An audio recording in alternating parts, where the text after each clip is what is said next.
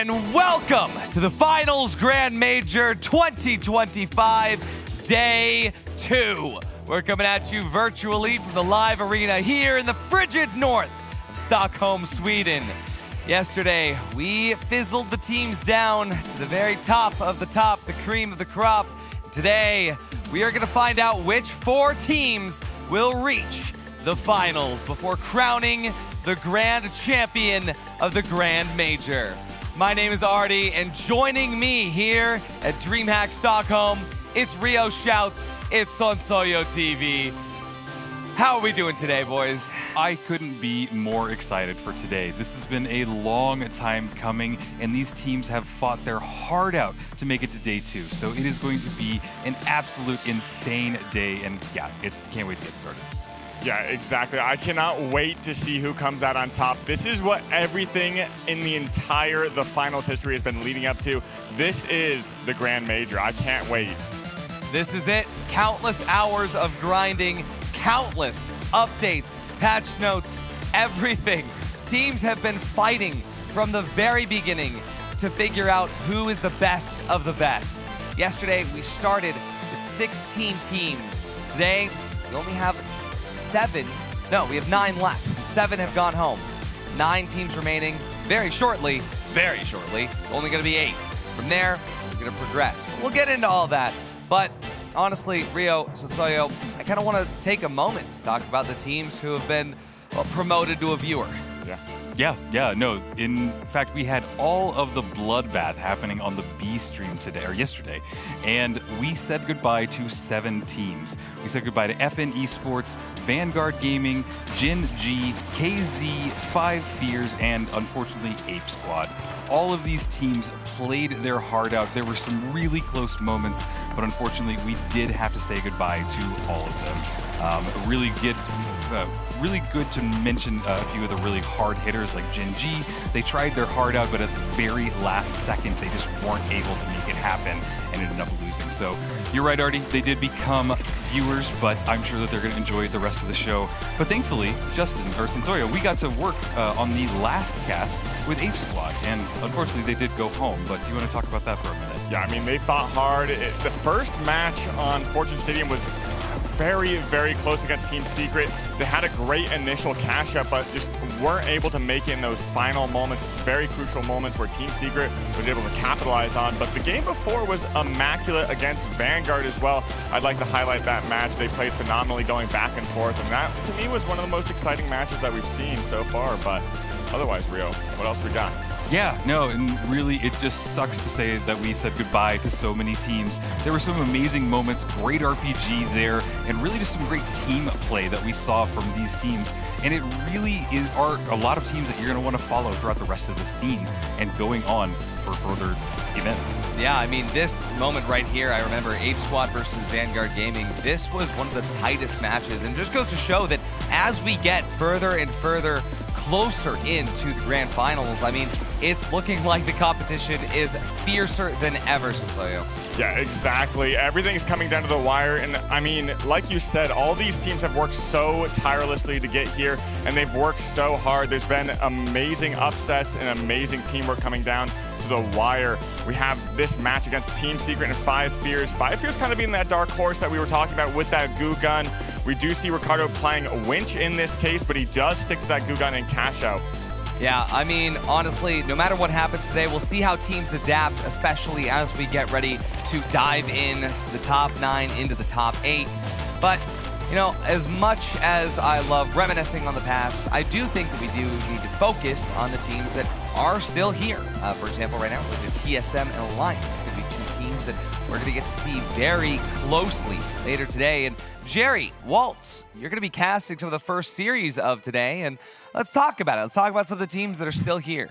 Yeah, it's been great to really wrap our heads around this. And the format, which has just appeared behind me, it's a bit of a doozy, isn't it, Waltz? Oh, yeah, it absolutely is. I mean, I feel like we really kind of need to get up close and personal with this to really kind of dig into it. Because you're right, yeah, we still have some teams left. We started all the way back here, right? We had 4 teams qualify immediately.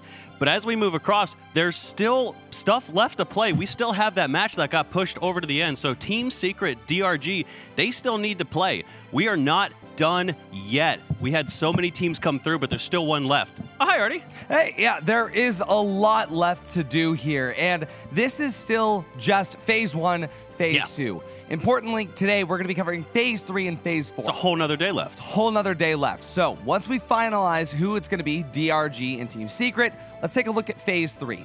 Phase 3, once this shows up here, this is going to be something that, I mean, teams will have to really fight online for. But once we get down to the top 4, what are we seeing, Waltz? We see a heat format. So unlike kind of a lot of other esports, we're going to have 4 teams in our essentially grand finals. There's going to be 4 teams that are going to be playing in a round of cash out. The top 2 teams are going to progress into 2 3v3 matches. You're going to earn a point for every 3v3 match that you win. Then we go back to another cash out match.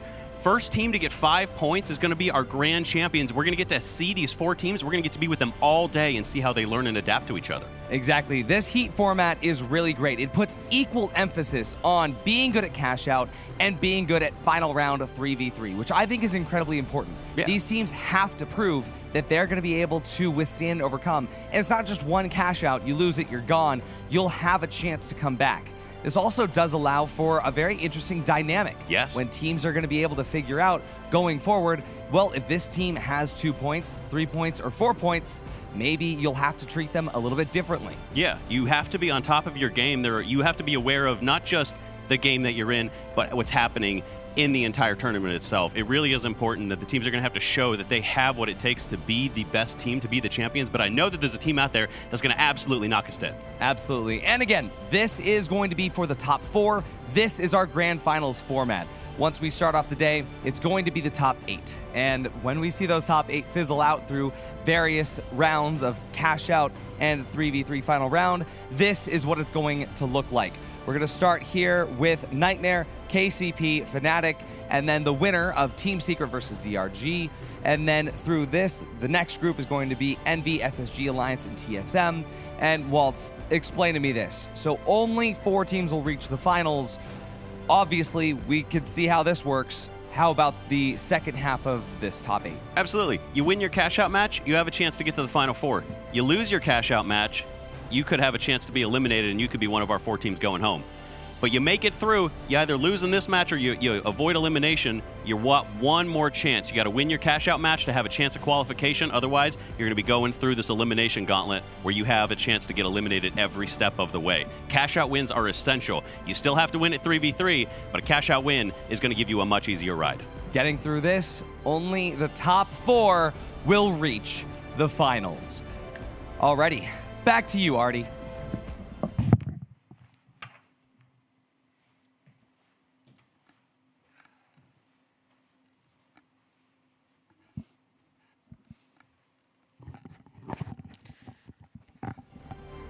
Thank you so much for that, Artie. Alrighty, so genuinely, this is going to be one of the craziest formats that the finals has seen.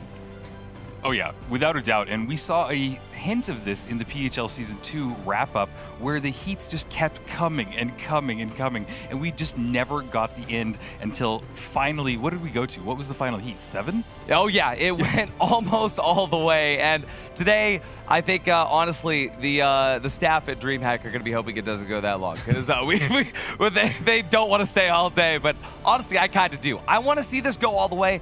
The maximum possible heat that we could see. So Tsoyo, that's heat 9. Do you think that there's any chance we get there?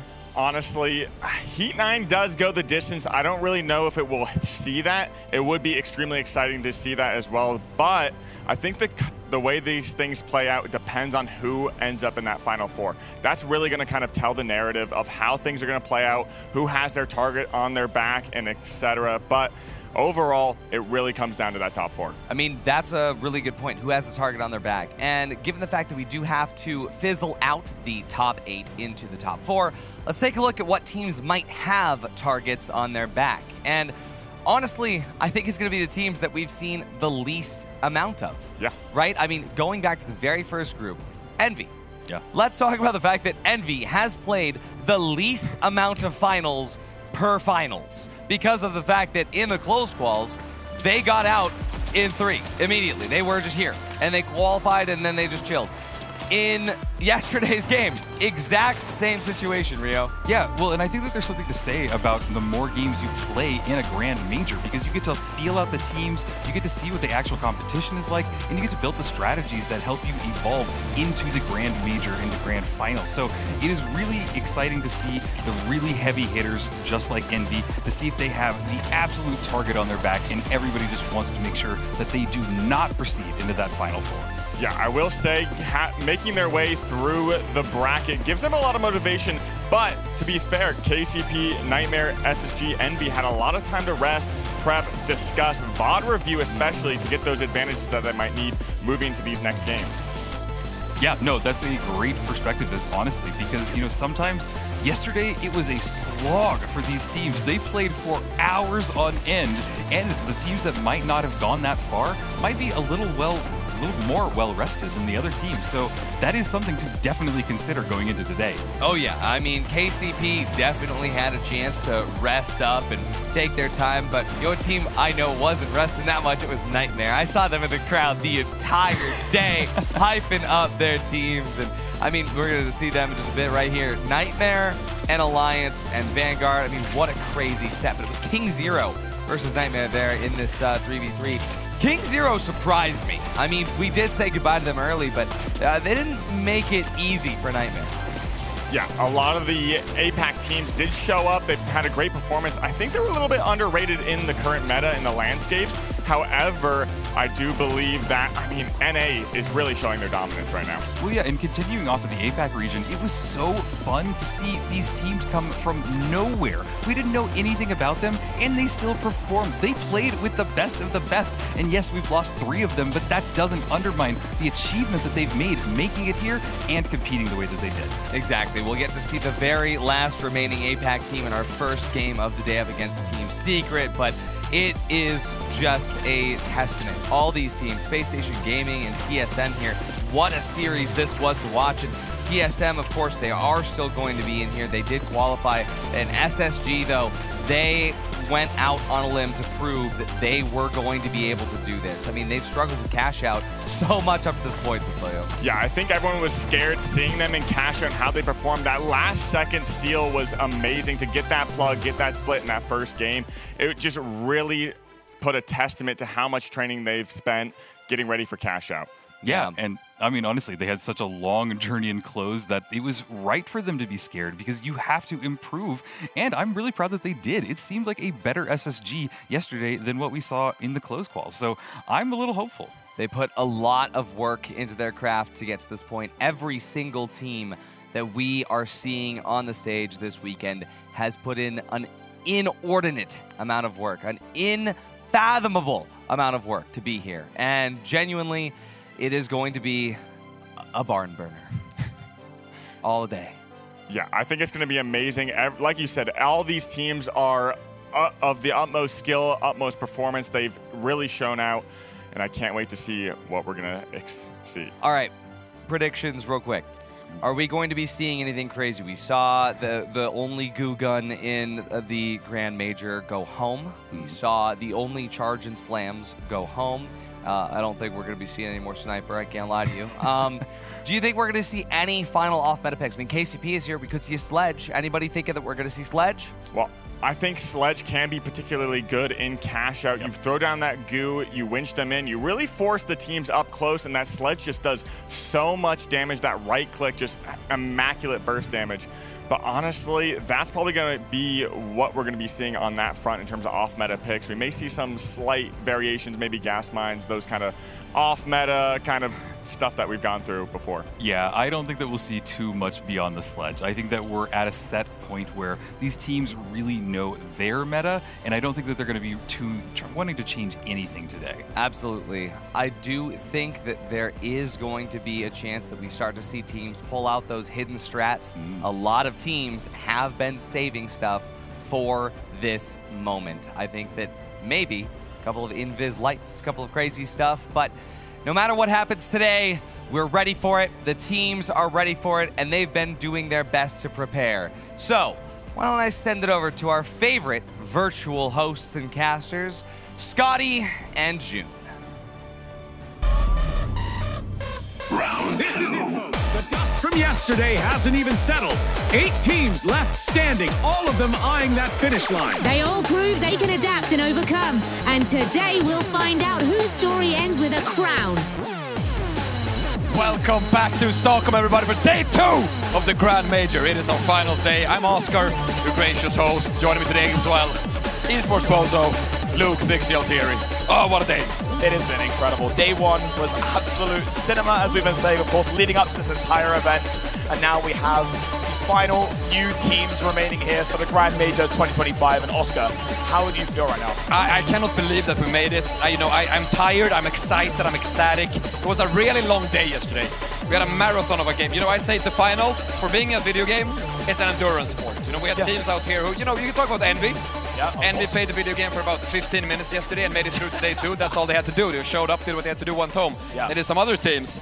You can talk about DRG and Team Secret. Yeah. They're still not done with day 1. Yeah, exactly. Oh, They're about to play. I mean, it's the opening game is DRG and Team Secret. This is going to be basically all culminating to see who is going home and who is continuing throughout the rest of today. So, of course, we'll have to see how that outcome happens. But, Oscar, the emotions today and the crowd that we saw on day 1 was absolutely insane. We had, obviously, the developers in the background. They've been making this game for so many years, and now they finally get to see the game on the big stage in front of everyone. And that must have just been an emotional journey for them. It's been absolutely emotional for the entire team. We filled 700 seats here in the arena. We had the entire free play area full of people playing the entire day. The meet and greet booth was full the entire day as well. It was such an amazing show of force from all our fans from all over the world, people traveling. I mean, blown away. We were the loudest crowd at DreamHack yesterday. Yeah. And I think that says a lot. Exactly, and that's also thanks to everyone at home as well, tuning in and watching, of course, around the time zones around the world, of course. Some people are staying up early, some people are staying up late, and some people haven't slept at all since it started today. So, of course, thank you so much for being here. Everyone in the chat as well. And, we are so grateful, very humble as well to see this experience happening. And, of course, it all comes down to the final day of the Grand Major 2025. And what a day it's going to be. We're going to have the 9 teams become 8 teams. To start the day, we're just going to eliminate someone straight away. They're going home. It is what it is. Then we have 8 teams. 8 become 4. Then, just as we head into that final 4, we're revealing all of Season 9, right? That's just a little something that's happening just right then and there. We get Season 9 as well? It is what it is, man. We're going crazy today. So, and then it's the final 4. Yeah. Then there's going to be a trophy. Wait, a trophy? I'm getting excited on stage right now. Anyway, it's going to be a fantastic day. I'm getting a bit emotional. I think I just want to see more of the finals. I'm ready, man. This is going to be insane. Let's get it started. Let's kick it back over to our friends in the studio, and let's get ready for our first game of the day. Team Secret versus DRG. Thank you so much for that, Oscar, Thixie, my goats. But I gotta say, my real goats. It's gonna be Team Secret. Now on your screen, Elix, Roma, Blackso was the sub that Team Secret thought they were gonna have to play with, but the main roster, OG, he is here. He has made it, and that means that Team Secret is playing with their roster as they have been all weekend, practicing together for the first time in nearly a month, given the fact that they have been training that sub. And given that slight deficit, I think they've been doing a pretty decent job. Oh, without a doubt. Yesterday, OG was one of my most impressive players. He is such an aggressive, heavy player that it is just hard to counter. He had the top kills in nearly every game that he played yesterday, and you just don't see that from a heavy, and it's really exciting. And honestly, I did not have a lot of faith in Secret before yesterday, but after their performance, oh my god, I am really excited for them. Don't look at me there. I'm being honest.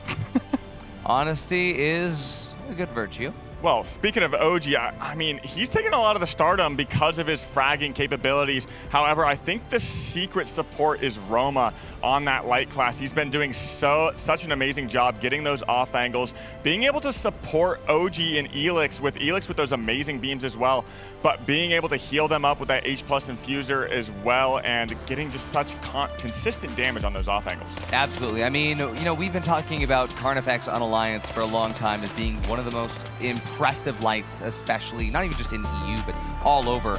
And I remember even back in Season 6, where Carnifex was using XP54 and Invis and just dragging out of his mind. And I think that Roma was one of the first people that actually popularized utilizing the Vanishing Bomb all the way back then in order to keep dash, but have that Invis capability.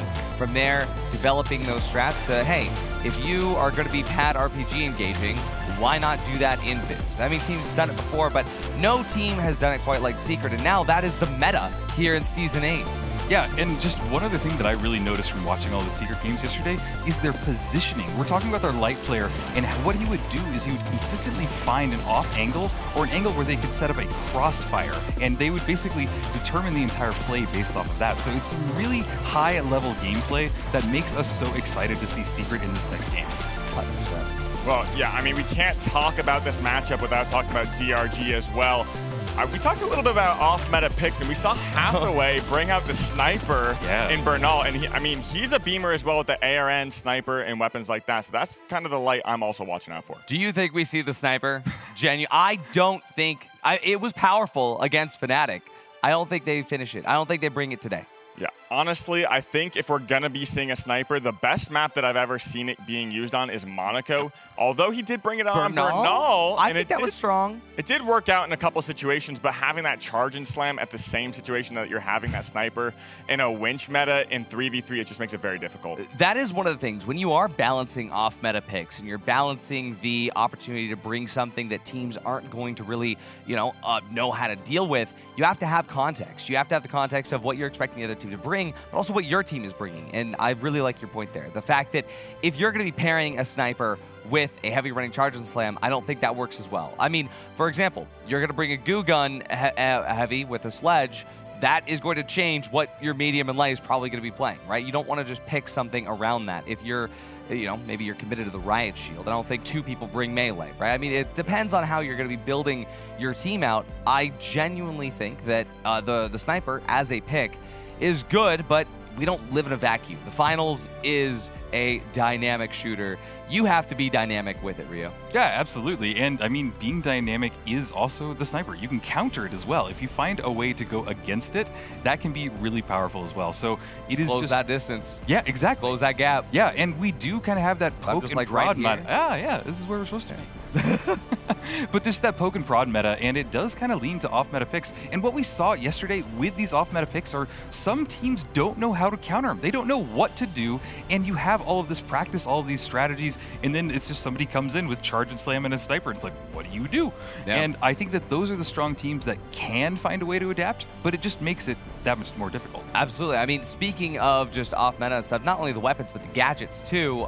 Granted, we have seen a small decline in barricade usage, but Alliance, they've kept it up. Do you think that maybe Team Secret would pull it out? I don't think OG, with his incredibly aggressive playstyle, will pull it out anymore, at least. But what about DRG? I mean, do you think that DRG, if they change it back, maybe they're going to be able to do something with maybe barricade? Do you think they go for the double explosives? What do you think, Sotsoyo? Honestly, I think DRG's best option is trying to stay away from that charge and slam, because as soon as you get that charge out, you can just be winched right out of it. It really nullifies that entire specialization. So, I mean, we kind of talked about it earlier yesterday about how these APAC teams may want to try and adapt to the NA EU meta, but they haven't had as much practice on those specializations. But that's really the thing that we're going to be looking out for. However, I do want to bring up the off-meta gadget pick that we have been seeing by Team Secret, the Glitch Mine. Ooh.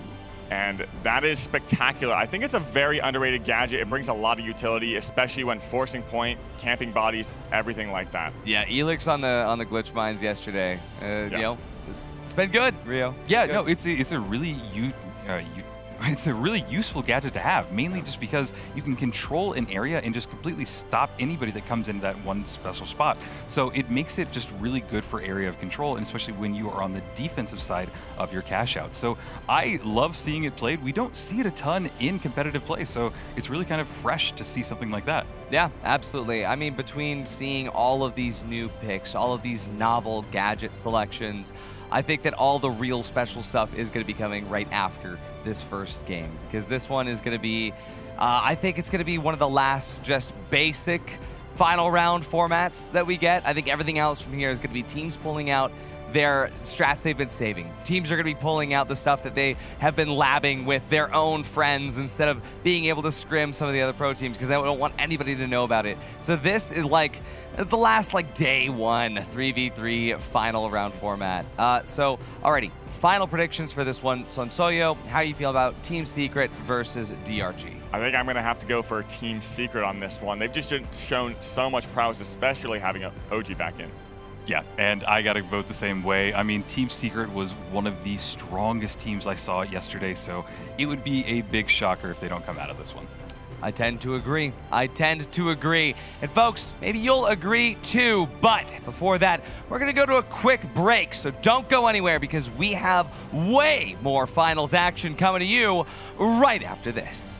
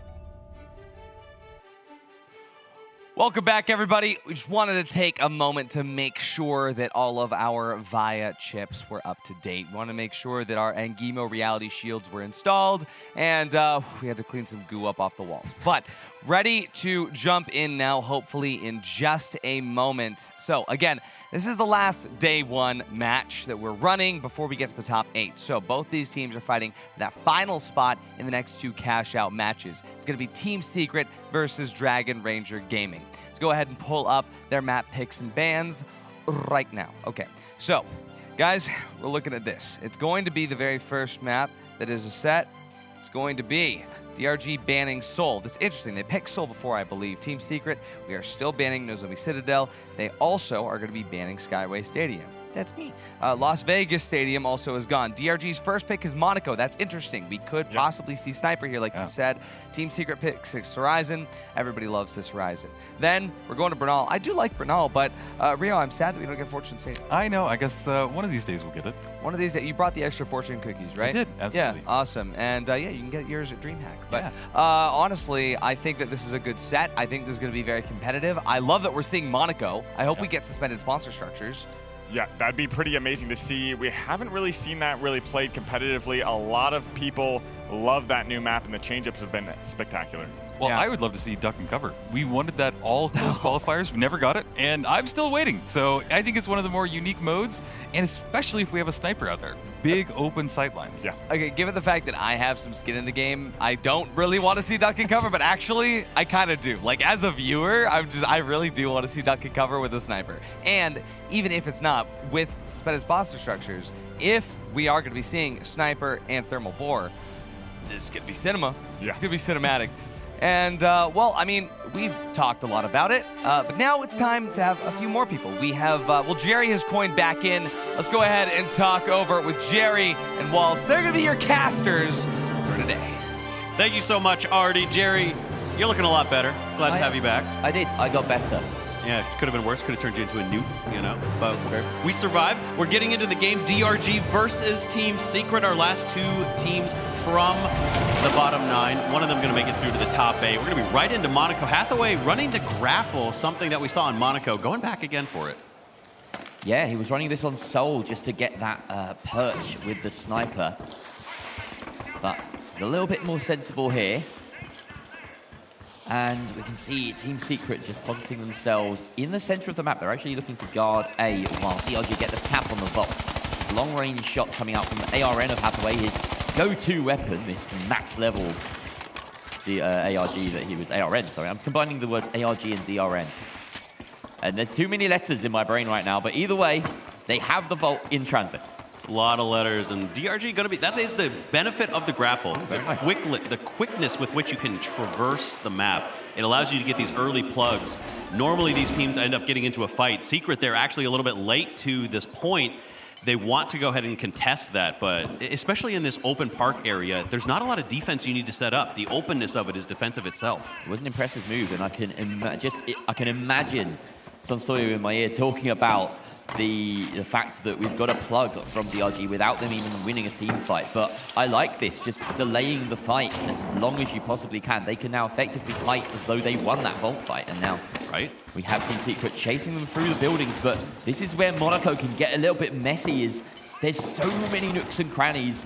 They've honestly got no chance finding DRG this way. They surely need a little bit of a better bit of intel to go on. I feel like we're just watching a ring around the rosy right now, you know? Like, finally, they do find OG. He's very low.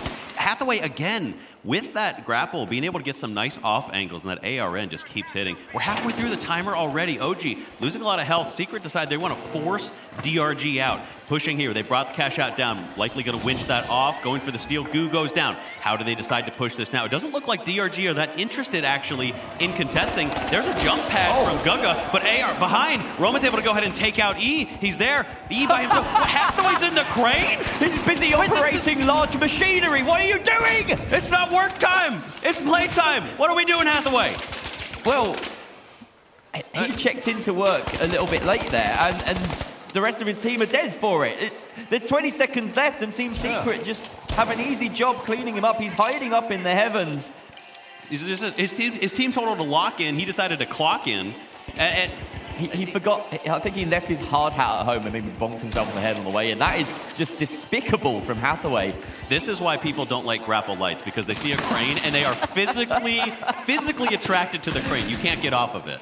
Well, a bizarre set of circumstances there leading to Team Secret's opening cash out. And, I mean, the fact that that's the first play of the day. Still up the there. Grand Major final day, and he's still They brought the crane down. That's honestly done them a favor. Now DRG have to reconnect with each other, but Hathaway has actually died separate from the rest of his team now. Roma happy to get that pick.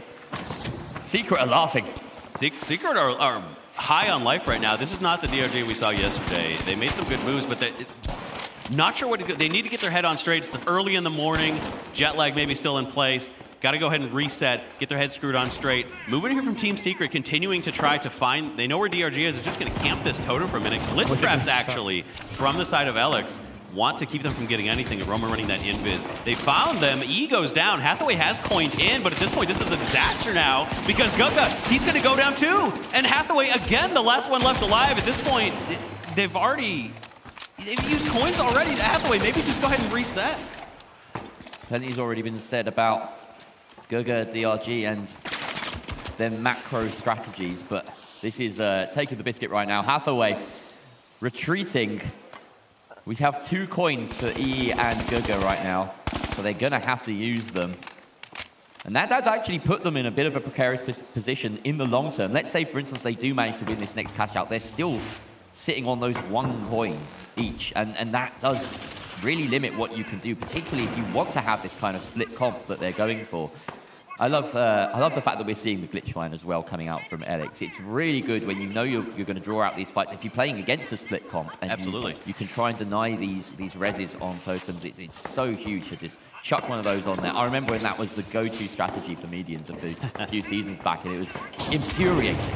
Oh, absolutely. They do take a DRG, taking an RPG. OG drops down, has his dome shield there, but he's unable to go ahead. But he beats him in the stairs. It's a stairway fight right now. Guga going to go down very quickly. Secret just wiping them immediately, and Hathaway is going to reset this time. So there's the reset. They can't use those last coins. As you said, you're split that much. You go down to 0 coins, and at that point, you're a sitting duck. The team knows that taking you out is an easy win.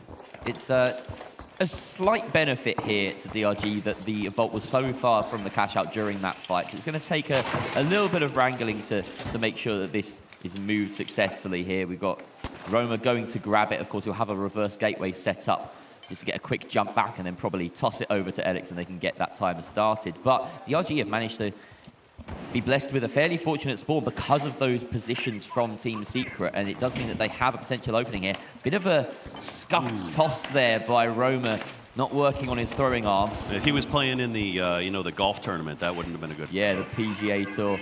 Well, we have.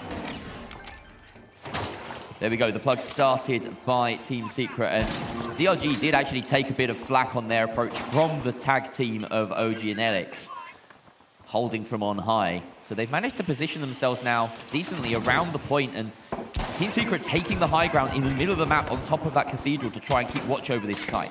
Oh, Hathaway positioning on the high ground. He has that backstab. If he can catch Secret on the way to defend this, he's trying to take out the C4. C4 finally gone, but he's been spotted there. Dome shield, a lot of damage into Alex. He catches him with the RPG. That's 1 down. Finally, they're a man up. One of the first kills onto Secret so far, but Guga, he's running. He has to survive. He's finally healed up by his medium as they have a little bit of a power play here. A moment to set in, especially with the glitch gun. Hathaway actually finds Roma on the bottom. It's OG, the last one left. Is he going to go ahead and try to drop down? C4 does take some damage on E, and I think that OG is just going to sit here and try to delay, let his team come back in. But I think Hathaway has the sense. He's following him right now. They're trying to suss him out, figure out where he's going to go. He's just going to go ahead and sit. A few seconds left until Secret are back to full strength. Yeah, OG's done the right thing here. Unfortunately, Alex with just a bit of an overstep there. As we'll see, he just runs into the building with little care for his own life, and we're now watching him in real time as he gets into the building and finds, well, they're trying to reconnect with each other, but OG is still on the top floor just trying to evade death. And once again, Alex finds himself in a 1 versus 1. He's got that repeater, but he manages to avoid death this time. They finally managed to group up here with about 30 seconds left. This may be the final fight if they can get a steal going once. They have to start something right now. It has to be, this is their chance to go up 1-0. Finally finds the heavy. Guga, he goes down very quickly. A few seconds left. They're heading towards the point. The steal will start any minute now. C4 goes down, but it doesn't do enough damage. Instantly healed up. He's holding on to it. Hathaway, the last one remaining. Can he prevent it? He cannot. The steal goes through in secret. Do it in 2. They finish off the first game on day 2. A small blip on that cash out with the steal just before it, but otherwise, a very solid Monaco coming out from Team Secret here to start off their day, taking down Dragon Ranger Gaming onto map 2 was. On map 2, pretty quick map 1, you know, there were signs of life from DRG.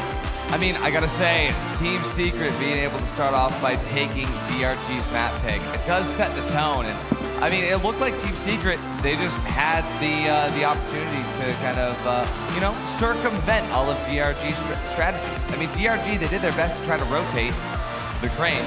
Yeah. It didn't end up working. No, it didn't. It really didn't. It's nice to get a coach interview mid-game. Right? Yeah, absolutely, yeah. Thank you very much, Ardy. They can't say too much yet.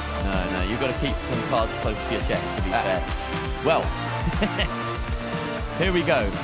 Map 2 on the way, but Sis Horizon, a very different map to Monaco, almost polar opposites, I would say. Yeah, no, the sight lines are completely different. The way you move around the map is completely changed. Hathaway with those angles and the long range has been something they've relied on a lot, and I don't think he's going to be able to do quite the same thing in Sis Horizon, especially as teams like Secret, they are so aware of every single angle that they can manage. They're going to be able to force these up-close engagements, and that is where OG thrives. He really does. And I don't think we're likely to see Hathaway move on to the sniper that was shown once yesterday for the Seoul game. No, sorry, it was a Banal game. Yes. He ran sniper. Because that map really does favor having that high ground, but you can't play for drop in quite as many positions. Sis Horizon has lots of long sight lines, but it also has some very tall buildings. You can drag those fights indoors if you wish. And you don't play a sniper into this kind of map because it can get hard capped purely by cash out placement. No. So we see him sticking with his tried and true ARN, but there needs to be an adjustment of playstyle more than anything for DRG to succeed in this. Looked like he was considering the 93R for a moment there, actually had it selected, and I wonder if there was an internal discussion. That does make me wonder, though, as to their mindset, because if you're switching your weapons, you know, that close before the end, the beginning of the match, I think that speaks to some indecision, potentially. Sometimes it's just comfort as well. Like, this is the first map of the day, and it could be DRG's last map of the day as well. That's true. It's a very high-stakes game to begin the day with, of course.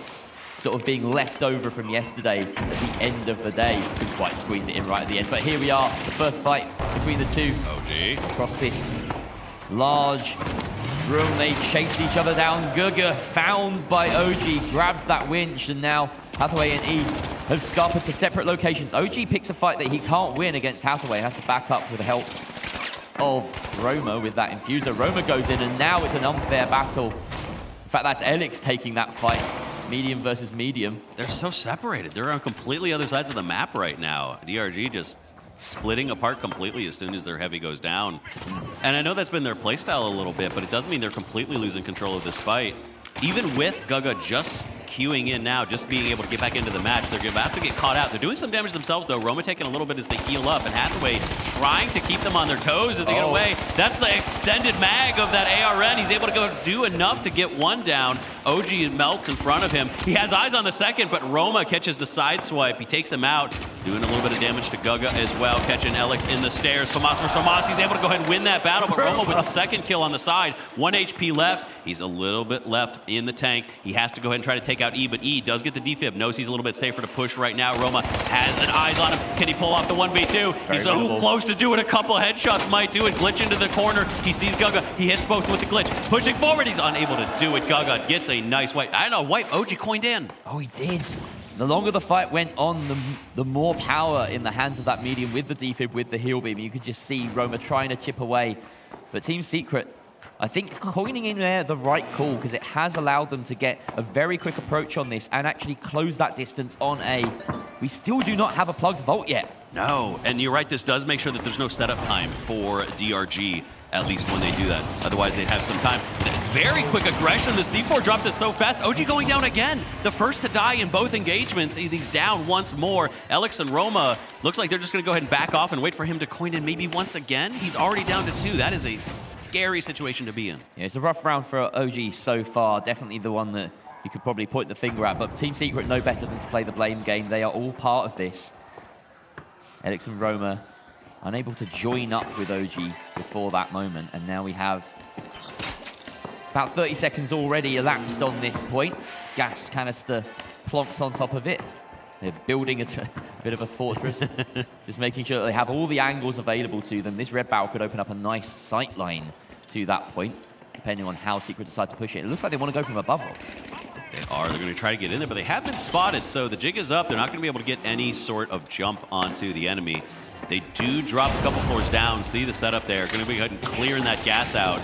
But again, Hathaway just harrying from the side, left, right, and center. They have to get away a little bit. Gateway does separate them from the fight as Hathaway actually gets found himself. Roma with a nice pick at that 93R, going to go ahead and take him out. That's going to give a big opening for Team Secret as they look to approach this point. About 40 seconds left on that cash out. Lots of time for them. Guga and E set up underneath the point. Are they going to be able to drop this? No C4, no nothing. They actually get the steal. Winches and Elix. He's going to go down. Roma and half health does regen, but it's 2 versus 2 as they look to go through this fight. Half health on both members of DRG. They're going to have to get some heals somewhere. They need to stay alive, need to have the sustain. Hathaway going to be up in just a couple of seconds, bring them to full strength, but then Guga is going to go down. The stagger is strong. E, he needs to stay alive, but he's the only one left alive is Hathaway, and it's all gone wrong for DRG in a matter of moments. That glitch mine is just going to make it even worse for Hathaway, almost kicking him while he's down as he tries to take the fight against 3. Really aiming for just a quick wipe at that point, knowing that his fate was sealed and that cash out was already signed, sealed, and delivered for Team Secret. We now have vault number 2 ready to be tapped. Well, not quite. There's a timer on that, of course. Yeah. And yeah, you rarely see teams get to it before the timer. No, right? At least on a map like Sis Horizon, it's small enough, but I feel like we're so used to these, especially, seeing teams play Fortune, huge maps like that. It takes ages to rotate. Secret definitely doing a good job with this. Well, DRG, the last hopes of APAC as an entire region. The Chinese squad have that entire set of continents on their shoulders. It's quite a weight to bear. Team Secret just one cash out away from dashing all their hopes here. They grab that vault and get moving, taking some flak. OG being a little bit more conservative this time, sticking close to his medium. Elix, probably one of the best supports you want to have by your side, and he knows it. Hathaway uses the Vanish Bomb, but very selfishly doesn't catch his team with it at all, which is going to be going in blind, looking for that backstab. E getting very, very low. E actually takes out Roma. That's a nice pick from him. They could have an opening here as DRG push in, but again, Guga getting caught out away from his team. Elix getting the defib and a kill, but OG going down once again. It's a 2 versus 2 in the moment. Mediums are the lights that are left, no heavies. If either team can bring them back up, both of those defibs spent. But there we go, trying to grab them, but caught in mid-rotation. And that goes the light. Down goes the heavy Roma. The shining light for this team picks up a 3-piece. Holy! That's a mighty wipe there coming out from Team Secret. It's the power of the 93R and the dash right there. The ability to create those angles at a moment's notice. Impeccable aim from Roma as well. Look at these shots. Look at that placement. Knowing exactly where to be and where to set up. Yeah, and you can't blame E for going for that defib. He had no idea that Roma was in there. Wasn't keeping track of the tracers going across his body, killing that light on his team as well. It was just beautifully executed. A pincer move from the pair of Elix and Roma. And now they can set up properly on the defense. They have the glitch just in the center of the room. Why not? Yeah. Control the space, zone it out.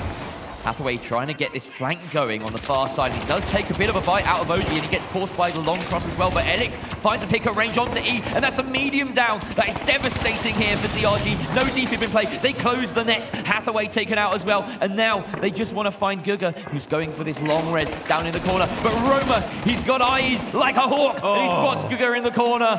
That takes him out. One more chance now for Dragon Ranger Gaming, one more chance for APAC. The hopes of China resting on the shoulders of DRG right now with precious seconds draining from this clock. It's going to be a full-throated attack that they have to get onto this point. But with the gas, the glitches, the mines, the C4, that's a scary point to be pushing into. Yeah, that's a war crime waiting to happen right there. Whew. Team Secret. It looks like they're pushing somewhat aggressively towards DRG. No, in fact, they're going underneath the cash out. They were just finding a staircase. Waiting, playing for the drop. Here we go, 20 seconds left. They forced that explosion by shooting out the C4, but down they go into the waiting arms of our Team Secret team, and they just dive up on top of that cash out. They don't need a second invitation. Hathaway falls in a heap. Roma and OG pick up the spoils, and that is Team Secret making it into top 8.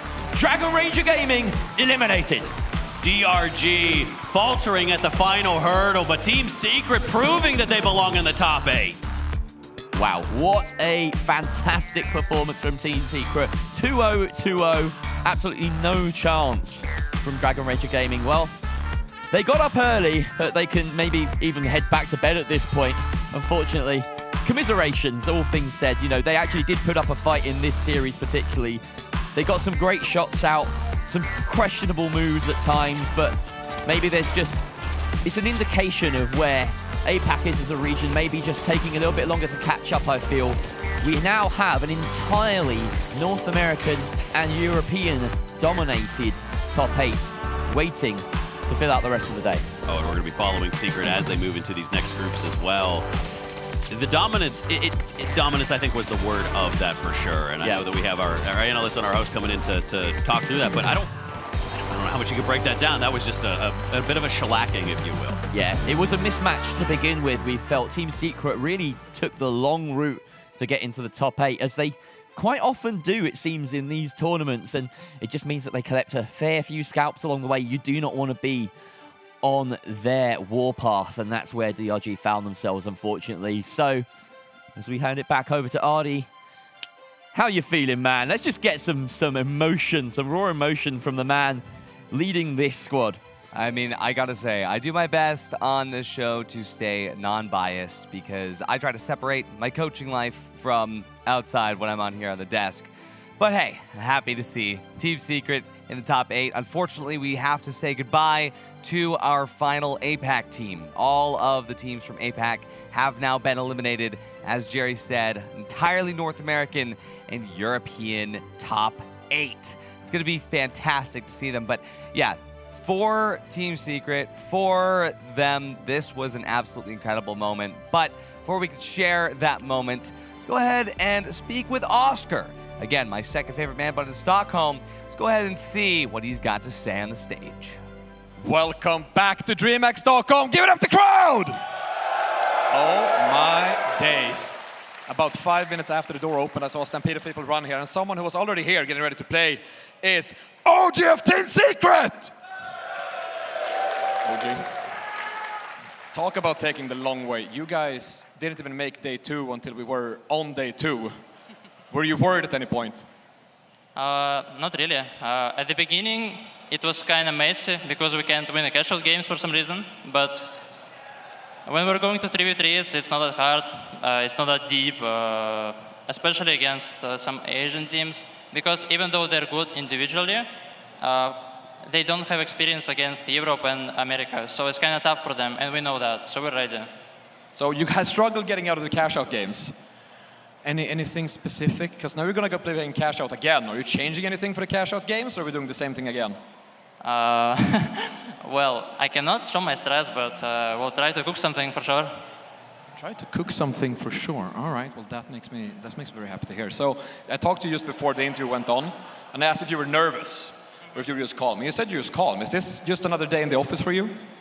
I don't know. Like, I must be shaking, and I thought I would be shaking, but for some reason I don't care at this point.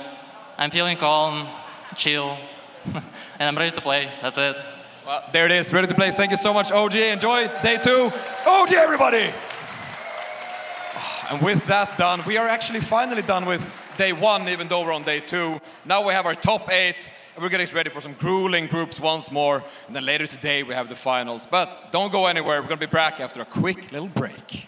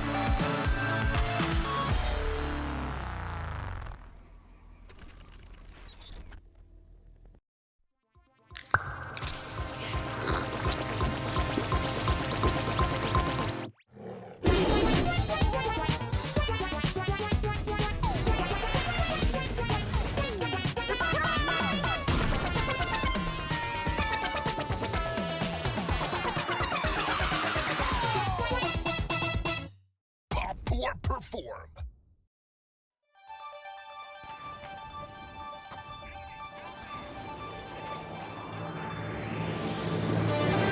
June, I don't like being quiet during matches. Scotty, you don't like being quiet ever. Hey, I'm quiet when I'm sleeping. Except for the snoring.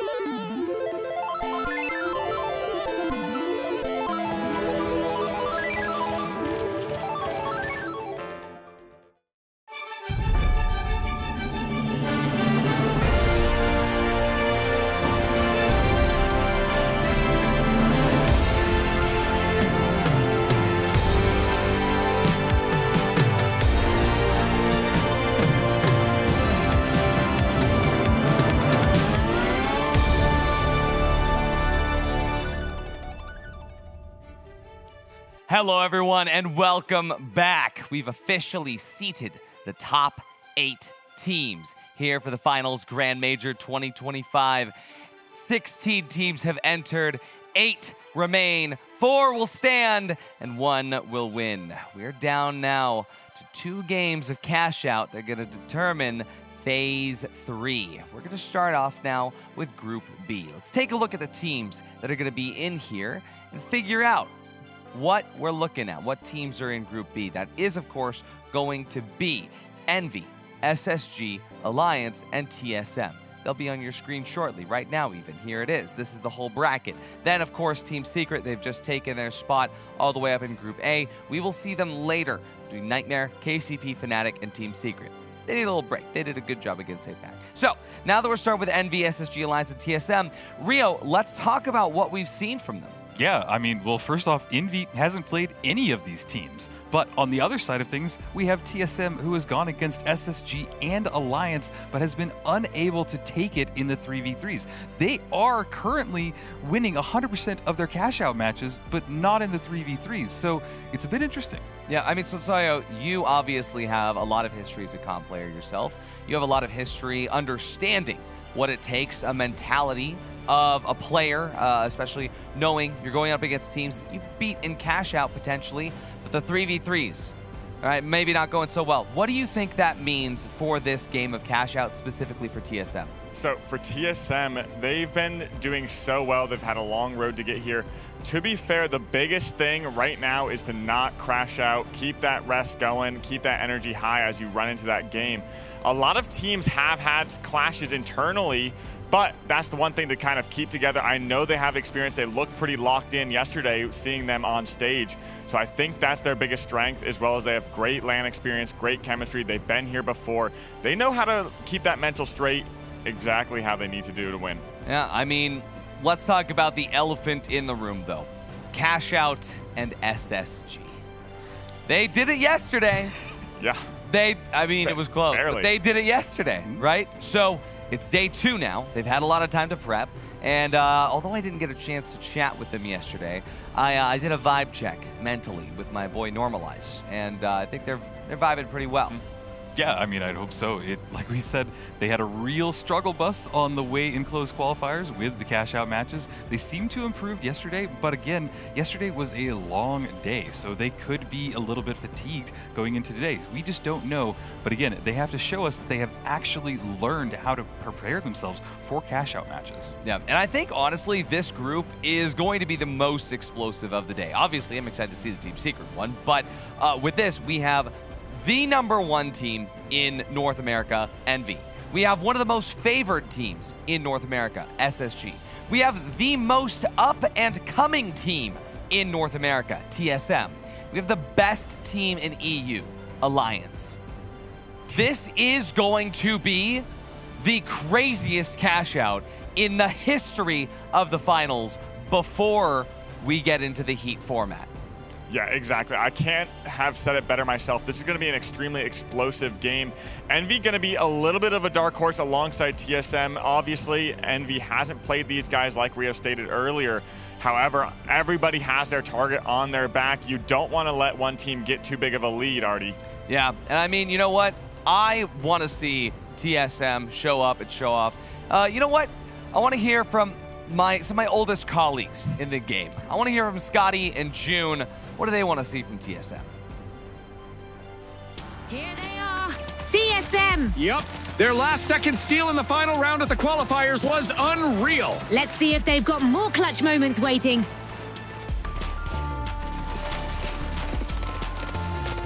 Alrighty, I mean, this is, of course, from the closed qualifiers, with TSM playing under the name No Hours. And for those of you that don't know the lore, they went through the open qualifiers with less than 150 hours under their belt.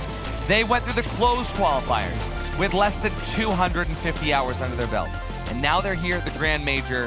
I don't know how many hours they have now, but it's more than no hours. But honestly, they've done a lot of work, Sonsayo. Yeah, exactly. They kind of really positioned themselves well in the community. They got some great high-tier scrims early on. They put in the work, they put in the effort, going from no hours to having some of the best performances we've seen for an up-and-coming team. Yeah, well, and adding on to that, it's really interesting to see a team that nobody really knew come out of nowhere and show us that aim is one of the most important things in this game, because all of the people on TSM, oh my god, their aim is insane. Yeah, but a big part of that, especially for 4 heavy-hitting teams like this, it's going to be the maps. It's always going to come down to the maps. Let's see what maps they have vetoed here. First one, TSM, no Skyway Stadium. Alliance going to get rid of Seoul. Next up, Space Station Gaming gets rid of Monaco. No chance for duck and cover. Envy, they're not gambling here. No Las Vegas Stadium. It's going to be Bernal. This is a good one. Yeah, this is going to be a good one. Bernal, we have the chance of getting suspended structures, which could put things in for a ride and a doozy going into this match. Overall, this is, I mean, we've been saying it time and time again, this is a big head glitch map, great for mediums, great for lights. Heavies have the ability to brawl indoors as well, but overall, we're going to see those, maybe invis, pad. That's kind of what I've seen out of these teams. That's like a very, very clinical strategy in Bernal as well. And remember, this is now officially day 2. Teams are pulling out all the stops. We are going to see every single hidden strat, every single piece of labbed tech is going to be coming out here. I have to say it, I'm expecting invis lights. I'm expecting invis lights out here. We've been seeing it more and more in scrims over the last 2 or 3 weeks. And I may or may not have some insider information from Coach Young, but there is a chance that we're going to be getting some crazy stuff here. Well, I really hope that we do. I mean, it'll be really an opportunity for anybody out there to learn some new strategies in the finals. This is what's so amazing about pro play, is that they can play at a whole nother level and you can learn a ton from it. Yeah, exactly. And speaking on what Artie just said about invis lights, because you have so many railings, so many head glitch covers, you can just kind of run free as a light, just only peeking your head while you run away, get that off angle, get exactly what you need to heal your team. But I'm going to be really excited to see how Bernal plays out, because you're playing those rooftops, you're playing those long line of sights, but I mean, cash outs can break out indoors. Those fights can kind of collapse with those long range weapons, which can kind of put fights up for grabs. Absolutely. We're going to be looking here at all the players. Everybody looks so good, especially Lamp. Sterling. He's even named Sterling. He's so handsome. But honestly, for SSG, I think that they're going to be the team that's probably the most stable in their picks. I mean, granted, hopefully they're not listening to their newest player. He's a grapple dagger light player. Not sure if you know him. Some neon dude. He is, probably not influencing Grad as much as he should. But Grad, I think, is going to be a very dominant force on this map. I'm actually really curious to see what he's going to pull out. Usually Grad is stuck on that 9-3R. I mean, we all know and love it. Yeah. But for Bernal, there is a chance we see a different pick. Yeah, we were discussing having long-range picks, but those light duels, especially when those lights are running invis, if that's what we're going to be seeing, it can be advantageous to have that 2-burst option in your back pocket. Take out that light early, stop that H1 infuser, and move on to the rest of the team. Yeah, absolutely. And just seeing them switch from dash to invis is going to be really interesting in the way that they move around the map, because having dash lets you get that vault, get the heck out of there and go wherever you want to go. But switching to something different changes everything. Yeah, but having invis means that you're going to be able to run your glitch grenades and your vanish bomb, or without needing the vanish bomb, which means you can also run the H+ infuser. So you have your gateway, your H+, you have the glitch. Glitches are still somewhat necessary. Yeah. And on a map like Bernal, I think this is going to be one of the maps where, even though it doesn't necessarily make sense in your head about how you need to go super far, I think it makes a lot of sense in terms of the overall macro of how these teams are going to be playing as normalized playing. Well, I think a lot of people think about Dome when they're talking about protection. However, we do see Glitch offering a lot of that. When people are forcing points, you can throw a Glitch on your teammate, denying any winch or push, Dome, anything that may come out from the opposing team, as well as you can use it offensively, kind of make those openings up. So, I mean, it's also a very protective gadget out there. Yeah, no, it's super exciting, and I'm really excited to see what the changes are going to be. Like Artie said, they've been pulling out strats that they've been working on for a while now, so it's going to be awesome. Yeah, you know what else is going to be awesome? Right down here, it's this dude. It's Oscar. He's down here right underneath my finger. And Oscar, I actually want to see what you've got to say. Now you're here. Okay. What do you have for me, Oscar? Talk to me. Artie, welcome back to Stockholm. What I have is an incredible crowd. And I want to do a little thing. Actually, I want to do a little shout out if I get the chance to. We have Glorp and Vorp, the aliens. They're currently signed with Holtau. I don't know about that. I'm an assault stand myself. They're not signed with Holtau. They tore the sign apart. Glorp and Vorp, we love you. But here's the thing. I want to do a little check. I want to get a little heat check here from the crowd. So I'm going to raise my hand over this side. And if you're rooting for a team on this side, I want to get some loudness, and then we're going to do the same, okay? So I want you all to get ready, okay? Can I hear it? For the teams on this side, what do we have? Do we have loud or no? All right. Just a little bit, all right. And then on the other side. All right, all right. It's getting loud in here. The crowd are going. It sounds like a football arena in the stadium right now, but that's pretty good. I think let's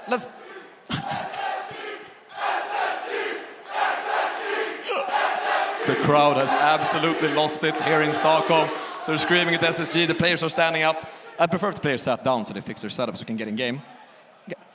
Lamp, sit back down again. Thank you very much. It's been an absolutely insane day so far. The crowd is even more electric than yesterday. It's getting loud. I'm just worried where the day is going to go. But I think I want to give it one more chance because I don't know if everyone actually gave it all for the left side of the stage. So I want to try it one more time. Can I get some noise for left side of stage?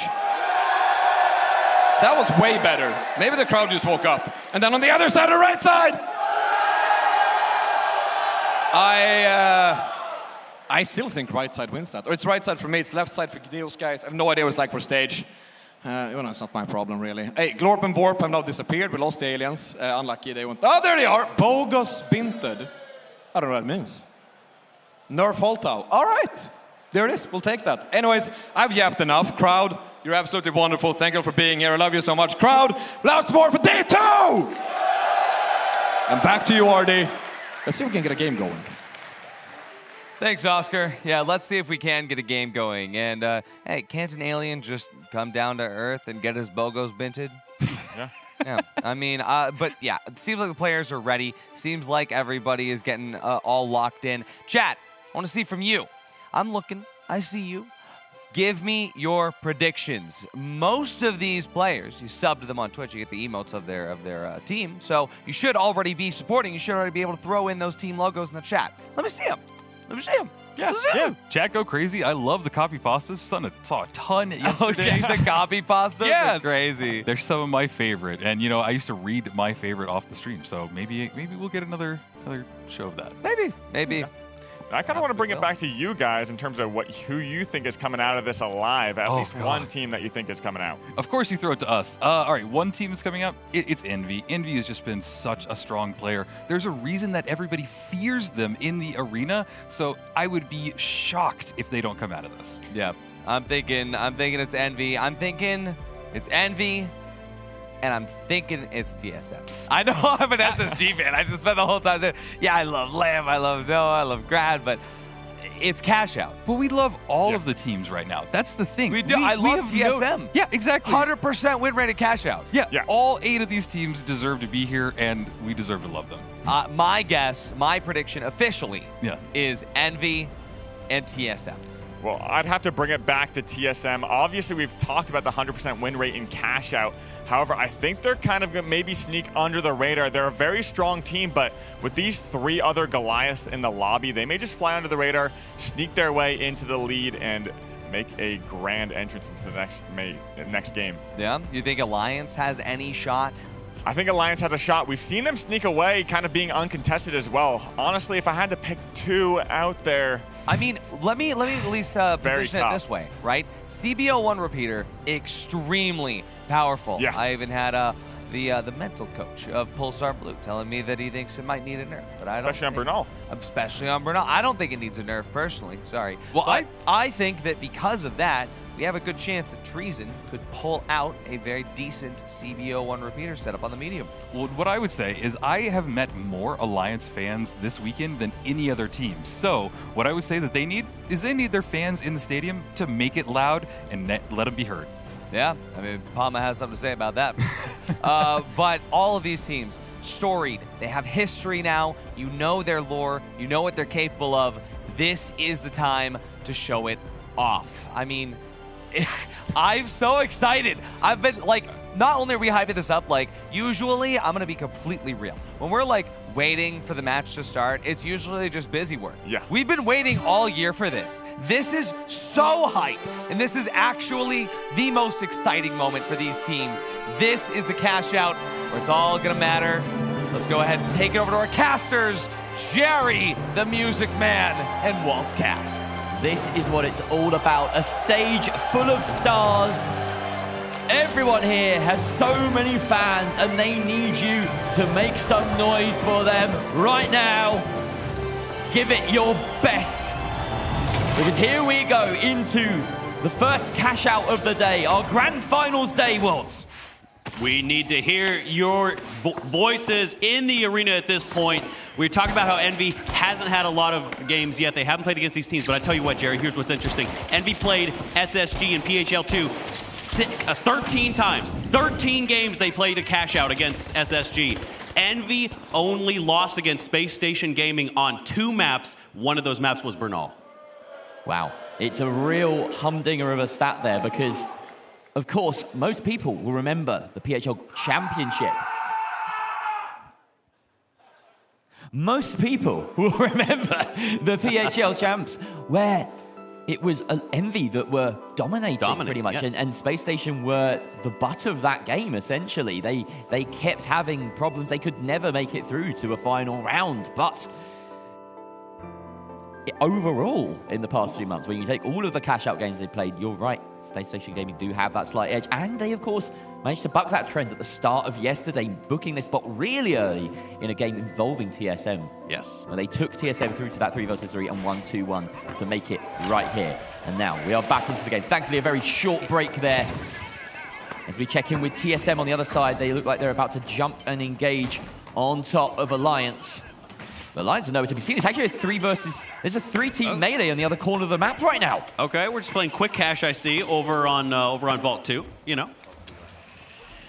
Taking a look here. No, only 1 player dead so far, though. STN doing that. Right on the other side, TSM's having a good time. They're just enjoying their side of the map at this point. Meanwhile, there's the fight on B. Alliance tried to go for the plug, but they're going to get caught out. Domes all over the place. The bubble, it's looking like a bubble bath outside. As one goes down, Treason and Palma really struggling at this point. Nobody left at full strength. Envy finally pointing back in as they look to try to steal this vault. Shots coming in from Grad from the outside, pinning Alliance into a corner, looking to finish off the second. The third finishes his defib. He had to win this. He takes that out again. The nice shots. It's just Treason in the corner. Eliminated. Alliance go down, and Envy have moved over to face TSM on the other side. Yeah, they've seen a weak spot in the map. They decide to go for that fair 3 versus 3 against TSM, and they have decent history against this side. We have, in fact, virtually no history against this side. You just feel like they're the favored ones here, but Busy wins that fight. And wins a second with the Shack taking down Visions. Huge plays from the Heavy on the side of Envy, leaving only Arco, but we know what he can do in this sort of situation. 1 versus 2. Can he clutch up Waltz? He has to pull this out right now. He needs to make this work. Envy at full strength, able to come back into the fight, but TSM, they're also coining as well. Look, the steal holding on it right now. Stu going for that flip. He does successfully do so, but his teammates a little bit isolated, losing some health as TSM start to converge once again. Back on this point, resetting. Both teams taking a short breather, but here's Alliance with a third party looking to go ahead and spoil. They've been spotted. Pad up into the air. They're looking for the enemy, but they've been completely evaded. Looking for more, but they have to have a moment here. Envy running out of spaces, running out of hidey holes as they feel the pressure of both TSM and Alliance bearing down upon them. TSM are just biding their time. They can sense it. They know what's going on. They've become so adept at third-partying. They've learnt from the chaos of cash out over time. Newcomers to the scene, but making a huge impact. Alliance look like they want to make contact with Envy a little bit sooner. Carney throwing out that glitch grenade, and down comes the dome. In comes the dome from Palmer. And there's the steal being attempted. He doesn't actually get the flip, but the timer is working in Envy's favor. TSM coming in, causing absolute chaos. And this is all going to work in Envy's favor. There's no chance for either Alliance or TSM to get this steal. And Busy just running away with STN and the money. The third party, it was a try. TSM just completely wipes. They were in the worst end of that third party. They thought they had a chance to reconvene to get back into it, but I think maybe Arco should have been more aggressive in that fight. Try to push it. You never know when that third party is coming in, and Envy just making sure that they sat pretty on top of that money, handling that third party. Speaking of sitting pretty, Space Station Gaming on the other side of the map are just freely getting away with the first vault for themselves, and it is in fact Alliance that come out on top in terms of the kills on the far side. That at least gives them some sort of pacing towards Vault 3. They can get started on that. But look, TSM already spawning back in and very close to that Vault.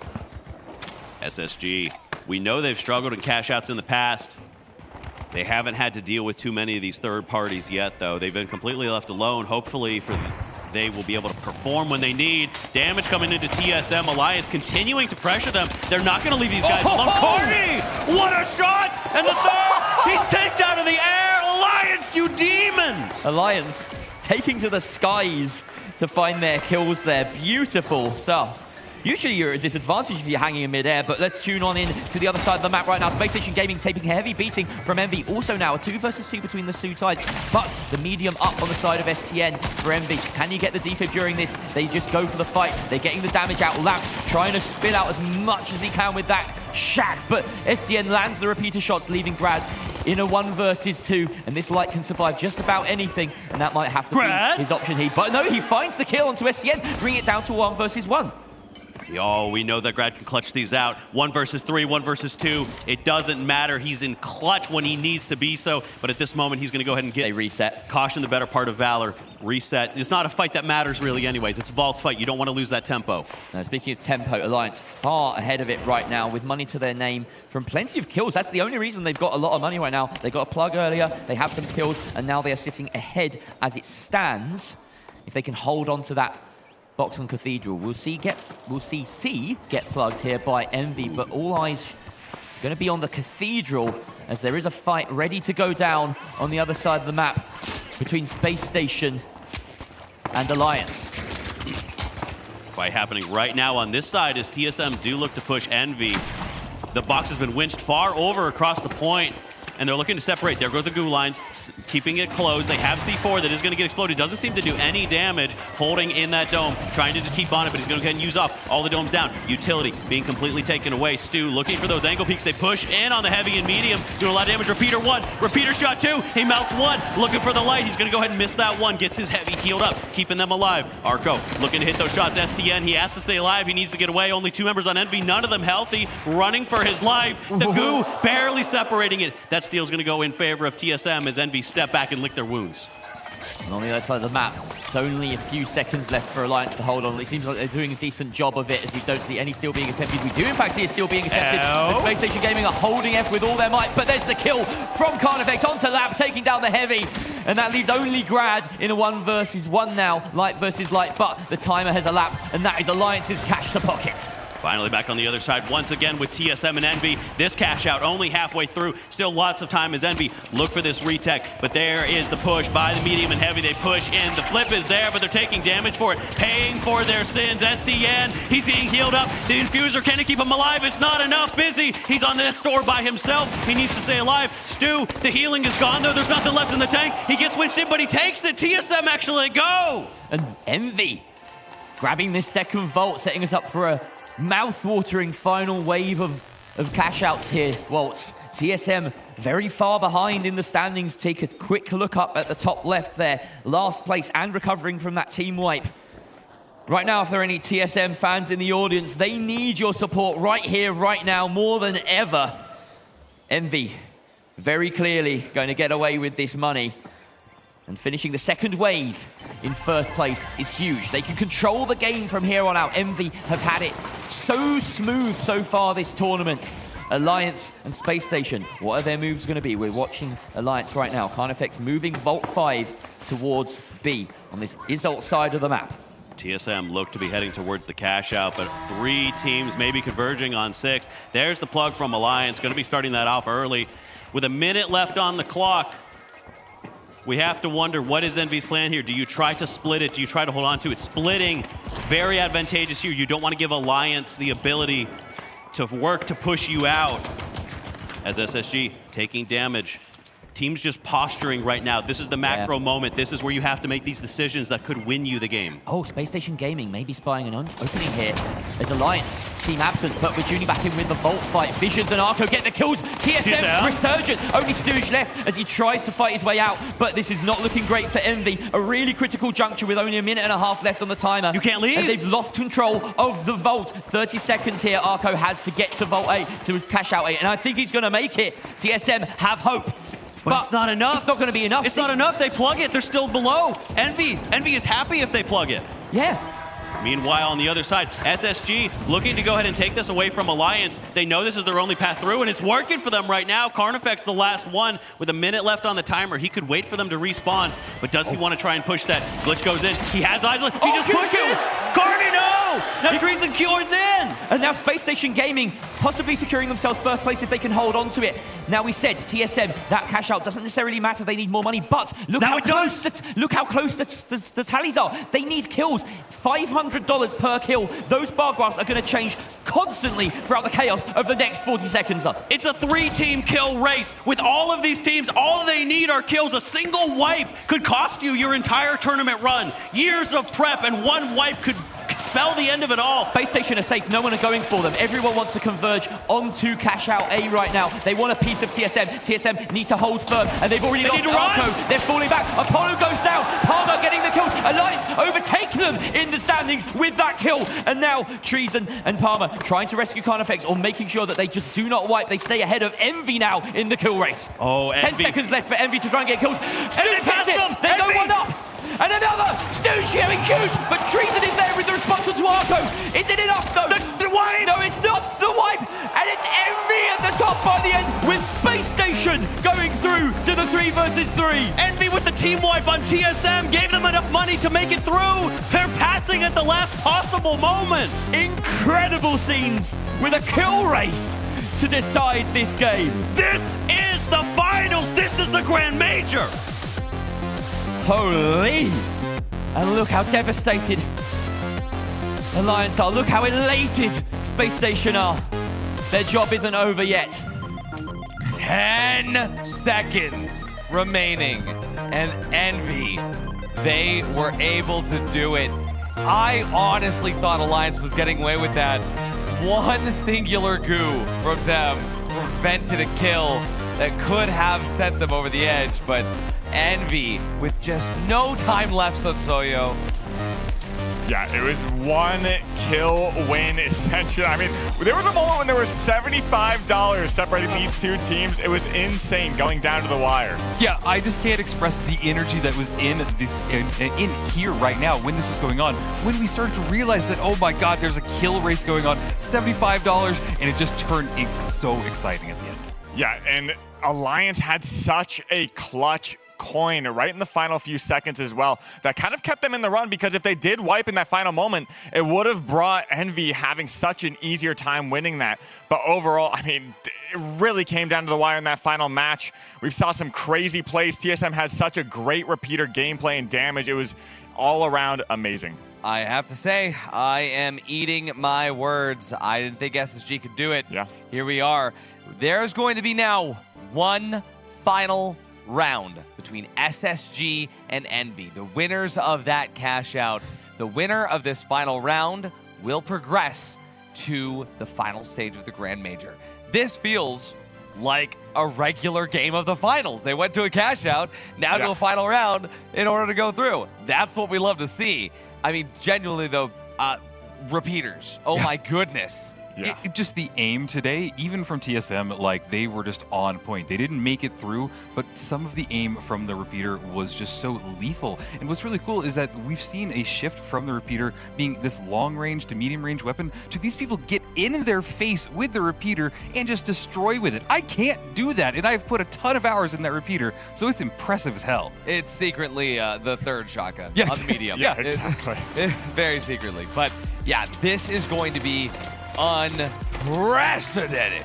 Space Station Gaming, though, they looked good. They were in a bit of a bind a little bit early on, but the very first cash out, don't ever say that the first set of cash outs don't matter. SSG got that one for free.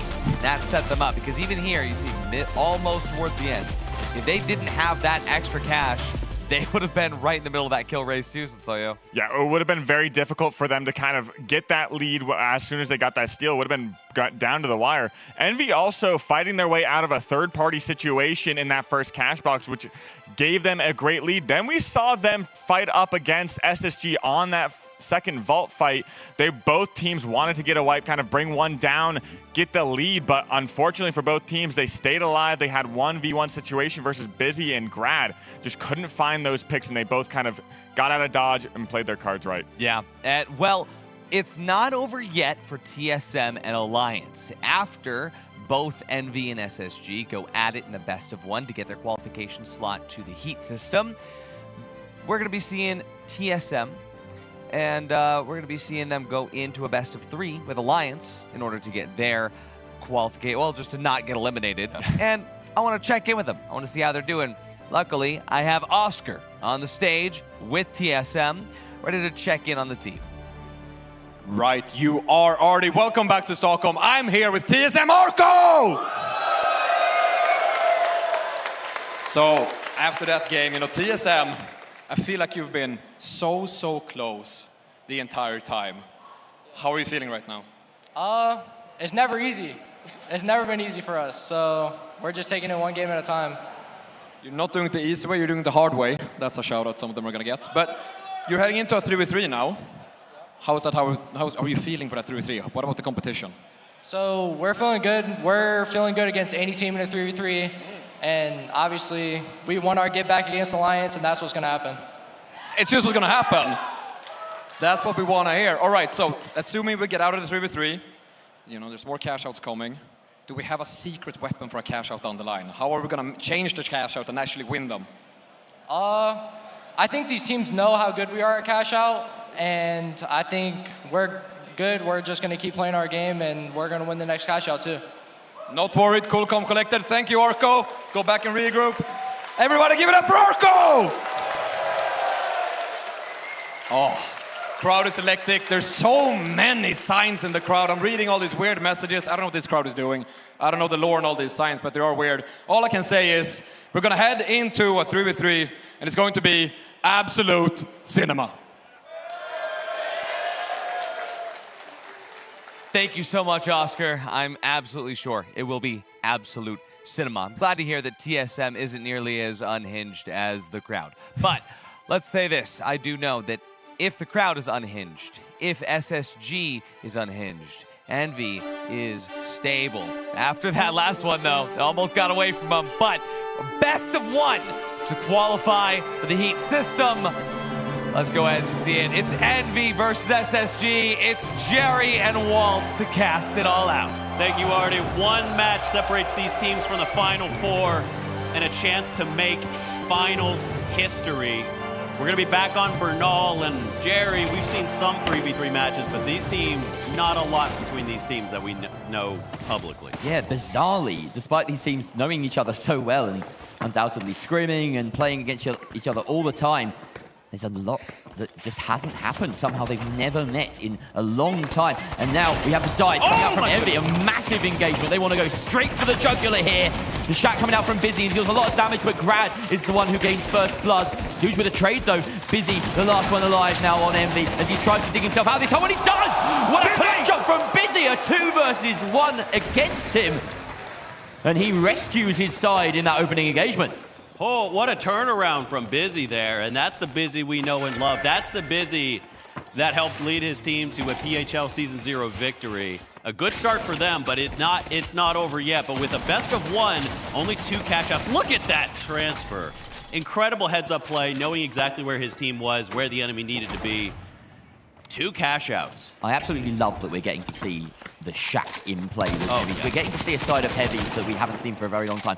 Long have they been shackled to the SA-12, the shotgun, and now they can get to strut their stuff along with the best of them. A nice little position here for Normalize, just finding that corner that gives him the most possible cover, and it looks like he's going to be successful with the steal. Gets the flip, but Grad and the rest of Space Station are now all over Envy like flies. Normalize gets a refrag there, and the C-Fib, both heavies back up. But look at Normalize has now locked himself in the bottom with his heavy, and they're stuck in there. No! It's like fish in a barrel for Envy as they pick apart Space Station. Oh, it looks so good. The secret hideaway hole ended up becoming their prison. That did not turn out the way they thought it was going to. No, and Space Station really heavily committing to that early steal without getting any kind of advantage in the fight was surprising to me, because this is what ends up happening. You know, we see teams backed into a corner. This is probably the worst case of that I've ever seen. Oh, what a self-inflicted wound. But they have a chance to turn it around. There's still time left. A full minute here, and Grad successfully gets his team across. Stu taking a lot of damage as well. A nice drive-by there coming from SSG. Now they have to look to get height. They won't make the same mistake twice here, looking to find the kills first. Envy holding on high, as they were the first time. 40 seconds or so for Space Station Gaming to not only get these kills, but the flip. Some good kiting going on here by Envy, just stalling, backing away, prolonging the inevitable here. They want to delay the start of this fight as long as they can. Stooge gets some opening damage onto Lambert. That will force them back a little bit further. Envy playing very smart. Normalize going for that steal. Repeater shot on the way down, but Normalize gets winched in. Busy looking to go ahead and get the better one of that. One down, two down from Envy. No, Busy survives again on a hair of health. Lamp about to go down. 1 versus 1. Stu, he's going to clutch this one up and secure the cash out. Envy going up a single cash out in this best of one. One cash out to the final 4. And 3 team fights to Envy so far. Not a single one from Space Station. Now, let's dive a little bit deeper into what we were saying, the history of these two teams. They have played each other a while back. They did not play each other at all in 3 versus 3 during the PHL season. However, if you go back to Ape Squad Title Survival in September, they did play a best-of-3 series against each other. It was Envy that came out on top, 2-0. Across Sis Horizon and Nozomi, Space Station only managed to get 1 cash out. Envy got 4. Envy dominant in that 3v3 is something we often associate with SSG, controlling those 3v3s. But in this matchup of Titans, the tiniest mistake becomes a gaping flaw. And this isn't a best of 3 either. We just got this one map to settle things here and book a very early spot in that top 4, in that grand final, effectively. Expect caution from these teams. Expect things to slow down at this point. SSG, they know they cannot make a single mistake. They have to make sure that they are measured in everything they do. One wrong move, and you could be going through an elimination round. STN landing a couple of good repeater shots there onto his opposite number, but Normalize has plenty of cover to duck behind. They've got a little bit of a goo jungle gym behind this building to aid the traversal. Get the tap on the vault. Space Station Gaming still have to move it, and they're under heavy pressure, of course, Envy blocking that approach. So a team fight will have to be decided here before anyone gets their hands on that money. Yeah, essentially sitting in the middle of a choke point here with Bernal. It's a large map, but you can keep those sight lines there. Some initial damage between the teams. Immediately they reset. They lick their wounds, but SSG have decided that this might be the time. They might be aggressing now. Looking with that RPG. Lamp trying to find something at all, but Envy, again, removing themselves from the fight, taking a moment. It's such a tense dance, but here's a possibility. Grad regrouping with his team, maybe looking to gain some distance. He finds himself on the receiving end of a glitch trap. Busy being winched in there, that's huge, and now they will give chase. He's out of position. They find him. They look for Destian as well. A quick kill from Grad. He's looking for Stu on the final, but he's trapped in the goo. He's chasing, being chased. Stu, can he 1v3? He cannot. SSG finally claimed their first team fight win of this match. And they needed that, a confidence booster after what ended up being a relatively comfortable end to Bernal on the cash-out round. They need to make sure that they step up here to what Envy are pressing with. We're moving towards cash out B here. And the lovely Space Station sticker on the vault, which you can obtain if you buy their esports bundles. Every one of these teams has an esport bundle in the game right now. They do, and some of them are phenomenal, by the way. You can see the sets that some of these guys are rocking as well. This cash out, I was surprised they didn't. That's the thing, you don't have DMAT. You can't winch the cash out as easily, especially into the arena open. They're going to have to leave it where it is, and Envy taking full advantage of the fact that this is an easier place to push. They've already pushed Busy away. Grad as well, taking some damage. He has to back down, but they found Normalize. All 3 members of Space Station Gaming just being run ragged. They're chased 1. The RPG, it misses. He gooed himself off. Normalize down. Lamb soon to follow. He's trying to survive, but they've turned it around. STN and Stu. Busy, he's the last one. He's just going to turn it around. SSG on a sliver of HP between the 3 of them. Normalize with a massive brain play there, encasing himself in goo, becoming a sarcophagus to survive until the later point in the fight while the rest of his team did the hard work. Really, really nice stuff from Normalize there. I'm glad we caught that moment of just sheer survival instinct. The self-entomb worked that time. Yeah, sometimes it doesn't, obviously. Sometimes if it's in a it does. pagoda in the open underneath the cash out, then maybe not as good an idea. But the delay does so much, especially when the health bar's dropped so far. A heads-up play there, as you said, from Normalize, and that is what we know SSG are so good at, is their split-second decision-making in these 3v3s, the ability to back each other up at a moment's notice, especially someone like Grad, someone that is constantly in these positions, able to make these 3v3s and these 1v3 clutches work. If his bomb engagement there, but they do smell it out there. Envy taking a bit of damage off the back of it. SSG have the AK.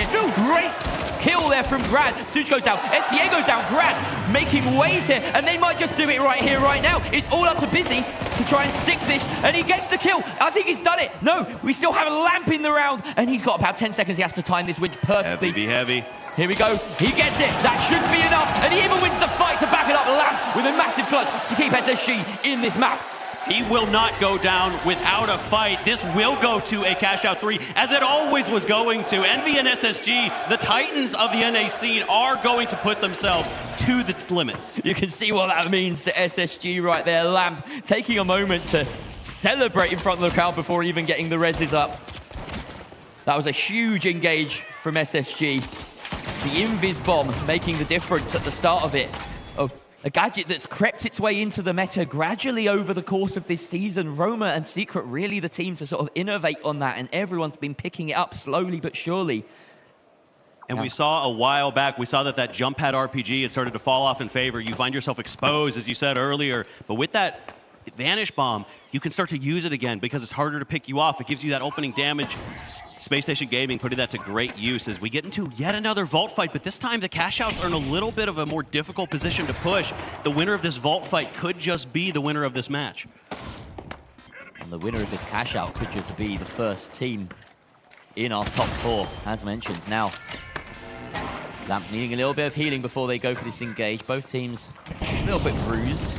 Would rather stall the team fight a bit longer. Normalize on Overwatch, looking for an opening. Maybe if he can land a few shots, he can stall this a little bit longer. They do have some kind of control of this vault, so really the onus is on Envy here to make the push. And we have Normalize now, maybe isolated by himself. He's got Stooge and Busy on him. He has to duck away. Gateway goes up from Grad there, but no one goes through it yet. They might try to glitch it out, but it's high and it's difficult to get to. That's brilliant. They threw it into the air and then shot it in midair. Oh, that's so smart. To take out the glitch, or to take out the gateway with the glitch barrel. Something you can't do with a glitch grenade, so really, really nice. Showing off that there is, like, the glitch barrels actually do have maybe more value in some of those unique cases. Such a heads-up play, as these teams are just, no one wants to make the wrong moves. Again, it slows down because these vault fights matter so incredibly much. It has been tapped, it's on the ground. The second a team wins, there's no delay. They're gonna be on their way as soon as they can to those cash outs, just trading shots until somebody makes a wrong move. Speaking of trading shots, we've had a virtual trading of places here. Envy now sitting on top of this building. We've got Lamp and Grad and Normalize looking to bubble up. We've seen this on Banar before. Sometimes these vault fights can be devastatingly long as no one wants to make that first move. Everyone prepping, vying for information. Looked like they were going to go for a jump there for a second. I thought they were going to get the backstab onto Envy, but no, it just slows down once again. They need to stay hot here. Just because they're slowing down, they need to be able to explode into action at a moment's notice. It's a coiled spring. It's the crouching tiger, ready in any moment.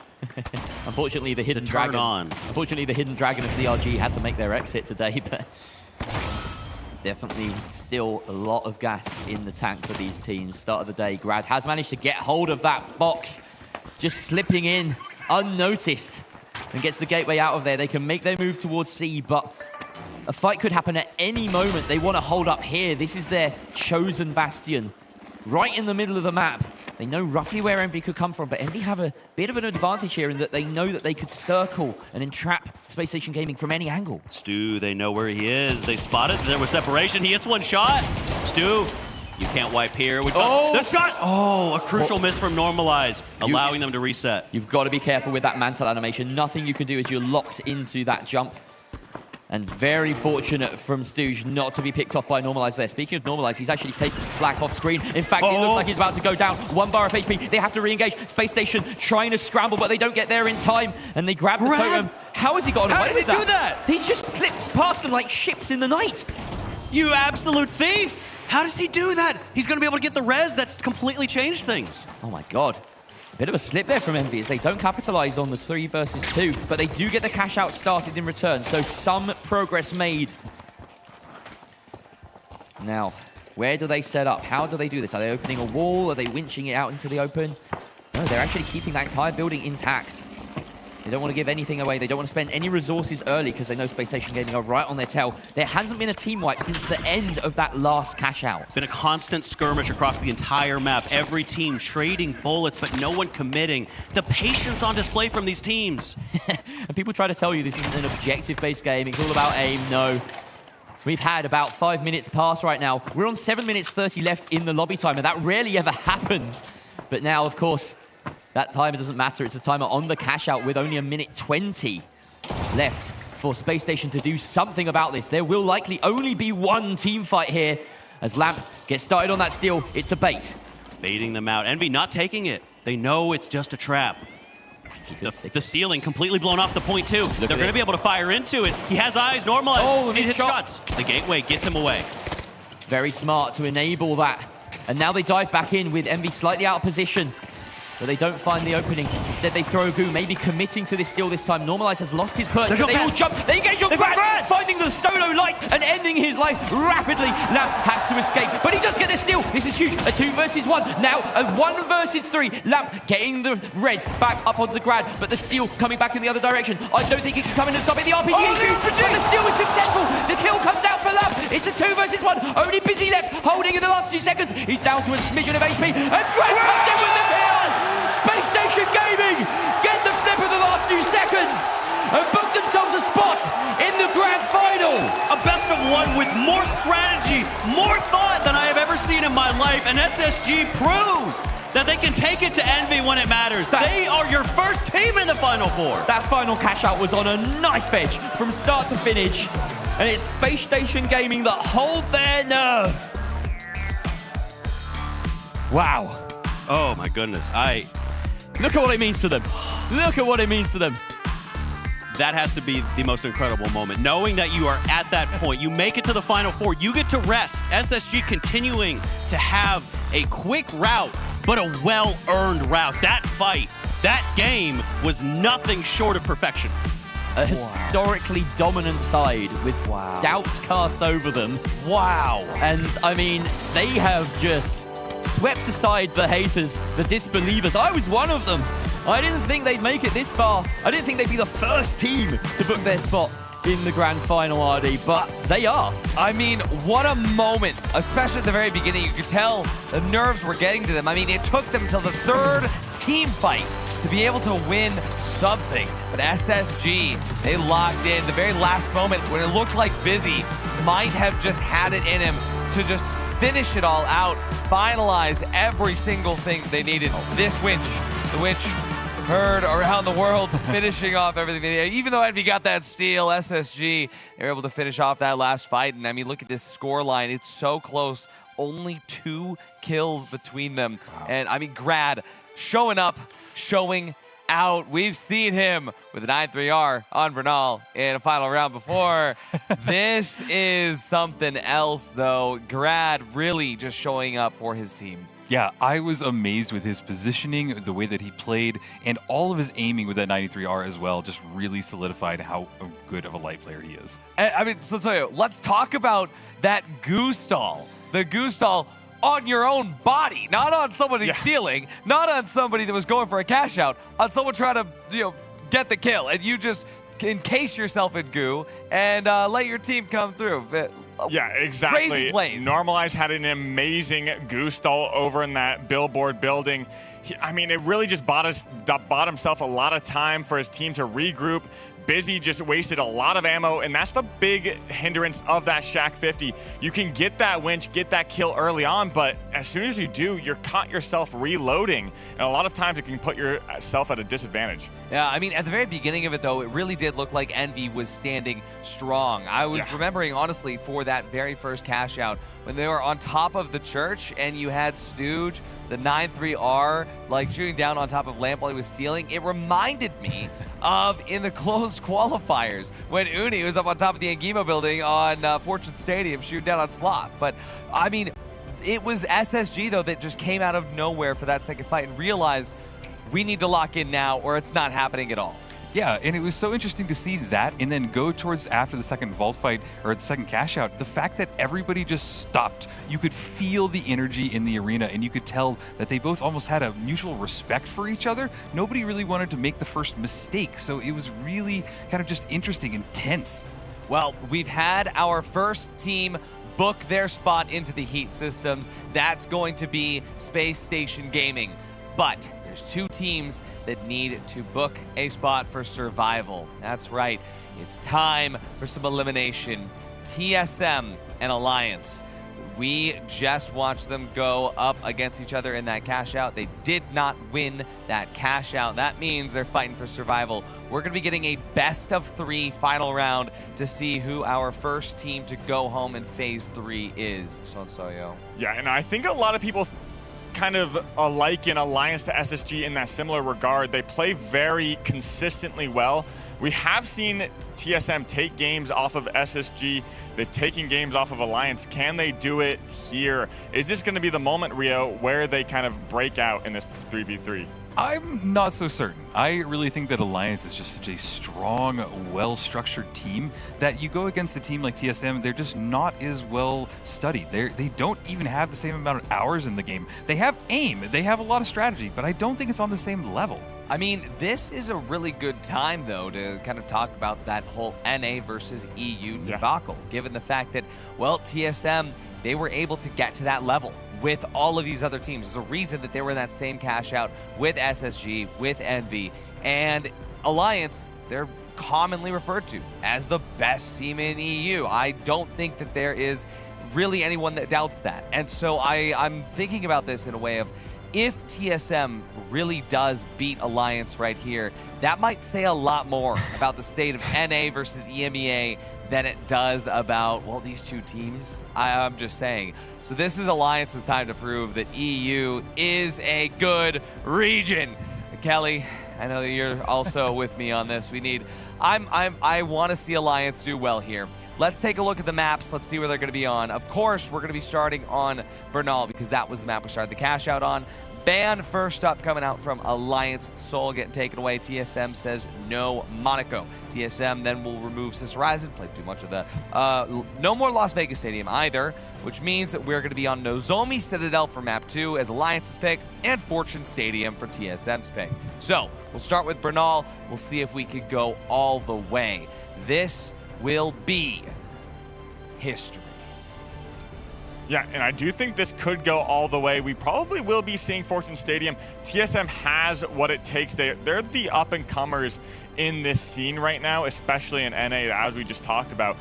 I mean, Arco is that standout light. We have Carnifex. We can't have this matchup without talking about the lights here, Rio. No, without a doubt. I mean, you've got two incredibly strong lights, and even Artie was alluding to the fact that we might be seeing them switch off of things. We might not have Dash anymore. We might see Invis. Yeah. So I'd love to see how this all plays out, especially if there are any changes. I mean, hey, in the last one, we saw glitch traps come through. Yeah. We could see glitch traps, we could see APS, we could see TSM pulling some crazy stuff out. But if TSM is able to keep up very decent score lines up against teams like SSG, teams like Envy, then we can assume that this best of 3 final round is going to be just as explosive as the one that we just watched. Yeah, and in that post-match interview with TSM, they sounded extremely confident going into this match. They know they have what it takes. They have the experience now. I mean, he said it himself. He's ready. Yeah, and they had time to rest. Yeah. And this is a well-rested TSM this time around. So I don't know. I feel like this is going to be a slightly stronger team, although that cash out did give some sense of worry. But all that worry is about to be quelled, at least for us. We get to see what's going to happen. It's over to your casters, Jerry and Waltz, for the best of 3 to see who's going home. A rematch of our first best of 3 yesterday in phase 2 between TSM and Alliance. Alliance took that one 2-1, booking them a spot here. Very different stakes now. The loser will go home. all to play for, everything you have to think about. It really is a complete mental shift from that last best of 3. Last time TSM lost this and still had a chance to qualify, and they did so. Now there are no more mistakes available. Here we are on Bernal for the last time, for a short time. Palmer takes a little bit of a range shot there from Visions, but he's chunky, he can take those. And he'll back up. Arco running Invis here on the light. The Invis cloak, as well as the vanishing bomb.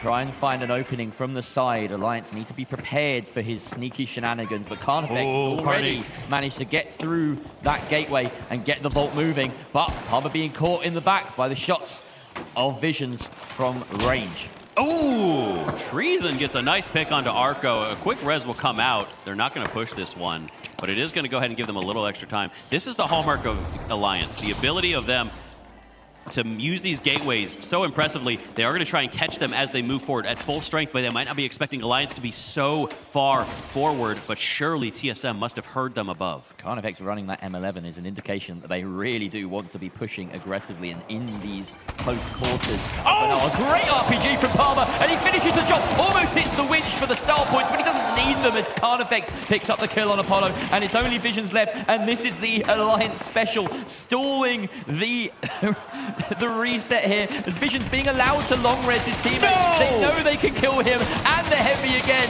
It's just farming at this point. The extra stagger.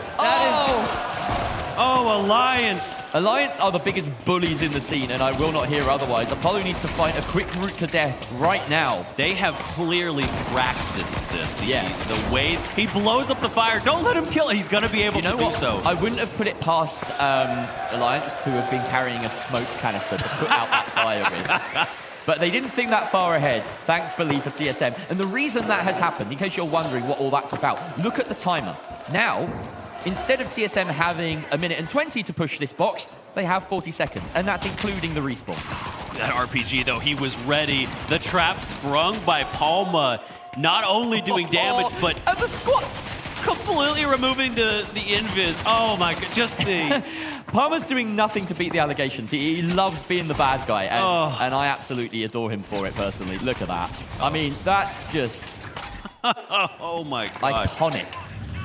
And I mean, TSM, you said it already. They basically just have to run. Is there time? Apollo's sticking the steal. He has time. Yes, they do. Carnifex closing that distance. Treason with the follow-up onto Marco, and Palmer gets his kill onto Vision. A 3-piece shared between the 3 players of Alliance. Utter dominance. They're just picking up where they left off, Walt. Yeah, this is Alliance showing that, yes, TSM may have the aim, but we got the strategy here. You know, we know how to play this game at a fundamental level, especially on a map like Bernal, a map that Secret absolutely love to run. And as 2 of the top teams in EU, you know that Alliance has played Secret many, many times on Bernal. They've clearly picked up a thing or 2. And you can tell from our voices, like, the way that Alliance are engaging, they've won half of these fights before they even start. Yeah. It's their positioning and their utility usage that is putting them in this position. They just know this game. And that's what Alliance do. Alliance are all about movement. That from the very beginning, when they formed, they were this team that utilized these gateway movements, these rotations, just surprising teams everywhere. The last time they were on Bernal against 5 Fears, they used the gateway just to juke them out. They were doing crazy stuff all over the place. Carnifex truly big braining the operation here with those calls, with the gateways at his disposal. But Visions has managed to maybe get a hold of the vault for a moment, but he gets the feeling that this is what they want. And look at that, Arco caught out in the open. Carnifex gobbles him up for free. It feels like TSM are expecting, maybe they're expecting an NA style. They haven't had a ton of this international experience. Some of these older teams, even though they would play internationally on ping, they haven't always had maybe that breadth of experience. And TSM, expecting Alliance to make moves, it feels like the longer those gaps stretch out, they don't know what to do when the fight doesn't happen. Yeah, TSM really have done a lot of hard work, as we've seen throughout this tournament, to catch up to the pack. You know, newcomers to the scene but a few months ago, basically in preparation for this event. And they carry over a lot of experience from other titles, but it has started to show the cracks in the armor, those moments And this sort of dominance from Alliance that we've seen in that previous series, just carrying over into Bernal now, but this time with TSM's fate on the line. And I don't see a way back for them unless they start getting some kills, unless they start doing to Alliance what what they don't expect. I don't know. I feel like Alliance are just running the show here, even if TSM can land their shots. Yeah, and even pushing so far away, they're making sure. Look at the focus on these players' faces. Carnifex, absolutely locked in. It may look easy to us. They may be doing a good job, but they are not taking it for granted. Palma picks off Visions on the cross to A. That is an opening for them. Apollo being chased. Arco taking a couple stray shots. Totems being knocked away. They're just trying to delay them with 2 down. They're continuing to toy with them. Arco, the only one left. It's falling apart. All they need to do is guard the totems as well. Eventually, of course, the time will work against them, so they do decide to close this down. There's an opportunity for Vision to coin in about 5 seconds. So if they get the kill, they do. And that is a long respawn timer being hit. 22 seconds. I don't know if they even have a chance here. Walt. 20 seconds to spawn, run to the cash out, and steal. I don't think you know, I appreciate that you think I'm as handsome as Artie, you know. I was sitting next to Artie for so much of yesterday. It's kind of a force of habit at this point, but we'll brush past that, Walt. I'm sure you can forgive me. And yeah, well, TSM, of course, having to deal with the fact that now they've got to assault this position. It seems as though Alliance didn't need to bother with the spawn trap there. They just decided to hold the point as deeply as possible, and now they have all of the stall, the goo, the flames. Look at this. Treason's in the mix, but he doesn't even need to be. Vision's trying to stick it, but he's toast, and the round is already over before I can even finish my sentence. Walt! Alliance, they make it look easy sometimes, don't they? Done and dusted. That was incredible work from Alliance, and I think that was such an interesting 2-0 to think about in comparison to the one we saw earlier today between DRG and Secret, right? Because in some other ones, we saw dominance, but I think it was clear that like TSM are definitely... We saw TSM beat DRG. They're a great team. They're an incredible team, right? And so I think it just speaks to how good Alliance is. This was a win not of aim, not of like basic understanding of the game. This was a win of this deep macro knowledge. Alliance coming prepared with these detailed strats, stalling for ages for these players, finding every possible way to try and keep them from being in this game. There were basically 2 fights. There was basically 1 fight for every single cash out because they stalled them for so long it didn't matter. There are very few teams that when you watch them, it feels as though they have the bird's eye view. And Alliance, that's what it's like. It's like we're watching them and we can't even comprehend their next move because they're so many steps ahead of us. It's just incredible. And that is, of course... Is that goose eggs across the board? No way. TSM shut out! Has that happened in the major? I don't think so. Not a single kill for TSM. The first triple goose egg in the major. Wow. Talk about dominance. TSM fans silenced. But they shouldn't be. If there are any TSM fans out there, they need to make some noise right now. But it looks like Alliance are making the noise. There is nothing stopping this team. They have the fans with them as well. If you're at home, make sure you're giving love to whoever it is in chat. But at the moment, it's EU that are shouting the loudest. TSM, they've got to make it work here on Nozomi Citadel. The pick from Alliance as well. It's going to be an uphill battle for TSM. Alliance, we saw what they can do on Bernal. What can they do on the map that they picked and prepared for? Just a quick sidebar as well. TSM, do you know what map they picked as map 3 in this series? Fortune Stadium. Fortune Stadium. Alliance's stronghold. So that spoke to the confidence that they had coming into this series. I feel it may have taken a knock, but of course here is where they want to build it back up. They can turn it on its head, flip the script, and take down the biggest EU side. And they can maybe do it. That's a great winch. Lots of damage coming out from TSM, and they have the upper hand in this fight with a pick onto Arco, but that's gonna stall them slightly, and somehow TSM, despite all the damage, have lost a body. They're playing so well in Alliance right now, staggering and balancing this damage between everyone. That speaks to the comms on this team. Making sure that your teammates know exactly where the enemy is. You can do damage and back away. You don't have to do anything else. You can make sure that they can follow up on you, and you can take the chance to regen. And now both teams, again, just posturing around this vault fight. Haven't even tapped it yet. They don't want to give up anything. Yeah, and by tapping that vault, you give away information as well. That's the one thing. Treason. Oh, he's very alone. Does know, of course, where his teammates are. Can see through those walls, but Quick goo.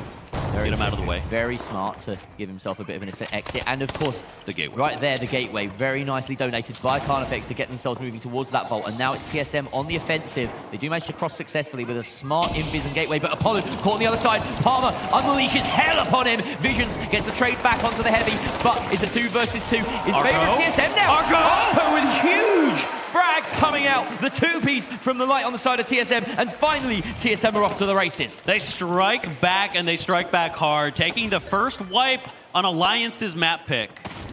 Gonna prove that they belong to be here. They made it to top 8. Do they deserve to be further? Look at this from his perspective as well. We get to see all of the shots landed, maximum value from this 93R, and the finishing blows on those last 2. He gifted his team the gateway across. Apollo was just a bit of a sandbag in that fight, it felt, for the other 2, for Visions and Arco, to start doing the damage. But now they've gotten that timer started. What can Alliance do on the attack? Trying to find high hit. And they do manage to regroup downstairs after taking a bit of a glitch to their faces. A goo roof, just to make absolute certain they can cross that very slim road. Maybe a bit overcautious there. But they're bringing Goo up with them as well. And Treason with the revolver, playing a different style than he did before, looking for those picks, especially on Arco, making sure to shut him down. They found TSM doing some damage, but all that damage quickly going to be healed up from both teams. Looking down upon them, dome shields from both heavies. A lot of utility being dropped in. Glitches there, but the jump from Apollo. Looking to do an RPG, but he's just going to get picked up, but Alliance is crumbling. They're going to get wiped again. Incredible. We have to assume that RPG had massive impact there. It was a well-set defense from TSM. We definitely saw the first damage coming out from Visions on the repeater onto Carnifex. And that just stalled Alliance on their push. Arco now positioning here. This is really smart from TSM. They've done their homework. This is the kind of macro play that we were not expecting from them, you know, maybe a few months ago. But here, they have forced the spawn far away, just as Alliance were doing. And they've given themselves a lot of time to work with here. Well, in fact, no, the opposite. They've given Alliance no time to work with here. And that's the whole point. About 20 seconds left to try and steal this. It will be a mad rush to the point for Alliance, but they're going to give it their best shot, pushing them into the corner, pushing them into this room.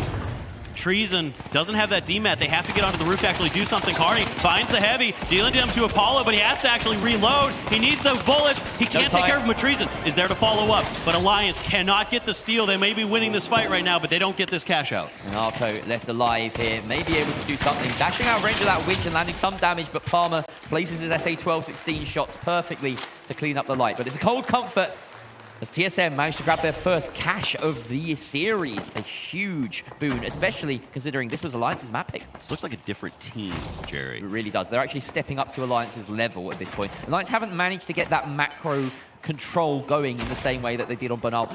A admittedly easier map to do that sort of thing on. Zomi, very well designed with these tall buildings, cutting off all the sight lines and always having to you know, make your way to different locations on the map with plenty of cover in the middle of those long highways as well.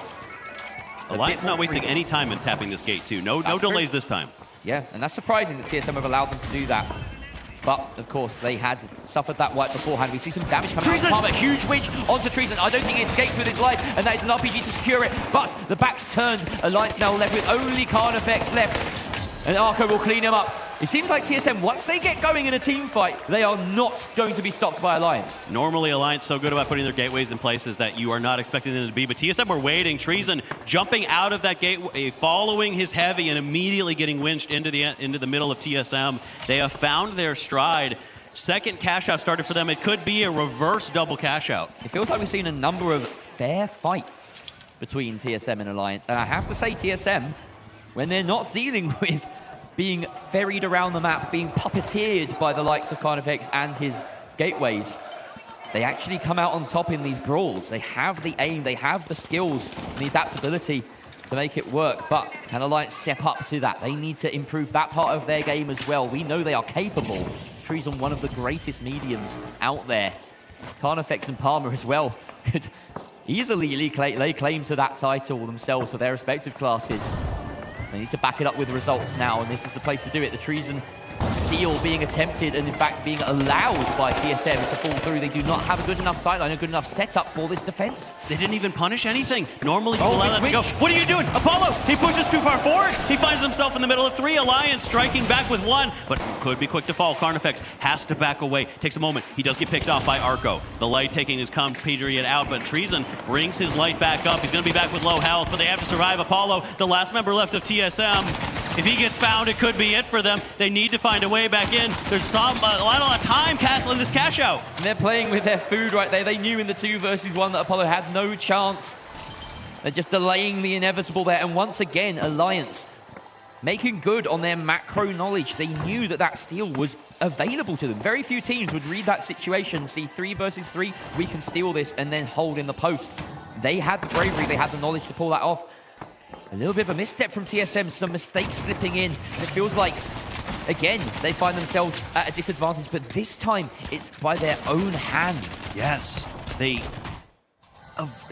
steal, just they had the chance to defend it. It was a poor setup. It was a poor setup. You need to make sure, especially when you don't have DMAT, you have to be so precise about how you defend these points. This debris can cost you, and that's what they're learning here. And Apollo as well, diving in early, missing that winch and then being picked off. Everything snowballed from their Alliance will not let any sort of advantage slip. Vault 3 will be available by the time either team reaches it on, again, this side of the map. Next to Data Center, but on the Citadel side. And now we have TSM actually getting inside the building. They can get the tap if they choose, but again, that gives away valuable intel. And instead, we've got a standoff across this room. Yet again, one of these matches starting to slow down a little bit. Last time Alliance got away with that vault very, very quickly. TSM not willing to let that happen once again. But they did so well in their defense the first time, forcing those spawns and then falling down. We need TSM to take a deep breath, reset as Alliance moving up this stairway. They have to know where they are. They spot the tip of it. Apollo takes a lot of health. He pushed just a little bit too far, put a nose out of line. Damage immediately rehealed, but they have a moment to reset. Treason backing off. Carnifex already having taken damage as well. There's actually a lot of damage on the side of Alliance, but Palmer wins his 1 against Arco. That's huge. The light down, the hero player on the side of TSM who has so many moments to make a difference. And Palmer rides his momentum forward. Carnifex and Treason close them out. TSM mudded, and Alliance take control of this vault. With the potential here to close this out in 2 games, avoid even going to that third. Gonna be over here to the CNS data center as they look to try and close this match out. And this is one of those points, Jerry. One of those points, much like Hospital, much like Sector 6 on Fortune Stadium. This is a tough abyss to cross. And we know how these decisive final points can go. Everyone being so careful, barely wanting to make a move. It seems as though, in fact, TSM are bucking that trend, closing the distance quickly. So but quick. This could be their last fight. They have to make it perfect. 1 cash out loss here, and they are eliminated. They take height and force Alliance back down, but Alliance will be ready for this. Look at this jump pad. That's the TSM jump pad. TSM jump pad. They can re-engage, but they're not going to bank on it. They're going to allow this steal to go through, in fact, and try to engage from above. I thought they were going to chase after that, but now they're just going to allow this to happen. They have made Visions pay for it already. TSM losing a lot of health for the price of that cash out. Oh, that's a kill. Apollo goes down. It's all on Arco and Visions. They have to put this in. A lot of damage being done, but it's only Arco remaining. Can he win this 1v1 against Carnifex with the others also there? They need to find him. He has to get away. They're going to stall him as much as they can. No, Treason doesn't want to toy with fate. He needs to get this steal, wipes TSM, and puts it down to 1 final team fight here to knock TSM out and move further along in the bracket. 30 seconds that they're going to have to steal by the time they respawn. Pretty much. 30 seconds to get there. That is the deciding factor between TSM going home right now. Look at this setup. They're forcing the spawns over onto the Via half of the map, and that's exactly what's happened. They've gooed off these jump pads, and TSM are about to discover that. No. They have prepared, though. They've got their own jump pads. The glitch already out onto the light, really delaying the gateway across, and they have to take height instead. They cross the bridge, go straight across, and now 30 seconds left, but they don't know where Alliance are. Everyone is split up. I was in the room with you. No, Treason jumped off the other map. What happened there? An absolute throw from Treason, and Palmer's going to go down as well. What is happening? Carnifex now needs to hold in the 1 versus 3. Can he clutch up? He dashes into position. He needs to get the kill, unleashing damage onto the enemy. The steal is successful. TSM take it, and we're going to back 3. Oh my God, TSM, it looked impossible. was against them in that last push. But a fatal error from Treason, trapping himself in the corner, as well as from Palma, and a quick hole. TSM, what a play. Alliance, what happened? That is devastating. Seconds left, play for the delay. He tried to be smart about it. He tried to be sneaky, and instead he found himself trapped in a prison of his own making. Well, they're not letting it show, but that is going to rattle them. Alliance, as a team, needs to keep it together, because that is the kind of performance and the kind of moment that can flip the script and that can topple your run. The Alliance fans in the trenches right now having numb flashbacks to the moments that this has happened in the past, when they've been so close but had fatal errors, individual errors. It wasn't just one, it was the whole team fell apart there. TSM, whatever visions or specters they were fighting, well, they're fighting in their mind right now. that first match, they've clearly thrown it off here. They did lose a couple fights to Alliance, but this was a far closer match. The kill score, way closer, but you can see in that support score as well. Vision's putting in absolute work this match. Absolutely. TSM have stepped it up, and as we said, when they can take a fair fight, they are going to win it. They pounced on every single mistake that Alliance made that game. And unfortunately for Alliance, they made one too many. But going into map 3, TSM picking Fortune Stadium into Alliance, the Fortune Stadium team. That's bravery, that's cojones, and that's going to require the confidence that they've just acquired from that map win. And is it earned confidence? We've seen brilliance from them. We've seen, even just in this series so far, we've seen them fall down. Alliance, show us why you are the Fortune Stadium team. Pull out these strats. Will this look like another Bernal? I certainly hope not, Jared. For entertainment purposes, probably not, because Alliance, they make it look easy, they make it look simple. It's a very quick win often when they do ride that high, but TSM fans, of course, will want it to be a bit more gung-ho, a bit more brawly, and of course, any neutrals, they'll want a bit of a scrap, I can wager. As often happens on Fortune Stadium, the first couple fights are just seeing each other. With Treason? No. Treason! Not Treason! again! What is happening? This has happened before. Well, he's had this happen before on a Fortune Stadium map. Yep. The good thing is, of course, Treason can be recovered in this situation. It's not a dire situation. You're going to make a mistake in this map, that's the one to do it. Get it all out of your system. Right at the beginning. Right at the beginning. No delays. Mental reset still needed, though, it seems, for Alliance. And crucially, the cash outs not spawning in Sector 6. No. And that does limit Alliance's control potential across the map. They'd love to be able to guard that kind of objective, but now TSM forced back into this corner. Not many places to go, but they do have a gateway to gain ultimate height. And they have plugged. You see Alliance just waiting beneath, doing some scouting, checking to see if there's maybe a gateway left behind. They may well have found that on their journeys. And they decide that perhaps a tap of that cash out is the way to go. They bring the team closer down. TSM forfeiting that top floor, that top building height, that rooftop, and closing the distance. Palmer now rotating out into the open, where they can let the medium start to do some damage with these long-range weapons. Two teams that do have a medium off in the support class, but these mediums love to do their damage. They love to work from range. Arco getting chased by Carney. He successfully escapes, but Alliance continuing to run out the timer here. Arco on the other side of the map now. They've successfully regrouped, looking for that thing. Spots Palma. They know where they are now. Again, TSM with the information advantage at this point and height. Palmer's going here for a winch before they get the engage. No, he can't find the opening in the wall at all. So they're going to go for that steal. That timing is maybe poorly timed, unfortunately, for TSM. Palma caught him! Not successful, although winch fantastic. Palma caught them on the backside. He was ready for that. He winched him and kept them from defending the cash out. But they do have to back away, unfortunately. Alliance could have stuck to that. I think they should have held. TSM sort of built a bunker here. There's a rather odd line in the sand drawn. In fact, a complete wall separating the cash out from the corner of the map. And Palmer with his trademark barricades, tapping it once again. They don't have many more fakes. They have to stick it for real at some point. Carnifex getting into a fight. The kill from Carnifex. The claw successful. Visions gets a trade onto Palmer, but the res is there. A 3 versus 2 in favor of Alliance. The sidelines for Visions, though. He has the vision, and he does it. Apollo, a 1 versus 1 now up against Carnifex. Can Carnifex empty that M11 mag quickly enough? No, he can't. Apollo with the shack defending the box. And TSM, for the first time in this series, are ahead and on the brink of knocking Alliance out of the major. TSM showing up when it matters. A winch missed there from Apollo, but he backed it up and got 2 kills. He didn't let it phase him. Alliance, it was just a little too long. They didn't quite make it work. The barricades were there, but the barricades do not protect you from above. Carnifex quickly taking down Arco, but it did not matter at the end of the day.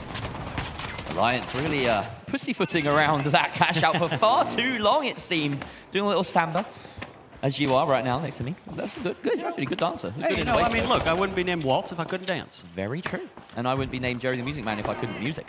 That's true. La. There you go. That's my debut. Was that your contractually obligated singing? Yeah, that is worked into my contract. At one point, I had to do that. So I picked one of the most tense moments in the juncture to completely derail the cast. But here we are. Vault 2 tapped by Alliance here, and they take height in the corner of the map. TSM have actually rotated to the center here, to Sector 1, to try and shepherd Alliance. But we know how Alliance play this. We know how good they are at managing the macro, and this is their territory. TSM setting up on this high ground. As you were calling out, Alliance has control of this right now, but TSM making sure that they are available to move wherever they need to. Crucially, Jerry, Sector 6 cash out is available. Teams want to be there. If you can own that, it could just give you the win. TSM know this. They are prioritizing guarding it, sitting on Sector 5 right now. And we can see Treason just eyeing up that gate pad to cross as quickly as possible over to A. TSM need to keep pace here. Quickly rushing across to A. They knew they were going to be late for this, but they can't be too late. They're on the low ground. The RPG does miss from Palma. A little bit of a late release from him on that one as TSM quickly scatter away. Bit of tunnel vision there from TSM, just closing the distance but not thinking about the position that they'll end up in. And now Alliance in a mighty spot. TSM have managed to get into the building at the very least, looking to climb these stairs. I don't think Alliance know about it. They have a rough idea. There's a few staircases on this building that they can choose to go through. And Alliance are prepping to deal with either one of them, deciding to rotate close to that box for now. There's so many options in the center of the map. You really have the entire sandbox to play with here.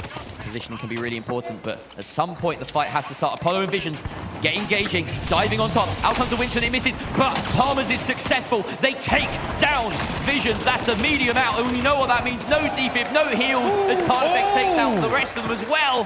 Huge plays from Alliance, and a misstep from TSM once again punished. No team can afford to make mistakes in this matchup. And I'm glad you called it earlier, because Carnifex running that M11, it really shows that they are going to be playing so close, this brawling meta that they want to force onto TSM. So often TSM are happy to sit far away, use the aim that they brought in from other games, but they're not allowed to do so here. Yeah, Carney's playing close to Palmer a lot of the time, which is notable. He's playing off the winch, all 3 of them are. And that's why you run the M11. You want to be able to just mag dump as quickly as possible in the chaos. You know, otherwise you run the ARN, you run the 93R, as Visions is doing, or rather as Arco is doing, for instance, right now. Visions with the revolver, looking to try and open up the play with a couple of shots at the start. But I think right now the time has been managed so well by Alliance. Apollo reaches it. It's not a fantastic position, but he gets it still going. They have to get this right now. If Alliance give this up, they are eliminated. They have to keep hold of this. One's down. This could be crucial. There's enough time left. Can they hold on to this Carnifex? He's gooed away. The timer is ticking. They're not able to do it. A Carnifex with a triple kill to keep his tournament hopes alive. He didn't even need to do that, but holy, he was ready for any situation. Carnifex going nuclear on Fortune Stadium. And now it's almost as if it was scripted. One cash out to decide it between these two sides. It's been a much closer series than last night, and thank God for that, because really, Alliance swept TSM aside in that last best of 3. Look at this, though. Positioning by Alliance, forcing the spawn, or benefiting from a horrific spawn here for TSM over in Sector 6. They may honestly just want to sit there until Alliance move. They don't know. Alliance don't know where they're spawned yet, I don't think. Ooh, I think you're right. They're scouting. They don't know. This could be very TSM probably don't great for TSM. This is smart by TSM. They're not even letting them know. Don't show up. Don't do anything. Force Alliance to be the ones guessing this time. Yeah, as soon as TSM let Alliance know that they have spawned here, then Alliance can lock them out of the game. Info is key. Info is everything in this game. They're just waiting. They're forcing Alliance to make the first move. This could be one of the most tense standoffs. This has everything about this situation paints to the picture that the next 2 minutes could be a really slow 2 minutes unless Alliance just get on with it, which is not their modus operandi, but Palmer is closing the distance on that cash out, and all it will take is one gateway. Carnifex, he's because holding they know that if the spawn, they clearly are uncertain. If the spawn was in Sector 6 and Alliance jumped that way, they may hand TSM that vault on a silver platter. They may have realized it now. They may have realized that the reason TSM aren't showing up is because they don't want to show up. So there we go. And that is the signal for TSM to close the distance. They just do not want to fight in that part of the map, and understandably so. They will now close over to the far more balanced, the far more dynamic map portion. And here we go. Dome goes out. Winch missed by Palmer, and this damage is not working in their favor, but Apollo does go down at the hands of who else but Carnifex. Vision's taken out. Carnifex with another onto Apollo. This light cannot be stopped. Alliance, the patience was there. And TSM taking far too direct of a route. I think you're right, I think Alliance sussed that out. They figured out exactly where TSM were, and I would have wanted them to take maybe not the exposed route, because the second that Arco hits that jump pad, trying to get a gateway for his team, Tama drops. He says, I will take you in the room. I will take you up close. You cannot get away from me. TSM have one more bite of the cherry here. Right, whoever takes this cash out progresses. Whoever doesn't is eliminated. The stakes could not be higher right now. For one of these teams, only a minute remains in their grand major tournament. That's it. Early jump pad to gain height. They want to get into the top floor of this building. Don't want to worry about any staircase climbing. They don't have time for that. They'll give away their location very easily if they do so. Alliance, 40 seconds or so to kite away from this point. They need to be careful. They cannot slip up. Moments on the Zomi Citadel flashing through their mind right now. An early C4.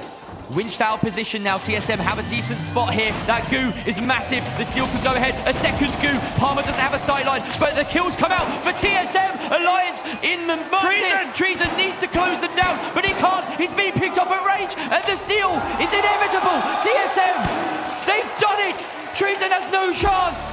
No health remaining, no time. Alliance are out of it. TSM make it through. Unbelievable scenes. And once again, Alliance falling at the final hurdle.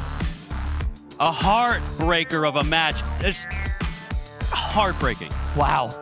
But a thought for TSM. Look at what it means to them. They've gone through hell to get here. What a comeback from that first game. Let's have some appreciation for these guys who arrived on the last possible plane and had virtually no time to prepare.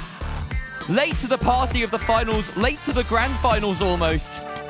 And they've done it. They flipped the script here. They flipped it. And that last cash out, TSM with the goop placement, the perfect angle denials there, stealing a cash out that I thought they would never make it to.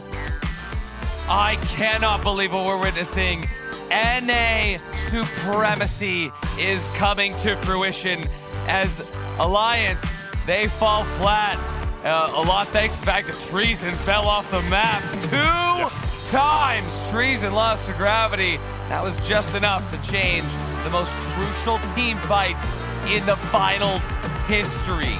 This is a historic moment. Oh, without a doubt. I really was feeling Alliance had the energy going into that first map. They seemed to completely control it. Remind everybody that we had 3 goose eggs from TSM. They got no kills, so it seemed so promising for Alliance, and somehow, in the next 2 maps, they completely fumbled it. I mean, let's just talk about the fact that right after that, TSM realized they needed to wake up. They did everything that they could, playing for the perfect steals, the perfect timing at Sotsoyo. I mean, map 3, everything was going wrong for Alliance at the end. It was their cash out in hospital. They had no chance to go there because the spawn for TSM. Yeah, TSM had an amazing spawn over on Sector 6, and they had a great macro decision to just sit tight, let Alliance suss them out, and rotate to the other box, because they knew if they lost one fight there, they would have been spawn camped over and over and over again. It would have been almost impossible to get that over on Sector 6. They made an amazing rotation after losing that first fight, making the long trek to the other side of the map, taking an easy rotation. Don't want to take any entry damage, and they played it perfectly. Yeah, they tried to come back. I mean, you remember that 3K from Carney on the second cash out, but I mean, Rio, this is insane. The top-rated team in EU, the first EU team to be knocked out in the final 8. Yeah, and I am basically speechless for it because they seemed so strong. Everybody was really hoping that we would have an EU team like Alliance make it through at least into the final 4, but not so far. Wow. Truly one of the most insane series I have ever seen in the finals. Yeah, exactly. And TSM, like we said, looking very rough, but they're a team of adaptation. They've been to LAN before. I know Carney has as well, some of the Alliance members, but I mean, TSM has been stoic for the entire time. And honestly, this is the first time I think I've seen them pop off. And remember, these are the newest contestants in the arena. Yeah. Alliance has been here for so long. TSM, with the fewest hours, just knocked them out.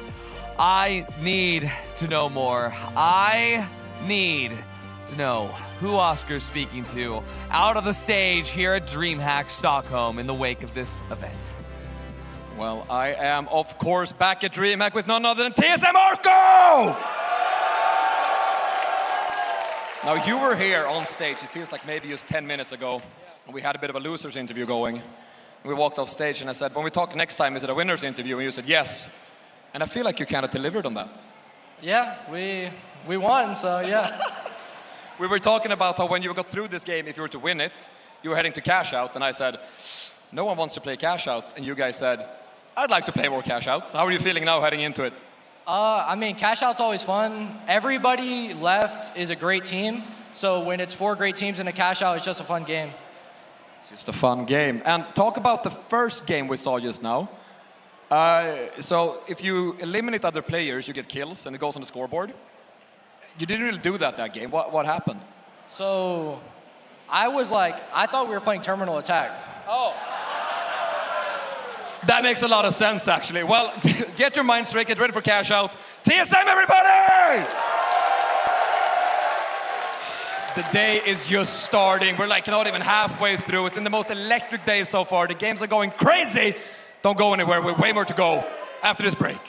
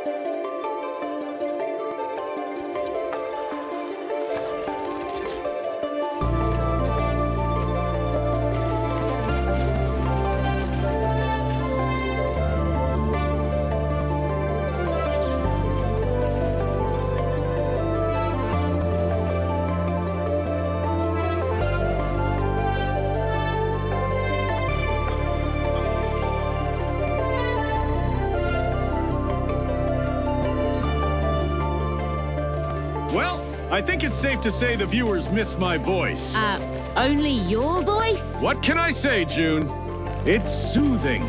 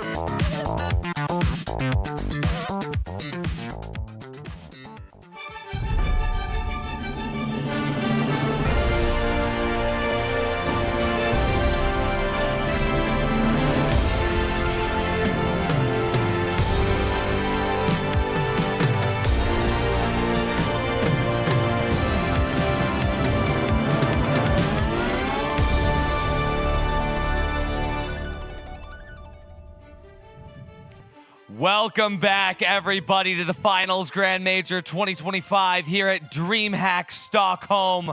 My name's Artie. I'm here with Rio and Sonsoyo.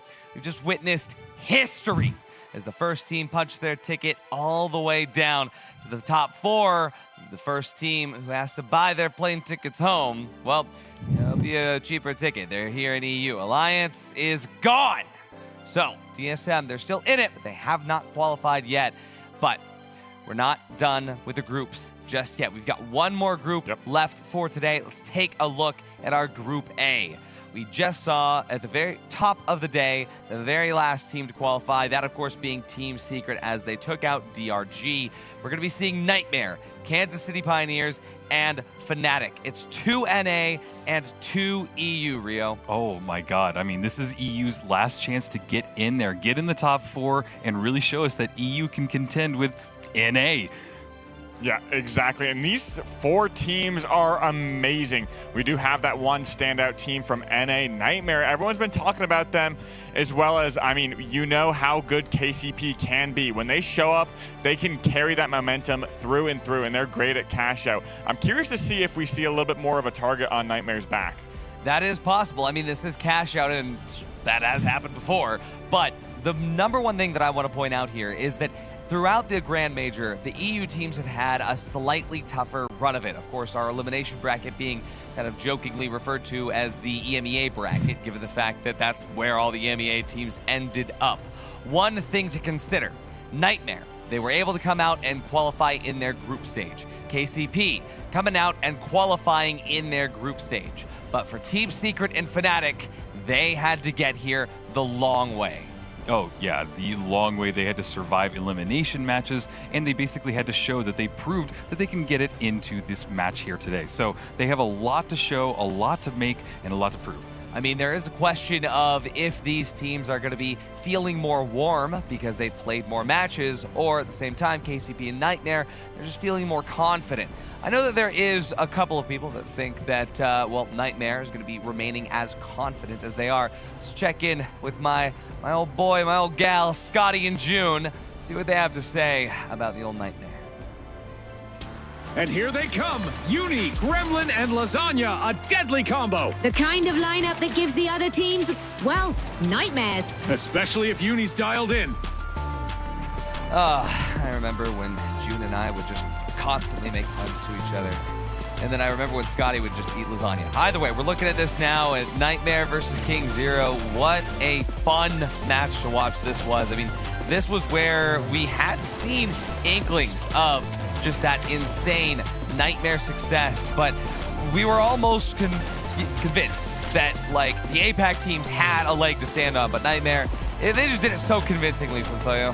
Yeah, Nightmare is a dominant and extremely consistent team. They've had an amazing run, not only in PHL, Ape Squad Worlds, all those amazing tournaments, but also close qualifiers.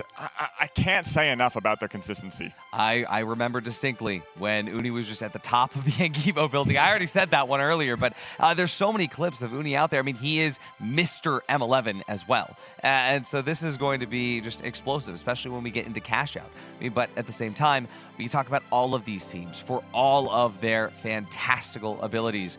Let's take a look at the maps, though, because maps are important to consider. Team Secret vetoing Skyway Stadium, Fnatic vetoing Seoul, Kansas City Pioneers no Monaco. Nightmare says no to Bernal, Nozomi Citadel. I thought we were going to get Sister Horizon for a second. I have a little bit maybe PTSD from that from yesterday.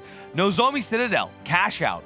This is going to be fun. I love cash out on this map. It also means that our best of one to qualify is going to be on Nozomi Citadel, and the very opening match of the elimination best of 3 following this is going to be on that map. This is going to be chaos. All of these teams love Nozomi Citadel. Well, and Nozomi Citadel is just one of these maps that has a lot of chaos in it. There's a lot of really cool corners, and on top of it, it can crumble in some really unique ways. So it just adds to the whole overall chaos of when you start to go in there. Not to mention the fact that if you get into a vault fight in admin around those jump pads, if a team decides to run something other than the dash, they decide to go for that invis, they're not going to be able to use that jump pad. talk about also what we already saw earlier today on Nozomi Citadel, where when you have to jump across that gap on Cyber Cafe, it can just be so difficult.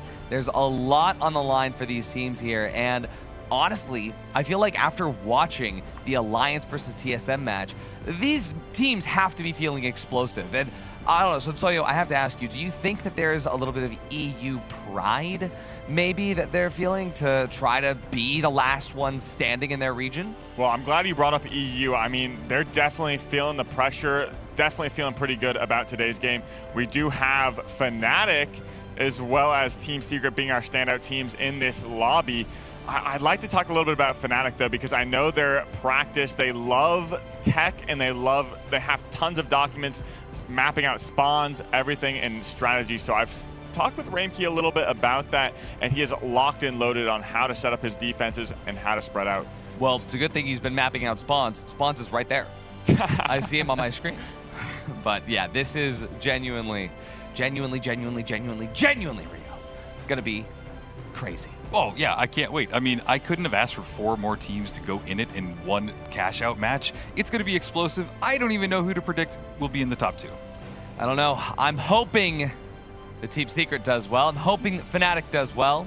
Just want to see you do well. But I know for a fact in my heart, this squad right here, Nightmare, is going to be up at the top. I just know it.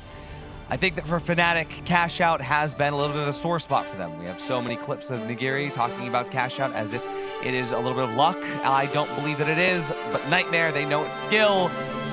And there's another couple of people with skill here in the arena. That is Jerry, that is Waltz.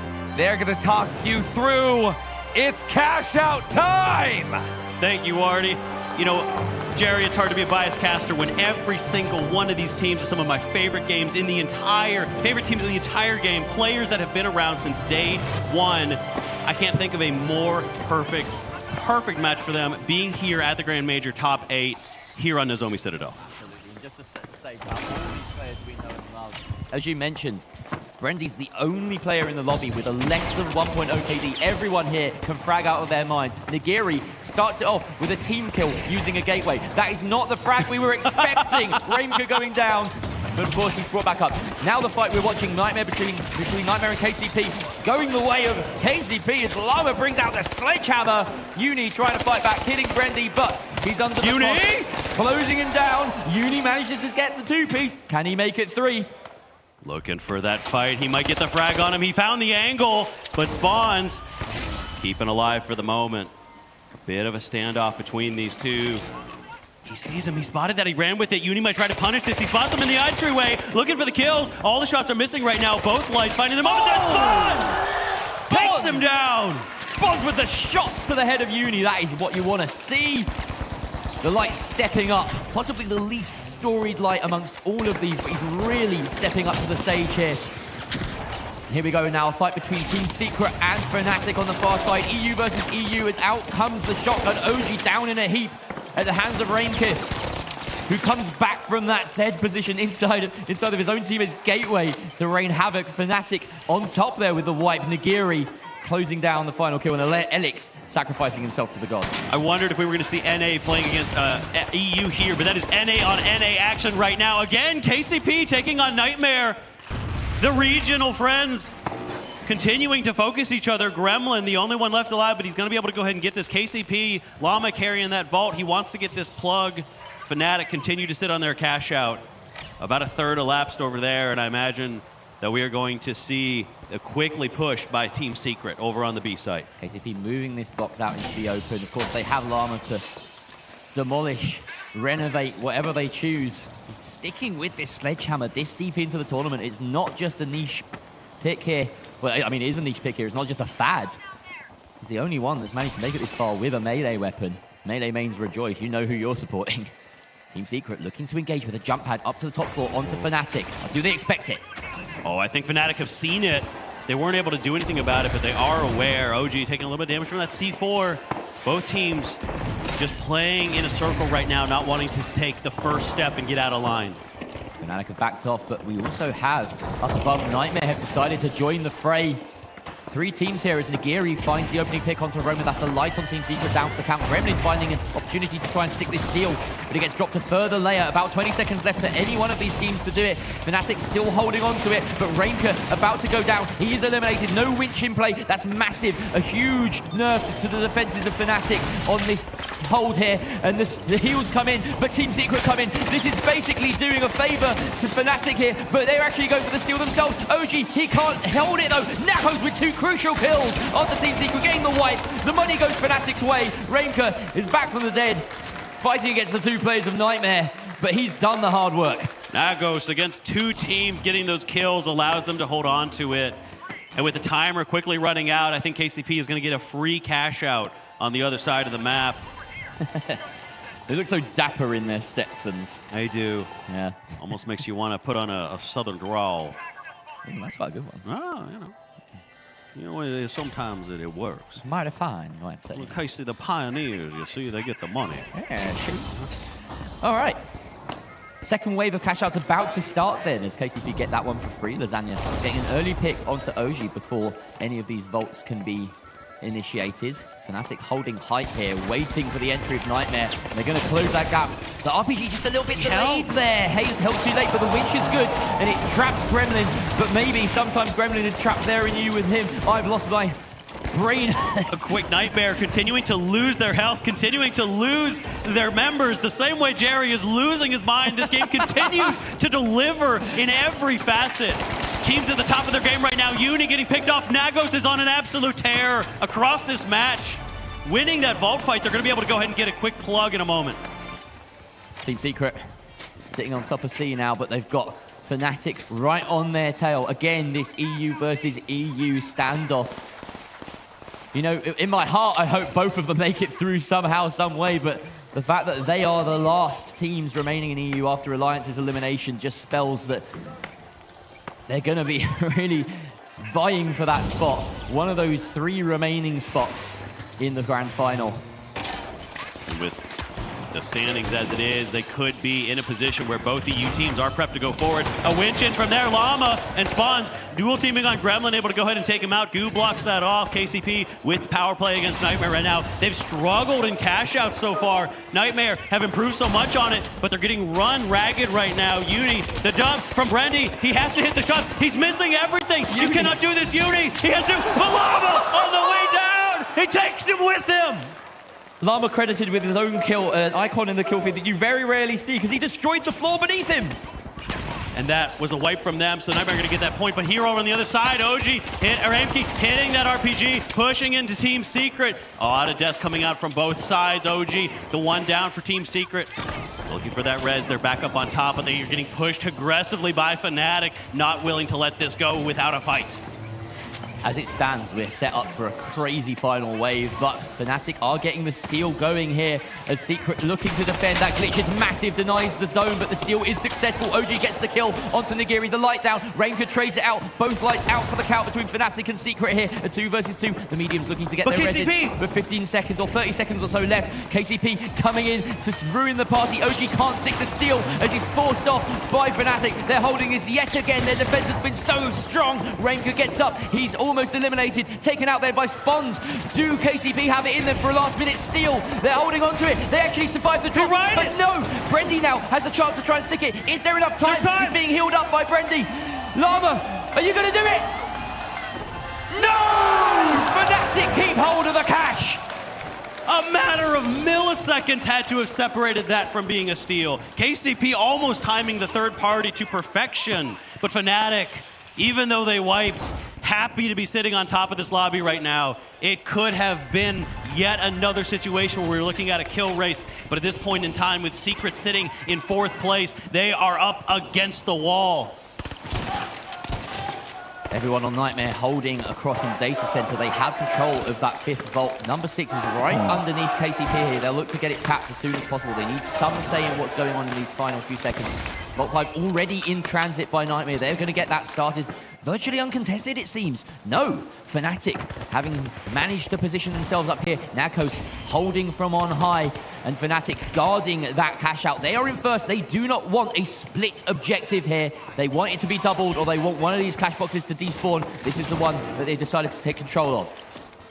Gremlin trying to find his way in. They're being harried as they move across this point. Nagos again getting these picks with that F-car. Not something we see very often. He's putting it to good work. Looking to do this to Gremlin. Gremlin is gone. Incredible heals from Nagiri coming out. The H+ Infuser keeping Raincoat alive just long enough. On the other side, Enix, it's a 3-piece, no, a 2-piece with the res, and that's a wipe onto KCP as they can get nothing started. EU's on top. Where's the objective? Where's the objective? Raincoat. It's across the map. They haven't plugged to Fnatic have it. They just want to run away with it. The cash out started for Seeker, and Fnatic said, we're happy with this. We know we can't lose. Just get rid of the vault. Meanwhile, Secret on the other end of the map, I don't know that anybody's going to be able to take this away from them. Secret have to hold on to this now. They could put themselves in a position where both EU teams will take this cash out. Only 30 seconds left before that box despawn, so you can assume that this is just going to be a single cash out on this final point. Anyone could go through with the money as it stands. Fnatic are virtually secured, though. It's a 3-way tussle. It's going to be a quick cash for the final minute. Almost pulled that cash out through the wall. That would have been an incredible winch. One of the best plays I've ever seen, but they're able to do it. OG drops in. They're trying to heal him up. Nightmare, they still have all three up. They're so close to this steal. They need to get this soon. Already 2 dead from Secret. Alex is the only one left.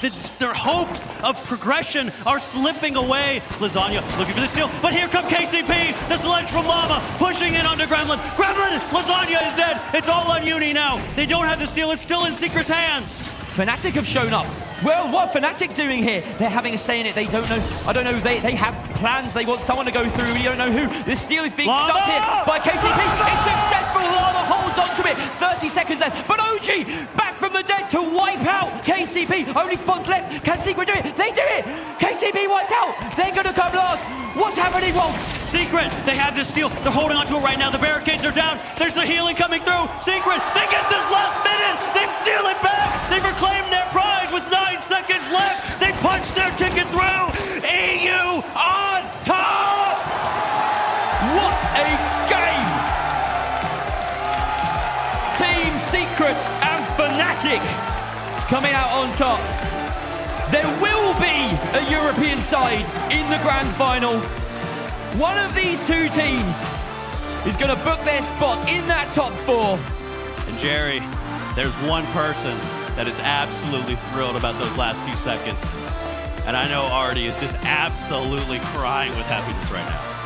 I have a lot of emotions, but the number one emotion I have right now is EU pride, which is strange to say given the passport that I hold. I need to say that seeing Fnatic and Team Secret come through here, both of these teams I have very close ties to.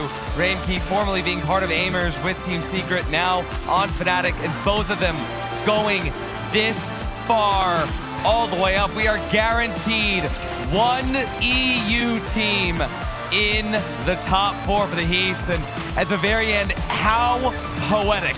Where Fnatic, they were guaranteed no matter what, as long as they didn't wipe. When they showed up to that fight and they saw Team Secret stealing, they decided to not get involved. They decided to let it happen, and for KCP, that spelled defeat. KCP and Nightmare, they're gonna have to go at it in a best of 3 later on, but for now, we're about to witness history. Yes, we are. And honestly, that entire matchup was insane. The energy in here was off the charts. And one thing that I really noticed was there were a ton of wipes. The cash was really close for the entirety of that match, and it was anybody's game. Team Secret was on the bottom until the very last 10 seconds. And that's what we mean when cash out is anybody's game. It was just truly a nail biter, and I loved every second of it. That's cash out, baby. Yeah, and for Fnatic, we touched on a little bit about the last second steal that Team Secret had. I do believe that Fnatic wants to fight up against someone that they have scrimmed time and time again. Would you rather face the familiar matchup, or do you want to take on Nightmare or KCP? honestly, if I'm Fnatic, I'd take KCP or Team Secret. Those are the familiar faces. Do you want to fight one of the top teams in NA in that 3v3? I think they're going to have a good shot for both teams in this EU matchup. Absolutely. Well, to get some more information on that, we'll ask a little bit to them. Oscar is with KCP on the stage. Welcome back to DreamHack Stockholm. I'm live with none other than KCP Renner! Oh my days. You know, we can talk about the games, but I want to start in another direction. Can we talk about the drip for a second? What are we rocking here? We're rocking some Jordan 1s with our new KCP jersey, with some baggy pants, and the KCP bling, baby. There it is. But also, I think to me personally, the star of the show, it's got to be the mustache, man. Talk me through that. What's up? How do you get that mustache going? Oh, I just keep growing it, bro. Every day, just a new couple slides on it, make sure it's good to go. You're gonna have to teach me afterwards. I haven't been growing a mustache since I turned 16. They keep saying it's gonna come in, but I'm in my 30s and I'm starting to bald, so I think it's over. Anyways, heading into a 3v3 next. How's that feeling? A little nervous, but you know, we're gonna do what we gotta do. We're gonna come through and play hard. Gonna come through, gonna play hard. You're heading up against Nightmare, another NA team. You know, how's that feel? You know, it's a rivalry, it's a friendship. Are we breaking hearts? What's going on? Yeah, it's gonna be a little bit of it's gonna be a little cluster of not good stuff. So we'll see how that one goes. But who's coming out on top? Oh, KCP's coming out on top on that. There it is. You heard it from Brendan. With that, you know, another game's coming up. Back to the studio to see what's going on. Thank you so much. Great stuff there, Oscar. Absolutely incredible. Now, this is a best of one. Final round on Nozomi Citadel. It's going to be Team Secret versus Fnatic. This is a great moment for EU, as just moments ago, we were thinking about the fact that, well, there's a chance that we are in an EU tournament with no EU teams. But now we're guaranteed to have one at the very end. We'll see which one it is that can represent. Yeah, I am excited to find out. And just the idea that we get one of them going in, it's awesome. Absolutely. It's incredibly awesome. And so are Jerry and Walt for this historic final round. Thank you, Artie. We are going to see at least one EU team in the Final Four. Secret fumbled the last time in PHL Champs. They weren't able to make the Final Four. They have a chance here. But Fnatic, the up-and-comers, not in the pro scene for months. They took a long break at the start of the year. Can they prove that they would have been the top dogs the whole time? They really found something that just worked. This roster really clicks. And I love the sort of diametrically opposed mediums on these two sides. Narcos, one of the fraggiest out there, and Elix, as I mentioned yesterday, almost proudly wearing the sort of high assist count on his chest. And, you know, mostly leaving the kills up to Roma and OG. And here we are already. Data center control established by Fnatic. And this is where we can certainly see, Narcos do his work. So much so that Renka doesn't really have a job at this moment in time. He's an absolute beast with this F-car. We do not see this weapon a lot anymore. It is FAMAS all day. But he's not going to give up on this. When the going gets tough, when you're down to the wire, you go back to what you're comfortable with. You go back to what you need. Yeah. And yeah, like I said, OG's just sort of, Renka's just, just sitting there emoting for the time being because he's waiting for the call from Narcos, from Nigiri. The light. They get that moving with Renka, in fact, as they ferry him across. Secret opting to just control the center of the map as it stands. Of course, they're screening B and A. There needs to be some delicate work done here by Fnatic to forge a path towards one of these objectives. And I'm glad that you pointed out how different these teams are. You're going to have Fnatic looking to play a bit from range. They have a lot of these Beamers on their team. That's their original team name, actually, the Beamers. And so you're going to see them looking to do that. But on the other side, OG, one of the most aggressive heavies in the entire game, willing to run into a room. You could be 6 people in that room. He doesn't care. He's going to go ahead and probably take out half of them. He's a pretty terrifying prospect. Of course, OG question marks over whether he could even attend, and he's got a load of people behind him right now. Representing Russia, making him the only Russian at this event. lot. A lot On riding, that one a man. lot resting on Riding shoulders, you know, shoulders, yeah. And now we have the closing moments here. Reimka closes it down and Nigiri gets the final shots there. But a trade comes out as Reimka is felled. The res is going to come through, but the trade is there again. Heavies and mediums up, both lights down. Can Elix come up with the goods on this FCAR? OG comes out with the kill. Reimka with one as well. It's 1 versus 1. And Reimka is the one left standing atop piles of coins. Reimka taking down his previous team, showing the Fnatic dominance in the first team fight of the match, but there are so much more to come. The vault not even plugged yet. The shots from Nigiri, getting that initial fight, OG going down, but the recovery from Team Secret, the tenacity of this team, their ability to snap back and hold. Alex, I think one of the most improved mediums in the entire scene in this game. For so long, he was playing with his brother, who could not be here, and for ages, it felt like they could not get past that hurdle, but now Team Secret, over the months, over this past year, have shown so much desire, the drive to improve. C4 set underneath here by Secret. Looking to immediately drop it. That debris comes down, though. Maybe a bit more destruction than they were bargaining for. And that is a signal to Fnatic that they are close by. Now Coast patrolling. We need to see where these winches go. They're going to really determine this. Reimka will have a big say in what happens. Not only does he hold the winch for that engagement, but also for any sort of objective stalling. The glitch trap being brought here by Elix, shown only at this tournament, and Elix tries to stick the steal. It looks like he's going to hold it. They're pushing in very aggressively. He actually gets that Fnatic. The destruction was in their way. They weren't able to do any punishing, and now Team Secret getting away with murder, essentially.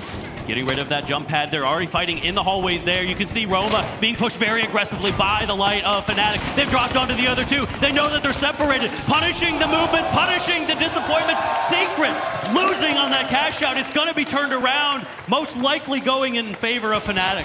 Yeah, only about 30 seconds left here, and a long enough time here on the spoil that we can safely say this is Fnatic's cash to kick things off. They are now one cash out away from booking their spot in the grand final. One exceptional series of moves there by Fnatic. They really just controlled the movement so nicely. And then, honestly, in a fair fight between these two sides, when it comes down to a scrap at close range, I'm backing Fnatic. They seem to just have that split-second decision-making. When Roma gets pushed away, Nigiri chasing him and then immediately turning away. The comm was obviously made. Roma is low. Ignore him. Focus on the two that we found, making sure that they know they're separated and they can punish in a 3v2. I get the feeling that Secret are going to need to find every strategic advantage they can to topple Fnatic on a map like Nozomi, where it can be so brawl-centric. Roma rejoining with his team here. Of course, this vault needs to be moved. Secret not out yet, of course. They're pulling out things that we haven't seen in a long time. The glitch trap, the vanish bomb being pioneered by Roma. Lots of creativity on this squad. Deception and devastation, their name, but the glitch doesn't really connect. That barrel having a smaller radius, of course. And there's, of course, a dive. Can they find Nigiri at the end of this? Oh, so close. Elix can't quite land the shots, though. And in goes OG.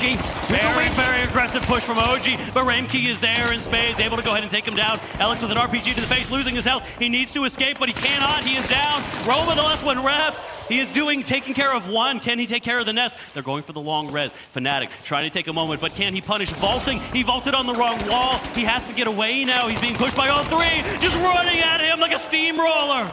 Wow. Ruthless from Fnatic as they take yet another team fight here, running over Team Secret like a steamroller, as you say. And the destination, it seems, for this box. In fact, they're moving towards the middle of the map. It seems they're undecided at this point which direction they're going. Nope. We see the gateway positioned, taking it all the way to C. And here, delaying the travel through the gateway to push the spawns further away. I like that from Reimka. Nice heads-up movement. Secret have to figure out how to get here. Pretty much every point on this side, so difficult to push to, but Secret have found their way in relatively unscathed. Not a lot of damage done to them. They're going to be able to take this fight on even terms, but it's going to be up in close. We talked about OG. He's so good. If he's hitting, he's going to be able to take it to Fnatic. They're right on the other side of that wall. C4 does go off. A lot of damage. OG taking an RPG. They're also low. Ramkey is out for blood. He's chasing after him, but he's getting melted. Alex takes that one down, adds another Nux to the tally, but they're being on the run. They have to get away. Nakos gets so many kills here. They're all low HP, but the heals are just enough from Team Secret to keep them in it. It's a 1 versus 2 now, as down goes so many players. Nagiri last one standing. OG and Roma cleaning it up, and they should get the steal here. It's not over yet. This is a best of 1. There is nowhere to run. You cannot make these mistakes. 1 cash out and you are in the Final 4. All right, building the defenses now. Team Secret looking for a position. Roma ready to, again, manipulate the spawns, push it over to that far via side of the map. And it's worked out quite nicely. 40 seconds left or so. Team Secret, they've had the distance closed very rapidly here by Fnatic. Not much resistance on the cross here. 30 seconds here for Fnatic to dive on and get the steal. Everything on the point being destroyed. If Fnatic get this, they will make it through. It's all on Secret to hold. They're doing well so far. Damage being thrown into Ramkey. Oh, it's gone. chaos. Roma, the first blood. He takes them out. Nagiri falls as well. It's all on Nagos. He does have the defib, but the entire team is there. Eats the defib, and Secret continue the match. Team Secret forcing it to a 3rd cash out here on the Zomi Citadel. This is for that free spot in the grand final. And it's coming down to the last one. Team Secret scouting out, finding out where Vault 3 is now. Very close to A, notably. Not much distance between the two. They can probably directly gateway. So when Fnatic spawn, they're going to see this and head straight to A to make sure that doesn't happen. Tapping the Vault on Secret. And the Vanish Bomb to make sure they can get to height without issues. This will be a battle of positioning. As everybody knows, A is the goal here. Oh, an early engagement as well. They decide they don't worry about the Vault fight at all. OG taking a lot of damage here, and they try and close him down, but the heals are there. He loses his life, however. Rainker taken out as well in the mix. In fact, no, he's the last one standing. Everyone else on Fnatic has gone down to the hands of Roma and Enix, who are off by themselves, just murdering the medium and light. That was a brilliant 2 versus 2 they took. The tides feel like they may be turning, Jerry. Fnatic starting off so strong, but Secret clapping back. We deserve the Final 4. We are the best EU team in this tournament. There is still a chance, of course, for either team to make it after this loss, but they need this. They want this. They want that break between now and the grand final. C4 and Glitch Mine placed on top of the cash out, something we have not said in almost a year in terms of the competitive meta at this point. Elix really digging through the annals of competitive history to pull that one out here on the grand stage. Now Post closing the distance alongside the rest of Fnatic, and they can open this wall potentially and wince it inside for the steal. Nagiri has a bit of a sight line, looking to maybe get some damage out before the engagement, being really careful about it. Nice preemptive goo there, but they can't get the shots onto the C4. Rainker deciding to back up. Team Secret still just waiting for enough of a signal to pull the trigger. Trying to get a head peek there so he can start the steal and keep himself safe. He is going to force them out though, Ramkey, but they're engaging on the other two. They're going to ignore the flip entirely. They want to get the kills. Bloodthirsty Team Secret chasing after them. Nagos very, very low, trying to keep his team healthy, but the damage is going the other way. No, but it's turned! They managed to take Fnatic out, only Nagos left.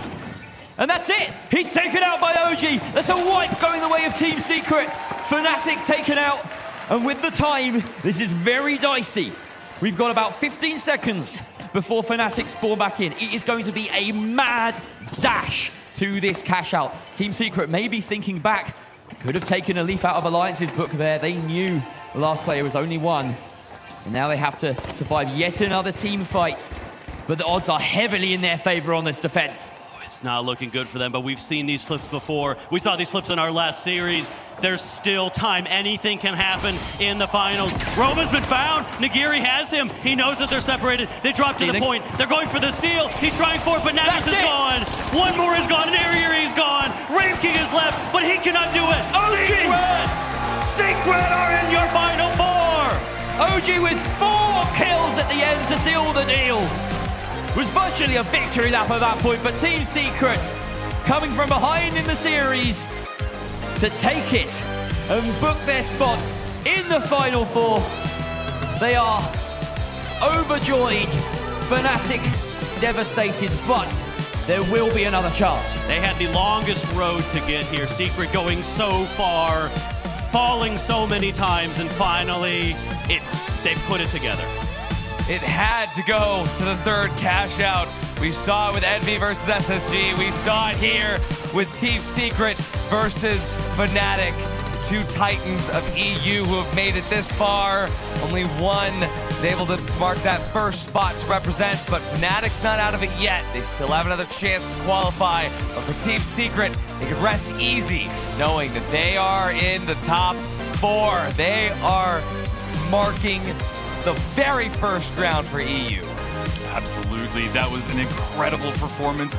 They started off really slow. Team Secret seemed to be stumbling at every turn and corner, but they found their tempo, they found their momentum, and they just continued to steamroll on the second half of that map. It was impressive. Yeah, I think the big swap was that recovery after a massive plug and spawn manipulation from Rainki and Fnatic, but they took a massive C4 and was able to turn that fight around and swing it against Fnatic and take that second cash out. That, to me, was the pivotal moment in that game. After the third team wipe, you could see the moment where Team Secret just takes a second to recombine their forces and figure out exactly what to do to just stop, reset the tempo, and re-pace. And that's what the game is all about, is pacing.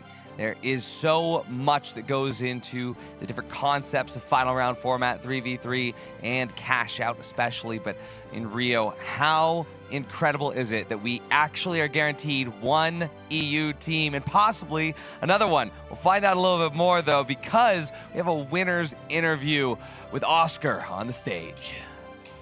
Right, you are already. Welcome back to Stockholm. I'm standing with Team Secret, Elix! Second team to join the top 4. Let me say it for the first time this day. You've officially reached the finals. How do you feel, my friend? I'm so stressed, bro. Like, I'm shaking. Like, the hype was insane. There is so much pressure. We were not expecting to come here. Like, top 4 for us is already insane. With everything we go through with OG, coming from Russia, like, it's insane for us. I mean, the road has been long. A couple of months ago, you actually slept on my spare bed because your Airbnb got canceled. I didn't really think at that time we'd go from sharing a bed to sharing a stage, but I'm happy you're here now, man, and you're heading into the top 4. Any prediction? Are we winning everything? To be honest, we came here to win. We are top 4, so we can take the win, maybe. We'll try. There it is, everybody, Helix! With that, back to the studio. There's more games to go. Thank you so much, Oscar. That's my medium. That's my Elix right there. Love the energy out there. And yeah, so, I mean, this is it. We have some EU representation. We didn't think that would happen. Speaking of EU representation, now on this desk featuring Jerry. Thank you, Fnatic. Thank you, Secret. You've given me really something to celebrate here. Secret especially, of course. That was a barn burner of a series. Well, barn burner of best of 1, I suppose. Yeah. It feels almost strange that wasn't a best of 3. But yeah, it's just entertaining to watch these two sides go at it. Yeah, it was fantastic, and especially, I mean, I already said it best, having one EU rep guaranteed in that top 4 is gonna be amazing to see, seeing how they stack up against NA rep already there. Well, if you want to see another bit of NA on NA battle, you said, hey, that should have been a best of 3. I got some news for you. We got these two teams here, Pioneers and Nightmare. They're about to play a best of 3, but one of these teams is going home. So let's see this out here.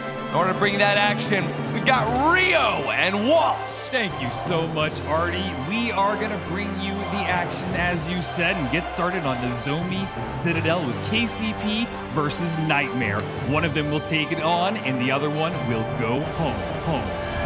How do I choose between some of my favorite players in the game? Lasagna and Uni, players that I have been watching and loving for years at this point. Gremlin, somebody that came in and just absolutely fit into the squad like a glove. Llama and Brendy, 2 players that I have loved to talk to. Spawns, who has tried so hard. He has improved so much. And Brendy kicking it off fast with a quick kill onto Gremlin. Lasagna as well, pulling away. KCP drawing first blood.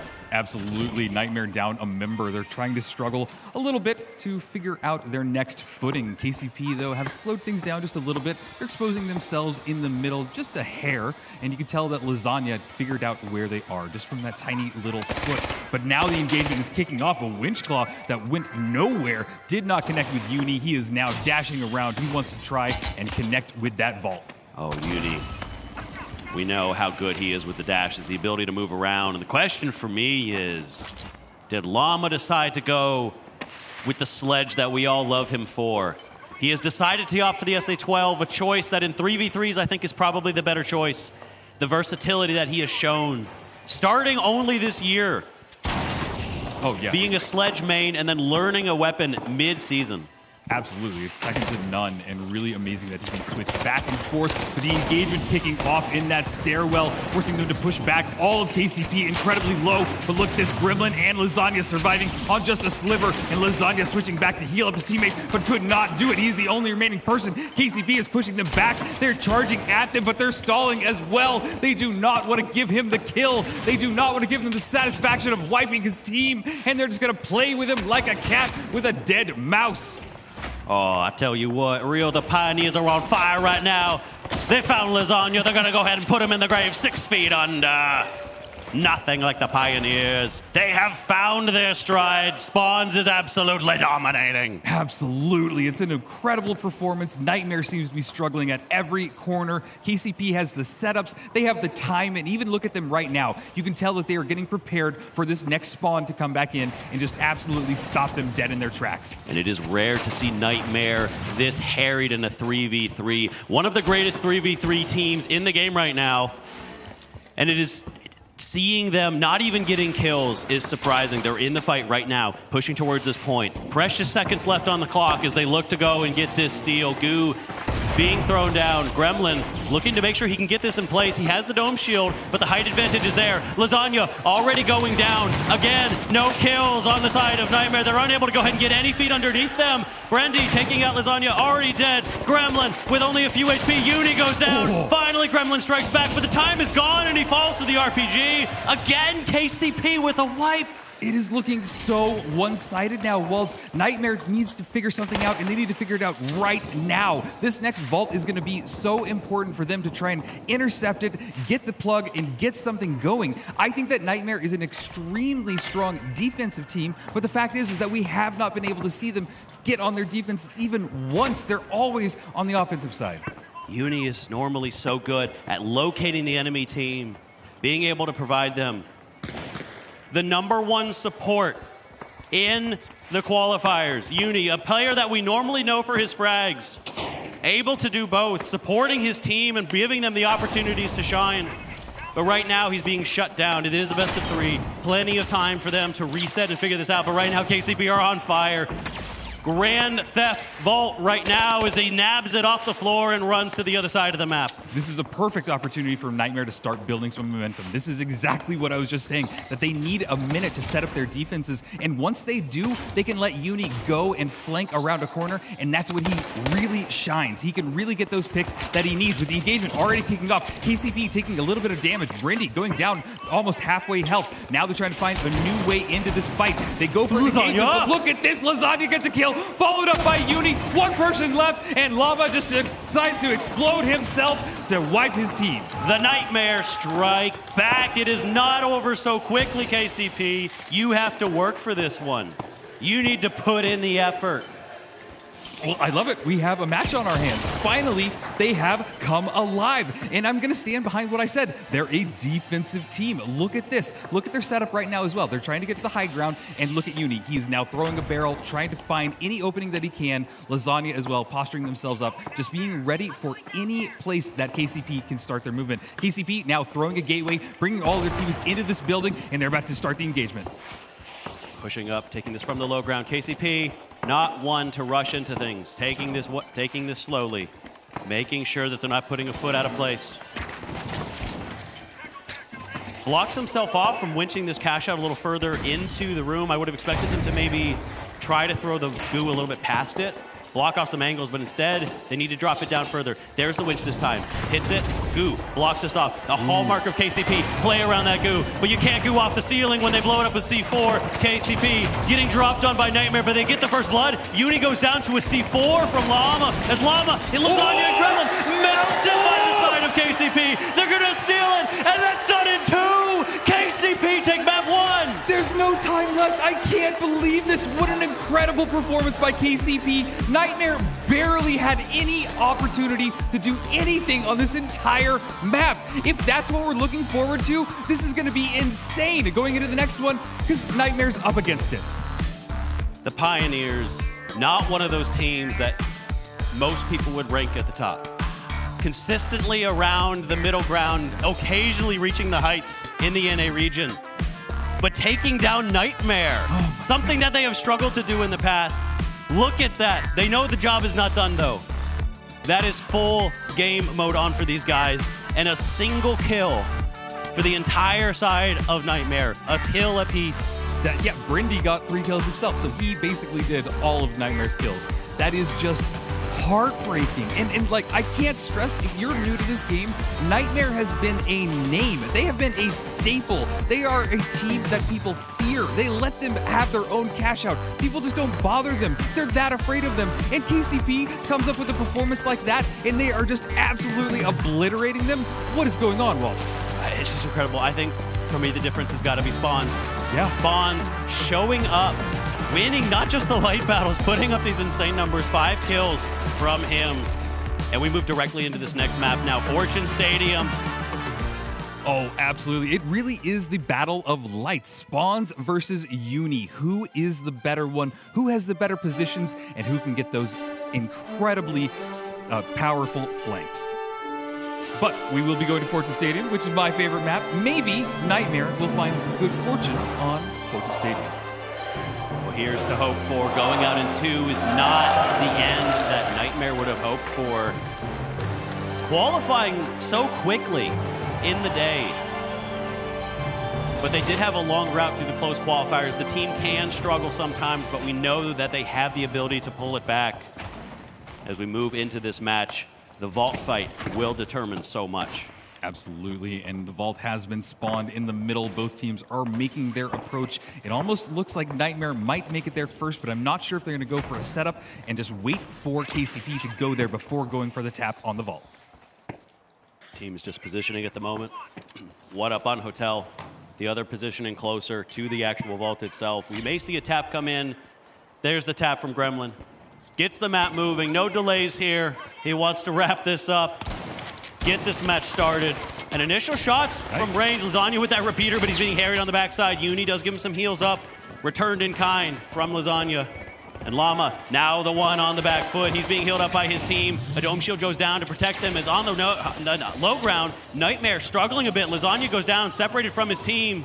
KCP containing and remaining dominant on that high ground. Yeah, and it's so unfortunate that they're already down a member. 20 seconds left on that coin, but all of KCP, they are playing incredibly close together. The second that they get in any danger, they try and regroup, and I think that that is amazing team play from a team like this. Now, Spawns took that vault and has gotten the plug. The time is started and is about to start ticking down.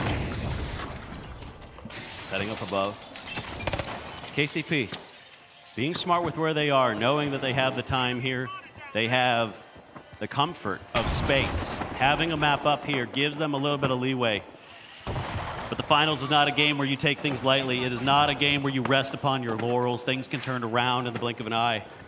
Yeah, and this sector that they're in right now is so unique because there are 4 more levels that they can drop down, manipulate, pull it out in the open, and really do anything that they want. I'm a little surprised that they haven't moved this any further, but look at where they're set up right now. KCP, 1 floor below. They are ready for Nightmare to drop it down and then go for it again. This is a great play. Let's see how it plays out. Dropping down, Gremlin looking at an RPG. He hits on many. He's looking for the kill. He hasn't finished him yet. Finally, he takes him out. Gremlin with 1, looking for the second. Gremlin with 2, trying to find the third. He knows where he went. Can he find him? Gremlin looking for that third. They're going to stall him out.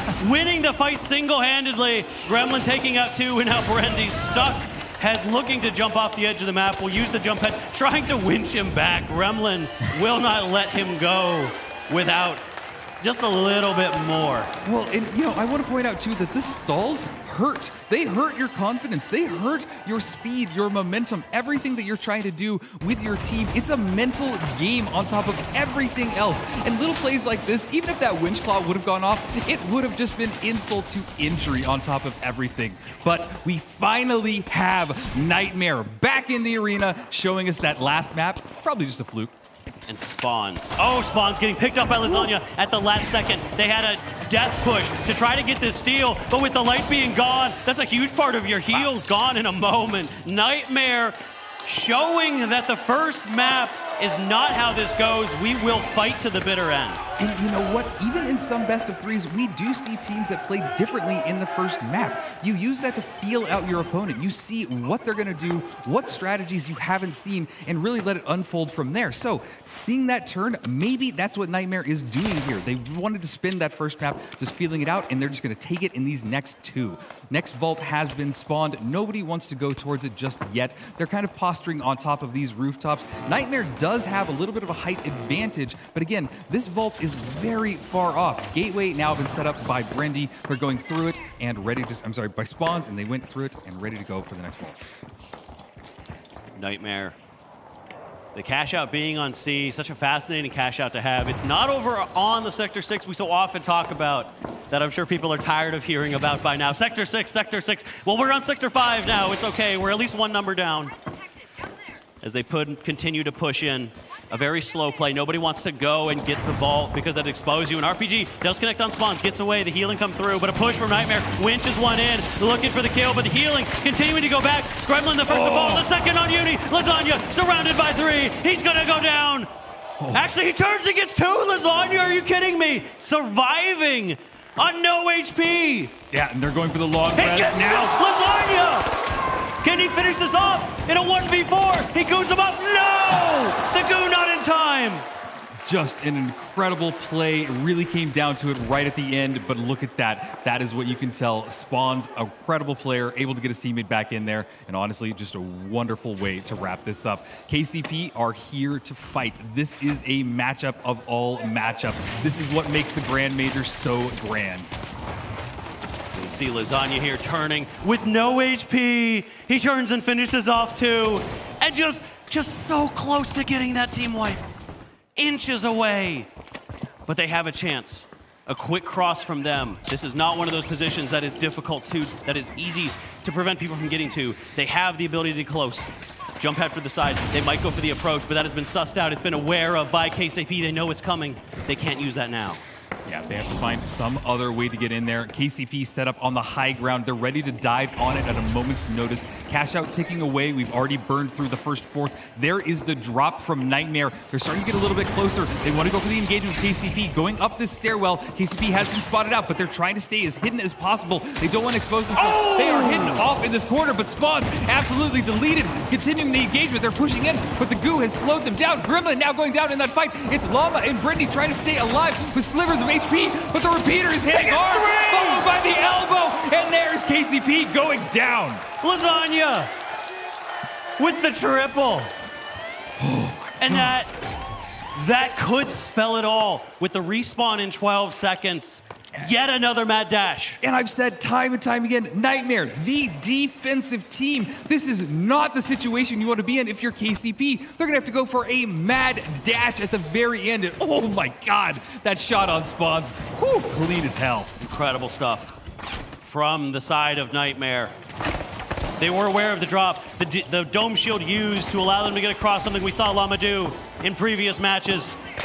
But it is utility used. They're not going to have it now. The goo not quite working out for them. They're going to go for the fight instead. But the jump pad, that ground was there. Lasagna, he's already taken out Spawns. A key member gone. Llama, soon to fall. It's all on Brendy. But 1 against 3. There's only so much you can do. He does take one with him. But Nightmare taking game 2. We're going to the third. I totally knew this would happen. Nightmare came back, showed us that that was a total fluke. And now Nightmare has the momentum going into map number 3. This is an incredible situation to be in. I'm sure that the crowd is going insane. If you're a Nightmare fan, they need your cheers. If you are a KCP fan, make it heard.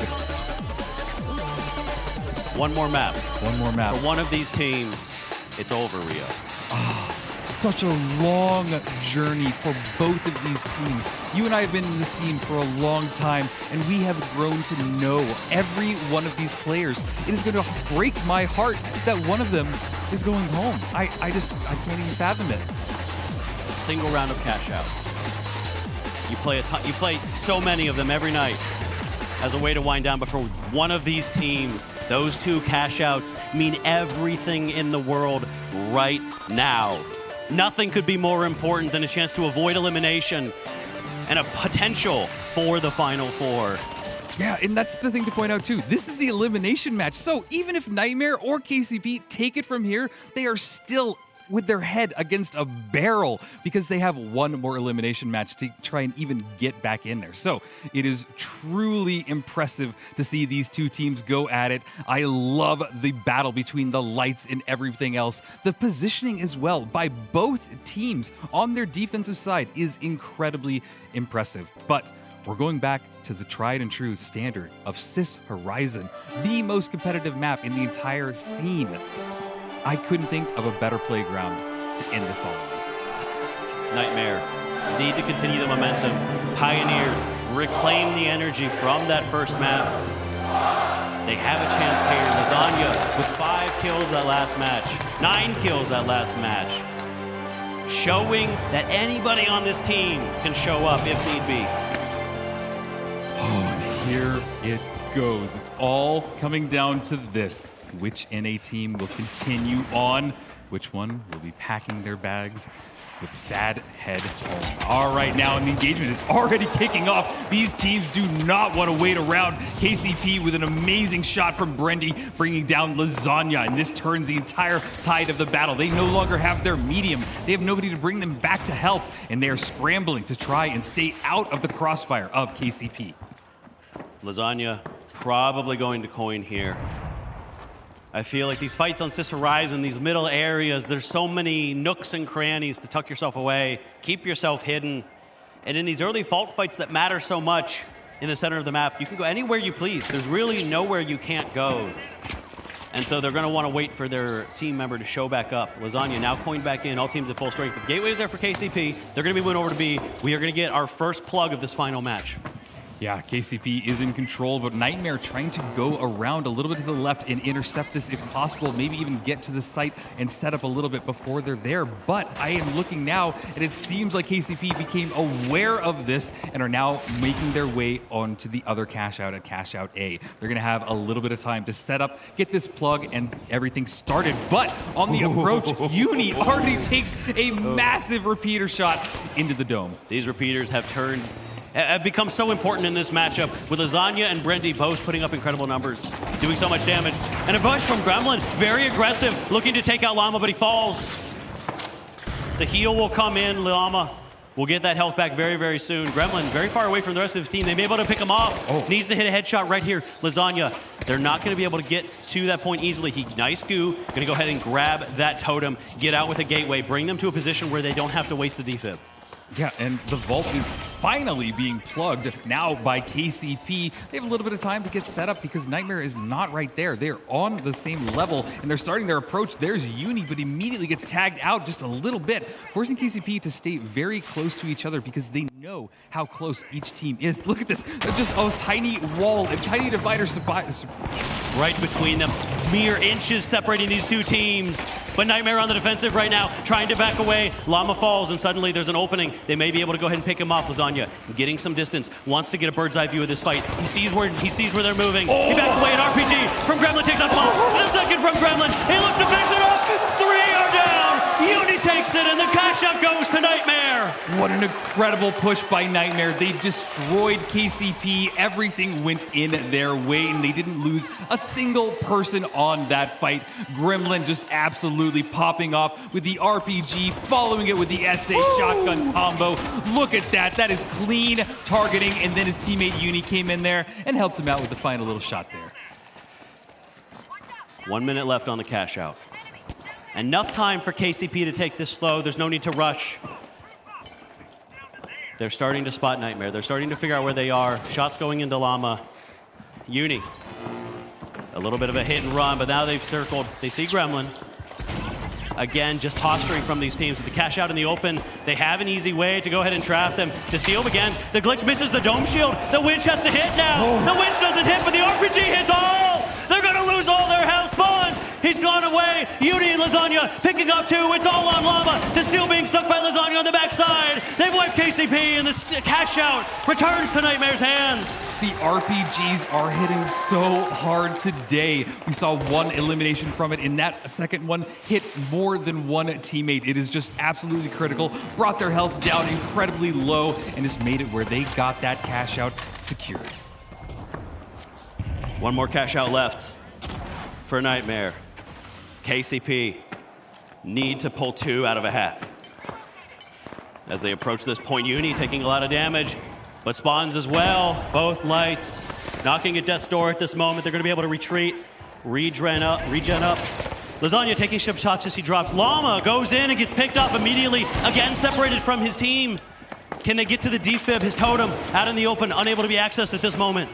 They may back away. That's so heartbreaking. Now you have to wait for the coin. But Lasagna! Spawns has been caught out as well. He got hit down to just 1 bar. He's able to dash away out of there, but that is critical. That stalls them just even longer, forcing them to absolutely wait for the coin on Llama. Plug coming over on C. Llama's gonna coin here. Come back into the fight. No more second chances for the Pioneers. If you fail here, you go home. All of this ends if you cannot take this cash out. But you first must cross this point with Lasagna looking at you from above. The gateway to the side. They make it across for now. Yeah, that's a great gateway. Got them out of the sightline of Lasagna, and now they're inside this building, working their way towards this cash out. They don't have a ton of time on their hands. Cash out has about 3/4 left, but they need to get in there, get a little bit closer, find these picks. They've spotted them out. Here comes Spawns, trying to get his shots off with the 93R, but he's not connecting just enough. Instead, he returned a lot of fire and down to 7 HP. All of KCP has taken a good amount of damage so far. A lot of health going out there. Uni loses the 1v1 fight. Spawns actually winning against him. A lot of damage there, Gremlin. Finishing off what Uni started, but he's dropped to the ground. Will they follow him through? Looking for the totem. There's the defib. Both teams at full strength. Once again, in the 3v3, but Nightmare, they hold the cash out. Pioneers, remember what you came for. You came here for the cash. They run for it. They're on their way. Can Nightmare get there in time? The revive has cost them precious seconds, but the fall of the C4, he does fall off it, unable to ride it down. And now Nightmare has the height advantage. They're looking directly down on KCP, but look at that gateway, bringing them up to height, but the winch pulls him out of there, and Spawns has to get out of dodge. Every team is scrambling here. We're running down to the last third of this cash out. We're trying to get some kills. Lasagna being the last person remaining. He needs to kite this for as long as possible. He gets the long res, 2v2, Brendy at half health. The steal has to come soon. Into the air goes Spawns. He might be picked off, but he doesn't. But they're losing so much health. Gremlin rounded in the corner. He takes out 1. They have to start the steal now. It's looking like it's over. As the kill goes through, the frontier has been tamed. The Pioneers, they learn to fear the Nightmare. Oh my God, Walt's Nightmare pulled it out at the very end. They built some momentum in map number 2, and it did not stop going into that third map. What a performance by both teams, but KCP just couldn't find their footing at the end. It's a little bit heartbreaking to send them home and say goodbye to some of my favorite people in the scene, but God, Nightmare put on a performance. What a show from both of these teams. Coming out the gate so hard from KCP, but Nightmare finishing off strong at the end of the day with Gremlin putting up one of his stellar performances. I gotta say, it really seemed at the very beginning there that KCP had it all figured out. I'd never seen Nightmare look so just unknowing of what to do. But by that second map, they knew what to do, and so much of that was Lasagna. Lasagna ended Fortune Stadium with 9 kills. And he stepped the hell up in this series, especially after a bit of a stinker of a game 1 for him. He was on fire on Fortune, on fire on Sis Horizon. and genuinely determined about 75% of the team fights in this game. Yeah, I saw some amazing headshots come out and swing the fights in their favor exactly at the right time that they needed. I mean, at this first game, Gremlin and Uni were looking decent, but KCP were able to just find those picks, snowball those fights in that first game on Citadel. But, I mean, Lasagna really stepped up. They took the time that they needed to lock in. And, I mean, Lasagna really just showing out. I'm actually surprised looking at the stat line here and only having 3 kills in this game. Yeah, because look at the damage. Exactly, that damage with the repeater. So many incredible headshots that just shut down an entire fight. Absolutely, but they're not out of the running just yet. While Team Secret and SSG have made their way into the Heat system, only 2 spots remain. And Alliance and KCP, they've been eliminated. We have 4 teams remaining before we get into the last set. We're almost there. There's your bracket update right there.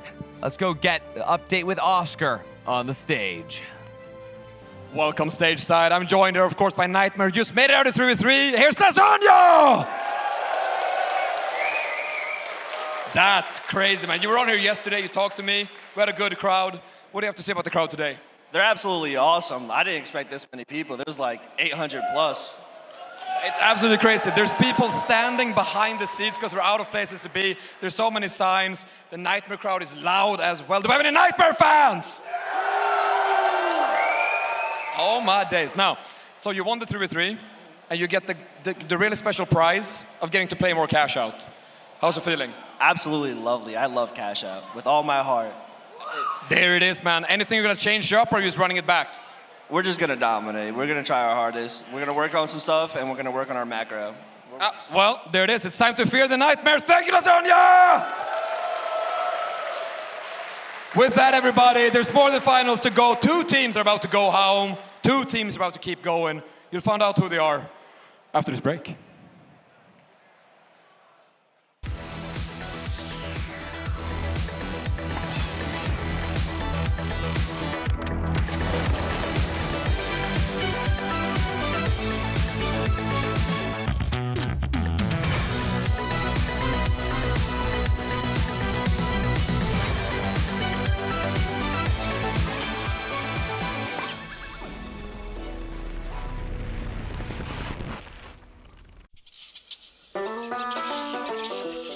In the transatlantic landfill, where yesterday's products drift into tomorrow's oceans, Mother Nature tapped out. So we stepped in and did it better. Introducing Tiger Fruit, a delicious treat grown in post-consumer sediment rinsed to perfection. Picked at peak ripeness by the gloves that made it possible, we give you a taste of the past, simulated for the present. Trentilla, real fruit, but better.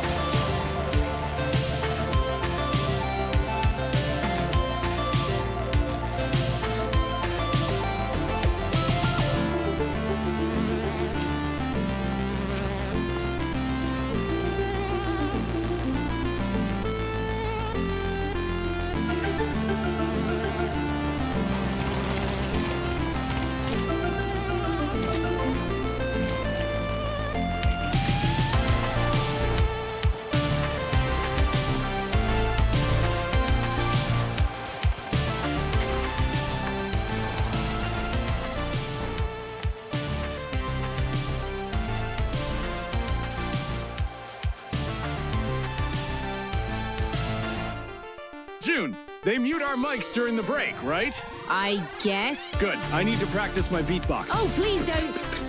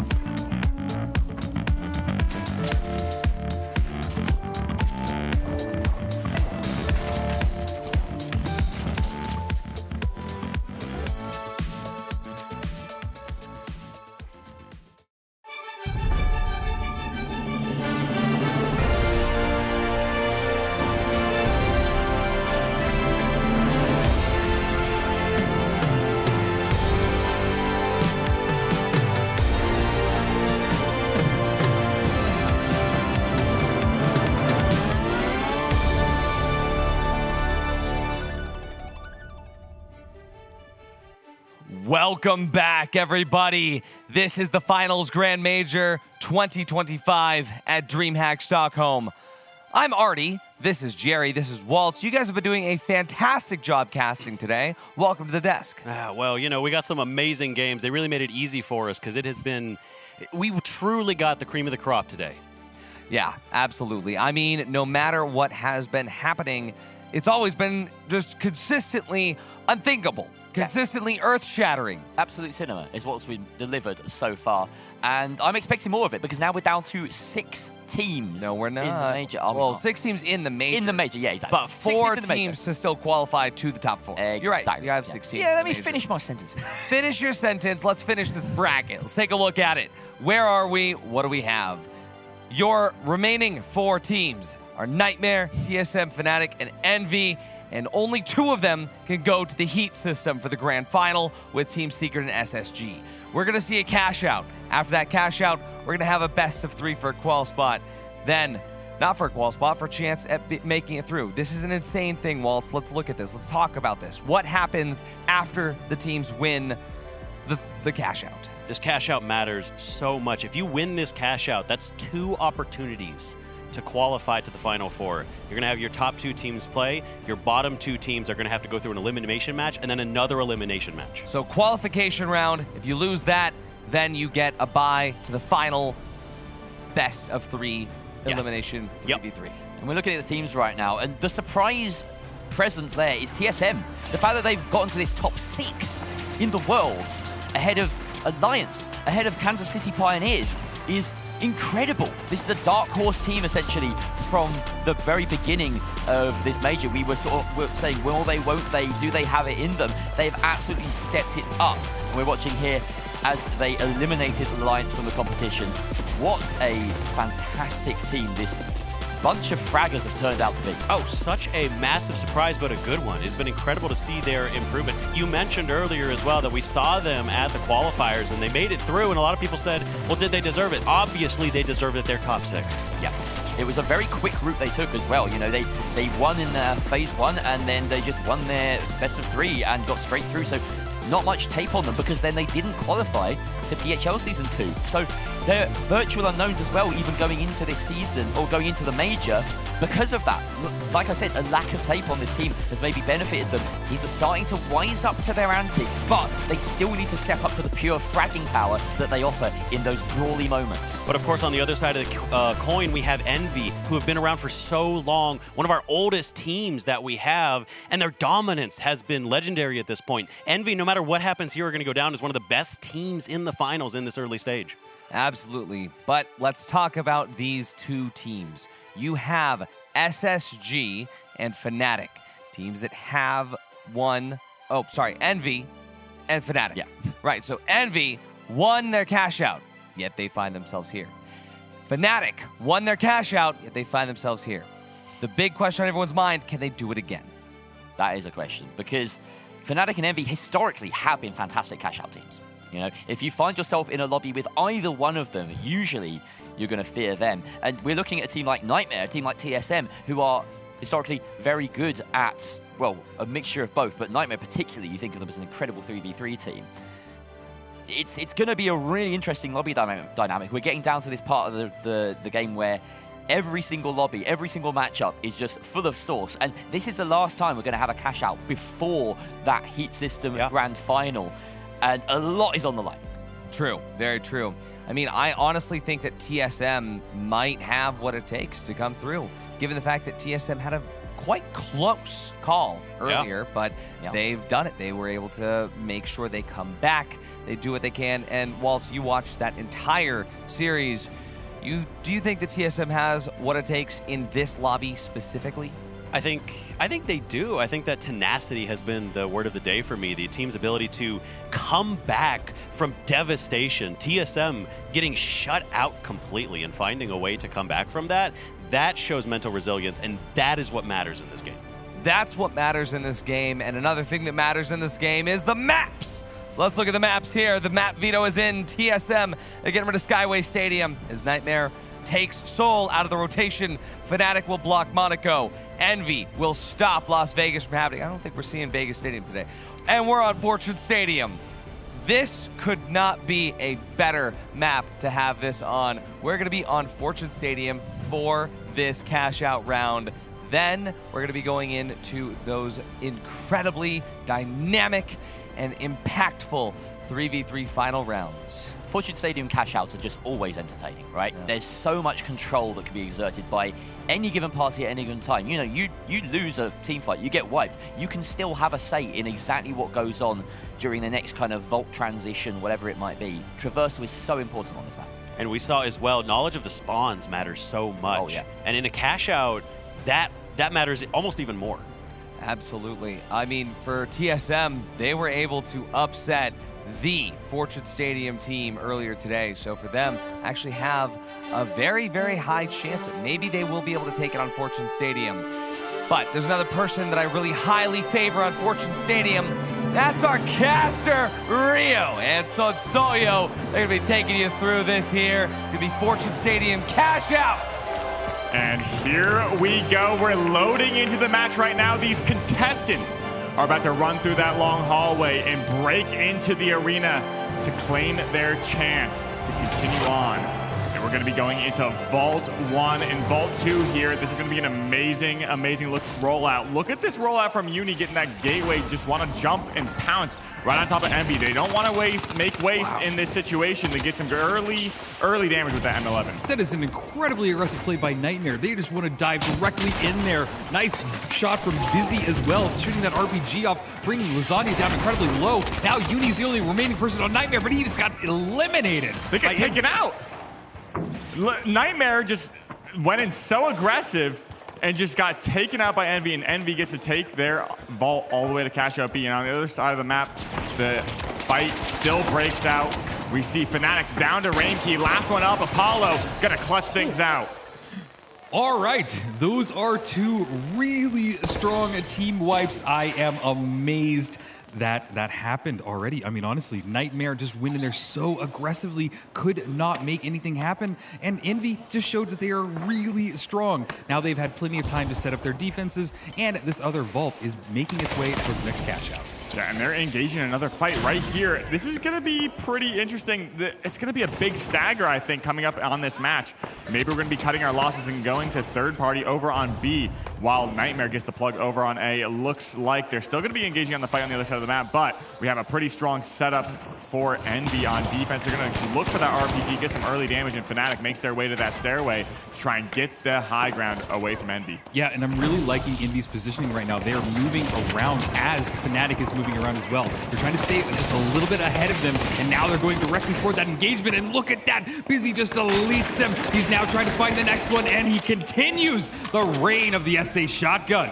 Yeah, and you do not want to be stuck in these stairwells. There's only two ways to go. It's either up or down. I mean, Busy made some clean work, but we see a big winch come out from Apollo, but it's going to be a little bit too late because Visions and Arco were already taken out. Nightmare looking pretty strong coming off that fight in the last match. Yeah, I think that they're wanting to just continue this aggressiveness, and it might work for them. Didn't work for them in the first Vault fight, but it is working for them right now, and now they're in control of one of the strongest cash outs in the entire game. I wouldn't be surprised if everybody just left them alone and we focused our attention on the other cash out. And here we are, Envy sitting up on this high ground. They may have some trouble. That gateway going to be coming in. Nagiri taking the first step out that portal, and now Stujay sitting up on that ultra height. Going to try and knock them down. They only have a few moments left on this cash out, about 15 seconds, and this is going to be the time to go in one by one. Try and get those stalls, denial, damage, everything. Look at where STN is sitting up here. He's watching that door. If they drop down in front of him and make that attempt, he's going to have some great beams, but no time left on B, so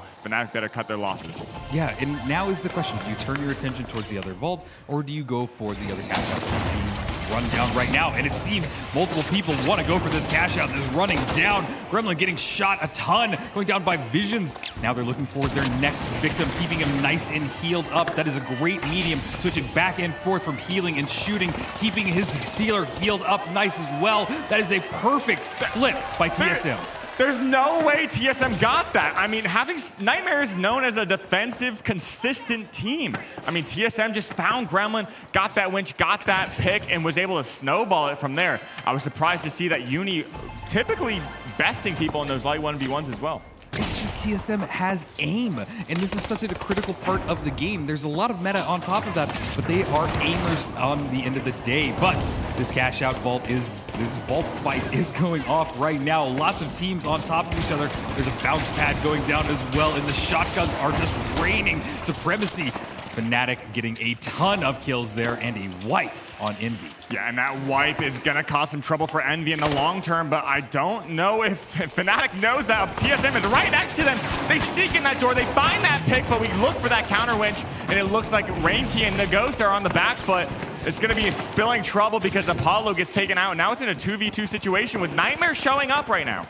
This could be interesting as Nightmare has joined the party. They want to go for the steal. They're going directly for it right now, and somehow nobody is stopping them. As I say that, though, they dive onto the point, and Fnatic are trying to intercept this as well. They are going for the steal once again. Still two people remaining from Fnatic. They want to try and stall this if they can. Instead, they just let it flip.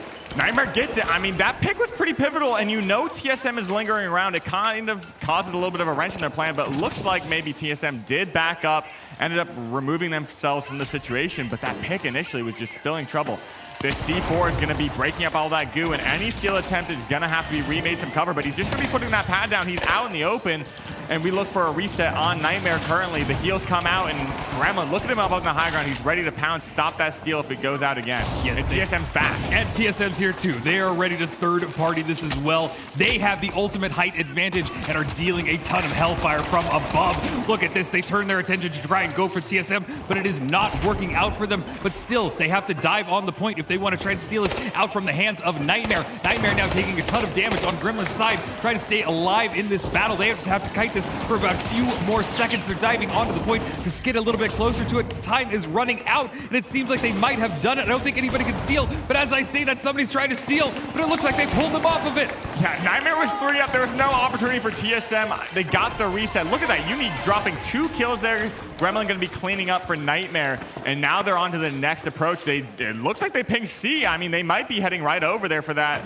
that try and get the lead, because if they know they aren't first, they could potentially be last. And I know if Envy gets up there, Nightmare might have a big, big target on their back. Yeah, I mean, as the famous Ricky Bobby once said, if you ain't first, you're last. And in a game like this, it absolutely matters. But watching the clock tick down, Envy in control of this cash out. They want to add a little bit more total. They're tied, a little more cash to their total, but look at this. SDN went down in health, but he's getting healed right back up. Sujay also about half health. They are down busy, but they get the res on him.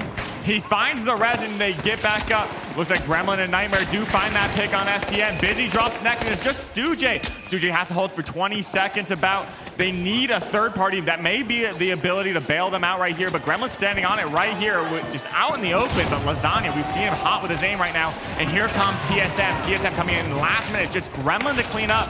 A big C4 from Gremlin.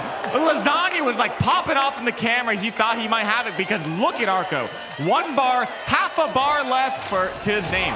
And he got the flip at the very last second. 1 more second, probably even half a second, and Arco would not have been able to do that, and Nightmare would have gotten that cash. That is an insane play on both sides of it, with the C4 and then the clutch from Arco. These teams are crazy. This is one of the most intense matches of cash out I have ever seen, Sensoyo. Yeah, and TSM now in the cash lead currently. Fnatic did get that plug, and it's going to be already halfway done. I mean, this stagger from early on has just compiled into this last vault.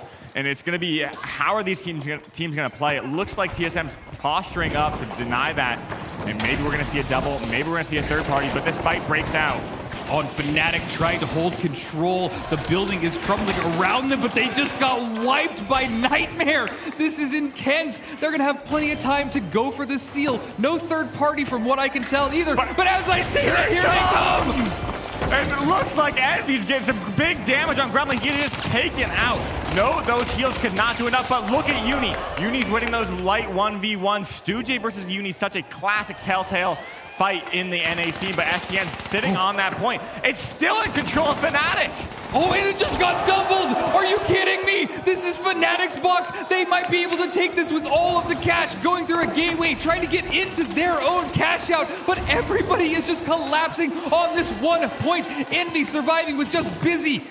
I mean, Fnatic's gonna get this. I just have a feeling. Look at TSM posturing up just on the box. They want to hold this. They're sitting close to that. And Apollo still taking Arco dips Gremlin and gets the kill. Busy trying to clutch up, but there's 10 seconds left. There's no time to plug the final box. And it's gonna be Fnatic first place with TSM qualing as well. Oh my God, what an incredible way to end that. Fnatic take it with 47K. I can't believe it. TSM came out in so many third parties, but it worked in their favor in the end. Oh my God, Sensoyo, what an incredible way to end that cash out. Yeah, that was a crazy, crazy cash out. Look at the scoreboard, Envy kind of being at the bottom. And, I mean, just a fantastic game. Fnatic, TSM, and Nightmare really popping off. But let's take a look at our desk. Artie, what did you think of that match? I think that is one of the most explosive battles ever. I mean, look at Envy. Look at Nightmare. This was crazy. The defeat in some of these players' eyes right now. I have to say, the craziest thing I've ever seen is Fnatic getting wiped. And then Envy and Nightmare fighting over the box. Fnatic doubles it, and it just stays in their control. Crazy. It was a wild ride from start to finish that game, and the doubled cash box at the end, leaving, 20 seconds on the timer at the end with nothing to happen. I think that's a pro scene record.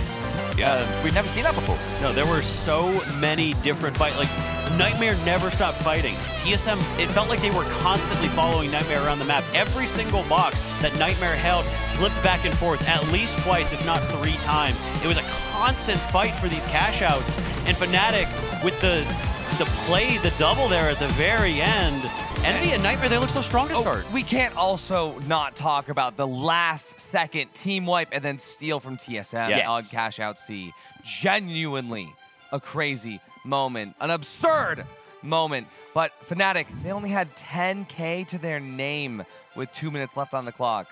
47K is how they finished. It's crazy for TSM. Before this tournament, you put them bottom of this pile every single time. Like, they do not...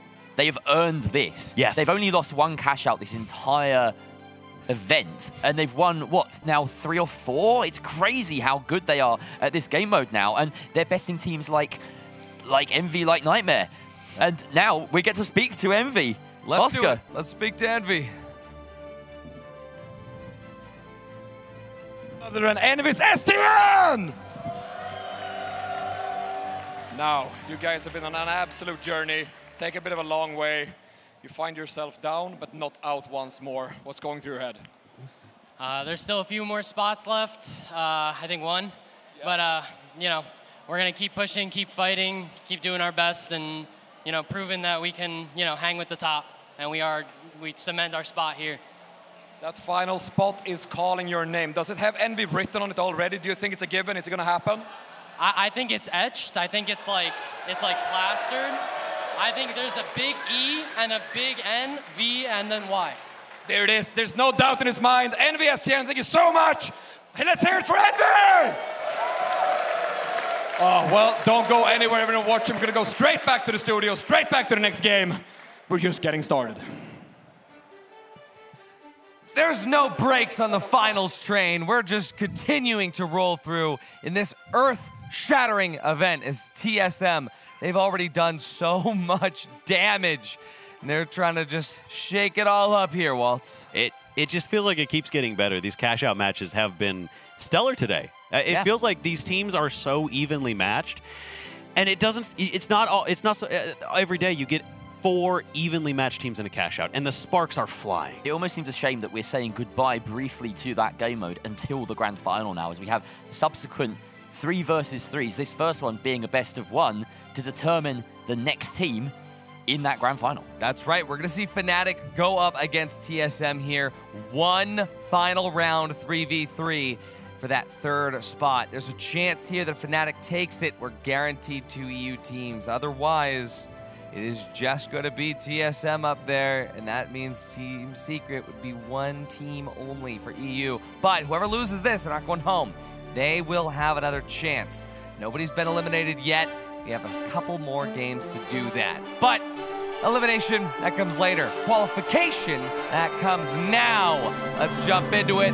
We've got Rio and Sotsoyo.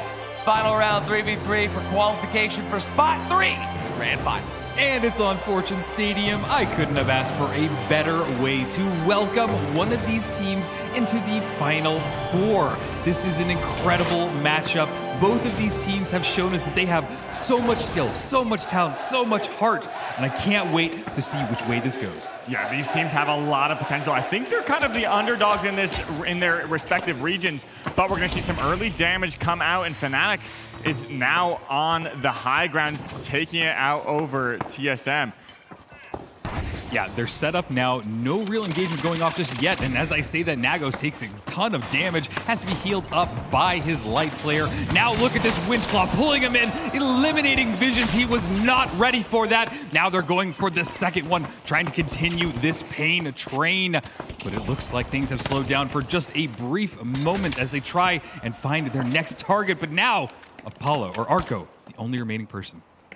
Yeah, I mean, he's known as the clutch. We've seen him clutch up before, but I mean, in this situation, he's just got to wait for those coins.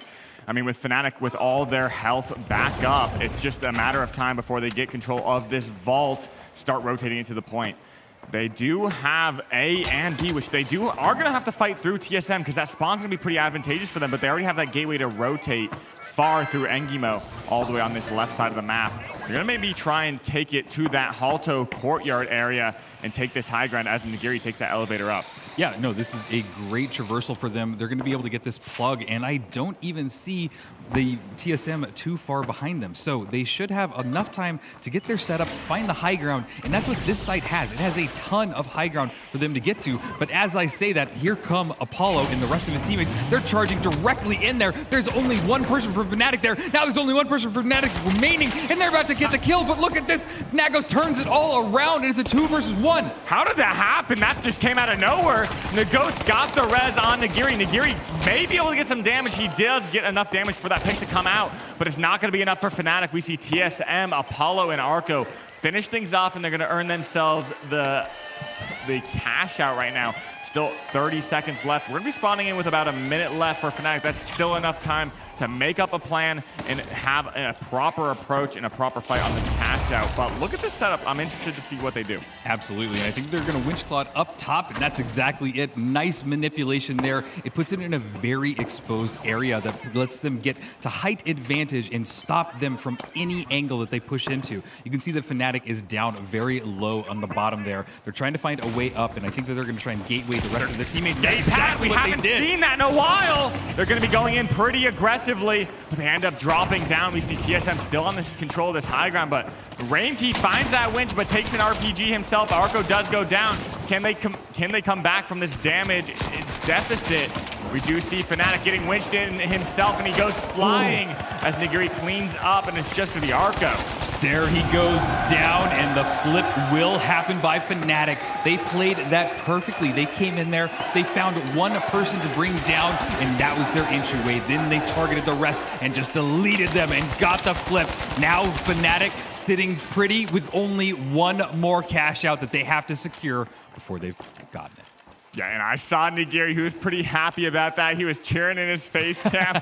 I mean, he's pumping up the crowds, getting them excited. I mean, you have to have that momentum swing in your favor, not only in the game, but with the crowd. But as we spawn in, TSM over on that Engimo side, and it looks like Fnatic gets a pretty good spawn on this vault, and now they're in control. It spawned basically on top of them. You couldn't ask for a better spawn. They've got control of this side of the map. They're staying in Sector 1. They want to try and control it. And look at this. Visions also took a good amount of damage. Right now, TSM is very split up. You can see that they're wanting to regroup, go back together, and then approach this, but they are just getting bullied by Fnatic at every turn and corner. Nagos seems to have a lock on all of these teammates, and now the rest of his teammates are climbing in and ready to join the engagement. Apollo, I mean, Nagos just a demon with that F-car. He does take out Apollo relatively early. We're going to be going in. The Rainkey just goes in that door with a little bit of support from his teammate. Not that much, but now it's just Arco again. Look at that damage, though, but Nagos just... Like I said, that F-car, tried and true. I think he's been using it for a long time now. He has, and we just don't see it a ton. And I love that he has stuck with it through all of these seasons. He is an absolute demon with it. He knows the tracking. He can hit those headshots, and he is absolutely one of the most pivotal light or medium players on the entire team. So you got to work around them and really go for it. Yeah, and the vault hasn't even been touched yet. Not even going to be opening, not going to get this. They're going to end up taking this high ground, maybe trying to stall things out, ruin the momentum, but TSM has to fight in yet again. I mean, Fnatic's not going to give anything up. And, you know, we joke that one of these days we are going to sit here for 15 minutes as these teams just shoot at each other, but not today! As that RPG just deletes them. Now only one person remaining on TSM. Fnatic has all of their teammates back up. Vision gets one, but it's not enough. Fnatic seem on fire right now, Sonsoyo. Are we going to see them tap this vault or just set up yet again, just spawn trapping over and over again? Maybe this is their strategy. I mean, I talked about it previously about them knowing the spawns to a T. This could be exactly what they're doing, just waiting. But they're approaching this vault. It's going to kind of bring things down, and that's what they're doing. They're just going to spawn trap over and over again because they know how bad of a situation this could be. Fnatic taking advantage of the spawns. Oh, this is something we've never seen. This is something we've never seen. If this goes the distance without them touching the vault, it will be a first in the entire arena. Yeah, and I mean, I think they went out of a little bit of position. They were expecting the spawn to go the other way, but I think because the players got a little bit too close to that spawn, TSM was afforded a spawn on the other side of the map, and now this is going to be their opportunity to potentially... I mean, they just got to tap this vault, but who knows? Maybe Fnatic has this down. Maybe they're going to take control of this again. They still have to make the approach. But it's such a brutal vault spawn. You can basically beam them from any angle. And what is this, Nagos? That bounce pad up there with the tracking? Are you kidding me? He's now following and continuing the chase. He's going to get the second one and dealing a ton of damage to Apollo. One person remaining remaining, and he's going for the third. Can he get it? He reloads, and his teammates help him out. Fnatic is crazy. Yeah, let's see what happens here, what they're going to do, how they're going to set up. They may just take that box. It looks like they're going to be rotating somewhere. Going to be going to C, finally getting that plug done in, and Fnatic is definitely aura farming. Rio, what do you think? Yeah, this is unprecedented. This is amazing. I am a little bit scared, to be honest, that we're going to have to sit here and vamp for a very long time about nothing, but I'm loving it. I think they will get the plug in, but to say the least, even if they lose this, they will have the opportunity to play the same exact kind of playstyle. But we're going to be invising with TSM, trying to make their approach all the way over into this Engimo building. And let's see how they do this. Looks like they have C4 out, ready to drop it potentially. Yeah, this is a bit of a studied approach. They don't want to go in just yet. TSM is starting to really feel what's on the line. They did make it in the second, and they have every potential to go in there and get qualified, but it is just so slow right now. Yeah, I mean, both teams just trying to make a calculated approach. This could mean a lot for TSM. They're known for their crouch walking. They love taking the time to set up their approach, make a good angle, but some early damage coming out, and maybe a big RPG that does connect, but not terribly that much damage, but that winch is gonna be deadly. Yeah, and the engagement still kicking off. Fnatic looking good. Apollo going down in that battle. Now it's Arco versus Nigiri, and there it goes. They get the wipe, and Fnatic just continuing to steamroll. They seem like an incredibly strong team. This is so unprecedented. Yeah, I mean, they are cool, calm, and calculated. Nigiri just really wants to ramp up the crowd. Yeah, every single time he wins those duels, he's really just dropping a fist bump out to the crowd, cheering each other on. But, I mean, this is going to be TSM's opportunity. They have 30 seconds left. There's not much time to make a calculated approach, but they will have time to get on this box if they can cross this gap. Time is ticking away. There is one last push. If TSM wants to get their spot in, they need to do something right now. Cash out is dropped. There's goo all around. They're attempting to steal it. They're holding it. They might have this flip. I think they got it. I can't tell what's happening in all the chaos. They got the flip. They got stuck by the goo. We're going to another cash out. This is amazing, Sansoyo. Oh my God. I mean, Ranky got the winch. He made the connection with the box, but I'm pretty sure the goo stopped it, or he got killed right before he was able to pull it in. Wow, what a performance by both teams. There was so much chaos going down there. I couldn't even see through all of the smoke, the explosions, and everything, yet they stuck it, they held it. That is what you can do. This is what makes the finals so unique, these last-second steals. But now, TSM has tapped vault number 3. You know they want to bring it to Cash Out D. You know they want to control this. This is their opportunity to show them that Fnatic does not have a foothold here. Yeah, this might be the first time TSM is on the front foot in this game. They will be getting this plug over on Cash Out D. They get some early damage on Nigiri, which can be pretty impactful if they're able to follow up, but just going to be bunkering down as Fnatic makes their approach. I mean, Fnatic did the work. They made their way over. That's probably the hardest part of their approach here. The pad is gooed off. They may have to take that zip line. Oh, but the pad just works anyway. Arco's in a great off angle, so keep an eye out for that, Rio. Absolutely. They're about to start the engagement as they are getting on the same level. Arco already deleted in the first push. This might be really pivotal for Fnatic. RPG goes off at their feet, hitting both of them. Apollo and Visions scrambling back into the cash out area, going down one floor, but now they're separated. Damage. But the damage going off is insane from both teams, and now Visions going down. Apollo, the only remaining member. Fnatic has all of their teammates up. The flip will happen, and what is about to happen after this, Sansoyo? Yes. I mean, Apollo does not want to have to go for this stop. He needs to be over here because they will get spawn trapped if they do wipe. But he goes in and takes an engagement anyway. He finds that pick, making it a 2v2, but his Arco still has to make their way over here. He did make it really quick, though. That is a good, really risky play, but it might have worked out in their favor. But now the cash out, more than halfway done. This is ticking away as TSM starts their approach. They need to find any entry that they can. This is all coming down to this. It's about to go off. Yeah, and we have Rainkey sitting up in that corner. He's rotating around for that RPG, trying to find an opportunity to get something as Arco goes ahead and tries to get the flank. Both teams are, I mean, Fnatic's just trying to kite away right now. They had a little bit of a bunker surprise, but now they just want to run away, play this stall. TSM's vying to find a singular pick, and they may find it right here. Nagiri gets taken out, but it's Arco. Arco gets traded out. They find the red. They're on the point, but maybe they'll find it, but they'll get the kill. And it's gonna be Fnatic taking this game on Fortune Stadium.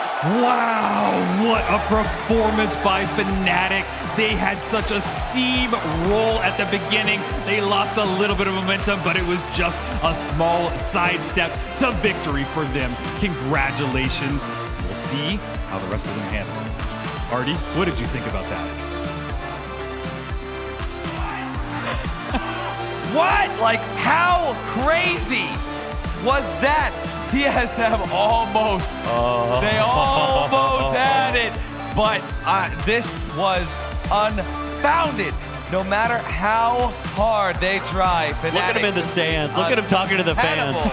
I just don't think he's happy about that. Look at Nagiri. He's so happy. But this is landmark as 2 EU teams have booked their way to the grand final heat system. This is insane, given the fact that, Jerry, just moments ago, it was possible to not have any EU teams at all. Of course, it's Fnatic that get into the fans and start having a lap of honor. Of course, they have a bit of rest time before that Grand Major.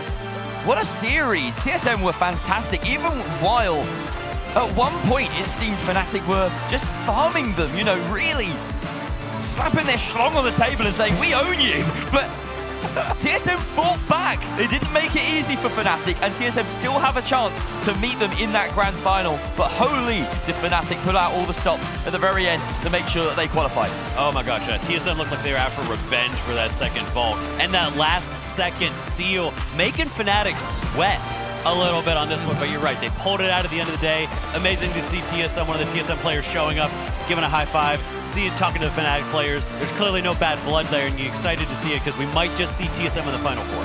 Absolutely. And TSM's not out of it yet, and like Jerry said, they might pull it out. But they are going to still have to fight. There's one more set. That's a 12! That's a high fragging game across the board. Yeah. I think that's the top Well, of the day. they did aura wipe them about like 5 times. Yeah, I will say Fnatic was aura farming on that second one, and I think that's why TSM at least wanted You see teams win with the stats that TSM had sometimes. Yeah. Right? You know, that's how long that map was, is that they managed to put in such a good fight, but it took so long. There's maybe a record number of team fights on that. I'd have to go back and find out, but yeah, that seems like a very high fragging game. It was, 100%, no doubt due to Fnatic's, well, a little bit unorthodox strategies, shenanigans, if you will. But TSM, they'll have one more chance. There is one more spot to qual for. TSM has at least gotten into that game, but we have to eliminate one of the other 2 teams now. So we have Envy, we have Nightmare. They will play a best-of-3 final round format. That's right. Listen to what I just said. We have Envy and we have Nightmare. Every single person had these 2 possibly in the grand final. Now, one of them will be eliminated. Nobody would have expected it to be these 2 teams, but the story coming in here is crazy. In the last 2 seasons of PHL, for months now, they have been facing each other. They've gone against each other 5 times in 3v3 lineups. Nightmare wins 2-0 in every single one of those. Envy have never even won a cash-out match. It's crazy. Nightmare as well, I feel, are the hotter team coming into this, right? We've just watched the back of their best-of-3 series where Lasagna woke up and dominated. Yes. Absolutely dominated. He's typically, you know, in a team comp, you know, you've got heavy, medium, light. He's going to be the quieter one. He's going to be the one that's forced onto support, especially when you have Gremlin and Uni, the player, the light on your team. But he's actually shown that he has another level. And he had the game of his life earlier. Now is when it really matters against even tougher opposition in Envy. Can he double it up? I have to say, this is going to be a great moment. Envy, often considered not only in the finals, but in every game they compete in, just a solid organization. And STN 2K, Stooge, and Busy, they rock that for the finals. But it seems like they are just the default really good guys. They were able to qualify so quickly, as we've said before, because we don't have a lot of tape on them, at least not until this weekend. And now we're finally seeing a ton of incredible matches coming out through this day 2. This could be their last. But Nightmare, such a storied history with this org, such a storied history with this roster. Gremlin, Lasagna, and Uni, they have done so much for themselves to try and stay afloat. During PHL, they lost only to the Fire Strays. Now they're not here. They want to see if they can make it to that heat system to show that they can do it. Will Envy block them? We'll find out, but we'll find out on these maps first. What have they chosen? What have they vetoed? Let's find out here. I'm going to look at my iPad. Okay, we have Fortune Stadium, obviously. We just started there. That's the start. Nightmare bans Seoul. Envy bans Monaco. We're going to remove Nozomi Citadel from Envy. We are going to remove Skyway Stadium with Nightmare. Cis Horizon is the pick for Nightmare, and Vegas Stadium for Envy. This has been consistently banned all day, yesterday as well. So to see this come out, and I absolutely believe we're getting map 3. Yeah, these are the series where those hidden maps start to come out. Because, of course, when we get to the grand final, there are no map bans. We just cycle through every single map. And this is the moment to bring it out, when your neck is on the line, whether it's the difference between qualification or elimination, and you're up against a team that has historically bested you. Envy have a wild card up their sleeve. You have to put this together now. We talk so often about light versus light battle. In this matchup, there are no slouches. Not a single player in this lobby is not capable of popping off right now. Well, after Nightmare was able to survive their engagement against KCP, it's time to prove that they could do it now against Envy. Nobody expected this. It's unthinkable. It's earth-shattering. It's monumental. And look at this crowd. Look at this beautiful audience here at DreamHack Stockholm. Wave. Hello. Hello. Hello. Alrighty, but now, one of these teams will be saying goodbye. Nightmare and Envy. Rio and Sonsoyo bring us there.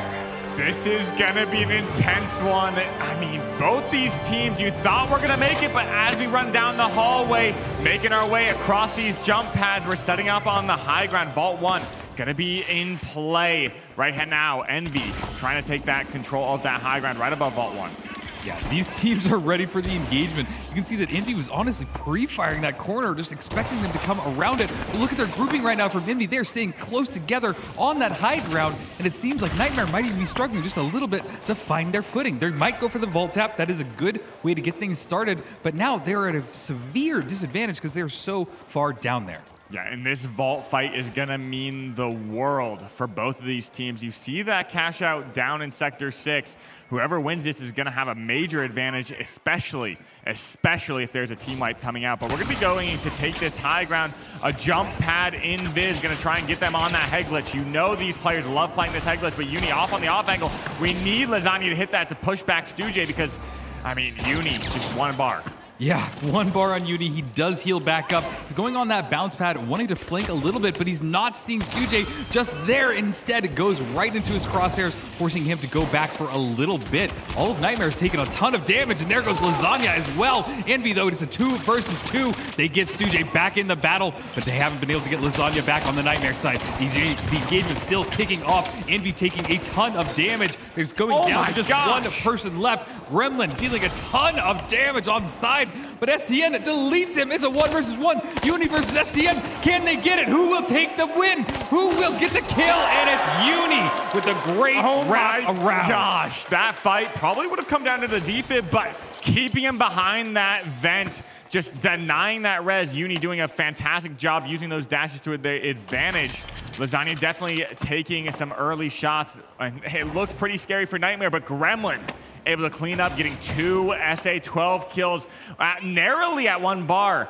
But going into this next vault, we're getting that plug going in Nightmare, prepping up for this spawn manipulation. Look at that, spawning over in the NGMO building. We have Envy. Let's see how this plays out, Rio. Well, and what's cool about this manipulation, too, is the fact that they are here, and they're ready to intercept them before they can even make it far. Oh my God, Lasagna! That is dirty! Can he continue it, find the next shot? He sees them in his crosshairs, but they're not connecting just yet, although Envy taking a punch on the other side of things. That dome shield's gonna slow them down. Lasagna being the only remaining member, but he gets a wonderful headshot on STN. Now he's bouncing out to try and stay alive, but he's gonna have to wait a little bit for his teams to coin back in. Yeah, Lasagna, no, he has to back up. I don't think his team was ready for that spawn manipulation. They spawned maybe a little bit closer than expected, able to get that gateway in quickly. I mean, Lasagna hit some great shots early on, but got a little bit disconnected from his team when he gooed off that one way. He kind of blocked off line of sight from Uni and Gremlin, which gave Envy a great opportunity to snowball the fight in their favor after getting that res. Well, and Envy now has set up their defenses. You can see that C4, these fire barrel as well. They're crouching around. They're playing one level below it, which is a wonderful strategy. Now, Nightmare started their approach in. They're coming in a floor above. They want to try and break a little bit of space above them, come in there and start the steal, but time is slowly running down. They need to make a move right now, but Envy playing the kite game perfectly, not giving them any information. There is the drop. It's on the same level as Envy. They're about to go for the engagement. Lasagna healing his teammates right back up. Nightmare taking a good amount of damage. Uni not able to find a kill just yet and goes down. It's a 2 versus 2 as both teams start the engagement, chasing each other on the stairwell. And Busy finally makes his escape, but it's 3v1. He's taking some big damage. He does have a drop. He drops and he has one left, but he gets it off the map. Yes! He gets it off the map. What a perfect play that pulled it off. It's going to respawn in, but give them no opportunity to grab that steal. He used his life perfectly. Oh my gosh, Busy narrowly making it away from Gremlin. The chase down, the heavy chase down. And that winch right there was pivotal to give Nightmare an advantage, taking out that defib. And look at this, Busy, 1 HP, wow. 2 bars, gets that perfectly timed, and that thing just has to take its jolly good time back up to the respawn. That is a clip if I've seen one today. Love plays like that. It's what makes the finals so freaking unique, Sansoyo. Love this game, but Vault 2 has been tapped by Nightmare. They're looking for any opportunity they can to get a little bit of momentum going. When Nightmare really gets started, it's hard to slow them down. So this is their chance. This is a time where a stalemate might happen. We see Envy posture up onto Haltos, but Nightmare has map control, and they didn't win that first cash out, so this is going to be a lull. They have to push in if they want to make their approach, but look at that shack. You don't think of it having a terribly amazing range, but just the damage that he's hitting alongside SDN, and he might even take out Gremlin, but he does take a big amount of damage, kind of pushing them back, looking for that reset. That Vault is just sitting out there in the open. Nobody's going to have the opportunity to get that. Yeah, I think you're right. This is going to be the slow down time. But honestly, that play by Gremlin throwing down that dome shield at the perfect moment, blocking that RPG, that is what makes an amazing heavy player. And look at this. All of Nightmare incredibly close together. Envy a little bit spread out, but still have the height advantage. And really, it's just a stalemate. Nobody knows what to do here on the Nightmare side. Any play that they make, they have to cross Envy. And now Envy diving down towards the Vault, getting a little bit closer just to make this that much harder. Yeah, Envy changing the position up, and Gremlin just yoinks that box, and he's on the move. I mean, we know he's a fast heavy. Those with movement move fast. It doesn't matter what class you are, but Uni gonna heal up Gremlin, gonna try and get this rotation over to C, but there's no posturing up, but Lasagna gets taken out, and that's gonna put a wrench in their plans. Gremlin takes a big U-turn, he dodges to the left, and he's gonna keep this Vault out. Yeah, the Vault is continuing its journey across the map. Hopefully it's taking lots of fun pictures. But right now, Uni just trying to get a little few pop shots off as they make their way towards Cash Out A. Getting to the high ground now. They're starting to get a little bit closer, but now you can see that Envy coming in, and I missed it off the side. Lasagna died somehow. Yeah, that's exactly why Gremlin made this long trek over to A, but we're going to be coming up on this approach. Envy wants to make a calculated fight here. They don't want to take anything risky or jump in. They still have plenty of time to catch someone off guard, and Uni is the isolated pick right now. They have their targets. They hear those footsteps, but Uni turns to fight, but that CB1 repeater, it just one shot pushes that light away. Absolutely. If you have good aim, it is a punishing weapon. They're starting their approach. Envy want to find a little bit of an opening here, not spotting anybody as this building is crumbling around them. Probably one of my favorite things about Fortnite Stadium, but that aside, they're starting their approach, blowing up some more holes in the wall, and he went to grab the fire barrel, and it blows up on Gremlin. A little bit of chaos going on, and nobody really is engaging just yet. A little bit of hot potato for Gremlin, but it looks like Envy's flexing up that winch and getting it ready to pull it and go for a steal. The dome's gonna come out, and here comes the fight. No winch in sight for Busy, so he's gonna have to just retreat and play this head glitch. This is such a powerful position, but being in the staircase time and time again, we've seen it fail because you have no really escape. But look at this off angles from Uni getting some good damage. They're just tacking on the damage. Every time they hop on it, Gremlin gets a decent RPG, but also hits himself. It's gonna cause some trouble, but Lasagna gonna get taken down as New gets winched in, and Gremlin finds that opening that he needs. And look at this head glitch that Busy and STN have. They're not gonna be able to stop this res. We see some shots coming out. The revolver STN, but Busy taking so much damage. It is 3v2. Yeah, and this is such a long fight, and the steal is being attempted right now. Some goo fortifications are going down, but they had to be pulled off of it. Envy now swarming around, trying to wrap back around, but it's not working because Gremlin just comes around with Lasagna and deletes the rest of them. Envy not looking too good, but we are going to see vault number 3. Yeah, I mean, Nightmare's killing it, bringing back the energy. Envy was looking very strong, not only on that vault fight, but that first cash out, winning it out, clutching things up. Nightmare's gonna have to do a little bit of work alongside this final cash out. I know both these teams have what it takes. It's really coming down to the wire. Who gets that entry damage, who gets that first pick, and who can find those resets that are necessary. But this fight's already breaking out, and we see Gremlin gonna be taken out by Stu J. And Stu and Lasagna maybe duking it out right now, but Busy's dropping in on Lasagna, and Uni's down to 1 bar, and Lasagna gets taken out, and Uni fighting for his life, trying to find the escape. Maybe he's looking for a coin, because that's going to be the quickest way to reset for his team, just hiding in the corner of that stairway underneath like Harry Potter.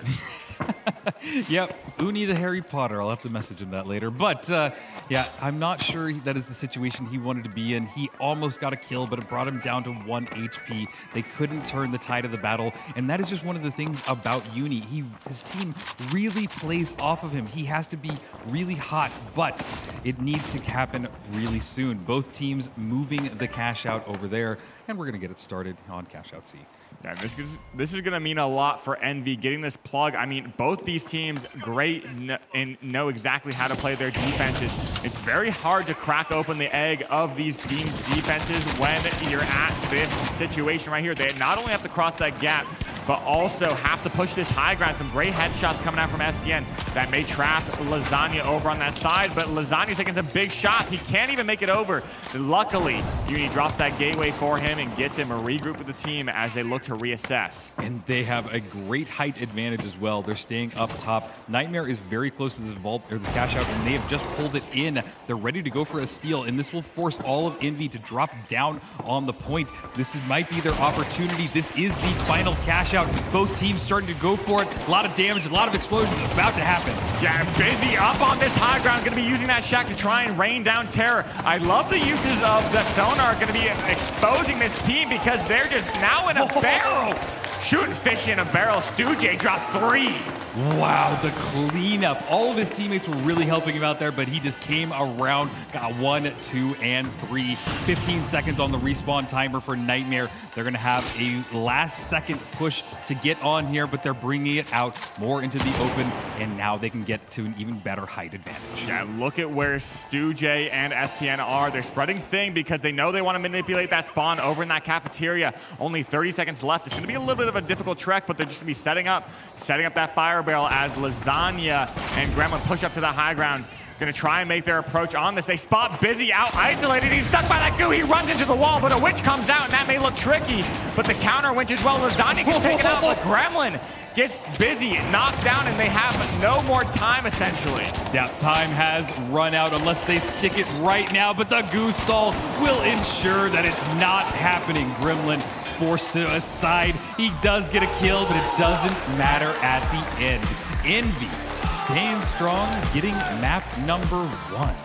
Yeah, Envy really showing up to the arena right there, taking it. That looks so dominant, such clutch performance right off the start. It really swung the fight in their favor, especially on that vault fight. They were able to get that moving, but I mean, Nightmare snuck it out like a thief.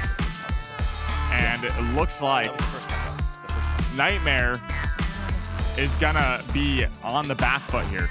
Yeah, Nightmare is on the back foot. They're going to have to find some momentum, but we have seen this before. We saw where Nightmare loses the first map, figures it out, and then continues to just steamroll from it. That's what we need. We need them to start building a little bit momentum and start going at it. Yeah, and we're going to be going into the next match, which is going to be Sis Horizon. And it's going to be an immaculate one. Honestly, my predictions kind of went by the wayside, but we're still going to see an amazing game coming in. And it's going to be awesome, honestly. Nightmare has to put in the effort to make this run back. Yeah, it'll be interesting to get started on Sis Horizon and see a very competitive map in the scene with two very competitive teams. I will be very surprised if this does not go all the way to 3 cash outs. These teams have been at each other's throats. I'm waiting for them to kind of slow down and really take the first vault fight as a just slow approach. But what we've seen so far, these are just explosive first starts. Yeah, and looks like we're going to be sticking with that SA-12 for Gremlin, the CB1 repeater. I mean, these have been the meta picks for a long time, very favored. The Shack kind of coming into that meta for the heavy, but CB1 repeater really denying the light a lot of space in these games. And hopefully this 93R comes out in full force. I really want to see more light 1v1s, Stu J versus Uni, because it's highly contested. There's 3 Goliaths in the scene right now for NA in terms of the light. Yeah, no, the light versus light is absolutely the battle that we want to focus on. It is such an important battle, and they're such important players as well. If they can find that flank, if they can find that crossfire, they're just dealing so much damage down to anybody. But look at this, Gremlin goes for the tap, but takes a ton of damage on the push. Now they're both teams just dealing a ton of damage from each side. Doing a little bit of posturing, figuring each other out, setting up, but nobody going down just yet. And both of these teams going to be posturing up on each side of the bridge. A gateway goes out, but nothing happens because that bridge just gets taken out. We saw Envy trying to sneak that out and rotate quickly, but Stu J takes a big RPG. He needs to find an escape, but look at Gremlin's HP as well. He's taking a bit of damage, and that's going to mean a long reset for him. Uni going to be getting those heals up on Lasagna as Gremlin is over on the side of Envy as well. You see that? Yeah, this is a bit interesting. The fight has just continued. Nobody really got wiped in that. No reses, no nothing. They just kind of fight a little bit and pull off, and now somehow they've gone in there, grabbed the vault, and they're going to get the plug. This has been a very awkward first engagement. You normally have at least one team wipe by now, but somehow Nightmare able to grab the vault, get it plugged, and have plenty of time for the setup. Great angle from Busy trying to blow up any C4 that is on that cash out station. They do get it, and it finally drops down 1 level. Yeah, getting that C4 out early is pivotal because they have to wait for that another C4 to respawn in there off the cooldown. But will they be going for the take? I mean, look at this. Nightmare just postured up on this high ground, crouch walking down these stairs. They're trying to find any sort of information. The winch comes out. The steel is on deck. And will they drop that dome to go for the full commit? They block the RPG. The winch is missed. Wow. And they get the flip. They get the flip uncontested. Nobody wanted to go in there, but now the engagement kicking off. Envy already lost one of their members. Second member, now that's it. 2J just deleted by Lasagna. What a great shot with that repeater. I mean, the steel doesn't matter for Envy if you're not going to be able to get out with your heads on your shoulders. I mean, it looks like Nightmare going to be coming out right here, setting up their defenses yet again, and it's not looking pretty for Envy. A little bit of a mishap with the destruction. Going to be resetting, dropping that C4 on the outside and winching this out because you want to play multiple line of sights. You want to get the stall, but look at this. Envy may be spawning back in, not in the best, or in a great spot. Busy has to wait for that winch and may be able to pounce on top of Uni. Look at Lasagna's position over on that bridge. I do want to note that he's on a great off angle. That is a great off angle. They have every sightline possible to this cash out. It has been manipulated out into the open middle of this street. It is going to be incredibly difficult, but you can see what Busy's trying to do right now. He's blowing up everything that's blocking his path. He's getting ready to winch claw it in, pull it into this building. This is their only opportunity. They're going to have to goo it and try and stick it. The stick is happening right now, but STN goes down with an elbow to his face. Envy taking a ton of damage, and there they go. Gremlin is just destructive with that SA-12. Lasagna just in there, right there in time, coming out from the streets. From that top bridge, dropping down from the high ground, he did immaculate damage on entry, and Gremlin was just able to clean up. Yeah, what a great play and just a great hold as well. They got the flip after the wipe and then just held on tight. Nightmare, great defensive team. I am seeing them build their momentum, and this is what I was talking about in the last map. As soon as they get it going, Nightmare is like a steamroll engine. They cannot be stopped by anybody. And Envy, I'm afraid, is learning this right now. Yeah, Envy has a little bit of map control, but the rotation coming out, I mean, we've seen this time and time again. Uni just sneaks out of there with that vault, and Envy's stuck chasing with their tails behind them. Looks like Uni's gonna have to turn back. He may find this light 1v1 that we were talking about, but Stujay just gonna reset with his team, try and make the approach. They're gonna go across this far bridge while Gremlin and Lasagna regroup with Uni.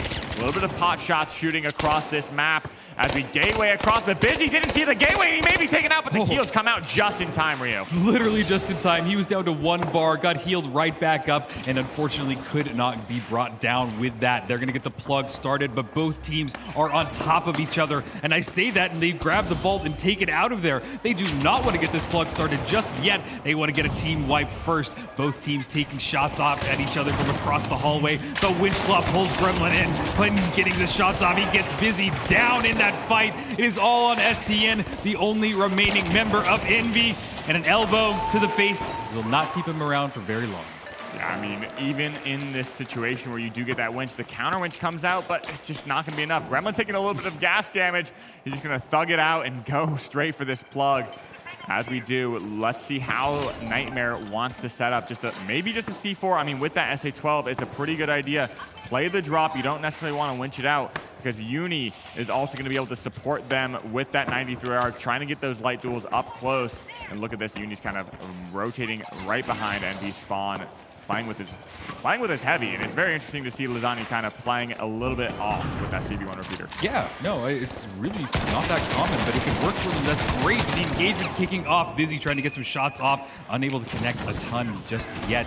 They pull a little bit of food, buy themselves some space, throwing that red barrel to poke holes in the walls. Nobody going down just yet. STN switching to that healing beam, keeping his teammates nice and healthy. Both teams trying to deal any damage that they can, and then the healing infuser coming back to just heal them right back up. Cash out halfway done. Winchclaw pulls it off. Great pull by Busy, throwing down that dome shield. He's gonna stick it. Both teams fully healed, full members up there, and they're gonna let him get the flip. Yeah, and that's exactly the thing we need to see. You shoot the C4, you pull it out of that hole, so that double drop doesn't come into play, but Gremlin's taking some big damage up on that high ground. He may be taken out down to 1 bar, but Lasagna's gonna try and meet up with him, but it's not gonna be enough. Uni, Lasagna gonna be the last two on their team. Pretty weak though, as Busy and STN full HP. Now just Uni gonna try and clean things up and get some good damage, but the heal gun comes out in full force from STN, finding and regrouping with his team after the res, perfectly timed. Yeah, I just think that Nightmare got a little bit scattered there, and they couldn't regroup in time to save their health. And you could see that chase around that block there as well, and it basically secured it for Envy. Yeah, and when Nightmare, the things did not go as planned, it shakes things up. That's the chaos that Envy wanted, to find those picks, find the opening, and they really capitalized on the miscommunication because they had to change their plan just right at the last second. Yeah, and you know, who can handle a pivot is one of the key fundamentals of the finals. And I love this play at the highest level. Vault 3 has been spawned. Both teams starting their approach towards it. Nightmare a little bit further away. It seems like Envy might get the tap on it, but they're getting close, and actually a lot of damage on that approach. Yeah, and here we go yet again. Vault 3, we do have these teams making their approach, as Rio just stated. Lasagna and Gremlin. Gremlin just gonna get that tap as STN now in the crossfires. Will he find the escape? He does.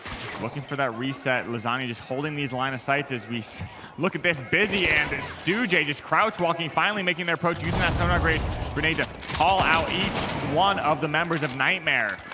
Yeah, that sonar grenade is so helpful. Shows you a little bit of where they could be. But an RPG going off at STN's feet deals a ton of damage. Envy, on the other side of things, gets Gremlin. Now they're looking for their next kill. Unfortunately, they couldn't bring him down just yet. The Uni staying healthy, and there goes a wipe on Envy. Nightmare hitting back hard. They're ready to show that they aren't done just yet. And we're going to be going in for this next plug. Look at this. Uni going to be dash padding, getting this early plug on to D? Yeah. He had a little bit of hesitation, just like me in the casting right there. I mean, couldn't figure it out, but they're going to be winching this out. I do like this play if they end up doing it, but we kind of mentioned it earlier on about the SA-12 favoring that drop, but Lasagna may be caught out. Look at this spawn. He's there. He's in the sights. They know they see him, and Busy going to be looking for that pick as Gremlin's now out in the streets. Yeah, they're trying to find an opening, but it is so exposed to try and get in there. Busy dealing a ton of damage. Great winch claw, pulling Gremlin in there. They're elbowing it as well, trying to follow it up with a little bit of goo, biding themselves in space. They know the Nightmare's ready to pounce on them. They get their teammate right back in there, healing him nice and healthy. They're ready to go for the next engagement. Yeah, and looks 2 versus 3 right now. The steal is going to have to come out for Envy, but I mean, even in this position, they have such great line of sight, they can't deny this. Look at that damage that Lasagna did on to SDN. They may take out Busy, but look at Stujay on the off angle. He's going to be pressuring Lasagna off on that high ground. That could be the opening that they need, but I mean, Busy is already down.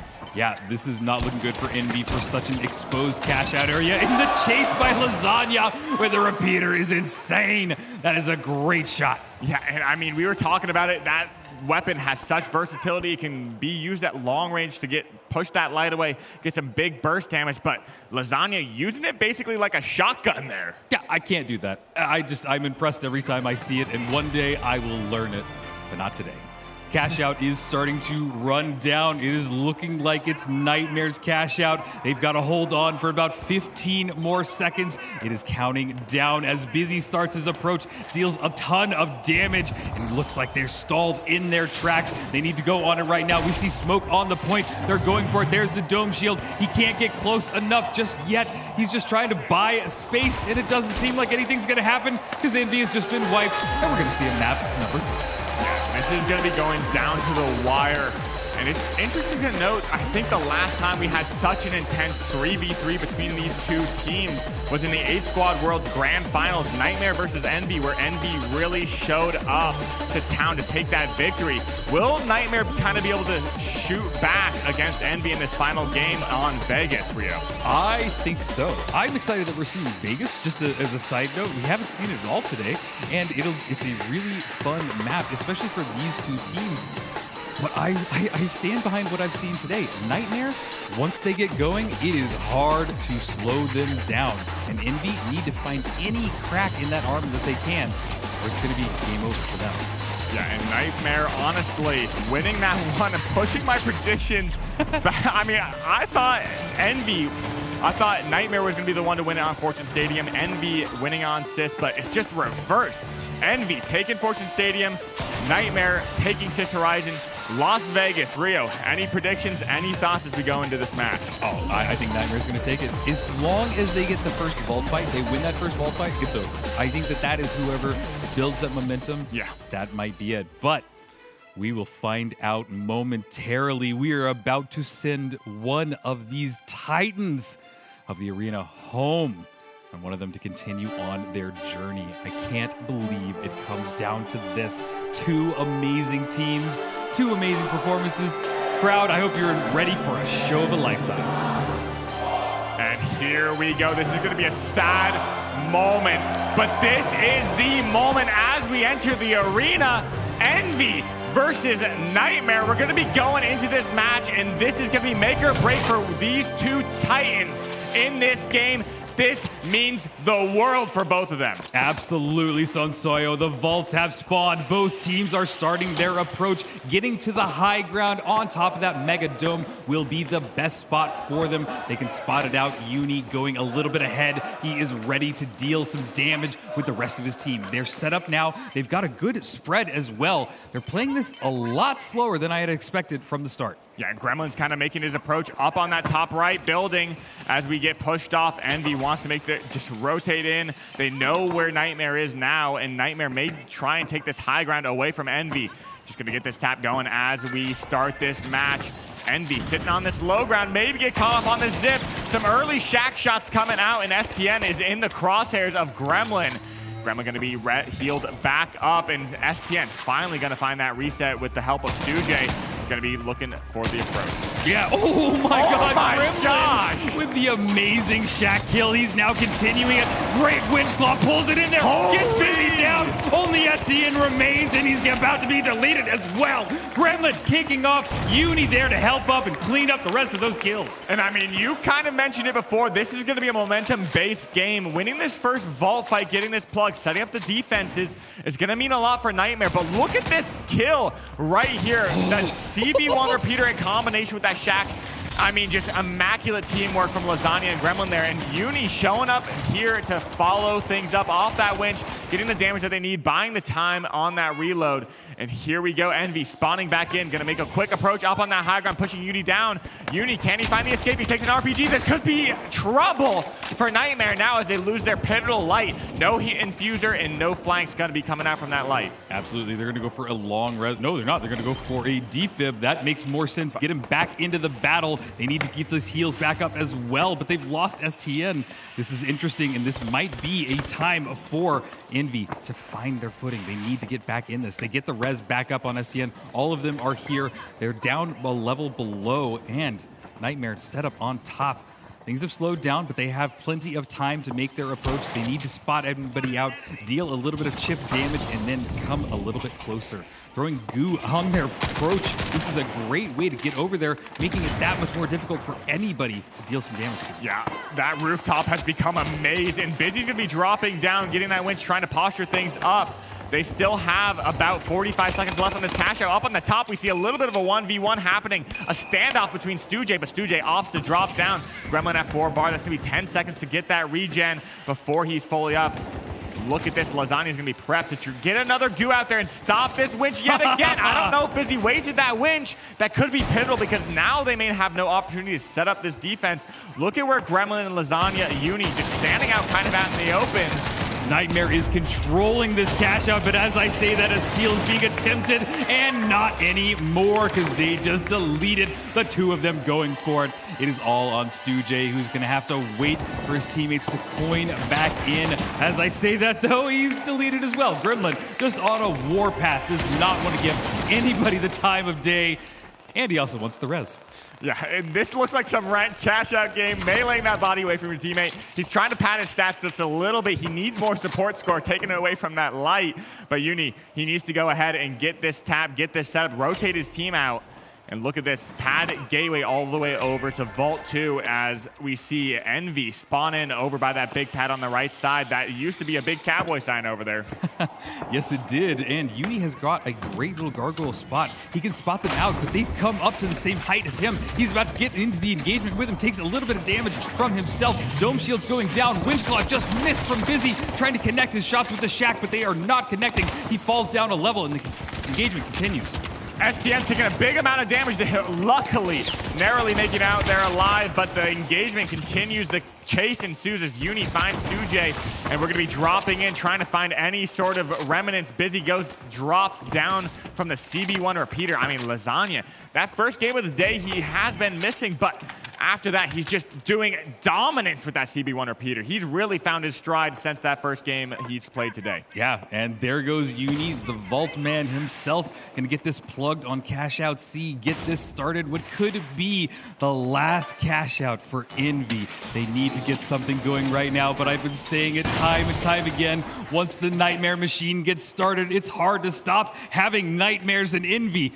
We'll probably have them for quite a while. Yeah, Envy's dreams might be crushed going into this final cash out. Nightmare, I mean, they've been super tight on defense, finding those slight advantages. We're going to need to see Envy find a single pick to snowball things in their favor. I mean, it's been so dominant, the denials with those goose, stopping Envy from setting up a forced point situation. But look at this, we're getting a little bit of triangulation up on this high ground.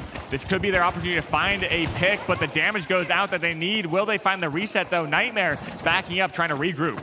Yeah, this is some good posturing. They're just playing it slow. They want to kite this as long as possible to smoke it off, but there's also a gateway over there. I think that they're ready to take it, but look at this. They're pretty far away from the cash out spot. STN might have every opportunity to grab it. He's going to hold it. They're going to grab it. They might have it. This is the dome shield on top of it. They got the flip totally uncontested. And Gateway back out. They finally learned from their mistakes. They had an opportunity to get out. That pad also being another option, but StuJ calling out the approach. They did not want to take that pad and get beamed.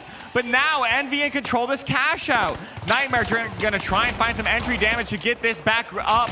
As StuJ takes a little bit of damage but gets reset. And it looks like Lasagna gonna be stuck on this low ground, gonna be reset by Uni. Getting those off angles, look at that. Gremlin taking a lot of the pressure off from his team as StuJ finds those off angles. This is all about the off angles right now, but Uni gets taken out. Gremlin gonna be going down to 2 bars, but they find the pick on Busy. Busy gonna be dropped down, and it's gonna be Gremlin, Lasagna versus STN and StuJ. They go for the steal. They're going for the steal right now. They've even got Goo blocking themselves, but here comes the jump in. They're trying to stop it, but right now they were able to get the pull off, and now this time is running down. There's not much more chance for Nightmare to get in there. Envy seems to have secured it. We will see one more cash out. All of these maps have gone to 3, and this one is no different, as Envy is hitting back a little hard. I mean, that whole rooftop engagement was fantastic. Envy was able to push Nightmare away. They saw the gateway and was able to approach on that box, get that steal in time. StuJ setting up a great gateway out there, getting them out and resetting up on that high ground yet again. I mean, this is going to be anyone's game here. Yeah, and they've already tapped the vault. They are ready to move it. Nobody wants to give an inch here, but look at this. StuJ takes a ton of damage as he's seen just a little bit. Lasagna on a warpath. Nightmare wants to show that they have everything that they can to deal a ton of damage to anybody in their sights. Yeah, and any sort of damage is going to be meaningful here. It's going to come down to the first, whoever gets this plug. But look at that, Nightmare's approach on the high ground, stopping them. This is going to put a plug in Envy's plan. But Uni gets taken out by StuJ, the light 1v1. StuJ may be proving something to himself. And now, Busy making the approach. They're going to be trying to find that reset, but Lasagna, Gremlin just has the body. No way to get that body to Lasagna for that defib. We're going to be going in. Look at this flank. Doesn't know he's behind him. Does so much damage, but he makes the escape, but Lasagna gets taken out. Gremlin gets taken out. And it's going to be Envy earning their right to this plug. I'm telling you, Envy seem like they're hitting back hard. They may have found their momentum, and this is terrifying for Nightmare. It seems everything has flipped from just a few minutes ago. We are coming down to it. This final vault is about to be plugged. It is going down to this cash out. One of these teams is about to go on, and one of these teams is about to go home. I can't believe this. They're setting up their defenses now. Nightmare got to find a way to crack them. Yeah, Nightmare has time to make the approach, make the plan. Uni's going on for that off angle, but look at this stairway. There's multiple ways out. They can go through that door to go to that bar area, go up or down that stairway. But, I mean, the stairways can be good, like we've said time and time again, but they can kind of trap yourself in a corner. Lasagna going to be trying to do a little bit of scouting. Gremlin sitting up on that. But Uni goes through that, and they're just sneaking.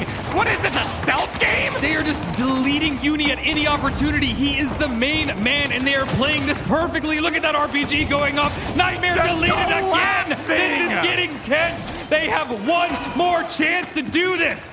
It's going to come down to the wire. I mean, they had the plan right there, but Uni just went through that door and couldn't find that. They just shot him right in the back, taking him out. That, I mean, Envy's finding the proper openings, playing everything perfectly right now. Nightmare, 3 seconds to spawn, or 3 seconds to spawn back in. Where will they make this approach? It looks like StuJ wanted to offer a big spawn block. Nightmare has a little bit of a trick. They spawn so far away, but the gateway gets him in pretty quickly. 45 seconds left in this cash out. They're still in that stairway. The winch comes out. Gremlin gets traded out. Looks like STN finds the res on Busy. Lasagna also matches that and like a mirror. But STN can be taken out. Uni here to back things up, and it's just going to be StuJ and Busy. A 3v2 situation. The damage comes out. There's so much healing. There's so much healing. Envy's not looking good. Nightmare might have the opportunity. It's all on Busy. He has to stall for any chance that he can. The flip is going on. Lasagna holding it for dear life. They're getting Busy down as well. He goes for the win. He doesn't get it. He didn't get it. Nightmare gonna get the flip. Nightmare beats Envy. Oh my God. Oh my God. We're sending the Titan, the team that everybody's afraid of. No more going into the Final Four. Envy going home. Nightmare must be feeling good after that match. Oh my gosh, back and forth. Everybody's celebrating. Oh my gosh, they're feeling good. They're taking a sigh of relief. That could have been crazy. I mean, look at that crowd. Look at how active those are. People are just feeling this energy. This was a match, and honestly, Artie, what do you have to say about all that? That was historic. That has to be one of the craziest matches I have ever seen, without a doubt. In this matchup, not only did it go to map 3, not only did it go to the third cash out on every single map, it went down to the final team fight, where it could have gone any one direction, Walt. Oh, there were so many points in that match where each team was showing what they had. The amazing moment in that first match where there was Gremlin sticking that revive, trusting in his light to save them, keeping him alive in the last moment. Moments when Busy was wanking that cash out, keeping that drop from actually doing anything. The cash out? Yanking it! Yanking that cash out! And they were cracking Envy's defenses as well, all the way through. It was just perfect team play from both teams, but one had to win. It truly was. And it's a shame that we have to say goodbye to any of them, but Envy are devastated here. Well, it seems like Nightmare is the Grim Reaper of NA. They have taken out KCP earlier today. They've just taken out Envy. The Envy. The team who has just been so stable through all of this. This is historic. This is unprecedented, and we've gotten to see it today. But they're not out of the running yet. No. Nightmare has to take out one more team. One more NA In order to qualify for the Final Four, they're going to have to take out TSM. There's more. There's more. But I do have to say one thing. Throughout all of this intense competition, I'm reminded of one thing. The finals is an amazing game. It's a game that is always changing, no matter what that is, be it the meta at the top of the game, be it the meta throughout World Tour, or even just how the game is played throughout any single game that you are in, no matter the mode, no matter what happens. It's not just a game for the top competitors. I think that this is a game for all players, and watching these reminds me of all of that. Oscar is going to be somebody that I'd like to talk to about this, because you know what? Season 8 was a great season, and I think Oscar has a fun conversation for all of us waiting at the stage here at DreamHack Stockholm. Oh, Artie, you know I have fun things to say. You know I have a fun crowd. That game had the crowd jumping. Crowd, can we get some noise? Oh my days! All the seats are full. There's another 6.2 million people standing behind looking at the crowd. It's insane. But here's the thing. One more ticket remains before we're in the top 4. And who gets that ticket? Hey, it's anyone's game, or it's technically two teams' game. But we'll find out soon. But we've come a long way, my friends. We are back at DreamHack for the first time ever. That sentence must make sense. But here's the thing. Something that makes sense is that before we head into the finals, before we end this entire thing in an incredible heat game, we need to take a look and a moment to reflect on where we've gotten from, where the finals has been, where the finals is right now, and where the finals is going in Season 9. Does anyone want to hear something about Season 9, maybe? I'm gonna hit you with the SpongeBob. I can't hear you! There it is! Who better to give you everything about Season 9 than the guy who started the finals, creative director Gustav Tilleby!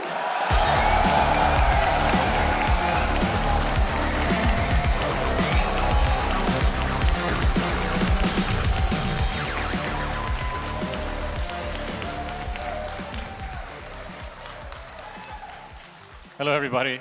I'm Gustav, the creative director of the finals.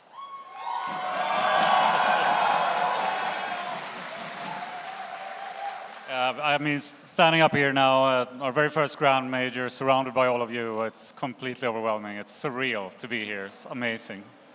I've said this before, but it bears repeating. When we started building the finals, we didn't want to make just another shooter.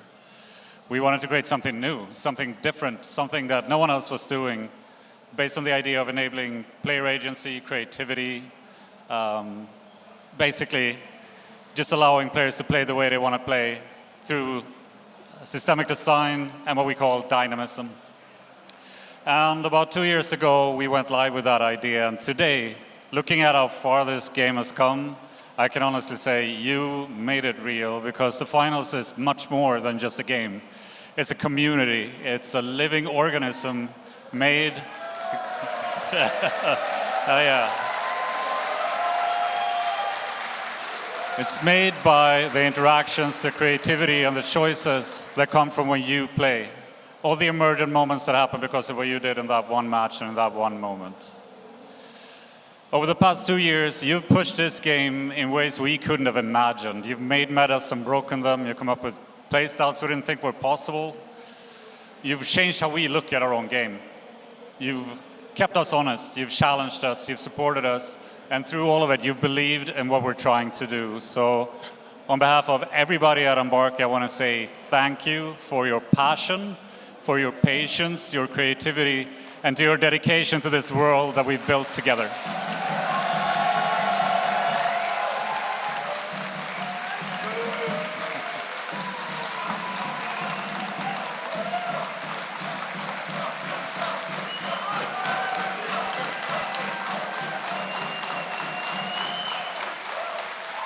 Thank you, guys.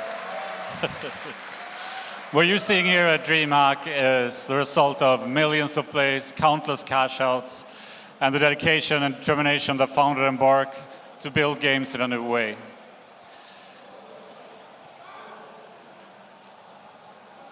Yeah, thanks. I'm getting a little emotional. Sorry, guys. So what? Thank you. I'm sorry. This is too much. I'm sorry.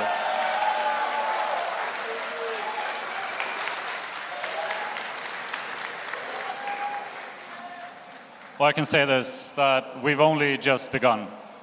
The now is what's happening here tonight. This community, these players, and this shared love for the game. The next is what's happening in just a couple of weeks with the launch of a brand new season made from ideas that you helped shape. And the later, that's the future that we're going to build together with new ideas, new experiments, new ways to play and compete in the finals. We're planning seasons ahead. We have so much we want to share with you, one step at a time. We have years of content planned, exploring different eras, time periods. Real-world locations are fantastical ones. The possibilities are endless because anything can happen in the finals. So wherever you're watching this from, here in the audience or at home, if you've been with us since season 1 or you're just discovering the finals now, thank you for being a part of this journey. You are the reason we're here. You're the reason we're not slowing down. We have so much ahead of us. I can't wait to show you what's next. So with that, let's take a look at season 9. Thank you, everybody.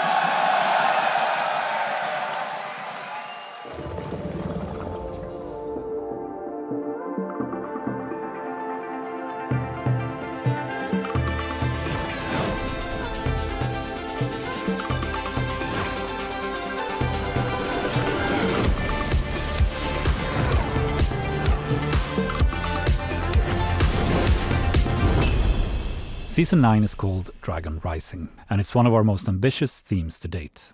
It's inspired by China's ancient past and its cutting-edge future, all brought together in a way that feels distinctly like the finals. Let's go through some of the key highlights of the season, starting with seasonal content and arenas. You'll see the inspiration of the theme throughout the Battle Pass, where we've drawn from Chinese history, folklore, the zodiac, legendary figures, and the bold aesthetics of modern China, creating new contestant looks, weapon skins and gear that blend heritage with a futuristic edge. To bring the theme fully to life, we've built an entirely new map for our arena Fangwai City. It's our take on a Chinese megacity, combining influences from across the country into one place. In it, you'll find towering skyscrapers, riverfront vistas, lush temples and gardens, and dense urban blocks. The map is divided into clear, distinct zones to make navigation easier, especially for new players, with strong visual transitions and solid structures guiding the flow of play. Dragon Rising is our way of celebrating the stories, the scale, and the spirit of China, and bringing that energy into the world of the finals. Next up is something we're incredibly excited about, a brand new core mode for the finals. It's big, it's chaotic, it's directional, and it brings an entirely different rhythm to the game. We call it Point Break.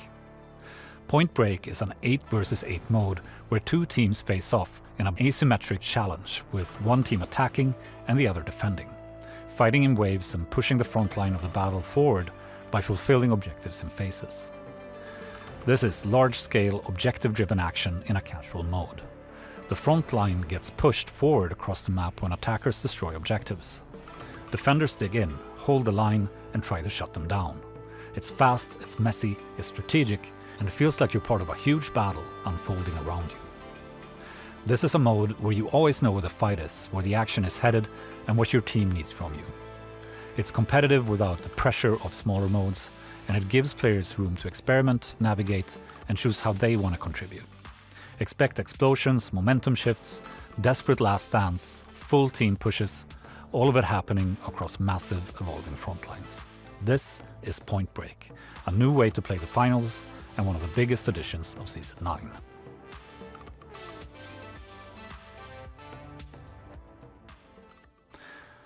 Next, let's talk about the World Tour. We've taken everything players loved about it, reimagined its structure, and brought all of it together in one place. Instead of a distinctive game mode, World Tour now includes all modes and represents your journey as a contestant in a season of the finals. In the new World Tour, every mode contributes to your journey. No matter what you choose to play, you're progressing your badge, earning rewards, and moving forward throughout the season. It's flexible, it's unified, and it adapts to whatever style of play you enjoy. We're also introducing a new map view that shows the full seasonal path. This includes events, LTMs, and everything happening throughout the season laid out clearly, so you always know what's coming next. And sponsors have been redesigned as well. You can now sign with any sponsor you like, whenever you like, and change them on the fly. No more being locked in. It's all about giving you freedom, choice, and a reason to mix things up. We'll also be adding new loyalty tracks for generous official sponsors of Season 9, Volpi and Ospius. These changes are coming to you at the start of Season 9, and we hope they will add depth and cohesion to your gameplay experience and your journey as a contestant in the finals. Simple, flexible, and built around how players actually want to play. Now, let's talk about Ranked. Ranked still has its own progression path, but now it also feeds into World Tour and the overall journey as well. No matter which path you prefer, competitive or casual, your time in the game always moves you forward. We hope this creates a much smoother connection between these two experiences. We're also updating the RS system, where we've adjusted how RS is calculated in Ranked to make matches feel fairer, more stable, and more reflective of actual performance. The goal is simple: a ranking system that feels competitive but also trustworthy. And finally, rewards. Both Ranked and the World Tour now feed into a unified reward structure. As you rank up, you earn reward coins, and at the end of the season, you decide what to spend them on. Instead of the game choosing for you, you pick the rewards that matter the most to you. But don't worry, they'll be visually distinct from past rewards, which will never be obtainable again. This is a more flexible, more transparent way to progress, and a better reflection of the work you put in all season. We hope you'll like these changes and the freedom of choice that comes with them. Season 9 also brings a wide set of system and balance updates across the game. A lot of these changes come directly from player feedback, and they're aimed at making combat feel more reliable, more expressive, and more strategic. A few key updates include the Dome Shield and Mesh Shield now block the Winch Claw, providing clearer counterplay. We've improved the accuracy of the KS-23, giving it a more similar feel to the BFR Titan. And we've decreased the tactical reload animation of the model to improve its responsiveness, among many other things. Customization is also getting a boost. You can now randomize your favorite skins, and we've improved previews for stickers, sprays, borders, and player cards. We're also adding customization options to the in-game tablet, letting you make even more of the experience feel like your own. For cash out, we're introducing a new system called Double Jeopardy, which adds a fresh layer of strategy to how teams approach objective play. Doubling a cash out is still possible, but now it's a high-stakes event where the team that starts the double risks losing some of their cash if you don't finish the job. It turns doubles into dramatic do-or-die moments with real consequences. We're expanding privacy options as well, giving players more control over how they appear and how they interact with others in the game. It's something many players have asked for, and we're happy to deliver it. You can now also invite party members directly from your clubs, making it easier to bring your community into matches without jumping through menus. And finally, we've made a series of performance optimizations across the game. Some of this work comes from supporting the new 8v8 mode, and some of it is focused on individual maps like Kyoto. Altogether, these improvements should mean smoother matches across the board. Season 9 isn't just new content, it's a stronger, more flexible version of the finals from top to bottom. Finally, we have USPs and gameplay systems, where we're continuing to expand our smooth destruction system across the game. For Season 9, Monaco now has full smooth destruction across almost all buildings, and Fangwai City will ship with it from day one. We're rolling this out map by map, so not every arena will have it at launch, but the experience will grow over time. With this system, collapsing buildings have real knock-on effects. As they break into each other, they change the layout as they fall and open up new play spaces as structures shift and collide. We've also made several visual improvements where smaller objects now stay attached to collapsing structures more reliably, which not only looks better, but also improves performance. And we're updating destruction effects so they better reflect the actual material and shape of what's being destroyed. Walls, floors, concrete, glass, it all feels more physical, more grounded, and more satisfying. For our instant replay feature, we're adding an opt-in, opt-out option that gives players more control over when replays appear and how they want to experience match highlights. The goal is flexibility and clarity for players who want more choice, and ties into our universal goal of respecting players' time. All of this and more is coming in Season 9. It's the start of Year 3 of the finals, and an epic first chapter in what will prove to be our biggest year yet. We can't wait to let you in on December 10th. Thank you for watching, thank you for being here. Come join us for Season 9 and Dragon Rising, and we'll see you in the arena.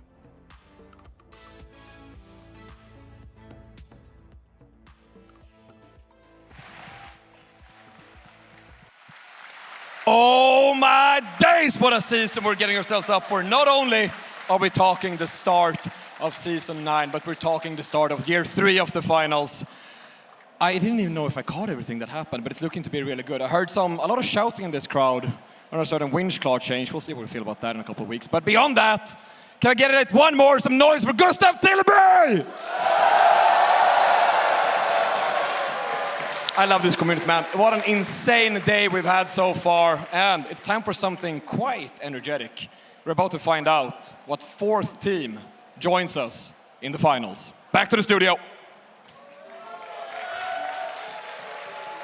Oh my goodness. I knew about some of the changes that were coming. I am still blown away. Winch claw changes, doubling changes. Yep, Are you kidding me? The new map also is so beautiful and so much fun to play on. I'm so excited.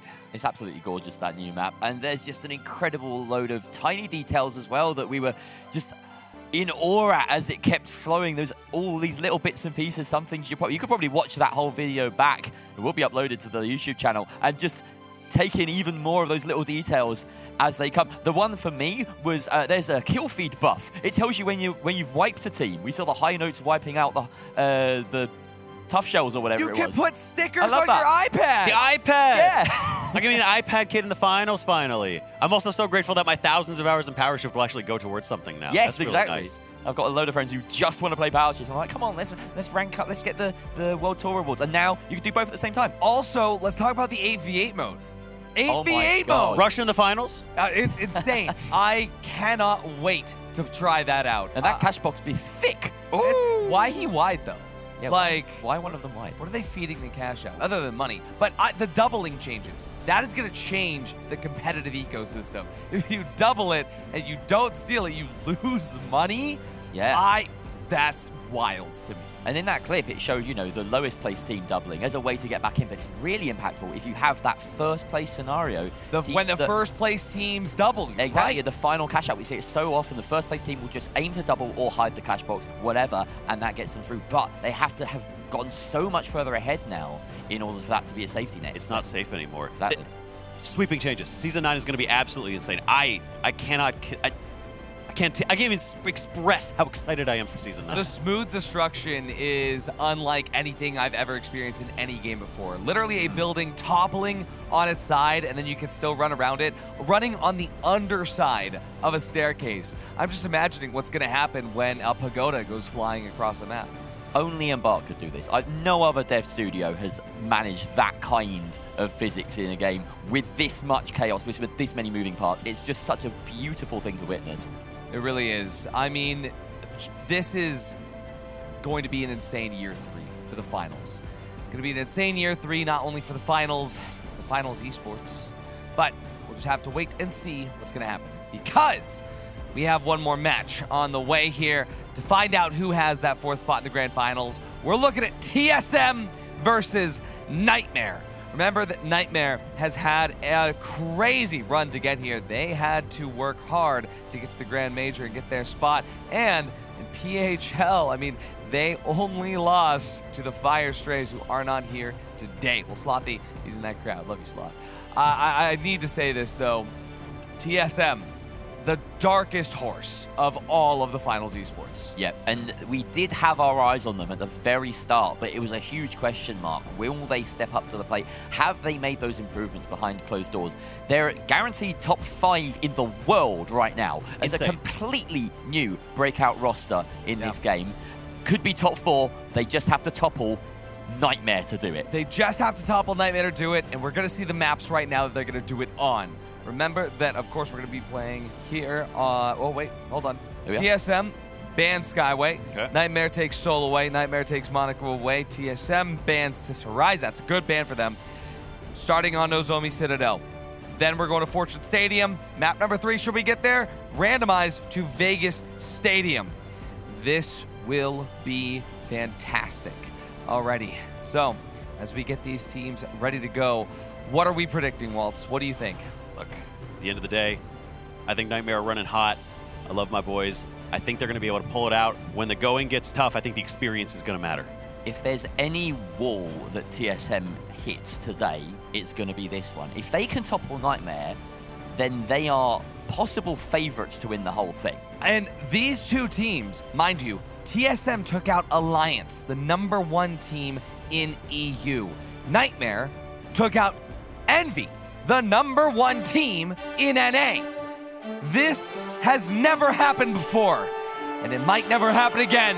So to take you through it, we're going to be seeing Rio and Sonsoyo to see who's going to get that last spot in the grand finals. Yeah, this is going to be an amazing one.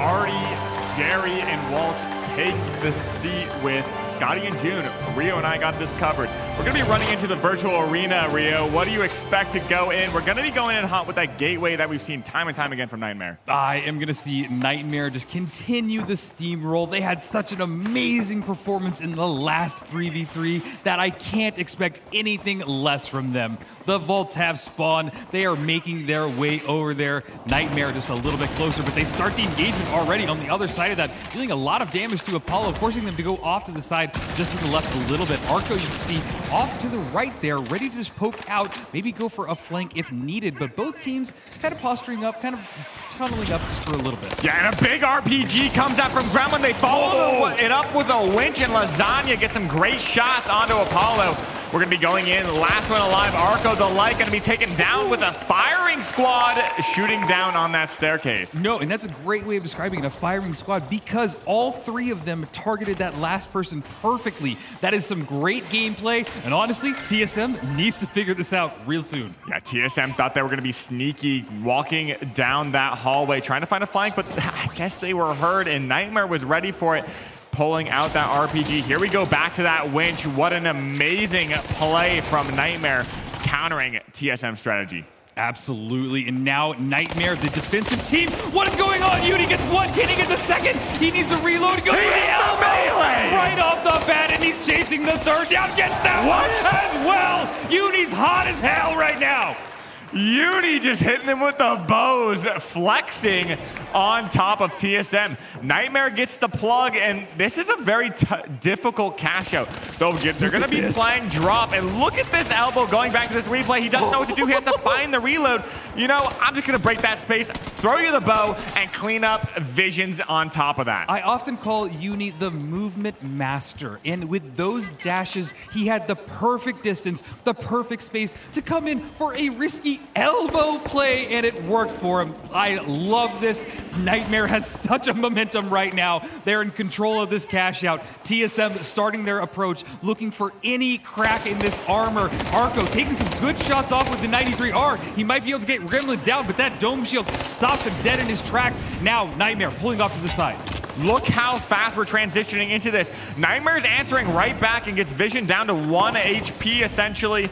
And look, we're gonna have to make a reset, but we see some shots in the back from Uni. Uni finds a clean off angle, and they're gonna be light 1v1ing over there. Arco versus Uni, they decide to back off both. Taking their time, but a witch comes out for Lasagna, gonna get taken out by Apollo. Now we're gonna be following up, looking for Gremlin, chasing him down, but Uni gets a great gateway up onto the high ground. Look at those double C4s. He takes a big amount of damage, but Uni gonna be passed away so low as they go for this steal. Gonna be looking for that denial. They do get the pick that they need. It's gonna be a 2v3. We do find the reset on the side of TSM. Absolutely, Nightmare's still in this battle. They are kiting their own cash out. They're doing it well. Lasagna down, but that doesn't mean anything because Gremlin and Uni are still in the battle. More C4 being thrown down on the point. TSM is all there, but there's Uni getting a pivotal kill. He's now going for the steal, but they're able to get it. Apollo deleted. Visions being the only person remaining in this battle. Nightmare have kited this. They have secured it as well. And that's exactly what I was talking about. That drop in that pool area was fantastic. I mean, it's so hard. It just buys them so much time to be able to reset, find their opening, and TSM just struggled so heavily because of how open that is. Look at Uni finding that amazing tracking on Arco, dropping down, getting that pick, shooting him under that stairwell, and was able to trade out and get the damage that he needs to do to secure that cash. I was having a conversation with somebody just a little bit ago about the top players. Who is the most recognizable? And we mentioned Uni right off the bat. And this is why the man has plays that change the entire balance of this game. It is amazing to see, and I hope that they can continue it. Yeah, we do see this fight break out into a 2v2. Missed winches from both sides, and it's not looking good for Uni. He isn't going to be able to offer any support to Gremlin, but Gremlin finds the pick anyway! And now we're in a light 1v1. This is exactly what we're talking about. Uni, the household name, but Arco coming out of the woodworks gets the damage advantage. On top of Uni, it's going to come down one bar, but he has to reload. He's shooting the ball! Way! The man is unstoppable right now. The dashes, the beating in and out of the bars that were blocking all of the damage. It is impressive to see. Now they're going to be able to get this vault, control it, but TSM, they have not gotten any momentum just yet. But look at this, the movement. This is what I'm talking about. These signposts blocked all of the damage. You have to have such a mindset to be able to understand that in the heat of the moment, that is how you survive. That is pro play. This is perfect examples of why they are so high up in the board. And I think they may be making a little bit of a mistake here. They finally get the plug, but TSM finds a pretty clean rotation in. They aren't able to get some early damage opening as they cross out. So this is going to be a little bit of a kite game. We do see Uni playing these staircases, going to be able to support Gremlin and Lasagna if the fight breaks out over by them. They want to take that pressure, but that jump may have been a little bit of a footstep. They're going to be breaking open this high ground as Visions gets spotted by Uni, but Uni taking a big amount of damage. And let's see what happened. Oh my, Apollo takes out Uni. Gremlin falls as well. Arco finding that opening that he needs, and it's just Lasagna. 3v1. I don't think he's going to be able to do anything. He's going to have to back up. He just decides to jump off the map, reset, because he knows there's going to be time to take another fight. Yeah, that is the smart play. They have all the time in the world. They have the advantage for the cash out. And look at this as well. You see TSM is going for the push. They want to make sure that they push all of their respawns off to the side, denying them the close spawn, and that will change this battle. It is going to basically secure them this cash out if if they get a unlucky spawn, and that's not too bad, but they can make it here pretty close. This is one of a pretty good spawn to hold that defense on. They do have two options to go over to that Via side, but Uni going to be gateway and padding all the way over. Doesn't take a lot of damage, does end up getting that gateway over here. 45 seconds left on this cash out, and Uni needs to be looking for a pick. Gremlin and Lasagna staying as a duo, wait, playing around that winch. This is going to come down to this force point right here. We're going to be going in. Gremlin takes a big C4 and RPG comes down. Lasagna doesn't get too hurt from that, but this is where the fight breaks down and swings in their favor. The RPG equals things up as Apollo takes a big amount of damage, gets taken out by that winch, but Arco finds that pick on Lasagna. Gremlin shooting back, and it just comes down to a 1v1. Arco in control of the cash box, and it's going to be Gremlin going for that kill. He needs to find it, but he's not going to have enough time to steal. Oh, it's heartbreaking, but he's going to attempt it, but yeah, not enough time. He hid in that little tiny cubby under the desk, and that bought him the precious seconds that he needed to stay in this map. TSM gonna bring us to vault number 3. This is anybody's game. TSM might have found a way to crack through the tough armor of Nightmare. TSM, such a tactical team, making some pretty amazing offenses that I've seen. They're going to be posturing up towards the center of the map, if I'm not mistaken. Just let Nightmare tap that, and we're going to hold center map. We do have the positional advantage here. Yeah, TSM got the high ground, but look at how grouped up Nightmare is. They can return fire at anybody that peeks out from this little window there, and they are dealing a lot of damage. They decide to go through the gateway they set up for the vault. It will transfer it over there as well. The rest of the team is here. They're going to go for the plug at D. Gremlin, the one chasing the vault, interestingly enough, throws down the dome shield to buy himself a little bit of space, but TSM is hot on their heels, and they're trying to get some kills in there, but TSM has now lost one of their members. They've turned it around on the approach. They were able to pivot on a dime and turn everything around. Yeah, I was worried about Nightmare getting shot in the back, but TSM needs to look behind them, check those shoulders, because Lasagna is above you, taking a big RPG. Lasagna now gets winched in. He may be taking out that goose, stalling for a little bit of time as Arco takes out Gremlin on that peel, and Lasagna drops alongside him. Uni going to be finding this high ground, maybe looking for a little bit of denial, but he gets shot in the back himself. He does take out Visions. Holy crap! That tracking immaculate, and he does get out using that invis bomb, and TSM has to look for the reset.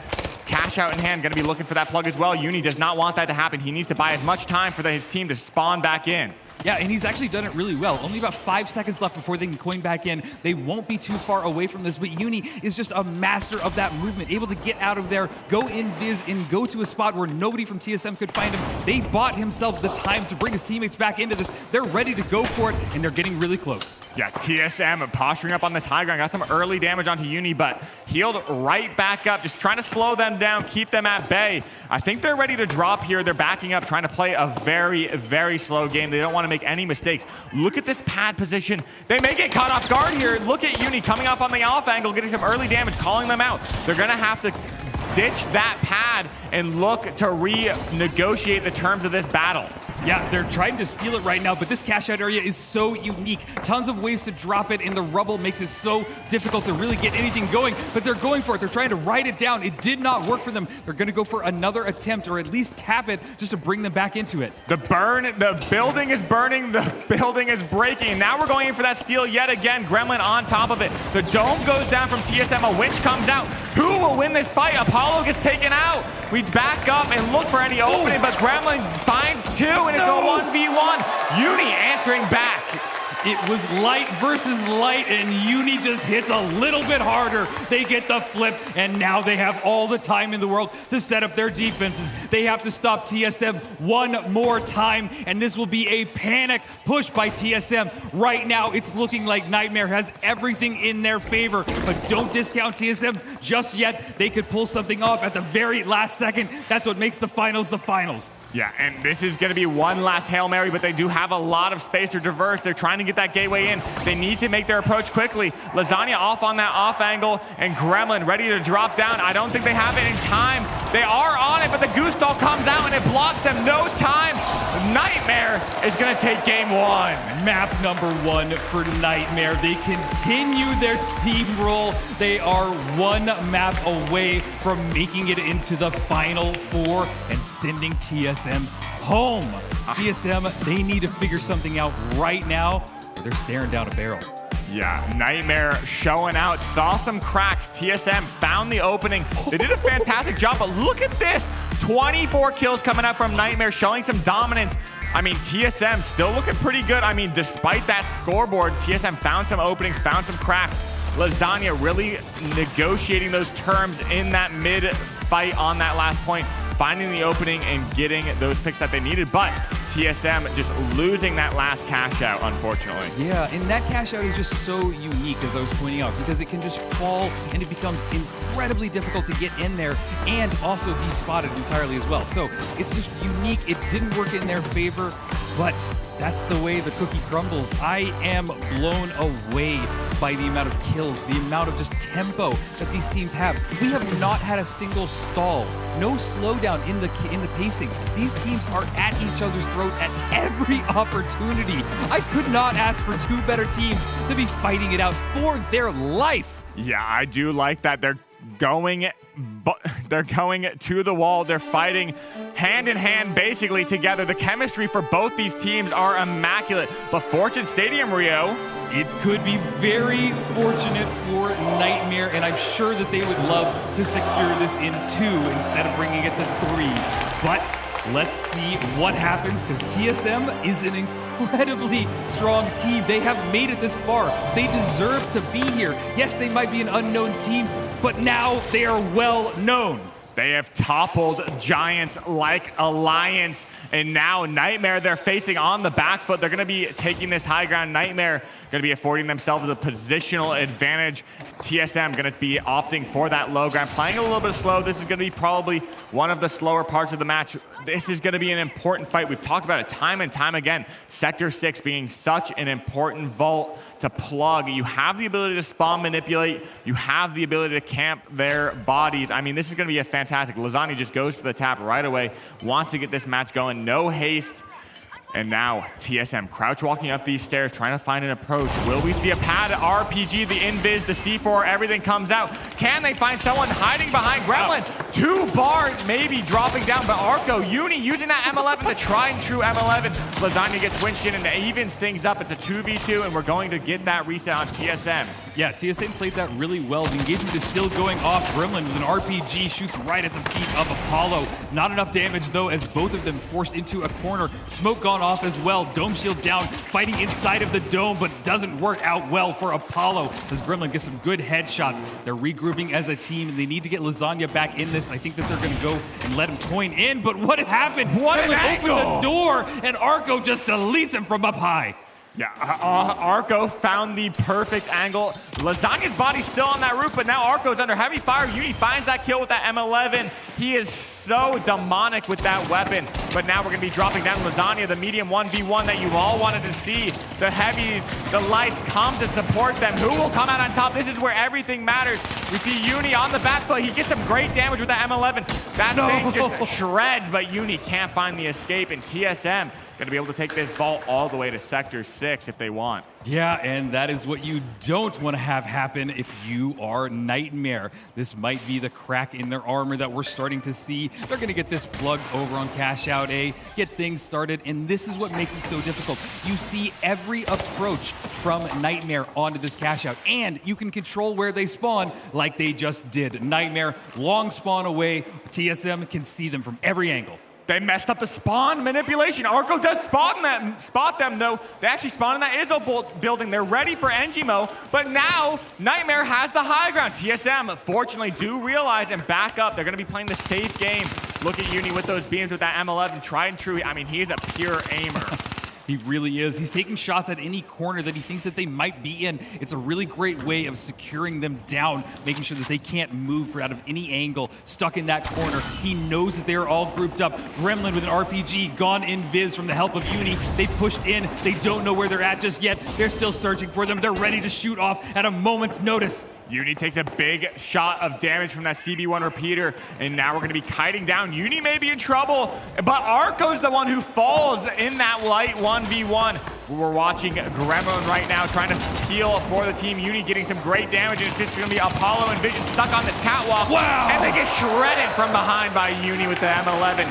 Yet again, Uni's going to get that flip. They're going to regroup, and I bet they're going for that spawn manipulation. Yep, just that wraparound from Uni, able to get behind them, and you can't turn fast enough to stop that M11 from shooting you in the back. It's great gameplay. Uni, the aim machine. I'd love to see him on the M11. It's how I came to know him, and it really brings me back. Now they have almost secured this cash out. TSM has respawned, but you can see that Lasagna up there on that other building, ready to deal some fire. And they spawned like 120 meters away. They're just going to cut their losses, take center Halto, get map control. Hopefully, I mean, we've seen it before where the vault spawns right on the defending team.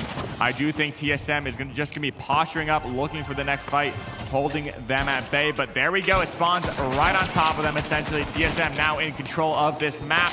Oh, I'm actually mistaken. It spawns in Cafeteria, which gives Nightmare the advantage for that vault. Yeah, it's unfortunate for TSM, but they are right underneath that vault. And look at this, on any approach, any time that they're exposed, even for a second, Nightmare takes the opportunity to deal some fire. The gateway's gone off by TSM. The vault has been tapped by Nightmare. Both teams on top of each other. The engagement going off right now. Goo buying themselves a little bit of space. Gremlin pushed into a corner, but his teammate jumps down there. Lasagna dealing a ton of healing back on.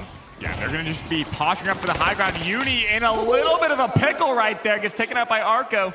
And we're going to be slowing things down as Arco looks for the heal. But in that moment, Vision's going to be taken out. A little bit of greed and miscommunication, I bet, from TSM there. There's no way they just flubbed that. Now, going in a 2v2, this is their opportunity to bring things back. TSM coming off on the off angle. Will they get the damage on Lasagna? Lasagna now going to take some massive amount of damage. 1 HP. He needs to find that final shot, but will he find it? We do see a reset coming out from TSM, and Lasagna still at 1 bar, hiding in that triangle as Gremlin peels perfectly, denying that kill. Yeah, he hit perfectly, could not spot him out, and there he turns it on a dime, and Visions brings Lasagna down.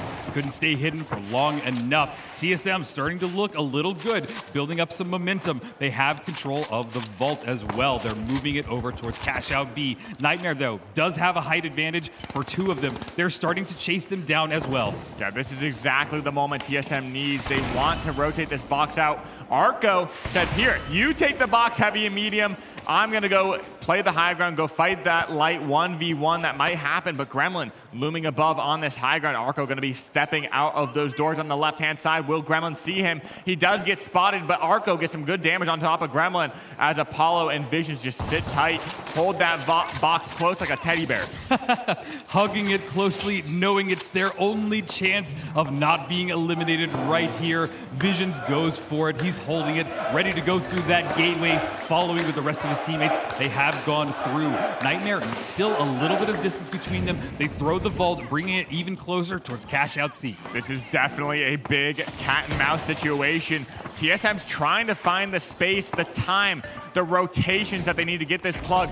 They're going to ditch that box yet again, leave it at the wayside as they go take this approach. Gremlin now going to be fighting a 1v1 against Arco, but Arco drops down into the face of Lasagna and Uni. We're going to be finding this advantage and snowballing this fight. A winch may be coming out right here, but that Goo's going to deny that space for Gremlin as TSM resets in that room. It's amazing how quickly things can come to a stop or a standstill here, but they go off to the left, and Lasagna gets some fun, some great shots off by that repeater. Gets immediately winched in, though, pulled out, but he gets Apollo down. Gremlin with the kill. They're trying to stay in this battle, but there is TSM absolutely deleted. Now Nightmare in control of the vault, gonna get the plug for what could be their last cash out before making it into the Final Four. Yeah, TSM has found the time before they've been able to steal from Nightmare. So with this amount of time, they have the time to make their plan, make the approach. Look at this RPG, great opener for TSM. They were even on the high ground. They could have just stuck up there, but instead they thought that RPG was going to be enough. But look at this as well. Great shots from Gremlin here to clean things up, swing that fight in their tide. Absolutely, and it all comes down to this. TSM starting their approach. Know that they have to make something happen soon. Nightmare, though, one of the best defensive teams in the entire game. This is going to be incredibly difficult for TSM. This is how they made their approach on Alliance. This is their favorite rotation to get back in here. Usually people just take it straight up, trying to find the shortest path. But look at this setup, winched out right into the center of the room. That's going to offer a great line of sight. Maybe they're going to be able to winch pad it back up, get that stall, pull it so far away from TSM. TSM's gonna try and break that goo, winch it in. The goo tries to deny it, but they do have a decent line of sight. But it's gonna be, I think, Uni on the opposite side shooting down. The goo comes out and the force is gonna be amongst us very, very soon. The C4 breaking that goo. The line of sights come out, glitches drop, and that dome is still protecting the team, but no steal in sight, no entry. Nightmare's just waiting. Nightmare's waiting. The building's crumbling around them. The steal is being attempted by TSM. They drop in their visions, deleted. They're trying to stay in this, but Lasagna taking a ton of damage. It's a 1v1. Uni versus Arco, and Uni gets it. That might be it.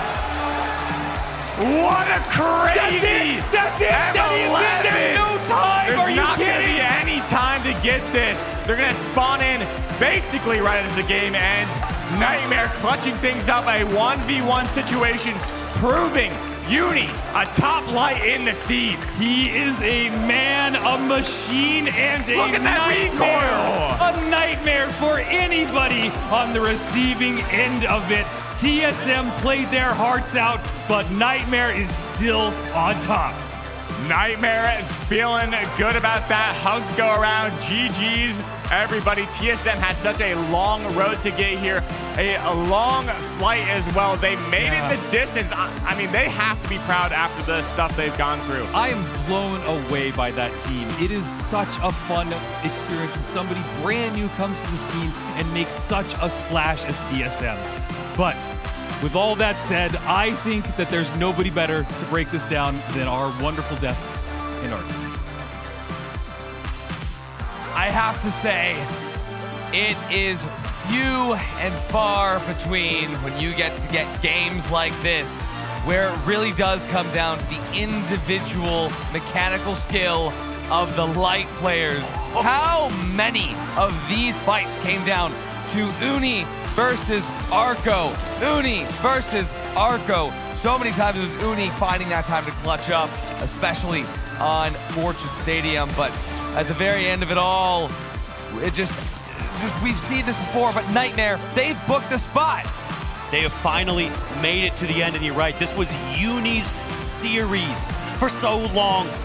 From his earliest events, dogged by controversy, he is proving that he is the top light when it comes to NA. Incredible scenes. I mean, we all had Nightmare in our top 4. For them to be the final team to book their spot is surprising, but you can see why. They have the skill to back up the hype. TSM though, I mean, just another word about how incredible they've been throughout this whole tournament, and they've clearly made themselves a lot of new fans. Oh, absolutely. TSM has done a great job. They made a generational run, but Nightmare are here to stay. They have a storied history in this scene, and history is still being made. Let's take a look at our bracket, our final bracket here for the top 4 teams. And that's going to be, of course, Team Secret, Fnatic, SSG, and Nightmare. And I want you guys to take a very good look at Group A. 3 of those 4 teams coming out of Group A. We had Nightmare, KCP, Fnatic, and Team Secret playing in a cash out at the very top of the day. And now 3 of them plus SSG, we take it on in the grand final. It's incredible. You got to feel sorry for KCP, right? There's an argument to say they are top 5, right? Even though they got knocked out earlier in that group. Yeah, but this is the Heat. The Heat system is going to continue soon, where all 4 of these teams are going to be playing cash out for the chance to play 2 final rounds where they will earn 1 point if they win the final round. The first team to get to 5 points is going to win it all. But, chat, we have to give these teams some time to prepare. They have to mentally set up for this. For Nightmare, and take a little bit of a celebration. Everyone else has. So, don't go anywhere, because we have the grand final of the Grand Major 2025 coming to you right after this break.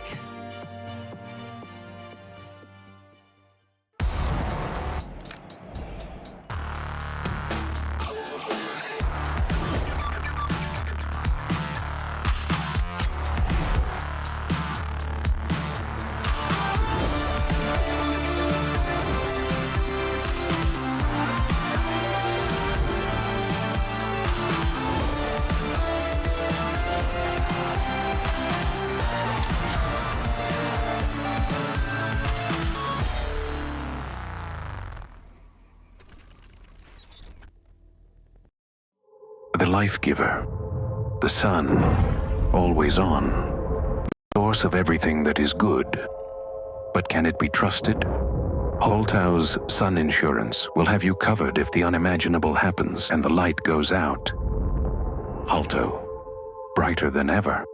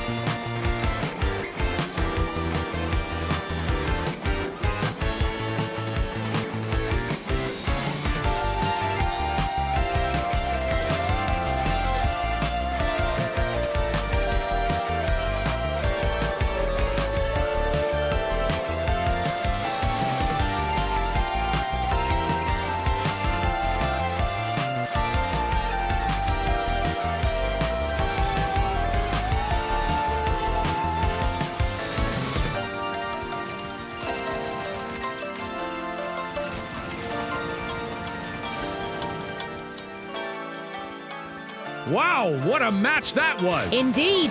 Well, time to recharge with an Ospuz. Just don't spill it on the console again. Not 2 days in a row.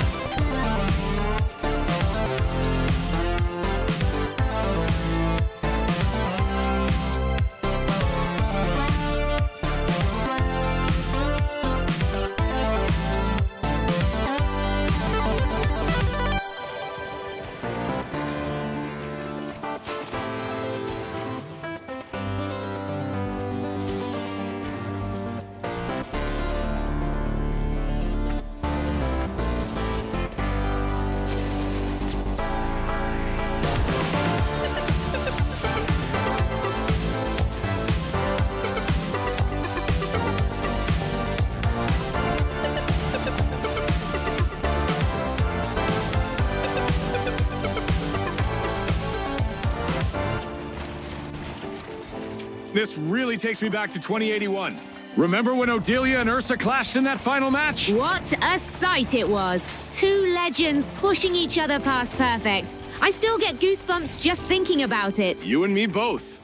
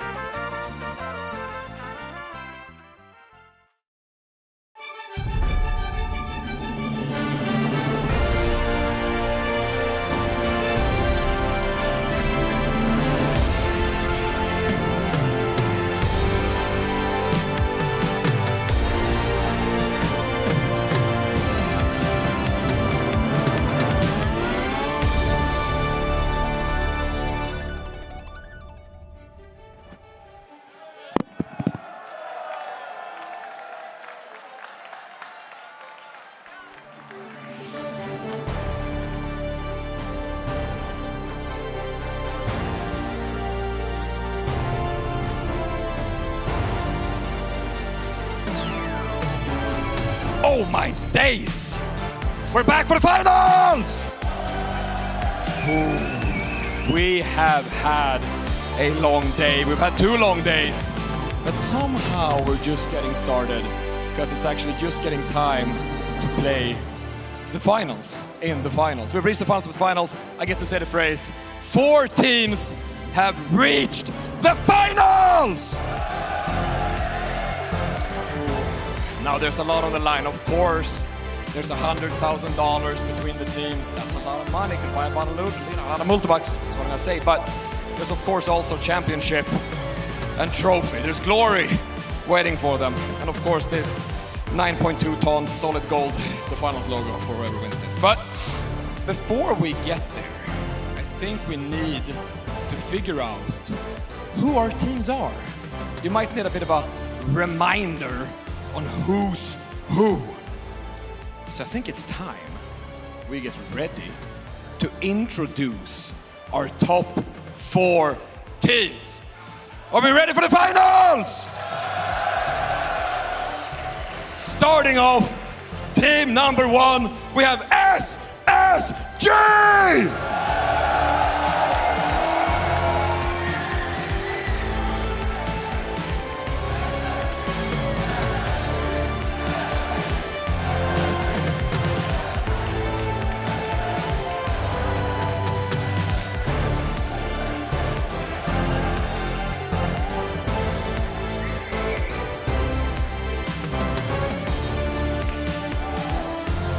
Next in line, Team Secret!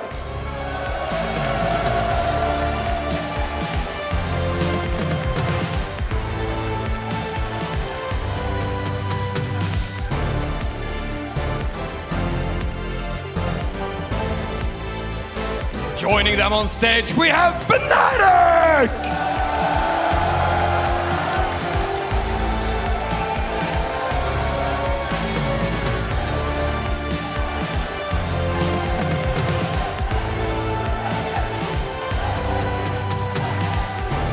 Last but certainly not least, it's Nightmare!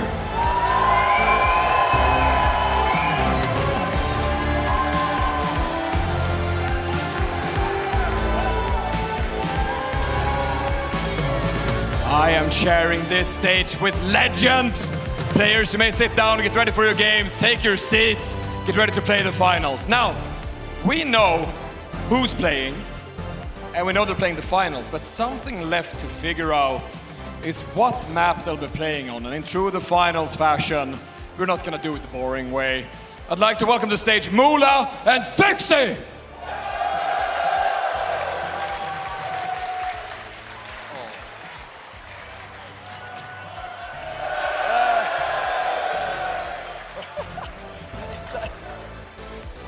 Here you go, Moolah. Here you go. Stand there. Yeah. Moolah is legally blind in 14 states. Talk to me, Fixie. We have reached the finals. It is insane. How are you feeling, Stockholm? Are you ready to watch the best series of 2025? We are excited The arena is electric, and it is time to... Sorry, there's an iPad of Pixie's face out in the audience. Now, it's time to figure out the order in which we're playing these maps. Without further ado, Pixie, do me the honors. The first map of the match point format will be Las Vegas Stadium!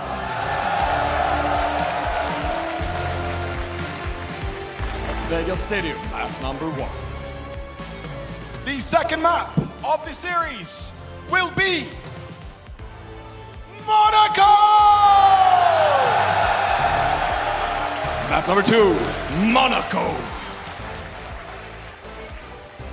The third map of the series will be Kyoto!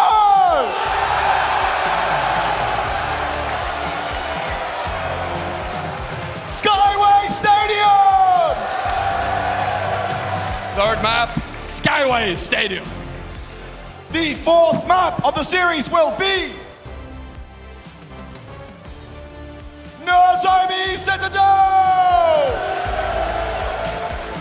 Fourth map, Nozomi Citadel. The fifth map will be Fortune Stadium! Big up the Fortune, map number 5. 3 maps left. The next map will be Brno! Map number 6, Bernal. Map number 7 will be Sis Horizon! Map number 7, Sis Horizon.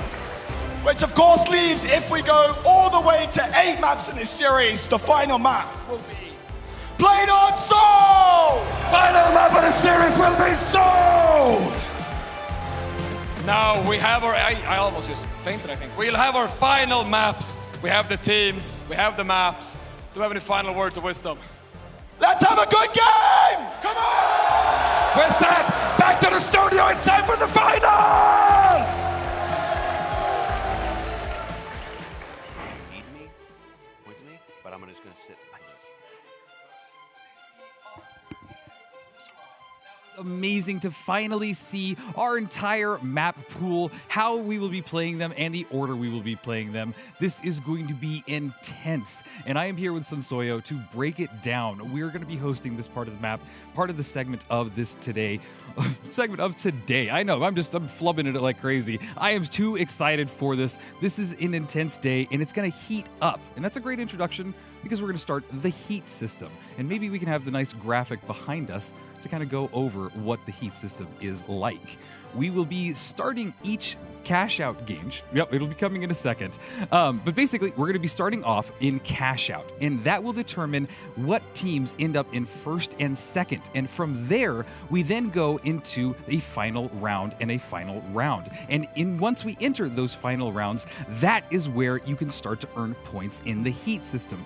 Only then can you start to add to your total. And once that heat is done, we start it all over again. Rinse and repeat. Start over with a cash out match, go into a final round, until one team makes it to 5 points. Now, this can be over really quick in as short as 3 heats, or we can go the distance and be here for several hours as we go all the way to 9 heats. So lock in. It could be an intense, long day, but Sonsoyo, why don't you talk us through the 4 teams that made it here and their journey to get here?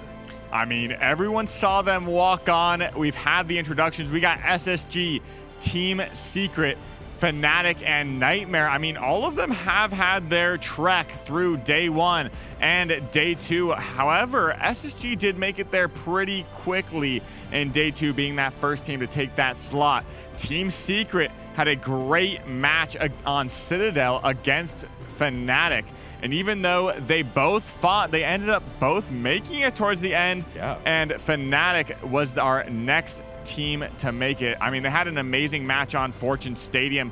Amazing spawn manipulations, everything like that. They spawn camped against TSM and won it out over them. But Nightmare, being our last team, had the distance on day 2. They were just such a dominant thing, forced to be seen, and they're able to keep that momentum on their side. We will see, Rio. We will indeed, and we're going to pass it over to our wonderful casters on the desk. They're going to be doing a tri-cast, so I'm going to pass it off to Artie, Jerry, and Waltz. Thank you so much, Rio. Yeah, that's right. We are going to try to cast. No, I'm kidding. We're on a tri-cast, of course. 3 of us, 4 players, 2 in the final round, 1 victor. Oh my God, I am in hot anticipation of this game. It's going to be an absolute barn burner. There is absolutely no way that this doesn't deliver. We have tried out this format a number of times in both PHL and my own Not Very Grand Finals to do science, to work out how it changes things. But right now, the very first game of Cash Out is complete chaos. The Cash Out that we know and love. It's going to be an incredible journey. We're going to spend so long with these teams, and we're going to watch them learn and adapt to each other as we get through this series. 100%. This is where it all starts. This is where it all will end. We're here on Vegas Stadium. This will be historic. Here we are, Vegas Stadium to kick us off. Crowd, are you ready for this? Make some noise out there! Wow, it's actually crazy to hear the crowd in real life, not just the crowd that's in the virtual arena. I know, very rewarding, isn't it? All right, here we are, everyone vying for control of Megadome, an important piece of ground or any sort of height that you can get on Vegas. You can dominate the dynamic of the lobby. I gotta say, this is the first time that we've seen a FAMAS come out in a while. What used to be the standard meta in Season 8, honestly, we haven't seen that much in the last couple of days. It is really exciting to see Vegas, because you're right, we don't see a lot of it, but you get so close quarters. Brad already taking out one, Fnatic crumbling under the aggression of Space Station Gaming here. Brad with 2 for his troubles, and he's going to close down Rainco, who's now in a bubble, but it's not much protection from the assault. Brad gets all 3, and is already top fragging the lobby by quite some distance, but we'll see what's happening on the other side. It's oddly poetic that the only team that wasn't part of that Group 8 cash out starts this off by getting the first team wipe. And we'll see SSG with Vault 1 take it all the way over to their side of the map there. Nightmare, though, with Vault 2 are encountering a little bit of aggression, but they do get the plug at the exact same time. SSG is going to be getting theirs. Over on Vault A, or Cash Out A, though, Nightmare looks like they're already encountering some difficulty as Team Secret, well, they're taking it away from them. That's bizarre. How have they allowed them to do that? Team Secret is just going to get this for free. And there we go. Nightmare down by 2 players. Uni having to recover outside. Does get the long res on Lasagna. And we have a steal actually going off on the other side. Fnatic attacking this box, and Rainco looks like he's going to hold it. I don't think Space Station are ready for that. Oh, he's crumbling under the pressure. Grad again, focusing Fnatic, for they are just falling apart, but an RPG. Raimke gets 2. Normalize and Raimke, they're going to get the defib. 2 members on Space Station Gaming trying to take this away from Fnatic. It's just Raimke. We've seen him pull this out before, though. Needs to come in clutch this moment. Yeah, on the other side of it, we can see Nightmare taking out Secret, but for now, this is getting stolen here. Fnatic, a very long kite for their reset, but already see Raimke just diving in, and the rest of his team trailing closely behind him, but the first damage goes out their way. Lamp going to be getting up the first one here. Nagos cannot find a place to res. Instead, it's going to be Grad finishing off that team wipe yet again. Fnatic in shambles. Team Secret as well, as the NA teams start to dominate here in the first couple of minutes. SSG and Nightmare, they're well on their way to cashing out their first bit of points. I count at least 5 kills so far from Grad. He is popping off. Oh my goodness. I definitely hope we're going to see EU step up a little bit more. NA versus EU is definitely going to be a theme of this final series. What's going to happen right now is Team Secret making their way over the other box now. SSG, well, they're not doing much. OG on the barricades there. Oh, RPG not going to connect there, but Grad down to just 1 HP. He's going to go out first. That could be massive. Very pivotal moment. Team Secret Gonna be able to chunk through the rest of them. Lant goes down as well. Normalize does try to get over, but he's not going to be able to make any distance to the rest of his team. That means Team Secret will get SSG's box. And Uni, they're going to be winning on 1 versus 3. Defend it. No way! Jeez Louise, how did we find that? Uni just in the midst of a 1 versus 3 there, and he comes out trumps. That's incredible. Nightmare and Secret putting themselves both ahead with team wipes and cash in pocket. And SSG, they looked so dominant right at the start there. It seemed like we were seeing them control these fights, and then all of a sudden it's falling apart. They're in third. Good timing on those wipes. Whenever the wipe happens towards the end of the cash out, that means you basically have free reign to dive into the vault. But as these teams now come back from their respawns, these fights on these vaults are going to be more important than ever. Bit of a lull in the arena right now. Teams just biding their time as the vaults are open, but we do see a fight on the top. Team Secret engaging with Fnatic across the Superdome. Jumping up onto the point, red barrel in hand. It's taken out by Roma from range as they nab the vault on their way to the catch up. But they're ambushed in the ground. The ground is lava, and it's Space Station Gaming setting a fire under Fnatic's asses. That's an incredible wipe coming up. But now, Elix and the rest of Secret can make good on this situation. Ooh. A great refrag coming out from Normalize, though, as we establish a 2 versus 2 between Secret and Space Station. More fantastic shots from Normalize. Disgusting from Normalize. Elix goes down. Is he going to find the 3-piece with 357? OG gets away, but Noah, he's going for that plug right now, and does seem that OG will be able to reset the team, but nobody's chasing him down, but it will be a difficult reset if he does try to go for it. We do see Nightmare and Fnatic now with the Alpha active building, and that engagement happening a little bit slow. Nightmare still in control of their box. It's taken away. Fnatic not getting any closer anytime soon. Nice little replay there to catch that crucial moment. Normalize landing the shot onto Elix midair. These both such fantastic mediums. There's a reset. OG getting healed up there. Barricade as well. Nice angle pad. SSG gonna be diving in. Oh, we're now on the other side of the map there. Fnatic and Nightmare to be going hand in hand. Rainkey last alive. 1v2 there. Gremlin and Nooney go back to Space Age Gaming in Secret. It's SSG. They're starting to lose health here, but trades go through. It's light versus light. Roma at half HP. One quick burst from Grad could be the end. Oh, smack the booty! How does he always do this, Grad? One of the most clutch players of all time. Incredible. He saw the tush of Roma just sticking out behind that AC unit. Unfortunately, he couldn't wait much longer. And we saw both those team fights at the same time. My brain hurts. Yeah, a little bit. Nightmare have held on to their cash box long enough that they should be rewarded with first place going into the final wave of cash outs. And we know how important that can be. It gives them complete control of the lobby. All they need to do is guard a vault, guard an objective, and they can secure themselves a top 2 finish. It becomes all about now whether SSG can hold on for the final 30 seconds against this assault from Fnatic. Yeah, this is going to be third-party central for SSG. This is really, really good for Team Secret, though.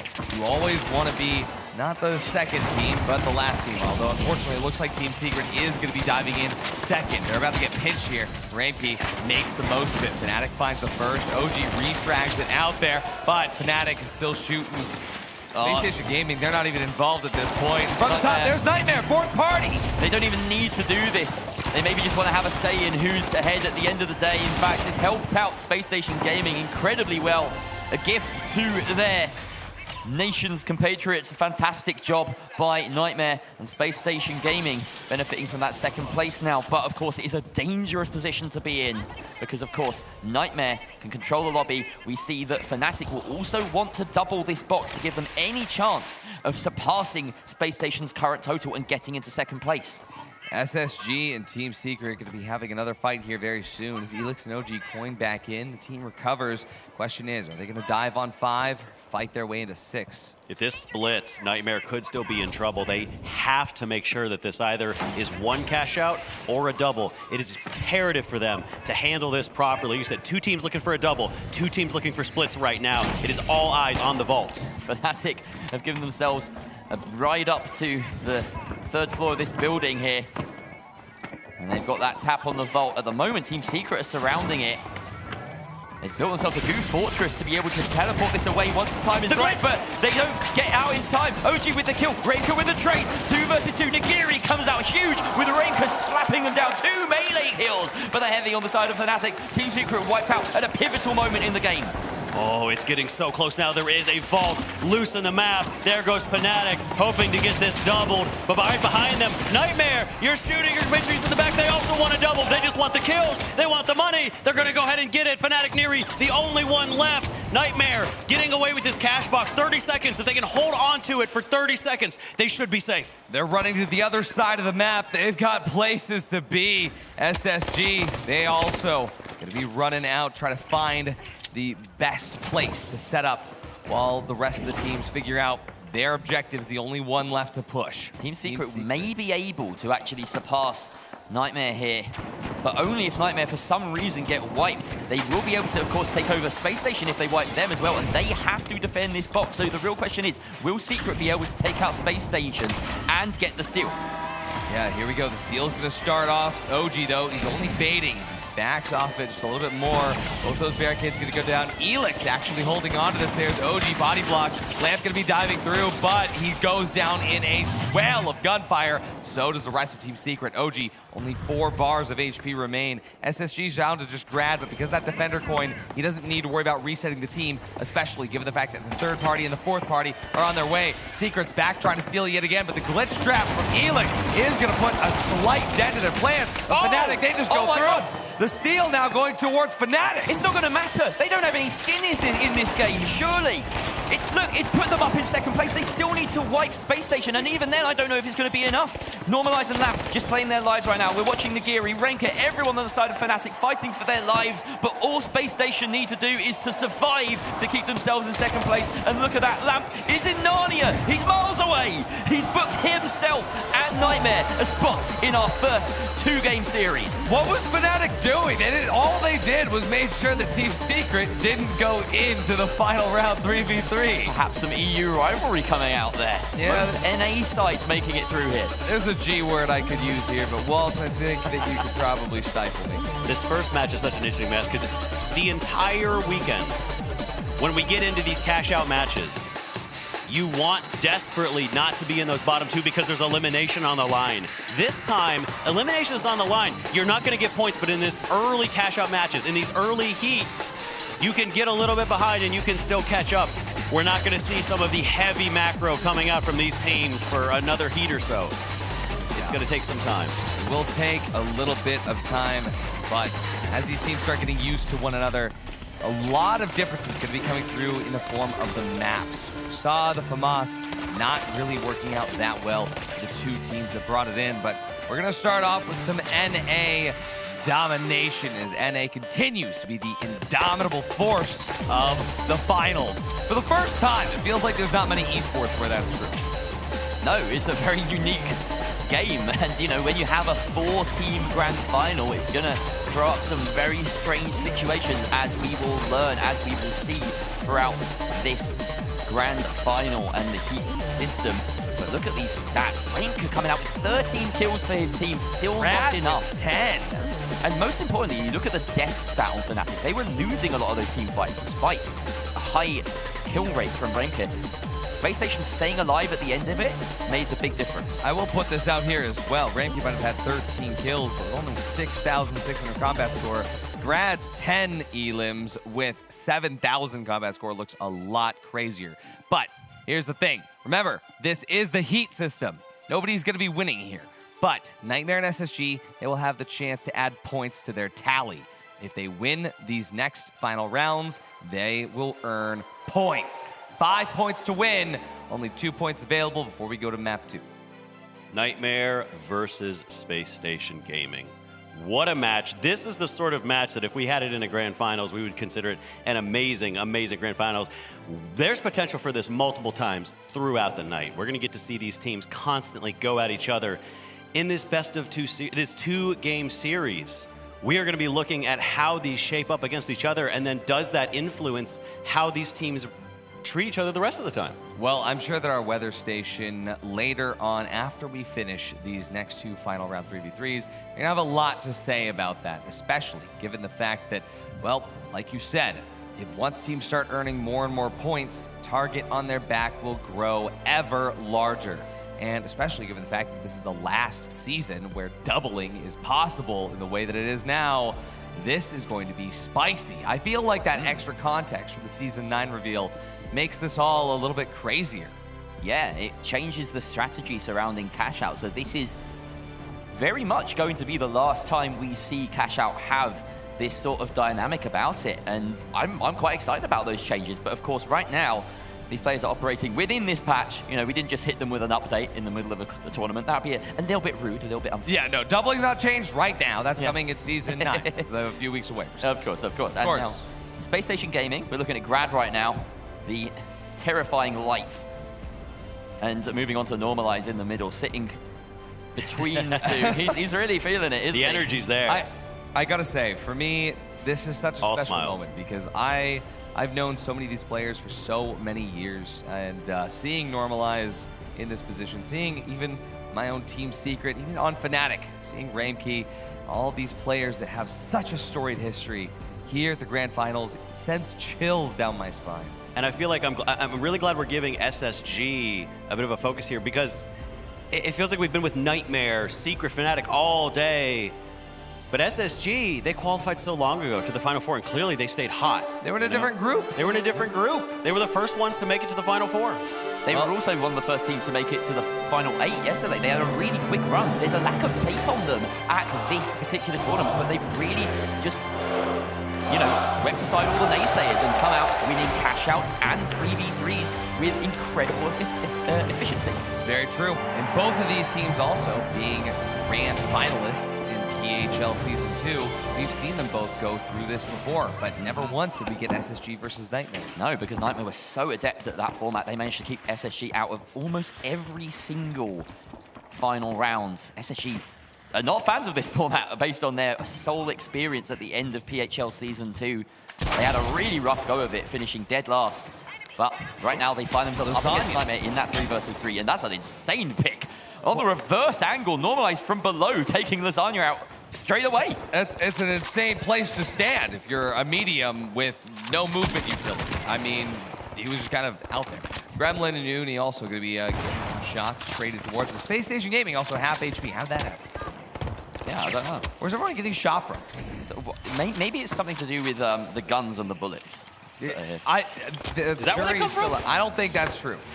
Can we get a fact check, please? Look, let's not jump to conclusions. Nightmare and Space Station Gaming are definitely just jockeying for position right now. The vault finally gets tapped, and it looks like they're just starting to figure out where each other is. Yeah, and Space Station Gaming, well, their position up on the top ropes, it's not untenable. Nightmare looks to try to scurry around the bottom, try to find those areas where they're going to be able to make their way through. At the same time, though, Space Station Gaming, they're making their way out, but that vault is not with them. And the tonal shift is quite staggering, isn't it? Off the back of a Cash Out, coming into one of the slowest 3v3 openers that we've seen. A minute and a half already elapsed. I feel like we should, talk about something else while we wait. This is the first point. This is like the last dead chance we're going to get. These players aren't going to be talking about anything else right now. They're calming, they're making sure that every movement is precise. Every single step that they take needs to be taken with precision. Yeah, and there we go. As Cash Out A gets started, I'm reminded about something that June once told me. And what would that be? Oh, I don't know. I forgot. Either way, we're going to be seeing Cash Out A start out here in the garage. Slowly, Space Station Gaming makes their way in. And looks like they're trying to minimize noise, trying to, surprise Nightmare from down below. That's a lot of noise, actually. Yeah, that kind of ruins the element of stealth that they were maybe going for up until that point. But Grad getting onto these noisy metal stairs begins his slow climb. He actually spots Uni out in the distance, and Lamp isn't too far underneath. The call is to actually converge on Uni instead. Try and find that 3 versus 1. And now they know that Nightmare are right above them on the metal stairs. It's a game of intel, a game of gentle steps. There's an opportunity here for that pad. They take high ground, but suddenly Nightmare are nowhere to be seen. Half of this Cash Out has already elapsed, and not a single kill has been seen. you'd think there were invis lights in the lobby because this is a stealth game at this point. Well, there is a lot of smoke. The dome is going to come through here. But it's not all smoke and mirrors. Lamp is actually sticking that steel. It's going to force Nightmare out of position. Down to the very bottom ropes. It will be Uni that goes down first. Lasagna trying to get trade shots on the Grad, but the positioning of SSG around these bottom floors is something to behold. Gremlin finds one with a shack. Grad normalized. They're quick to dive on, and wait a second. They tried to actually stagger him as long as possible, and then they realize only 30 seconds left, 25-second respawn timer. That's cash out A, SSG. That was a very deadly game of Ring Around the Rosie that we just watched there. They just sort of circled for a while, each team trying to find the other and make sure that they could get the jump on. And finally, SSG, the one that is able to go ahead and unlock that fight. Finding Uni and Lasagna, always the good open to a fight. Finding that medium is almost always going to give you that edge up in that fight. There's no jump pad, no healing, no defib. So far, teams, both of these, setting a fairly gentle pace. It's a bit of a pedestrian one, but this is a marathon and not a sprint. Every point matters, but so do energy levels, so does fatigue, and both these teams know this well. Lasagna picking Grad out of midair with a tasty repeater shot. Yeah, this is actually one of the first times we've had quite a distinct weapon disparity. We have Lamp on the SA-1216, we have Gremlin on the Shack 50, we have Normalize on the R357, and Lasagna on the CB01. This is actually kind of the first time that we've had more than one weapon difference between some teams today. Today, yes. It's important to note that we saw a hell of a load of weapon variety and gadget variety yesterday, but as we've honed it down to the best teams in the world, they've been sticking to their guns. Quite literally. Quite literally. And this is a great way to look at it as well, because with SSG and Nightmare, they both have different approaches to how they're going to be playing this map. Nightmare, they get this one started over the Endemo Casino and Resort. I think if you were ever going to swap up your strategy, now is the time when the fear of elimination is not there. This is when you can get out early, get out ahead. SSG in a good position to do so right now as they move towards this. They have to take this away from Nightmare, but they've been able to get close without being taken down. This is a good start for them as they approach with a minute and a half left on this cash out. Plenty of time for them to find an angle. Normalize spilling some coins on the way in, but nothing he can't heal back through. And now a good winch taking it out of the line of sight of Nightmare sitting just above. But Lamp needs to follow it up with a red bow to remove the C4. Slowly the layers of defense are being peeled back by Space Station Gaming. Nightmare, though, ready to collapse. But SSG isn't all the way on the other side of the building. That wall is a very big separation. At Nightmare, they are still directly above, just slightly over the side. And as that steal starts, the late dome and the winch is going to try to stall out Nightmare's approach. But SSG, they hop off the box to take the fight. Normalize is going to be getting the first pick with Gremlin refrags. No mediums on either team. As Lamp goes down, just Grad, he's good for one. Removing the other light.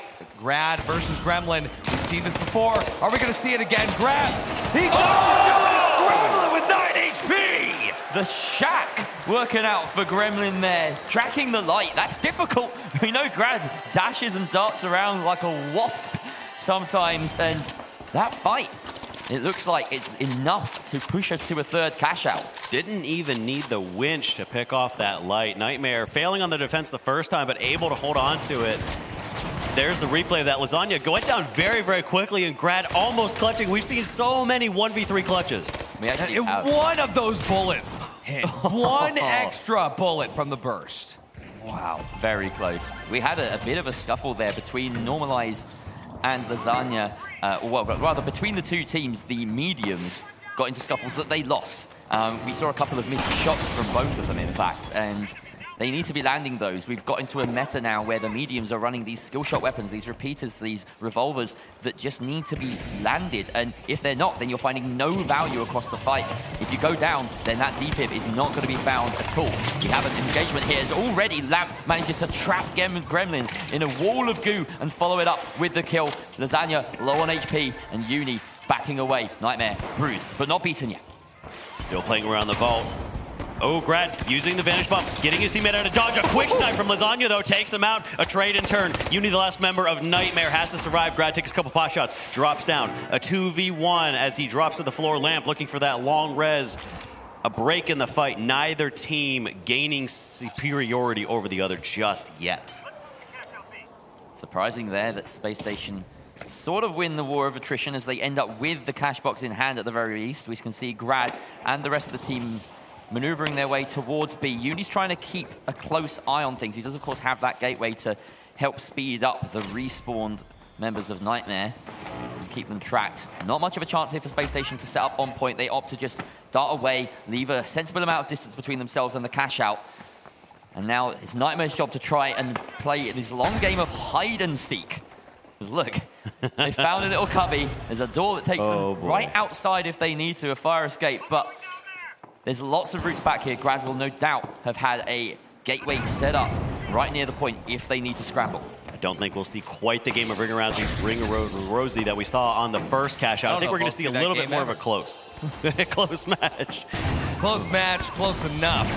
Gremlin, close steal, close shave now as SSG goes around the side to stop it in its tracks. Lasagna diving around to the sidelines, though. Uni looking on this angle, but Grad has spotted him out. As Lasagna clambers over, break the C4 and clear the drop. Normalize holds his own angle.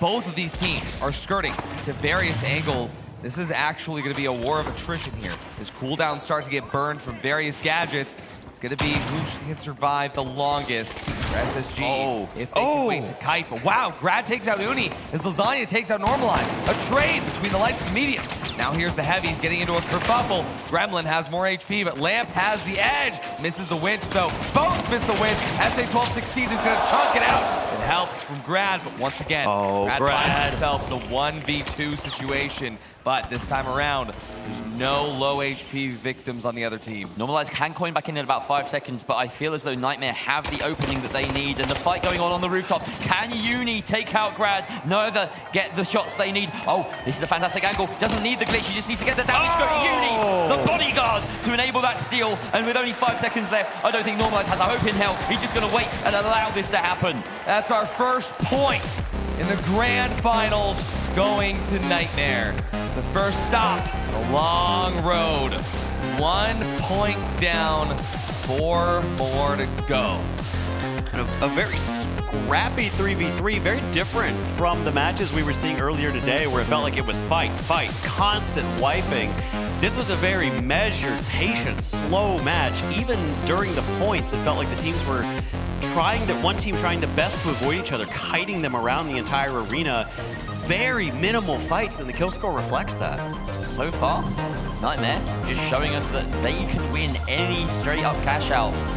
We saw it in PHL Season 2, in the grand finals there. They were the first team to reach 4 points, and they did it so quickly, within only 3 heats. They could be set to do it again, but it's early doors. They still have to win yet another 3 versus 3 here against Space Station to grab their second point, and then we're heading to Monaco. But it's a really good precedent to set that they can win a cash out as dominantly as they did and come out on top in the 3 versus 3 against their North American rivals. Oh, absolutely. This is a great sign from Nightmare. They've been in this position before, back in PHL. The last PHL season in Champs, they got out to an early lead. Exactly. Getting themselves into the position, I have to imagine that that's playing in their minds right now. Yeah, there's flashbacks to how that played out. Of course, in case you're wondering, they got to 4 points. They never made it to 5. Never made it past. They were targeted throughout the rest of the heat. It was devastating for them. Eventually 5 straight who aren't here to take the title at the end of the day. But well, Sloth is here and he's watching. And That's I'm very sure true. he's cheering on his friends from NA. Shout out Sloth and shout out Grad's mum as we go into Space Station Gaming versus Nightmare yet again for another point on the board. Space Station Gaming looking to clap back, get a point to their total as well. I do think that overall our teams are far more closely matched than we saw in the PHL NA Champs, but right now the close match is SSG versus Nightmare. And that last match, despite how I feel slow things were, it was definitely a close one. A matter of small decisions that clinched it at the end of the day. High ground taken by Nightmare, going to be holding this, keep them on top of things. One thing I'm looking for here is any distinct changes in these teams' lineup. This is the same map after all. After one game of cash out, one game of final round, I'm assuming that these teams are either going to be sticking to their guns or changing it all. So far, I don't see any changes in these loadouts, but we might see changes in the team's motions. Before, we saw SSG trying to match height early on. This time around, though, Nightmare's the only one taking height. SSG, they're just holding the vault indoors, and they're going to be using very, very smart gateways to make their way out. But Nightmare, they're in chase. Remember, if you don't respect the vault fight, that could turn around for you very quickly. And this vault fight going the way of Space Station Gaming so far as they have control of it. Uni overstepping the mark here, and Normalize just really needs to land one shot here to spell his demise. Uni getting away with it, and in fact comes out with a kill on Lamp. The pincer maneuver. Nightmare have his back, and they've got the back of Space Station Gaming. Normalize and Lamp going down as they take a load of damage from Lasagna and Gremlin, just flanking that cafeteria. What a turn from Uni. Barely evading elimination there and then turning around and getting a two-piece. Oh, well, Grad, he's going to have to find two pieces of his teammates. Both those trophies are at least close by, but Nightmare, they could go and try to block them. Either way, Grad's not taking any chances right now. Normalize and Lamp going to be coming back in via the coins. Nightmare sitting on top of the building. This is interesting. They could choose to do a lot of different things. They could winch the cash out off into the alleyway. They could hold it at the top. It looks like they're playing for that drop, which is very important. Space Station Gaming, they are anticipating this. You can see Lamp getting ready to set up. Looks like he's going to be utilizing his C4 to do the exact same thing. Set up their drop, clear their utility. He's found a red barrel as well, so even if that C4 doesn't clear the C4 that's placed on the cash out, he has one way to finish it off anyway. Space Station Gaming stuck in this elevator right now, almost being surrounded by the side of Nightmare. But they found Lasagna. They've actually melted him. He's the one been found out. RPG barely missing Uni, dashing, dodging, and weaving across this roof as Normalized. Getting very, very, very low. He does not drop yet, though still full strength on SSG. Vanishing Bomb just to give him a bit of breathing room here. This is the first time SSG has had an edge in a fight against Nightmare since last map. They're going to be starting with a little bit of a steal. Lamp baiting that steal out, but then once he realizes he has the space, well, going to commit to it. But Uni, he's going to commit that fight against Grad. Finds one. Normalize going to go down to Gremlin as well. Once again, SSG loses their edge in the middle of the fight. And Nightmare, they're really good at resetting quickly. Oh, they found him. Goes down in a hail of gunfire. It's Nightmare to take the first cash out.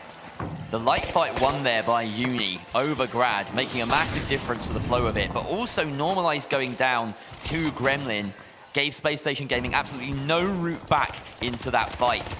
No defibs, no quick revive available, and you could see Uni smelt that hand res coming a mile away. A Uni that is on fire is absolutely a scary Uni, not something that you want to have to deal with. This match feels like this is so much more aggressive than our previous match. It's like a fencing where you tap swords for your first match, testing your opponent, and all of a sudden they've decided it's time to go full out. Make sure that this time they put their stamp on it. This isn't a bunch of kiting around. They are going straight at the enemy. A little bit of a goo roof provided by that canister. You see Uni getting this flank again. I don't think they have any idea he's here, and he puts out a load of damage onto Normalize once again. Donated the dome here by Lamp. He has to keep his medium alive, his support. Grad just guarding that exit, maybe hoping that the rest of Nightmare chase them in, but Normalize once again caught out, and this time it's Gremlin finding the kill onto the medium yet again. Lasagna backing up his team as Gremlin picks up the two-piece. Lamp now once again in the 1 versus 3. These past few fights have gone the same way. Well, when Grem finds a two-piece, he doesn't go hunting for that third. There's no ego chows anywhere in these fights, but SSG, they looked so strong at the beginning until Nightmare figured him out. One of the biggest pieces of that is Gremlin's shack. The shack at these ranges, it seems like they're playing very carefully to avoid Lamp's winch range and just get that damage dealt, especially when Normalize or Grad is out of position. I mean, look at where Normalize died the last time in the Angimo building.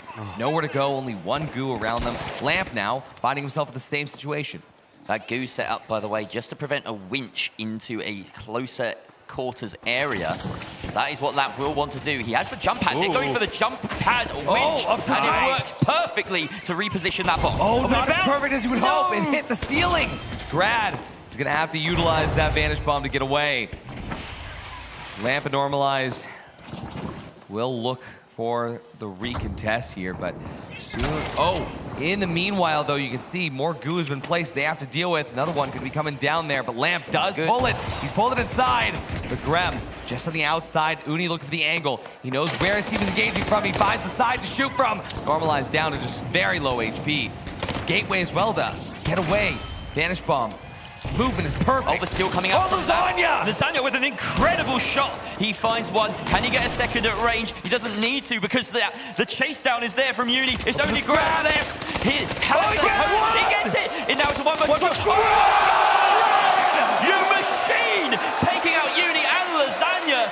That's a 2-for-1 Italian takeout. Are you kidding me? How many clutch clips can one man have? The two-piece, the two-time, he keeps doing it. How many times can he get away with this? The last one standing in a 1v2.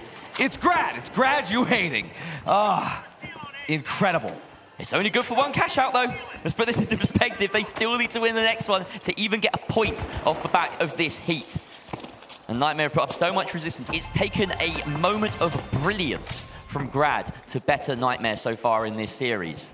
They can't rely on that in a marathon.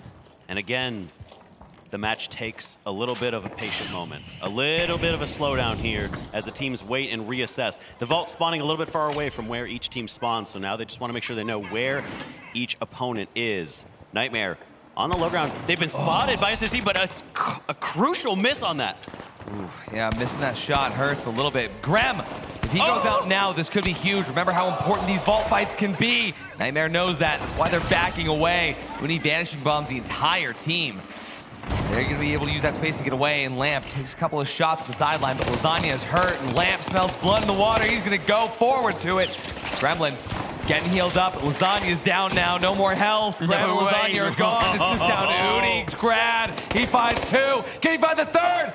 Uni's gonna be able to get away. A very short gateway just outside, so he didn't have to peek. Hiding with a Vanish Bomb. He sees it! Whoa! Uni, what? And he escapes with the gateway as well. He's just jumping between the two gateways to keep himself alive. Incredible. He gets a bit of damage, and I think at this point, he's done enough to hit that regen. No way does he get out of that alive. If he flips this, that's gonna be insane. But in that time, SSG, they've gotten away with the vault. What an incredible heads-up play there from Uni, just dodging back and forth. But as you mentioned, Lamp, he took the opportunity to run across the map. Now, the team, they found Normalized. Nightmare, they've spotted the enemy team. There's a gateway there, but Normalized, he used the same trick. Not working for him. Uni, he knows that. He punishes it. Lamp, the only one left alive. Wow, I mean, we keep seeing these situations, just goes back and forth. Yeah, that's the nature of the beast here. And still being completed here, we would assume, by Nightmare, with only Lamp left up. And that early deposit, despite not having grouped up, really costing Space Station Gaming here, as realistically it gives them maybe 1 or 2 shots at this. Oh, but it doesn't go as far as he would like. This is really, really good for SSG. Yeah, there's some great debris around there. Lots of map geometry that they can use to tuck themselves in and get an easy steal if it stays there. Ideally, Gremlin would like to move it out another few inches or so. They're pushing over to the side. Will they go through the alley or go up top? There's a couple different ways this could go. Uni, of course, has the gateway in hand. He has a way of getting his team out there. There's a gateway up in the sky. They're ready to drop on top of them the second they hear the C4 go off. They're ready for this. Nightmare prepping. Up top. Ready to pounce. There's the jump pad. They heard this before go, but baited out by SSG. The jump pad gave nothing. I don't know if Lamp is trying to winch this in, but of course, if they do, then they're going to have a winch deficit when it comes to the team fight, and that can be crucial. There's so many moving parts to this. Oh, all right, Lamp's gonna be starting the steal. They're in position, they have the goo, they brought it inside. What's gonna happen now? Up top, Gremlin tries to win, but he can't find it. There's a gateway to get him out. But this is now Nightmare's box to steal. Look at where Space Station went to, but they're here, they stop it. Grad goes down. Normalize gets a refrag. No, medium is better. Oh, but Lamp, he's down. Normalize half HP. Gremlin's gonna go for the steal here, but Normalize and Lamp, they're both up. Oh, the goo! Now Lamp is up though. Is he gonna be able to get back in time to stop it? I don't know if he can. There's debris in the way. Uni holds it, he missed the winch. Nightmare gets the flip. Nightmare, 2 points in the first heat. So close for SSG, but History repeats itself. Nightmare collect 2 points in the grand final heat system and put themselves up. Now, this makes them a massive target for everyone else in the lobby. Cash Out is about to get spicy. We've seen this before. We've seen this before. The more things change, the more they stay the same. Artie, this is going to get crazy. This is the first heat. That's the first heat. The first Cash Out, the first 2 sets, 3v3 final rounds. Wowie. Wowie. Wowie. Wowie. Well, you know, as much as I like hearing the sound of my own voice, as much as I love hearing Waltz and Jerry and, well, I still love hearing Scotty and June, but I do want to hear from our host and our analyst, Rio Sonsoyo. The first heat went to Nightmare. And the first heat dialed it up to 11, and the race for 5 points is on with one very clear leader right now, being Nightmare. The exciting thing going into the next heat is that Nightmare now has a massive target on their back. This will make it really interesting to see if other teams try and deny Nightmare the opportunity for going into the next heat points. This will be really exciting, but boy, what a game we just watched. Sonsoyo, you want to break it down a little bit further than that?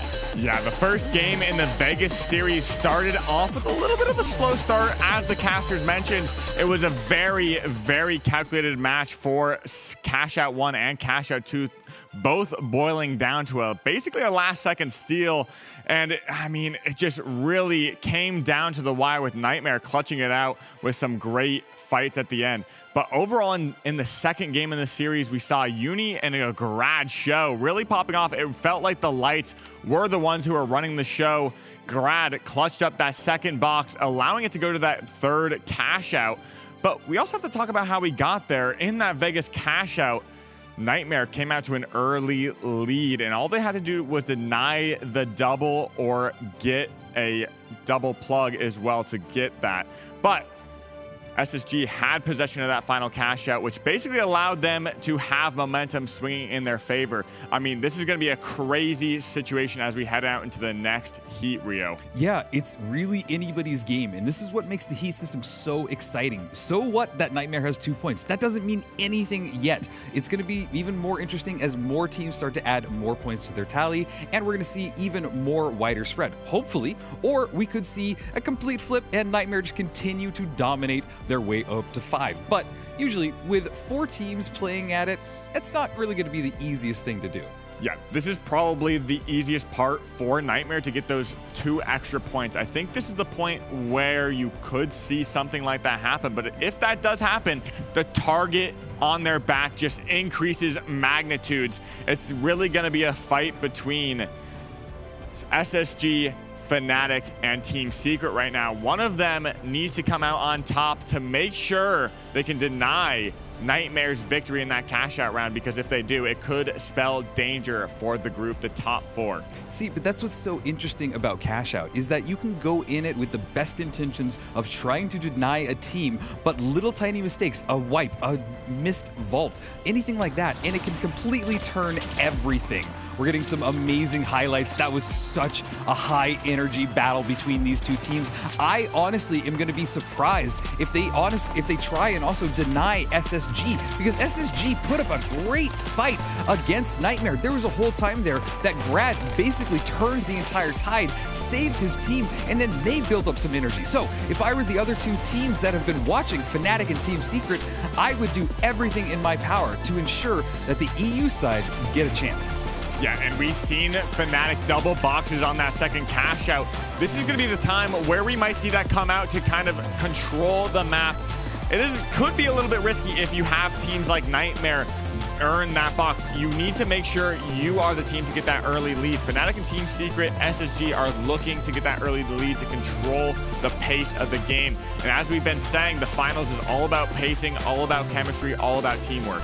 Yeah, it really is. And talk about teamwork, pacing, mental energy as well. We were watching some of the cameras of the players, and you could see when a pivotal moment happened, either the happiness on their face or the frustration from being on the receiving end of it. And it is just so exciting because the energy from the teams, the arena, and even us here in the office, in the casting studio, it is uncontrollable. I can't wait to see us get into this next one. And our next map will be on Monaco. And to remind everybody, each heat will be played on these maps. So basically, we're going to start off in Cash Out, and we're going to play in Monaco there, and then we're going to continue on to the next 2 maps in Monaco. So it gives every team a really good opportunity to fully play this map. Gives them even a second chance if they messed up on their first time. So it's a really interesting system that really lends to it well. Yeah, I really love the adaptability when it comes to that series. You get to adapt game in and game out. I mean, you have the same map, so it plays out very, very similarly. So seeing how these teams adapt, especially in this prior series with Vegas, we saw how the game became so slow in that first match, and then it became way more explosive as we moved on to game 2. Absolutely. And do you think that that's a map thing, or do you think that's more of a team thing? I definitely think that's a team thing. Once you get the momentum building, it can just snowball. And Nightmare has been building a lot of momentum through this entire day 2. They've had a long road to get here. A lot of hard-fought victories as well. They just need to continue that going into this next cash out round. Well, and SSG also has to be feeling good, at least making it in there. Yeah, in the last cash out round, we had Fnatic that went with Raimkey, got 13 kills. He was the kill leader, but it wasn't enough. It wasn't enough for his team. They ended up in 3rd place because of it. So there is a lot of room to grow for all of these teams, and it is getting quite exciting as we start to look forward to it. The next map will be Monaco, and why don't you talk us through what to expect on a cash out Monaco? Yeah, Monaco can be a very, very difficult map. We're going to be seeing a lot more long-range options coming out. I mean, we've definitely been seeing the CB1 repeater. Oh, yeah. People say it's that long-range sniper, but also a close-range pseudo-shotgun, to say, the least. In the right hands. In the right hands, exactly. We saw Nightmare use it in good effect with Lasagna just chasing down Envy in that battle, getting those shots super close. You just have to hit him, and it has amazing burst damage. But Monaco, we may see a little bit of change-up. I know some people like playing healing emitter, so that might be something to look out for, but the meta is very solid right now. We're going to be looking at a lot of head glitches from heavy, mediums, and lights all around. Well, and to add to this, we also have any variant. So there is one variant that basically everybody hates, and that's duck and cover, because it adds such a dynamic change to the entire map. The Cathedral, one of the biggest spots in the entire map, now empty, completely smashed by a duck that has fallen on it, and it leaves this big crater in the ground. But to take you through the action, we are going to hand it off to the amazing, talented, beautiful voices of Artie, Jerry, and Waltz. Thank you for that, Rio. Thank you for that, Sonsoyo. I couldn't have said it better myself. About to dive back in. This time, Monaco. I hope we get duck and cover. I'm also hoping for suspended sponsor structures. That's what it is. Suspended sponsor structures. Starting off now, Jerry. Oh boy! Suspended sponsor structures on Monaco. There are a lot of funky things you can do with this, particularly on the defense. Some crazy strategies. This is the most unexplored territory out of any map in the game. Every single team has been practicing for this moment since Season 8 dropped. I can't tell you the amount of times we spent loading into this map just to practice tech. Team Secret going to be trying to use that tech this time around. Nightmare going to be engaging them on the rooftops to start things off. A duel across the rooftops here is Nightmare just trying to get any edge. There's a jump pad. They're prepping for the jump on Secret. Moving forward, they know they're sitting in the attic as Gremlin running away. A dispersal from Nightmare, keeping Secret from getting the edge. And they find them behind. OG taking a lot of damage, has to reset. Nobody finding an edge quite yet in this match between Secret and Nightmare. Oh, but there's the edge. Roma, one of the top fraggers in the scene, statistically coming into the major as the player with the highest KD overall across both regions. But Nigiri is matching him on the other side of the map. We still have this 3 versus 2 on the rooftops as Lasagna loses his life, obviously. Without that defib, it's very difficult to get yourself back into the mix. We tune in now with Fnatic. We're fighting over Vault 2 with Lamp. Now in a 2 versus 2, Lasagna has been, or rather, Nakos has been taken down on this side, meaning that Fnatic are pretty worse for wear. It's only Normalize. Well, Normalize is going up to the roof. He looks like he's trying to get hold of one of these players, but He's dived in. Oh, what a fantastic shot there with the repeater. Can he make it a second? No, he's taken out by Nagiri. Lamp coming in though for the clutch. Maybe he can get that 2 versus 1 and punish this player who's going for the res. Yes, he can. That is a wipe onto Fnatic early on in this round. On the other side of the map though, Team Secret, they've started it off. B is on its way down here in Pocket Park. Now, we do see Nightmare on their way over. They've crossed. Team Secret, they cross behind them, flipping yet again. Notice Roma on the invis as well. They'll be trying to find a sneaky position here, especially in the bushes of the park, but quickly up on the top of that building, he has to dive back out. Full team heals back up at Nightmare. They're diving the point from the other side. Out from the north, let's see what Team Secret's plan is. Jump pad available? I don't think so. OG just has to get in there with the winch, but they've got a lot of goo blocking it off. Nightmare gets the flip. The Team Secret, they're ready to engage this fight. Quickly getting split around though. Gremlin goes down first. Lasagna already has a trophy. The defib going out around the other side of the goo. But Elix and OG both damage. Uni goes out. Roma finds the shots.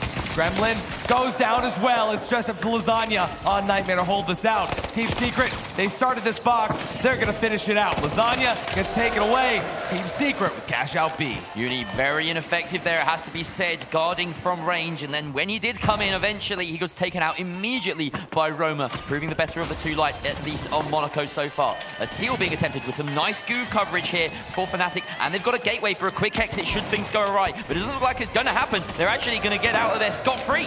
SSG, uncharacteristically, letting that cash out go with nary a fight had. Just trying to pick from range, but instead they're actually getting the worst of this advantage. Nagiri losing a lot of health there. They have to go for the slip right now. Grad very low, but there's already one down on Fnatic. Looking for the step. They already have flipped at SSG in control. Wait, I just noticed Grad's on Invis too? Wow. This is what I was talking about. A lot of these teams are waiting for this moment. There's nothing left to hide. We do see Team Secret, somehow OG is dying to fire. Yeah. Elix finds Uni, but we're looking at Fnatic versus SSG, and these teams can't even fight each other. No, it's a bit of a game of hide and seek right now, but Nagiri is just scuppering around these buildings. Lamp has reassumed high ground on one of these towers, but at the moment, Fnatic, they need to get this steal back. They've let it happen.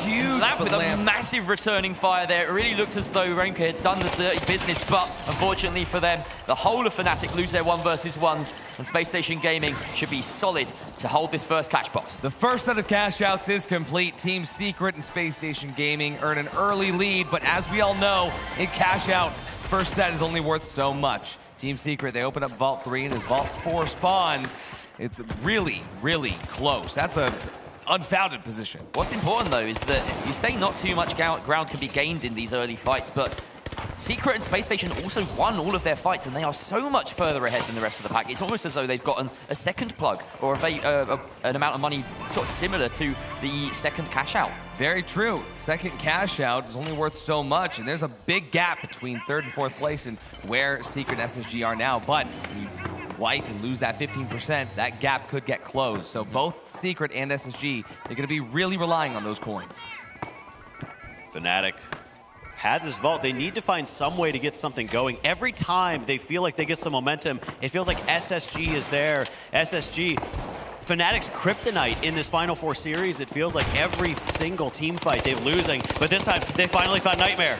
And Nightmare being forced back into the depths of construction here. Fnatic, they do have an opportunity. Uni is separated from his team. They do have to worry about Team Secret lurking above, but Lasagna finds some advantage in this fight, taking out one. Uni not needed, it seems, as Raimka goes down. Some great shots coming out from Nagos, but he gets turned on by Gremlin. But here's Team Secret with a third party, immediately diving through. Nightmare also going to be just coming in from the backside. These teams are flipping around one another. Everybody's shooting each other in the back, it seems. But Uni and Gremlin, they are still up and alive. The Elix defib gets advantage. the perfect defib on an OG. The dome here for Uni, though, provides him just a little bit of... Oh, Uni, what? Roma going in with a little bit brazenly there, and the shots have to be landed by Elix. This is a skill check right now. Can he hit the demonic Uni, who can just dart in and around him? No, he can't. Uni, once again, diffs an entire team. Team Secret this time, feeling his wrath. Secret, they thought they were coming into third party and steal a vault. They did not account for a Uni that is on fire right now. But on the other side of the map, SSG have had an uncontested cash out that is halfway through. Not only are they getting a free cash out, the tempo is in their favor. When this finishes, they get their free choice of what is happening. That's true. That stagger is intense. And for SSG, that is everything. Fnatic, they don't care about it. It does mean, though, that they are so far ahead of this tempo that there is a danger of a third party over here. Fnatic are the first team to try and take them on, and they sense that it's actually an opening because no one else is coming over here with them. It might be a fair 3 versus 3. They make the difficult cross into the suspended structure. Now the job is to find Space Station, but they've separated. Look at this crossfire that SSG have established. Oh, they set up there, but Rain, he starts for the steal. There's no defenses, though. He just melts, completely disappeared from the map. Only what? 2 members left, but Nigiri, he's going down. A revive on Rain K, 2 members back, but SSG, they've taken no damage. They get their cash out. A revive on Nagos, but it feels like Fnatic, they're in a fight for nothing at this point. Well, they need to wipe them as soon as possible, but I don't think that's going to happen. Normalizing Grad, they're just going to find those final shots. With Rain K, he's going to turn into a bundle of coins. Team Secret on the other side of the map, they wipe 2. North America on top, it seems, at the moment. Was Nagos busy or something? Where was the goo for that steal? No goo! No dome? No nothing? Bizarre. No goo, no dome, no coins, no cash outs, no team members left available. But Nightmare, cash out C right up on top of the beautiful Trentilla suspended sponsor structure.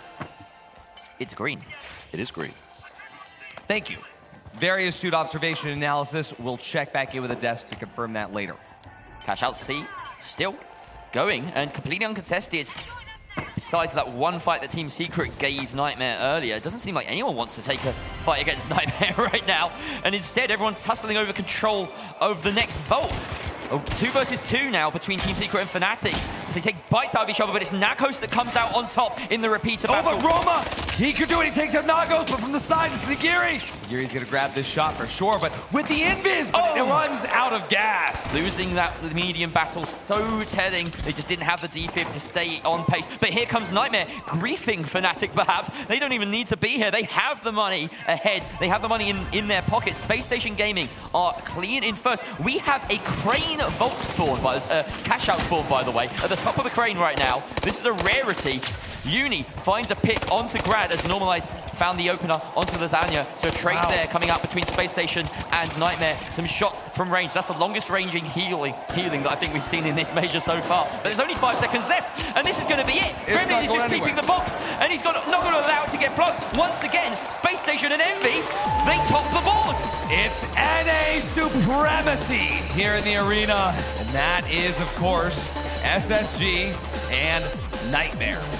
We're going to have to see EU start to put something together.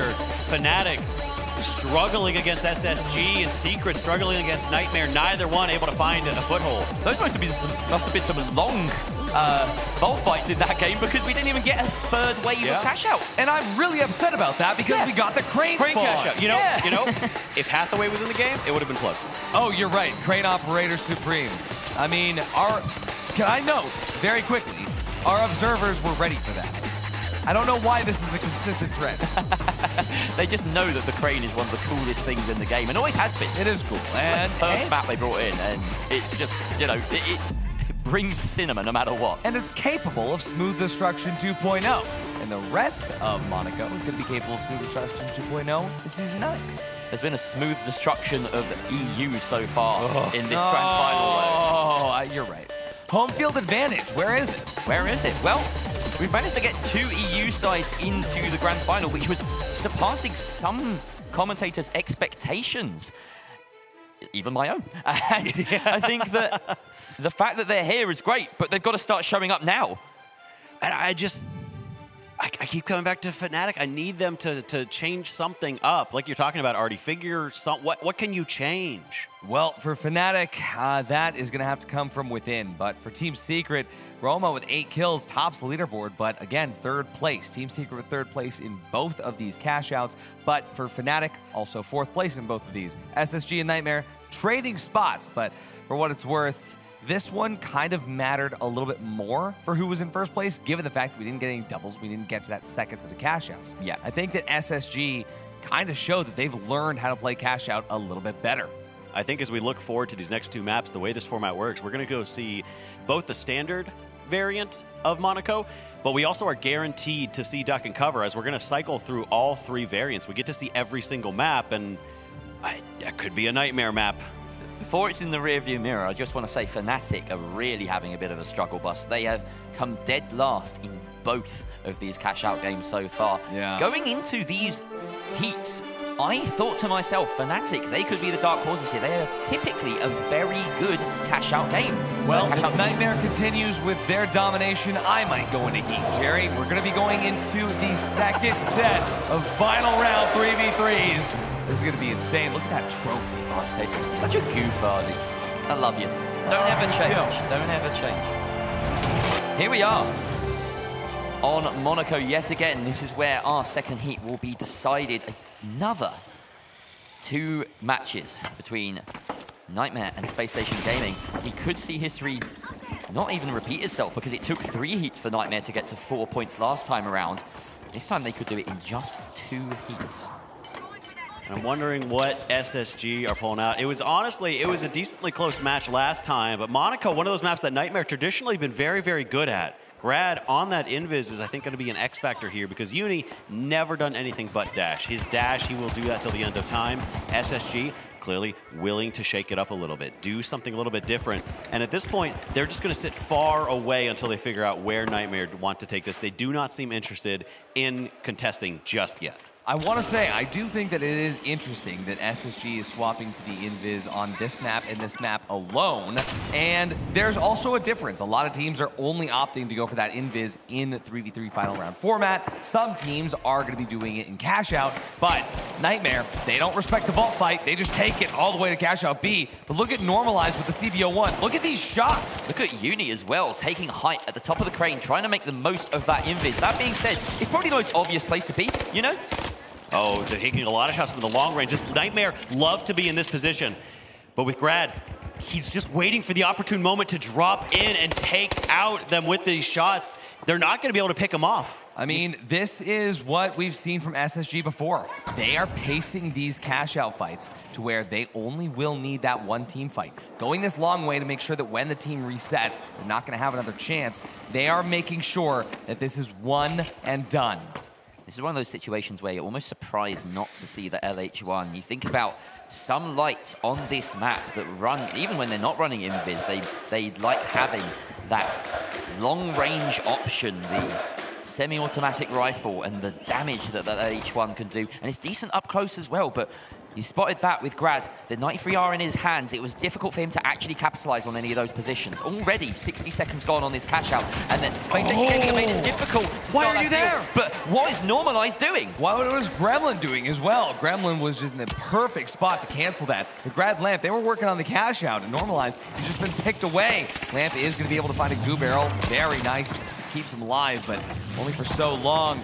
There is the dome, gets glitched out, but Grad gets headshotted out, and Gremlin finishes off Lamp. It's the end of that fight, and SSG, they took their time with it. They're not going to be able to have a second chance. They took their time with it, but not only did they do that, they just sort of dispersed. Nobody was near each other. Gremlin went for a walk in the park. Normalize went to Grandma's house for some cookies. Like, what are they doing? This is not the SSG we know. No, they were very passive in that fight. And like we said, they were setting themselves up to try and get picks from range, but they just separated themselves so much that it was easy for Nightmare to locate them and pick them off one by one. That is a good point. Again, going back to the lights and their different picks, but with Grad, by dropping the dash and going in for the invis, he's keeping the glitch grenades alongside the H+ infuser in the gate.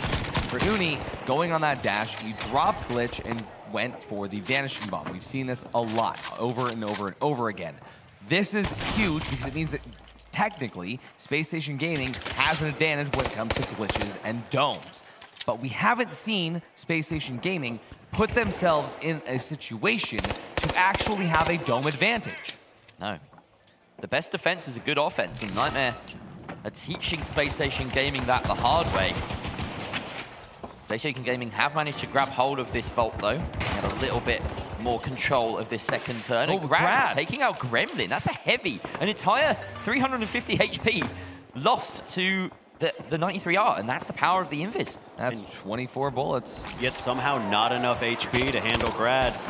These shots have been so good. This 93R, often we see these lights pick up a longer range weapon, whether that be the ARN or even, say, the LH1, if you're Taikyu Joe, Sniper, if you want to go spicy. But no, sticks with the 93R. Stick with what you're good at. And Lasagna is going to be sticking with diving through the air and taking pot shots at the enemy team. SSG, they have the vault, but once again, Nightmares position themselves very advantageously above. But Lamp is just going to be going for this plug. I mean, hey, if Nightmare didn't respect the vault time last time, why should SSG? But Lamp has clearly fallen from grace. He falls out of the window, but here's Gremlin climbing up the top of the Trentilla building. Lamp's health bar dropping down to the lower quarter. He gets healed up via Grad's H+ Infuser, but again, they need to put themselves in a situation to have proper dome fights. This is a long-range bout with the CBO1. Lamp, he's getting ganged up on right now. SSG, they're too split to find any use from their util. And a Nightmare plug! How? That's crazy. The whole time, it feels like Space Station Gaming had control of that vault, and then at the crucial moment, Nightmare just grab it and plug. And they can allow this timer to run down. Everyone wants to take such time over these team fights that it might only be the one here. Grad looks like he's closing down on Uni. There might be a light v light fight. Lasagna takes a lot of damage. Uni losing that duel, but he does manage to get out, it seems. Everyone a little bit hurt except for Gremlin. Lamp managing to re-establish control with his team. They are directly above this cash out right now, but Nightmare ready to pounce at a moment's notice. SSG using Grad like a sentinel, sitting on the roof. With that invis, he can stand still and not be seen for a while. As C4 goes down, Lamp winching it, keeping it from going anywhere. Gets the goo, blocked off. Nightmare, you need to get to this point, but they're losing so much health. Lamp, Normalize, they got locked in. Grad, he's able to go ahead and take out Gremlin, but Normalize is down. It's down to Grad once again. The single member, he might get Uni here. Picks Uni off, but the res on to Gremlin is going to mean there's 2 left. But Lasagna is getting so low. Without the dash, he's unable to get in and punish that positioning yet, though. Has a moment just for a single point in time. No chance for Space Station Gaming to get back in either. Their coins are so delayed. Grad has to back off and hope that the rest of his team can get in for a final push here. Nightmare, they've made the most of a terrifying mistake there. Normalize separating himself from Lamp at a key moment. Now with only 30 seconds left, they have spawned back in. It's a 3 versus 3. Last chance saloon for Space Station Gaming. It could come down to this. Space Station Gaming, they need to push now. Last team fight is available. Normalize going to be taking the first shot. Uni, he dives away. Thankfully with that dash and jump pad, he's going to be able to climb up to height. The Anderson bomb going to disappear him, but Grad and Lamp, they're still alive. Gremlin goes down with the RPG. The goose stall is available. There's no time left unless they start now. Lamp, he gets one. Uni's still up. Lamp holds it. Did he get it? He did not. Nightmare, 3 points. This is huge. Nightmare is on heat point now. Already. If Nightmare, even if they do not win this next match, even if SSG is able to take it, if they win their next cash out with 2 points available, they may be able to clinch it and become your grand champions. Already Nightmare are proving that they have just been leveling up throughout this tournament, wiping out team after team. They came prepared. In this heat system, the maximum number of heats it can go to is 9. The minimum is 3. We are on track for that minimum, a sprint instead of a marathon. I don't want to go home. I love Stockholm. I know. Well, tell that to all the players here. Tell that to everyone besides Nightmare, who in the next cash out will have to make sure they do everything to stop Nightmare getting through. However, we do have one more 3 versus 3 here. Nightmare could take their 3 points and push it up to 4 unless Space Station do something on Monaco. I will say this, there's only 2 futures here. One is that Space Station Gaming gets the point, Nightmare have 3. Nightmare's on heat point. Big target on their back already no matter what. Yeah, but the second option is that if Nightmare wins this next 3v3 final round, they'll have 4 points. We all remember the last time Nightmare had 4 points in that 3v3 final round. I know that Rio and Sansoya are going to talk a lot about that when we get there. So for now, we will leave you with that inkling of a thought chat as we get ready to go in. We have one more 3v3 final round format on Monaco. Let's send it, Waltz. Send it over. Thank you so much, Artie, for bringing that back. We're going to be looking at one more map. Nightmare already on heat point. But if they can win this one as well, it means that not only do they have to take 2, all they have to do is take 1. Here we are, another one on Monaco. Space Station Gaming need to step it up. Grad swap to dash. He's back to dash. He's back to dash and Vanishing Bomb. He knows that he needed that gap to close. The experiment just did not work for them. It's something they have been toying with recently in scrims, as a lot of teams have, but going back to the comfort of the dash, being able to brawl more effectively, being prized. Grad still takes up this high position on the crane. He could just use the cover. Again, having an invis up here isn't that much of an advantage. People are going to know about you regardless. Chipping away at Gremlin. A couple of headshots there, but of course the Heavy can take a few of those. Well, it's not only the gadgets that have changed. It seems like Grad's entire outlook on these fights has changed. Oh, absolutely. Nightmare in pretty solid control of this map right now, though. So SSG have kind of let them get away with this a little bit. There's definitely a gateway here. They're going to be moving this vault over in just a moment. There's the vault. Uni actually getting pushed pretty aggressively as Gremlin sitting off to the side at this point in time. Actually did leave the vault. Not sure, there must have been a glitch cash out or a glitch gateway or something of that nature. Nightmare losing control of this vault now. Oh, but here we go. Lamb misses the winch. He sees Gremlin. Oh, Gremlin sees him. That winch hits. Lamb, 33 HP. Oh, Gremlin with that RPG. That one connects. Nightmare. They're still going to be up in this building. Grad, Normalize, getting chunked away. Normalize has to run away. Nightmare, though. Do they opt to chase, or do they focus on setting up?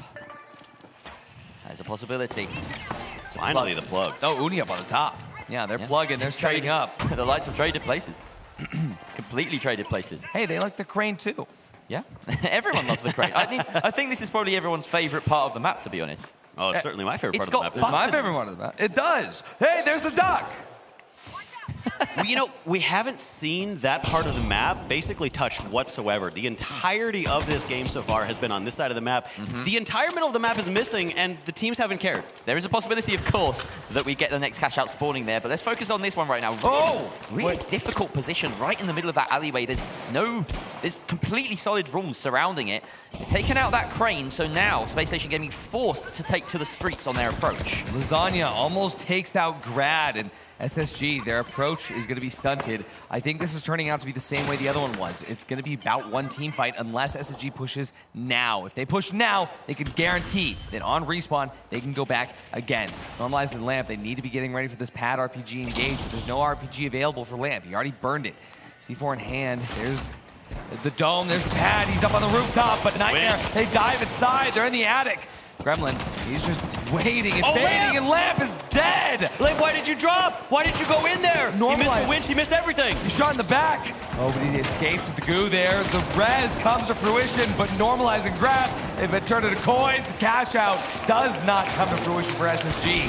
And yet again, the first cash out, one team fight, and SSG blows it. Crumbling right now. SSG unable to do anything at this point. Cannot put anything together. All right. They're all in this together right now. Well, hopefully they can put together the cathedral. The duck got rid of it. I don't think... There's small pieces. You could do a decent job with a goo gun, perhaps, but it starts crumbling after a while. Well, we're in Scandinavia. Aren't Lego from Scandinavia? We can put them together, right? Yeah, there was a Danish. I do know a guy who's very good with a goo gun. Could put that back together. Yeah, you can use goo to build it. Yeah. We'll build a cathedral of goo. There you go. That's something for maybe the 8v8 mode. Go into customs and see if you can rebuild Monaco. That'd be quite fun. Well, Vault 2 all the way over in the most obscure position on this map, all the way in the northern park. Inside of this shack here. Grad, he's going to make the hike all the way out there. Luckily, he doesn't have to hike back Gateway up to the rooftop, but Nightmare, they're privy to this. They know exactly what SSG is up to. Not allowing them to get any movements. They have the gateway set up, and Nightmare being very, very close on these angles, just wanting to keep an eye on Space Station Gaming right now. They have eyes on them through the windows. Again, not willing to engage these vault fights. Normally, they're so important on Monaco. We've seen them completely avoid these. Just not wanting to do anything with these vault fights, but they're jumping in now. That is an option to avoid, but now they are going, as you say. Those health bars, they're dropping yet again. Gremlin Lasagna, though, this time taking back shots. Grad normalizing Lamp. They are doing what they can to try and make this fight as even as possible. This time around, as Gremlin goes out first, will SSG be able to hold on? Lamp survives, but Grad doesn't. Uni gets traded away. It's just Lasagna. And SSG, they've won their first team fight here. This is critical. Lasagna tunnel visioning there while his team died around him. Always managed to find Lamp, but as we could see, he had a bigger problem on his tail he didn't know about. Now Space Station Gaming again getting this vault fight, deciding to take it to C. Now, here is an interesting point. With this objective spawn, they have the option to winch out into the open of duck and cover, where the cathedral once stood. A little bit more destruction on this wall, a well-placed winch, maybe a pad to help it on its way. And you have some incredible sight lines to work with on the defense, but Nightmare are already here. Oh, they're dropping another point. Dome Shields goes down and the glitch as well. Nightmare. Lamp, he blows himself up. He's the RPG. A defib from Normalize. Also got a kill. One member left. It's all on Uni. 1v3. He needs to get the steal. He's going to reset. Get out of here. Let his team coin back in. This is the first time SSG has been in control. I don't know what shifted for them, but their energy is so much more chaotic now. They know how to push these fights. My question is whether SSG are deciding to take this moment to move the box. They have control over the totem, but they're worried that Uni is going to come from them. The coin back in is instantaneous. Now they know they have a chance to move that into the open. Are they going to do it? It depends on their decision making right now. They may be a bit too worried that Nightmare could catch them in the act, so they leave it intact. And we're going to have another brawl around this point as Nightmare dives straight back in for the action. There's the jump. They're falling on top of it right now. Normalize the Space Station Gaming. They definitely have to know that this is on the way at this point. They hear them on the rooftop. Nightmare desperately trying to flush them out. Lamp has that dome in hand. They're ready for this engagement, but I don't know if they are really going to be able to do much if Nightmare gets the angle set up that they are. Uni over to the side, look at this rubble, perfectly in place for Lasagna.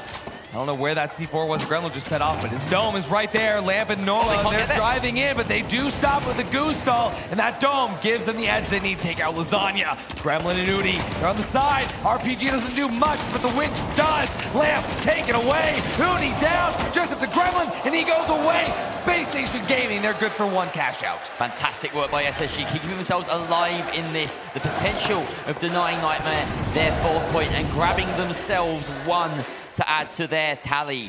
Well, we all know that SSG is sponsored by Holto. It seems like that insurance is coming in. They're at least safe for now. But for Nightmare, once they respawn here, they will have the chance to cut off SSG before this vault goes anywhere past Grandma's house. There's that replay on the fight. Gremlin getting an initial kill, but it didn't work out at the end of the day. Lasagna was already gone, going in for that steal and getting bought by the entirety of Space Station Gaming. Lasagna taking a bit of flack from range there, has to back off. And these rooftop fights, so symbolic, so typical of Monaco.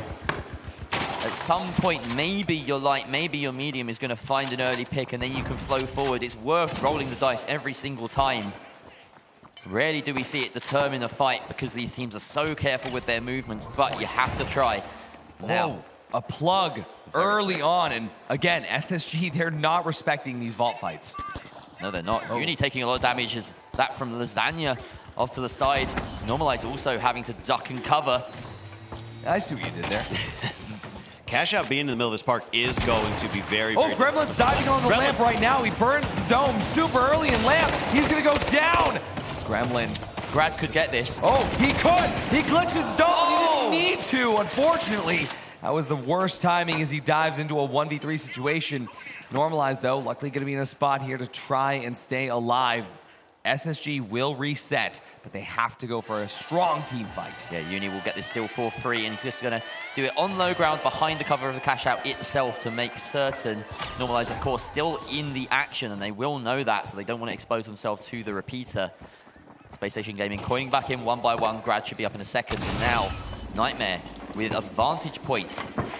Look to hold. The Vanish Bomb allows them to advance, and maybe they want to aggress on Space Station sooner than Space Station expects. No, they find themselves once again in the position of having to push forward. Nightmare solidly camped out over at Grandma's house, and the timer continuing to tick down. 40 seconds left in this match. They have been so slow before, and that's not happening now. They died over with the Vanish Bomb. And they don't know he's down. Grad, though, he's traded away. away. Both lights removed. Both medium still available for the res, but normalized. He's not going to be anymore. He goes down. It's just up to Lamp. Lamp has the res.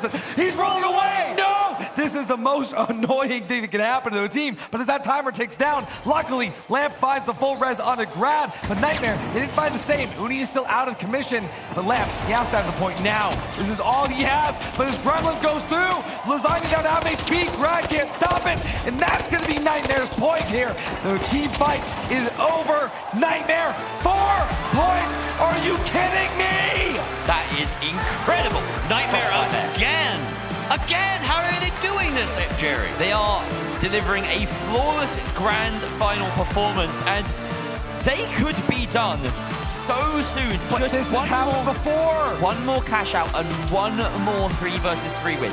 But this is where it gets impossible, because every single team in the lobby is there to deny Nightmare that possibility. Team Secret, Fnatic, and SSG need to stop Nightmare from getting through. Their sole mission in life right now is to make sure that they cannot get that point. And this is where things get crazy, because the other teams are not at that level yet. They don't have those points. Nightmare, complete and utter dominance in these matches. Collusion is not allowed, but when your sole goal is to prevent one team, that's cash out, baby. Oh, these alliances are definitely being drawn up right now. Everyone knows that everyone is here to stop Nightmare. The next few cash outs are going to have a very different flavor to them. Every cash out from here on out is going to have a different flavor to it. Nightmare, they are sponsored by Volpe, but that virtual reality technology isn't going to shield them from the reality that is every single team about to go straight for them. But to break it down even further, we've got the desk, we've got Rio and Sonsoyo. This is chaotic.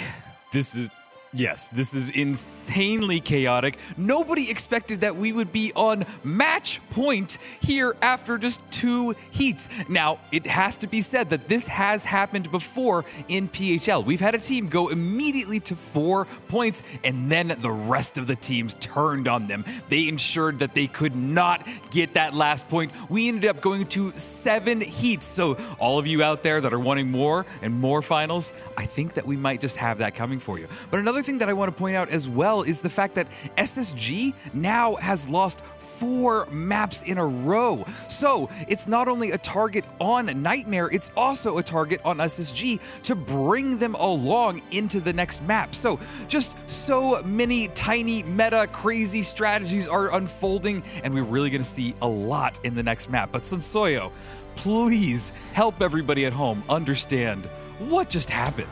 Well, honestly, that was a pretty insane game on Monaco. SSG tried to take out Invis in that first game. It found Grad a few solo picks, got them some advantage, but I mean, Nightmare was just looking so strong, able to snowball, get back with their strong defense like we see. But over on the cash out side, it was a very, very slow start, only 4 boxes in total on this first Monaco game. And I mean, that kind of put a wrench in everybody's plan. Nightmare had the ability to play up on that suspended structures and get that last cash out denial.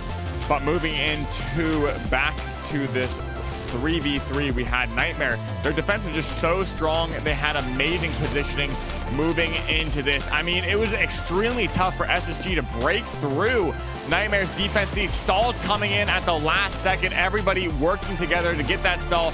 Last second steal almost coming out from Lamp, but it's narrowly not going to be enough there. But on game 2, Nightmare had an early start over here in the middle of the garden. They were still looking very, very strong in that first game. But after that, SSG kind of regrouped, pulled together, and started taking control and winning more fights. They were able to kind of bounce back, tie things up. But ultimately, it was Nightmare who took the victory. A few clutch moments from a Lasagna, finding the right positions, trading out perfectly. I mean, SSG was opening. This was kind of the narrative. SSG was opening these fights, finding these early picks, but Lasagna, Gremlin, Uni were able to kind of fire back, get the pick, and even things up. Right here, exactly a critical moment.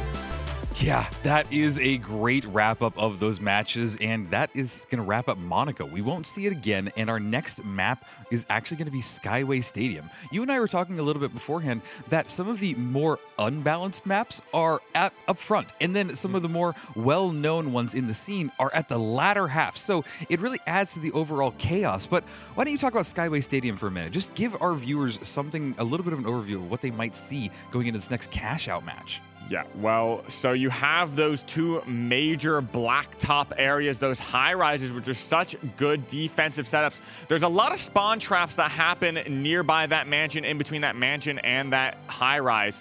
It's a very difficult point to hold, a very difficult point to push up to. There's a few strategies that I've heard and a few very interesting strategies to get there easily. But I do want to kind of touch on the match point situation that we're looming on right here. Yeah. Nightmare being ahead 4-0.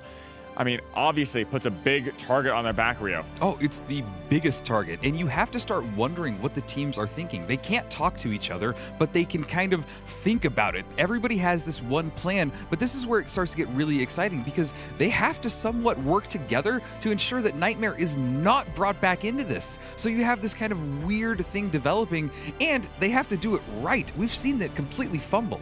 Yeah, exactly. But there's still 3 teams vying for those 2 spots. So it's obviously going to be a target on Nightmare's back, but you don't want to be the team that's left behind in that series coming up, Rio.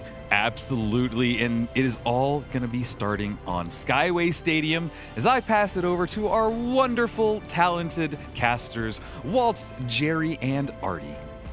I gotta say, that is a beautiful bald head. Not as beautiful as yours, though, Jerry, and not as beautiful as that trophy. That trophy, every single player has eyes on it. All equally shiny, though. All equally shiny. That is confirmed. Hey, there's Oscar and Thixie.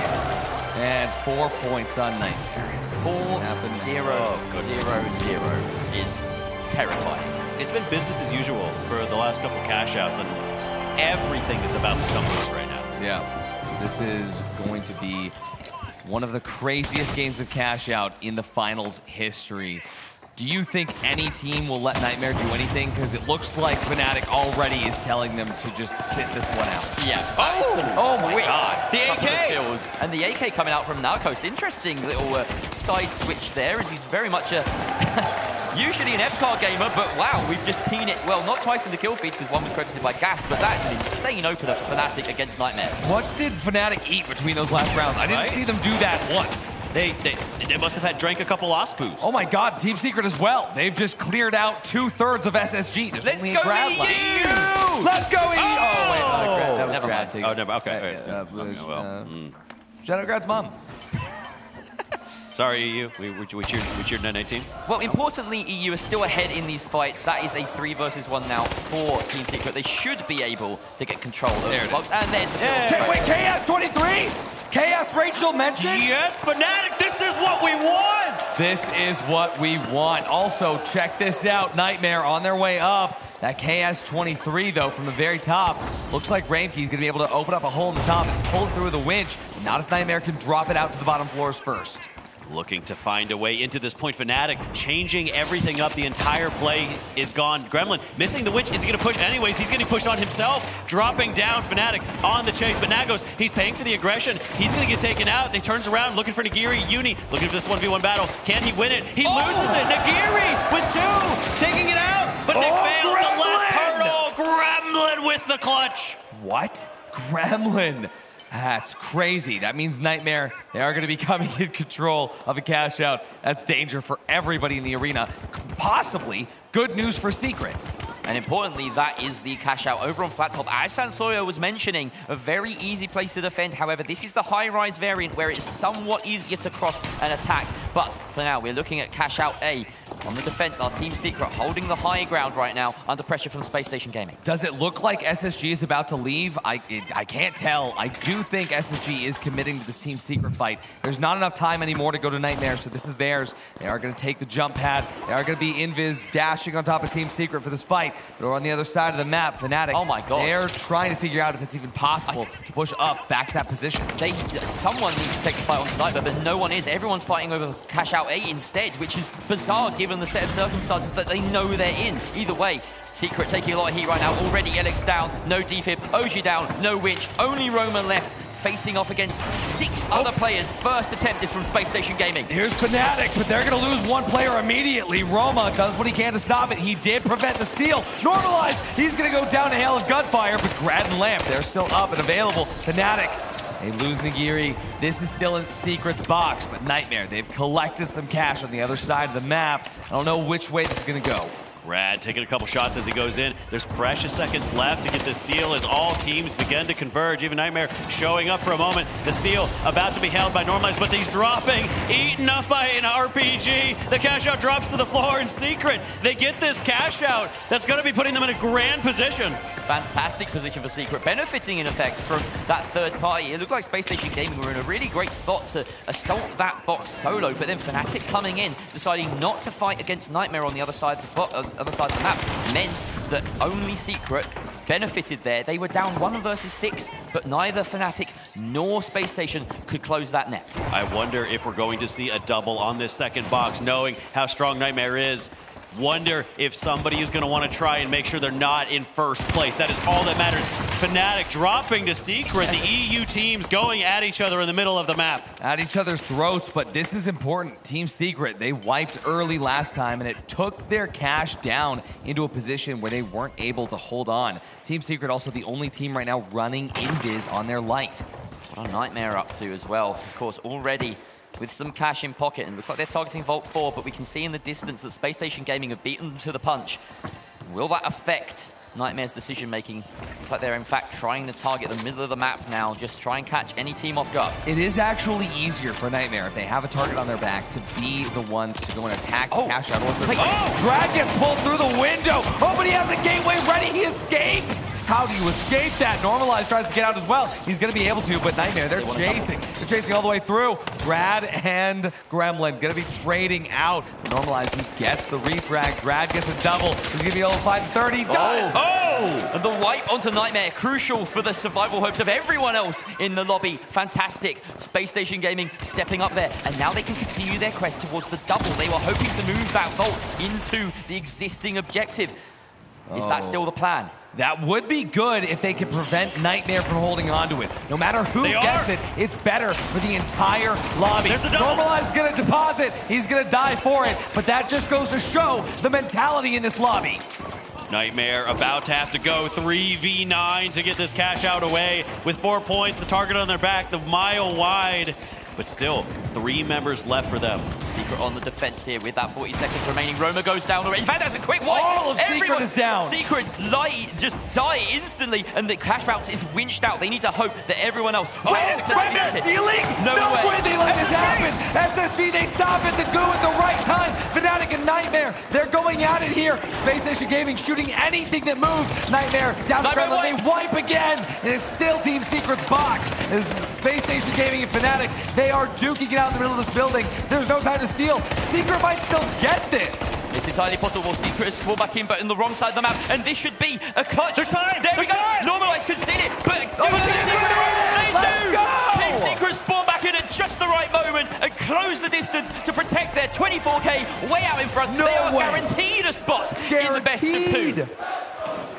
Oh, now we get into a very, very strange situation here with how close 2 through 4 are. If there's only one vault happening and Secret takes it, there's a kill race between the others. There is a slim mathematical possibility that Team Secret lose here. The only way it could happen is 2 split objectives right now, and then they wipe, maybe even a couple of times. They would have to wipe twice. So the aim of the game for Team Secret right now is keep Nightmare out. Usually, they would simply sit in a corner and allow anyone else to come through with them. But they need to make sure Nightmare do not get through. But this is just as promised. Every single team is making sure that Nightmare cannot go through. It's a horrific situation if you are a Nightmare. This is the nightmare that they are reliving from PHL Finals. Oh, and yet they find themselves in second place. There's still a path forward for them. Lasagna holding onto that box. They have a gateway down, trying to get to the point. They might actually be able to get this plug. Running across the map, Lasagna, they successfully pull a vault out. In the midst of 4 teams, they somehow escape. Oh, but they have to transit all the way across to the map. This is not going to be easy. At the moment, they are in the lead in terms of cash. There does need to be some objective play from Fnatic or Space Station Gaming here. 2 kills from Fnatic, or even just the amount of cash from a steal. But if Nightmare plugs this, that would be a significant lead. Grad takes out one player on Fnatic. They're gonna sit on this. They're gonna just sit in the corner. Wait, they know it's a kill race. They know it's a kill race. Secret on the other side of the map aren't tapping the vault. Secret. Secret are guardians of Vault 5. Everybody knows it's just a kill race. But they should open this. They should open this because they if don't it's not know. plugged. Nightmare's playing off the fact that they know that Secret's holding the other vault and that every other team would have to come their way.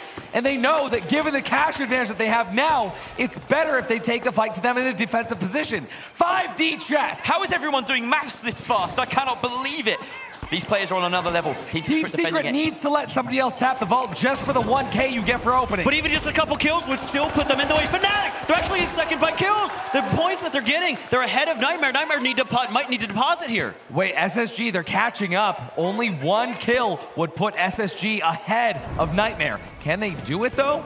At this point, there's an option for any one of these teams to feed each other kills. They do. But Grad gets a pick on Gremlin, and that's going to extend that gap that SSG have over Fnatic right now with only 10 seconds left.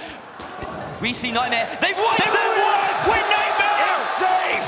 It is safe! The jury is still out, though, on whether or not Fnatic or SSG will pass through. Only 1 kill separates them. It's Fnatic!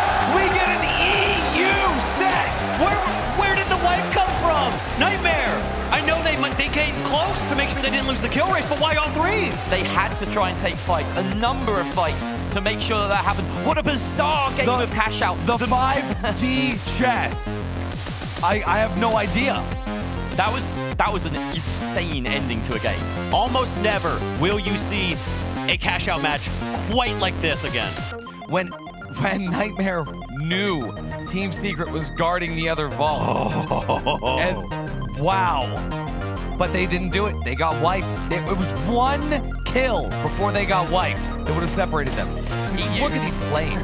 EU truly stepped up in this game. Not only were they winning the cash outs, winning the objectives, but we could see from the off, they were winning the fights. Fnatic coming out with some adaptation, pulling out the AKM, pulling out the KS-23. The KS-23 just got Fnatic into the final round.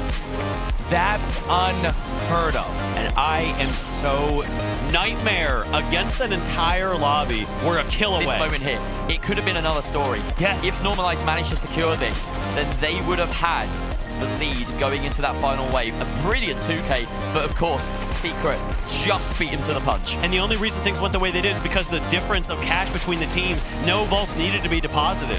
Look at how close that scoreline was, but honestly, Grad, a consistent amount of kills here. Another 10 to the tally. Almost making up for the lack of any objective-based play there with the kills on Space Station Gaming. They couldn't quite catch up to Fnatic, though. But it's not just that Nightmare was getting targeted by other teams. Look at the kills.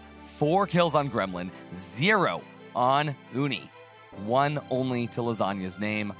It was actually a very wide set of things that led to this. But for Nightmare, they knew that that target on their back was large. They had to change the way that they played.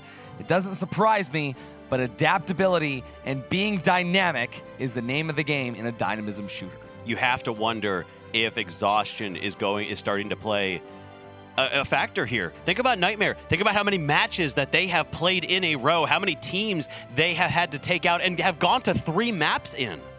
I have a hunch that it is going to be a long while before we see Nightmare in a final round again. That is the curse of the 4th point. That is the curse of sitting on championship point in this format.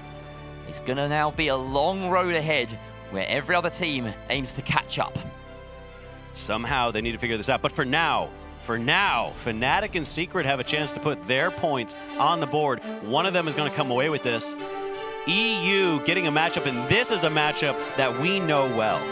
We've been waiting for this. Fnatic and Team Secret, the hometown saviors of EU. Let's see what's going to happen. All on the line for that trophy. Only 2 points available, though, until they've got to play cash out again. Is that Rainky loading in with the double deagles? That is very common on Skyway Stadium, especially in the final round. 3 versus 3 on Skyway. You want to have that long-range option, and at the moment, for the deagles being the best option available to heavies at this tournament, we're going to see it coming out from Rainky. Let's see what OG's on. Eventually, we'll find out, but it seems like Fnatic taking position on the suspended structure. Not only the double deagles, but Roma is still staying on that invis. Again, we're seeing a lot of off-meta picks coming through here, even on day 2 of the Grand Major. Taking a lot of damage from range as well. Secret did not go for the high ground. Fnatic taking that instead, and we do have the up-down, left-right variation. We're going to be moving through all 3 this match, and that's going to be what we're looking at. We're going to be seeing high rise next. This changes things completely. Absolutely. Here we go, closing the distance right now. Team Secret throwing out that red barrel. Good catch. Yeah, fantastic catch. Just avoiding a brilliant way of denying that damage coming in. Some good shots landed onto OG, and now they're going to dive off the back of that. The dome has to be aggressive. The RPG almost taking out the heavy, and he doesn't land the witch. They have to melt through the dome. The shots in midair not working out. Elix bailing his heavy out, but Nigiri winning the light fight in the middle of the air, and OG getting his kills. Rainka with 2 deagle kills. Twin pistols for the twin kills. Now we see why he picked up those deagles. The headshots, immediately melting about half the HP of OG there. Oh yeah, and for this map as well, the range, it just makes sense, doesn't it? Well, they're 3 bodies deep, and they still haven't made a move. They got to figure out where they're going over to cash out B. And with that suspended structures, well, they need to do a lot of setup, whether or not they winch it off the platform. But look at these fights. Oh. Nice play from Fnatic there, and we see the power of these elevated structures, being able to take not just height, but the ultimate height. And this is something that people who have been watching competitive for a while, you will probably have never seen a moving platform, cash out. This is a very, very new thing. This is the only variant across our entire map pool where moving platforms can emerge, and they have done. So yeah, this is something that teams are obviously prepared for and will have to deal with. The Great Winch and that tree actually saving Rainka from certain death. The Return Winch, and he actually puts out a ton of damage. How does he get the kill before dying? Insane! But Roma and OG pick up the scraps. Nigiri left on the 1 HP, and Roma will close it. Incredible work by Rainka. The rest of his team just couldn't save him. He was the only one to get a kill in that? That's insane. Wild to say the least. But for now, on this moving platform, question is, does Team Secret choose to pull it away or keep it on board? There's a lot of different strategies available here, and especially given the fact that Elix is running the glitch trap, it does make sense they decide to pull it off. Does make defense of it a lot easier. The cash out is not going to go far away from you. They haven't positioned themselves for any sort of spawn manipulation, though. Just riding their luck, and thankfully for them, it is a large open forest that Fnatic will have to cross to get anywhere near. They hit the mega pad. Rainka in midair. He's getting beamed by Elix down to the very low HP. No picks just yet, but they're about to come thick and fast. OG finds one. Elix finds another. It's Secret's fight right here. Nigiri dashing away. I don't think he has a totem in hand. He just needs to try and survive for as long as possible. Wins the light fight against Roma. And now can grab this and get out of there, but Elix brings Roma right back up. Nigiri sticking the hand res, but surely Secret around the corner and see him. He fights Elix, but Elix had the whole of that fight in the palm of his hand, and he takes the cash out for good measure. 1 cash out for Team Secret. 1 cash out closer. That almost was a return. They almost tried to return that cash where they found it. You get extra points for that. Yeah, that's true. That's very true. Don't fact check that. It's like that clip. I saw there was a clip where somebody winched the cash out, ended up on top of one of the UFOs. That was either Sam or Cody. Yeah, I've seen that one of the final well. Centrals boys. I want to say, I saw a chat. Somebody said that this does look like normal everyday finals gameplay, and that's what we love about the finals, that this level of play is achievable to the everyman. Now, teams repositioning, finding their way towards this next vault. We could end up in for yet another moving platform eventually. It's entirely possible. That vault fight is going to be determinative. Nako's on the 8 once again, just sticking with it after that successful first round on Skyway, the first cash out game. And Team Secret have the box in hand. They have the gateway available to them. Once it comes off cooldown, it's going to be quite a time, in fact, before that does happen. So they have to hold tight for the moment. Fnatic controlling the center of the map. We'll see whether OG, whether any of these mediums in particular can get a long-range pick early on. In fact, it's virtually a full auto lobby besides Rainkey on the Deagle, so maybe he's the most deadly range threat. He definitely was proving that earlier. When he's hitting with those Deagles, it is going to put Fnatic in a much, much better position. But you were talking about this earlier. When you have these weapons that are not automatic, it puts you in a... the execution required is a lot higher. You start missing a few shots, and all of your effectiveness goes out the window. Of course, more reliable at the close range, where you can just spray and pray instead of having to hit these skill shots on very rapid moving targets up in your face. That's the trade-off that they've opted for here, Team Secret. None of that. They want all of the full auto they can manage. Raimka and the rest of Fnatic have boxed themselves up in the smallest suspended structure on the map, right in the middle here. They decide to abandon it. This feels like, okay. Planning something that was about to go very wrong. That fight could have been an email. Why did we have a And thanks to Volpe's reality shield, Gimo's reality shield, you can prevent that from coming into your Volpe CR headset. Dear Fnatic, you have to respawn. Yeah, exactly. It is. Regards, Team Secret. Not even warm regards. Just no, like there was no warmness in that fight. That felt like penitence for what Fnatic did earlier in the day. Exactly. Yeah, Fnatic have been not averse to getting in their opponent's heads, to put it gently. Yes.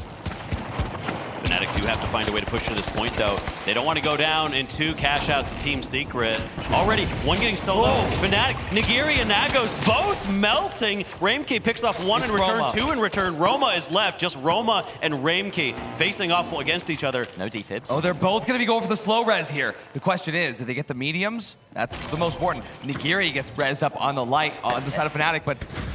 Elix is up, and he has the defib, so now it's a 3 versus 2. Fnatic waiting for that coin, so they won't want to engage just yet.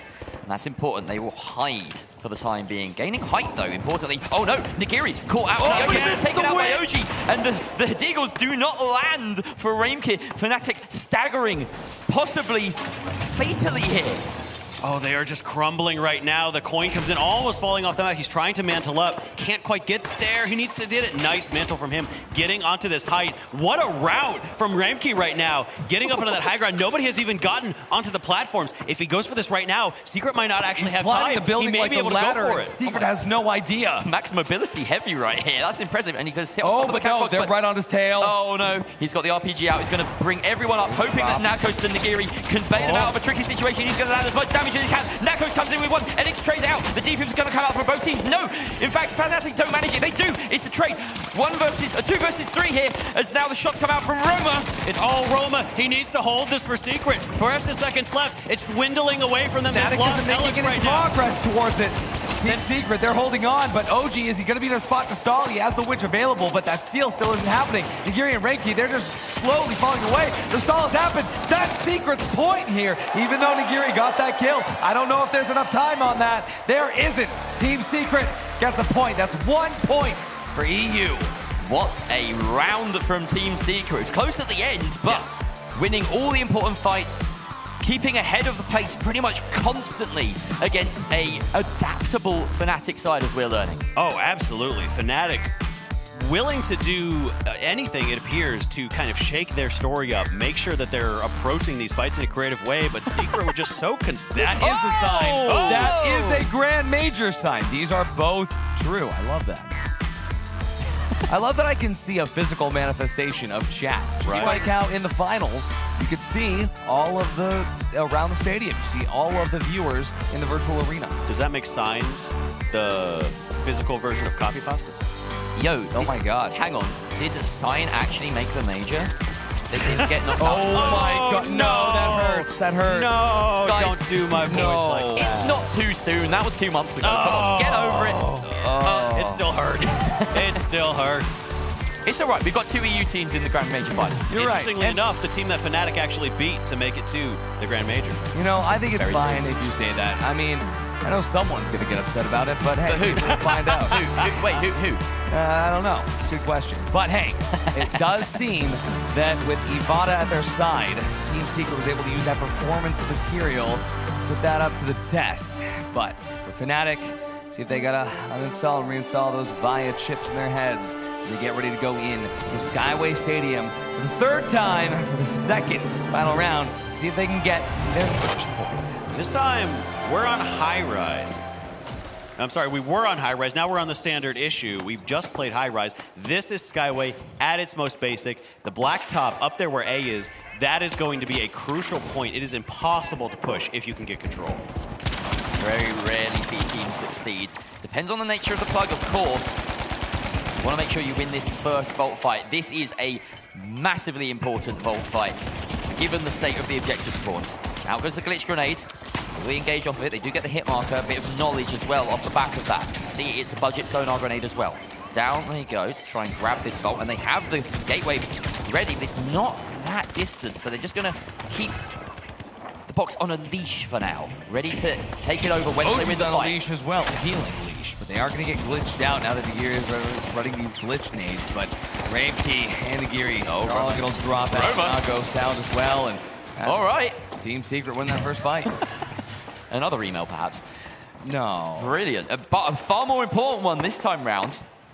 Team Secret winning the first vault fight, and they've already made progress by bringing that box towards Flat Top, and now they can get it started on Objective A and begin trapping Fnatic. Yes. So difficult to approach if Secret set it up right. This is that point that becomes nearly impossible to push. You see them forcing the spawn Fnatic down there in that corner by Mansion. The question is, how do they make that cross? They're so fast with it, incredibly quick. They move to the other point, but now they're in the air, getting shot. They're getting caught as they go through. Already Nago's down. Soon, the next to follow, Ramkey Nagiri join him in the grave. And that's what happens when you have to attack it. It is so difficult to avoid being shot out of midair like that. Fnatic banked on speed that time. At the very least, that quick death means that they get another attempt. This one might be more considered. Will we see some gateway placement, allowing them to jump between the various jump pads across the bottom of the map, which could enable them to sort of force Secret to play a game of whack-a-mole? No. They're sending Nagiri across right now. Perhaps this is the strategy. They have a gateway now between the first jump pad and the second, and then the furthest one away on the far north of the side. This is a common strategy, especially pushing open office. It's so difficult unless you have Vanishing Bomb. But Fnatic opted not to pull Vanishing Bomb on this map, and they will need to use the entire cash out timer to rotate to this building. There's another option, and that is just sending Rainker across with the heals. Of course, it spends so much utility. Roma wins the 1v1 against Nakos, who took a different route, and once again, Fnatic are made out of just coins, it seems. They're made of coins. It's very obvious now that they are just coins in a virtual arena because they're dead. This is exactly why teams are running Invis and running Vanishing Bomb. It is for crossing gaps like this one. Secret having a huge issue with people who may have called Fnatic the stronger EU team. In this matchup, it is working for them. I understand the theory. Confuse people by sending over Ramkey and Nagiri on one side, but Nagos was just so visible. It didn't end up doing anything. I feel they like seem confused that Secret sent bullets back. At this level, I've got to call out Fnatic for not having a better approach to that. That is a common issue that you may have to face on this map, and they just didn't have a technical solution for it. Oh, and Roma, he's got glitches available as well. Again, when you're running Invis, you don't need that Vanish Bomb. It's going to give you the ability to run both glitch nades and the H+ infusion. Fnatic costing themselves, perhaps, a bit of cash in this game with a lack of prep. Team Secret very well prepared to hold that cash out and made it a pedestrian.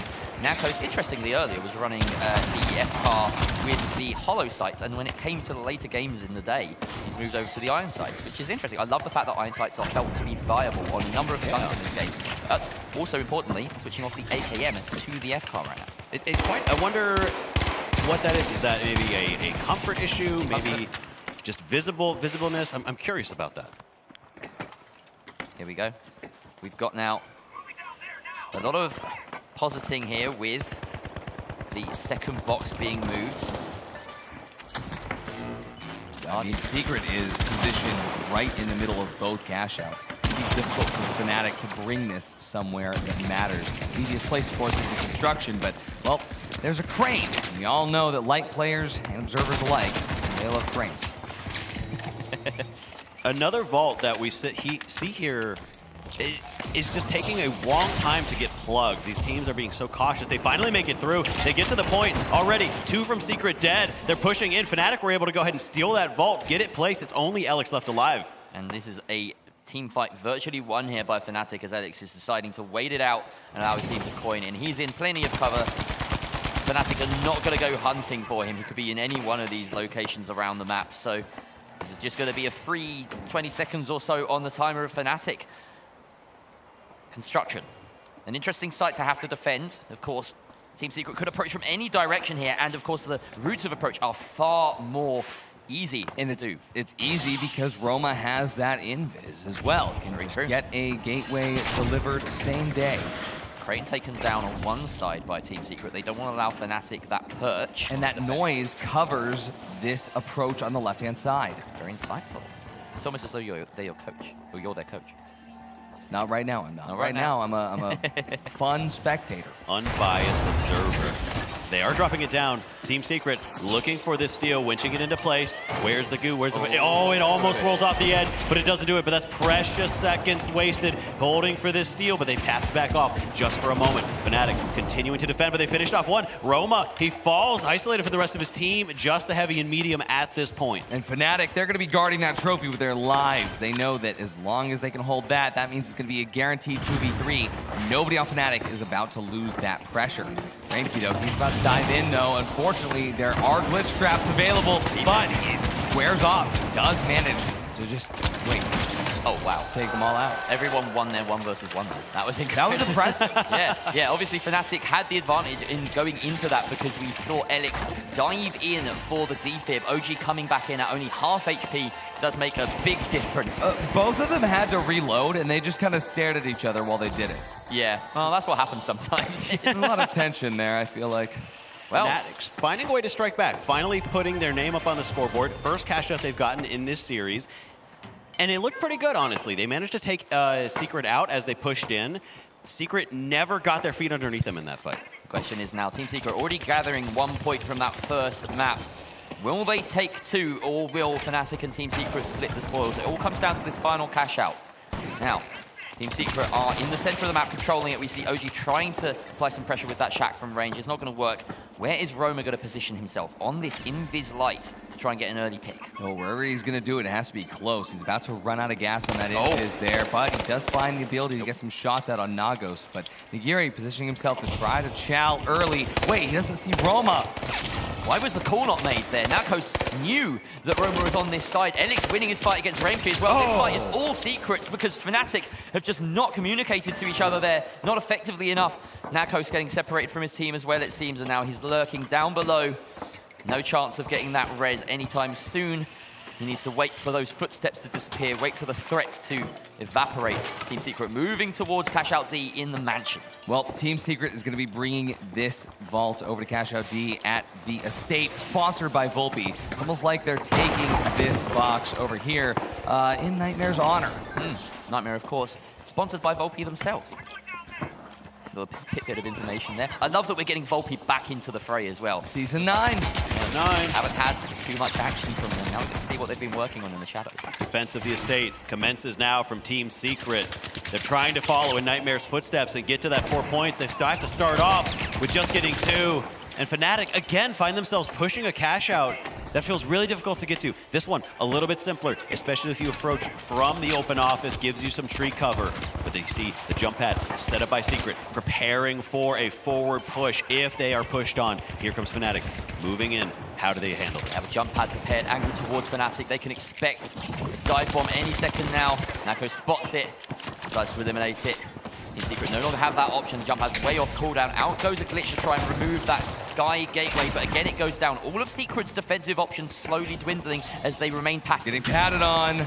There's Fnatic up from the top, but Rainky goes down before he even hits the ground. Roma, though, in a similar situation. Luckily, because that invis is able to back off there. Just Nagos available. 75 HP. Oh, OG. Secret Are they going to finish him, or are they just going to let him stay alive here? Looks like they're just playing with their food. Oh, Shades of Alliance. No, he's going to have to use that gas barrel.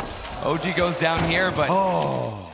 Wow. Shades of Alliance there coming out from Team Secret, knowing that the stall could win them the game by itself. Look at the timer here. 18 seconds left for Fnatic. No and chance. About 20 seconds left on the timer. That is as good as done. Team Secret will take 2 points from heat number 2 and close that gap on Nightmare. Fnatic come away with nothing. It's like Young is still in the room with us here with that play.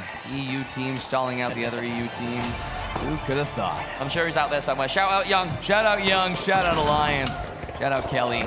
Team Secret, here it is. Fnatic gave a solid effort, all of these team fights through and through, but Team Secret, they're on the board. The only other team with points so far. 2 points to Nightmare's 4. That's the end of Heat 3. Waltz, we're going to be seeing some targets painted on some new teams. And I do have to wonder if this is going to actually pin a target on Secret's back. Nightmare is still the team that is only a point away from winning. If Secret get to 3, that becomes something that Nightmare can play off of. 2 teams that are in a position where they can win. We have a sign in the audience that says, revive the KS23, please. Well, there it is. Raimka's trying his hardest, but unfortunately for him, no points off the back of it. They have to return to cash out with the big dogs from NA barking and biting at their heels.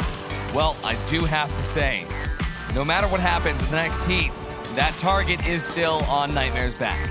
But to explain it a little bit further, we've got the desk, we've got the weather station, we've got Rio and Sonsoyo. Let's walk through this heat just a little bit. Yeah, and now things are really getting interesting. Nightmare was unable to secure that cash out win, so they're thrown back into the blender for the next cash out. And somehow, Team Secret came on top in every one of those matches. So now we have another team with some points on the board.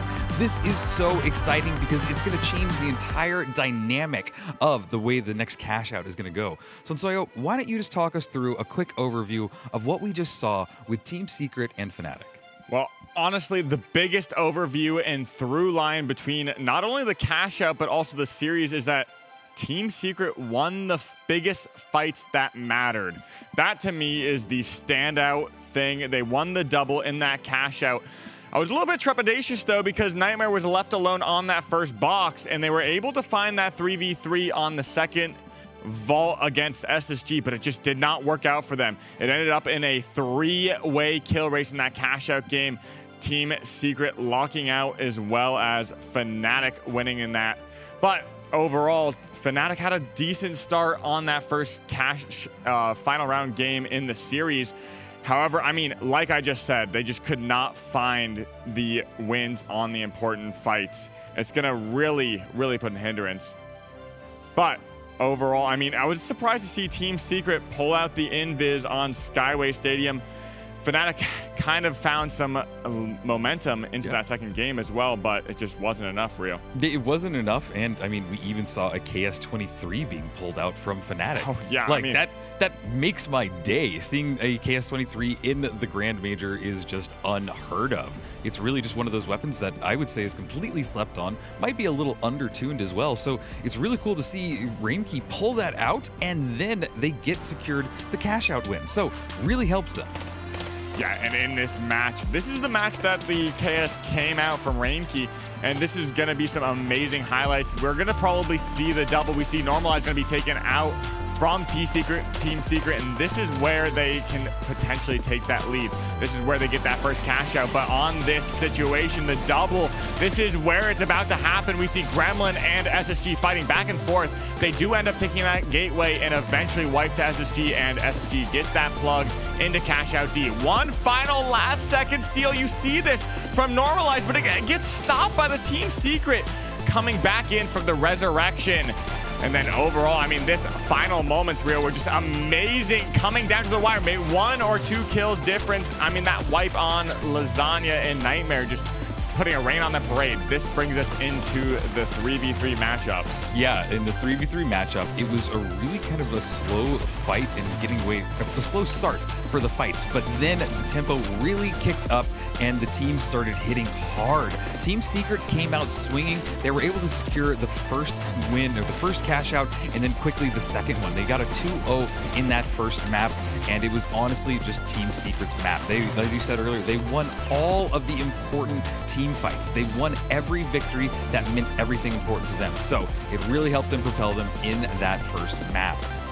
Yeah, and on the second map, I mean, we see Team Secret take an early lead. This blacktop point in particular is such a defensive point. It offers you tons and tons of value, spawn manipulation, everything that you want on a defense.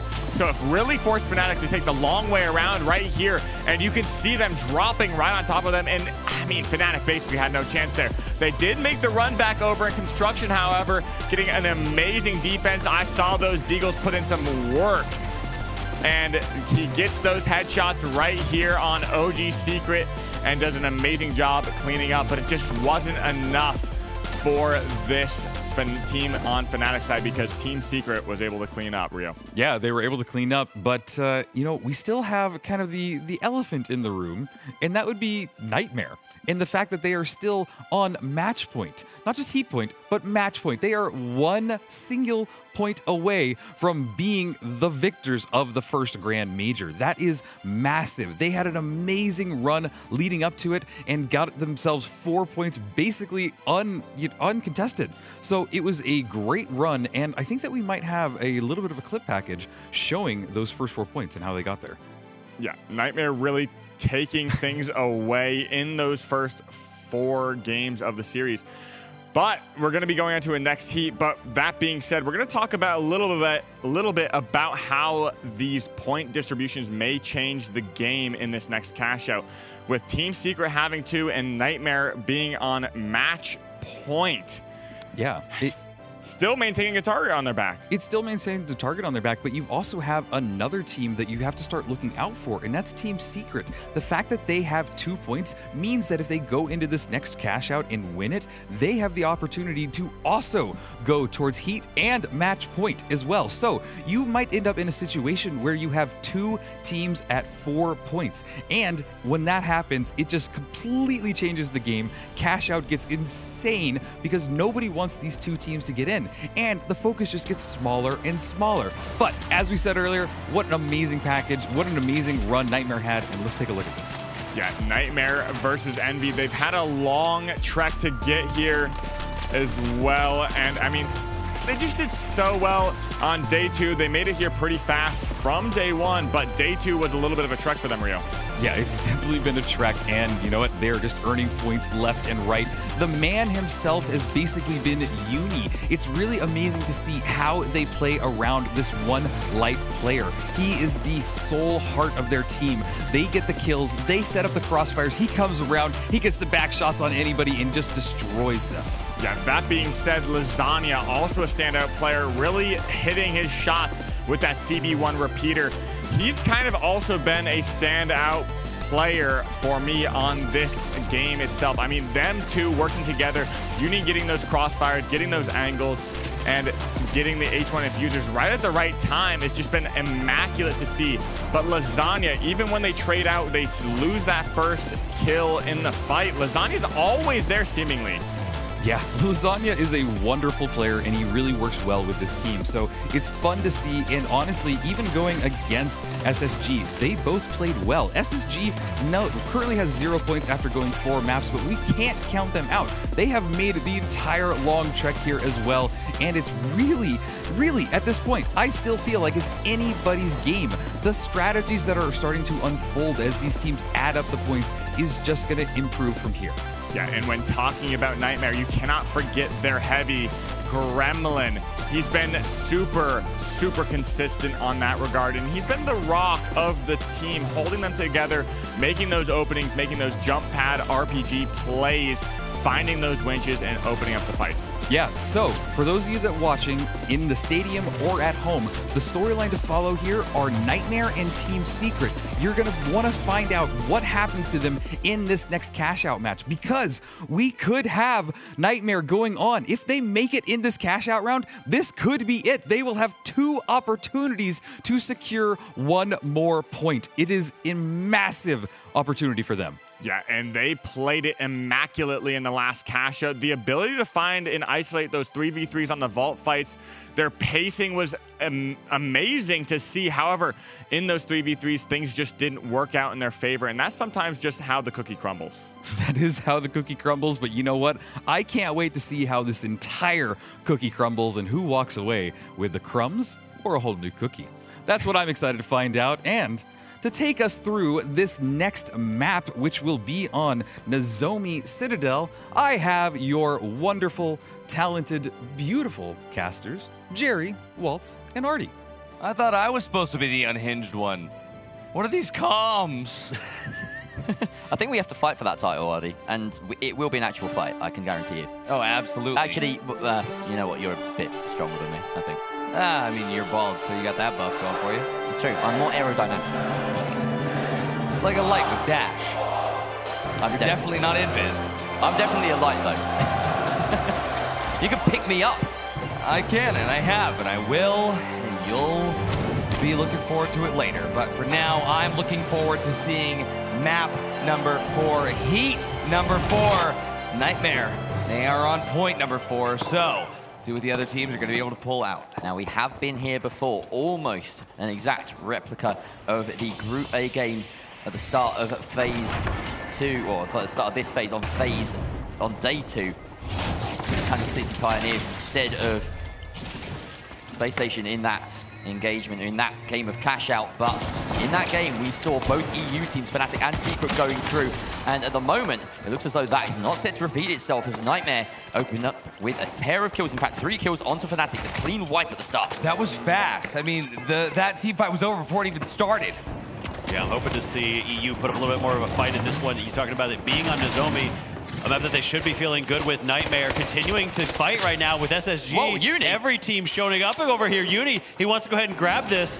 All 3 kills, wiping Space Station Gaming by himself. Secret plugging on one side of the map and Nightmare on the other. We've seen this happen before. Nightmare, they have a great chance. This is one of their favorite maps. That it is. They absolutely love Nozomi Citadel. They'll be glad to be here. I mean, they were on this map earlier. Exactly. Every one of these teams, like I said, besides Space Station, were here earlier. But Nightmare came out in 3rd place. Now is the time where we're going to be seeing if teams are still targeting Nightmare. Team Secret's box underway. Nightmare all the way around the CNS side of the map. Let's see where the approach will come from for Fnatic. They're underneath this cash out here on the operations center. Looking to drop it a couple of levels before going for that steal. Team Secret's defense on the very top floor, in fact the roof of the building. They could dive down and look it through a window if they want. It looks like that's what they're going to do. There is a goo fortress built around it. The glitch comes out and the shots, but they do not connect. Importantly, though, that's enough to force Fnatic off the point. Oji goes in deep and he gets a load of damage out, finds the first kill. The second kill goes to Roma, and this should be an easy cleanup here. Nagiri, the last alive. Roma finds it. That's Team Secret getting their kills. In that fight. Oh, but there's another fight. I can't even talk about that. Grad still alive, but oh, there we go. That fight is over here on Nightmares. They are able to defend on the CNS side of the map. But I was going to say on the Via side of the map, Team Secret, their fight, they had used a bunch of crazy tactics there. Roma with the glitch grenades in hand, pre-glitching the drop with the heavy to guarantee the dome difference. 2 very synchronized fights there. Space Station Gaming getting wiped by Nightmare. On the other side, it's each region squaring up against their own at the moment, but Fnatic looking to spoil that trend as they come in to the North American side of Nightmare, defending over here on B. Only about 30 seconds left for Fnatic to try and make something happen. This fight is so important for Fnatic. They have to pull Nightmare down. Gremlin, he's surrounded by all 3. He can't take anyone with him, but Lasagna finishing off Nagiri. The light down, Nagos and Rainki, only a sliver of health between them. They need to pull something out, but Lasagna, the light, the medium still alive, but the totem, it flies away from him. Finally, there comes the defib. Uni, by himself, he's being tracked down by the entirety of Fnatic, back at full strength. Once again, Uni being harried left, right, and center. He goes down. Nagiri picking that one off. Nightmare losing people left and right. They're going to be able to hold on to this Fnatic. might win this fight, but Gremlin, he's still alive. They hold on, they secure the cash out. Importantly there, the wipe happened after the cash out came through. That meant that even though Fnatic didn't steal that cash out, 15% of cash out 1 was removed. And even more importantly, Gremlin was able to get the kill on the stealer, leaving them with no chance to steal back. As we take a quick pause just to address whatever issue it might be, it always seems to be Nozomi Citadel, doesn't it? We have this whole thing about... Thank you, Ardi. We have this whole thing about CNS interrupting, and this seems to be their playground. Yes, I mean, you know, we did just fight on this CNS side of the map. Maybe they're a little upset, you know? Their building kind of got a little crumbled. You think they're rooting for EU? Well, I mean, we're on the Via side of the map, and now Fnatic is sponsored by Via, and, well, I'm not quite sure why they didn't do anything to stop it. Maybe Via was the one that pulled the plug. But regardless, lore, exactly. But while we we'll get in touch with Multico to figure out exactly what happened, but for now, it looks like these players have a lot to talk about, Waltz. And they so much to talk about because this is a crucial moment in the game. As you mentioned, the wipe came out afterwards, which puts Secret in a very, very close position to Nightmare right now. They are barely ahead. The last time we saw this happen, there was a double. Back on Skyway, Fnatic doubling it, allowing Secret to get far ahead so that Nightmare wouldn't be able to make it through. Nightmare are doing very well for themselves so far, being able to fend off 2 teams that tried to knock them out, but these teams have to be asking themselves, what is our next step from here? What is the macro? Expect when we get back in some very interesting strategies because it's rare that you get this much opportunity to discuss. You saw the sign, Ardi. I sure did. I also kind of agree. Okay, this guy who's saying buff the winch. Buff the winch? You're very, very sad with Season 9. It literally just got nerfed. Literally is protect, yes. Protect the dirt. Protect yes. Destroy. Wait, destroy Orf. Oh, Wait. wow. That's terrifying. Oh, that's very spooky. Oh, look at the panda head. Let's get some love for the panda head, everybody. That's one of the best cosplays out there. Wait, is that the one that's signed by all the Embark people? Wait, show the back, show the back, show the back. Oh, it's too late. Oh, yes, everyone's thought my signature's on there. All right. I love the finals. I also love the finals. Oh, the Fnatic with the French colors. Fan for Fnatic. Love that one there. Holto server assurance. Yeah, no pauses, no interruptions. Our promise. Yeah, well, here's the thing, right? Is that, well, Holto is digital insurance. You need to be on a server for digital insurance to work. So if the servers aren't working, I don't know how well that's going to work out. I'm a particular fan of the person behind that sign who had about 5 different teams crossed out that they'd clearly been supporting. I love that. Finally ended up on Fnatic, supporting them for this grand final. They're not doing so well. I love seeing the people with very bold signs. Asking for a Riot Shield buff is definitely a bold choice. That's a look. That's a hell of a I love these masks, by the way. The whole head helmets. Some of the oldest cosmetics in the game as well. Brad ate my burger. Brad! Oh, it's Sean again. Hi, Sean. I do like Sean, but I am still harboring a bit of ill intent towards him and Rue for creating both hairy Jerry and bold Ardi. Yeah. Just wait, was that a bit of a crime. I think it might have been backwards. I have no idea. It was Glorp. It was Glorp. Glorp. It was Glorp. Backwards Glorp. Wait, we got to try to talk to the aliens in their native language out of respect. Oh, wow. Every sign has just been thrown up. Oh, wow. Hey, Austin, I know that guy. Honor the Pure, Young Guns mentioned. Shout out Honor the Pure. Shout out Tiger. Shout out Ruby the Hey, KS23's been revived. You got to cross out that sign. Pick something else revived now. It's back. We did it. It's back. We know it. When is MGL rework coming? So you see this guy's got a picture of Oscar on his tablet coming up.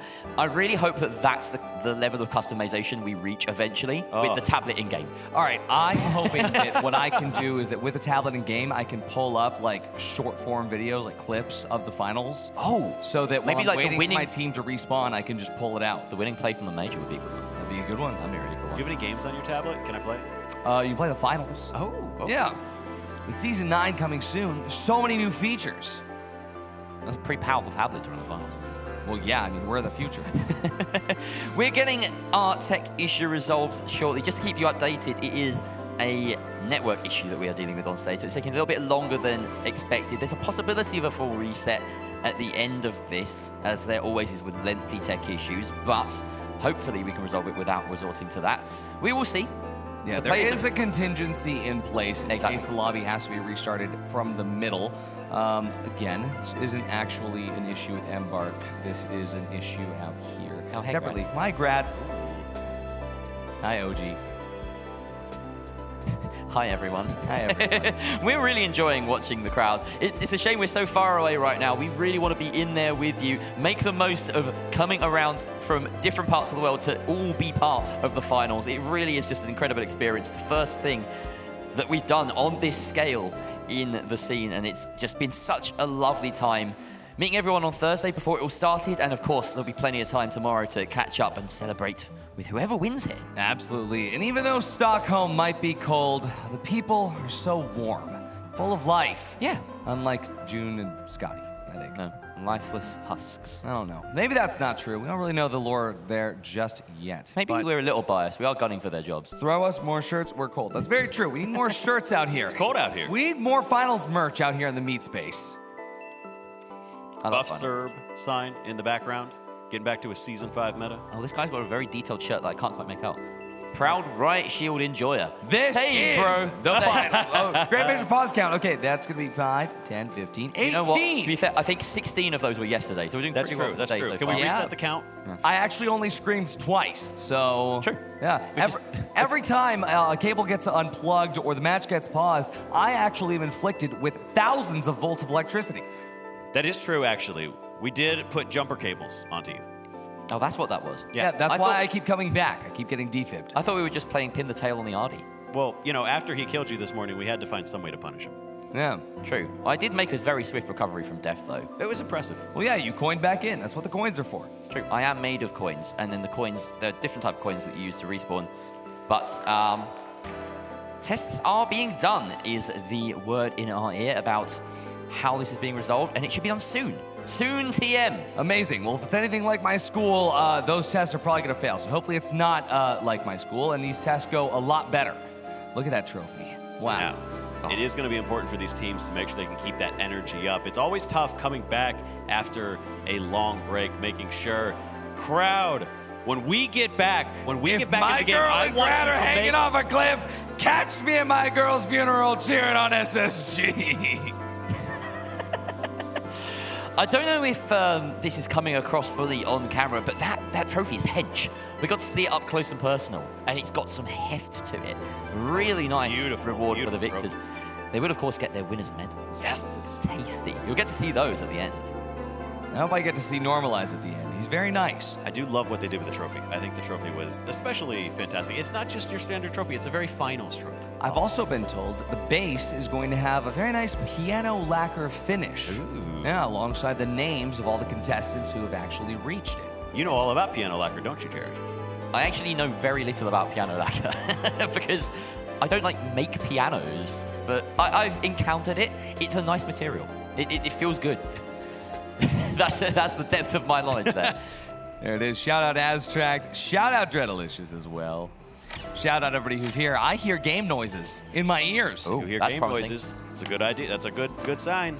That's a good sign. Those are also good signs. Oh, I like the I Heart You Fanatic with the kind of the shape of the left half of the Fnatic logo. Oh, yeah. Hello! I know why I'm here in game. Hello, random citizen. I see you. Who else sees you? It's Oscar. He's down there on the stage with you. Be careful. He will get you. Oscar, go get him. We just saw the lemons or limes sign again. It's always surprising here they are to go, hey, Oscar, you're on stage when you're absolutely not on stage. But we're on stage in front of the electric crowd. Oh, my days. They just keep going, don't they? It keeps growing. There's more people every time I look out. I can't even see the back anymore.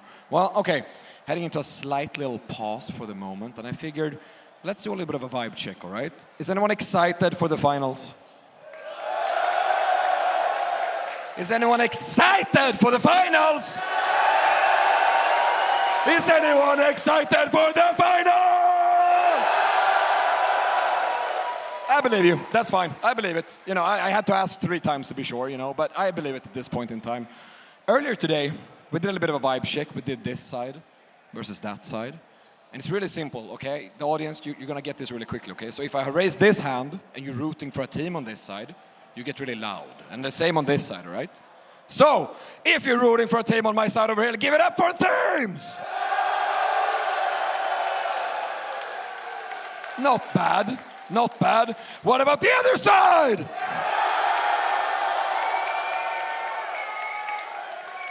I feel like we need to do a rebuttal. Once more, this side! It is about as even as our cash out games. That is crazy.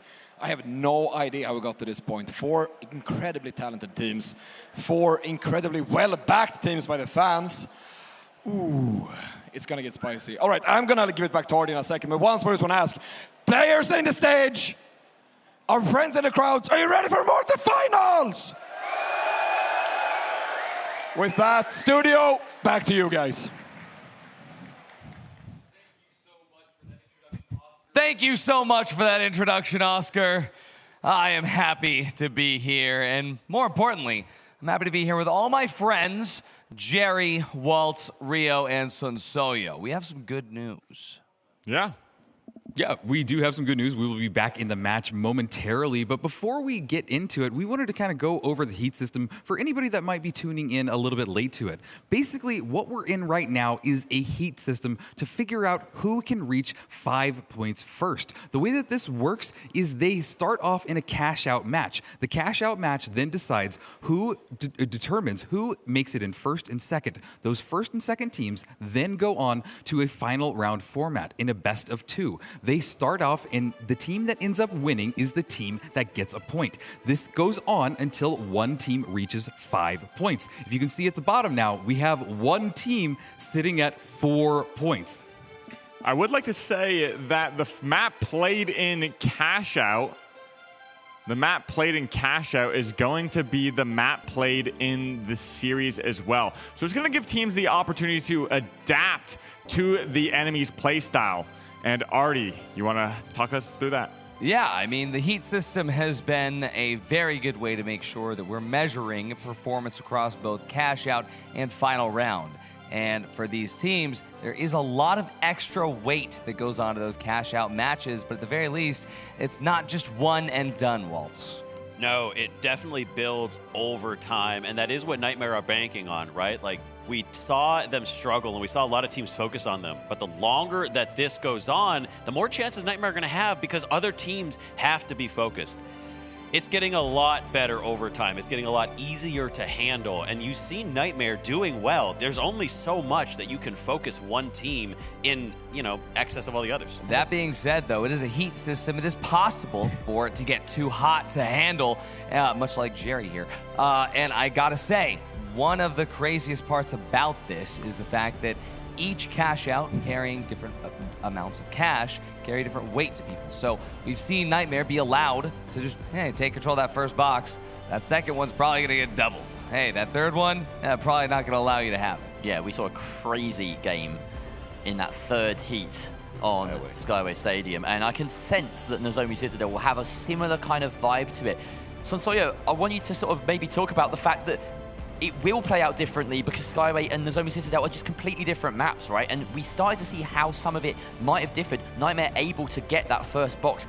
It was similar to the start of Skyway Stadium, but how might the rest of it kind of pan out on Nozomi Citadel with the way that that map works? Well, honestly, Rio and I kind of touched on it earlier about having the more obscure maps up front, being Monaco, Skyway Stadium. Just like you said, these maps are not the more balanced map. Definitely very, very fun. Make some interesting gameplay, especially for cash out. But as we get to this back half, we become more and more steady. Citadel becoming one of their more close range maps. They offer a lot of mid-range line of sights, but as soon as those mid-range line of sights disappear, the fight goes indoors. Yeah, and that's so interesting too. And I love the fact that we are moving through these almost in a way that we're going towards the better and more competitive maps in the scene. So we've kind of hit that pivot point where now we're almost halfway through this list, and we're going to start going into maps that these teams really favor. I have had so many chats with all these teams over the past few weeks,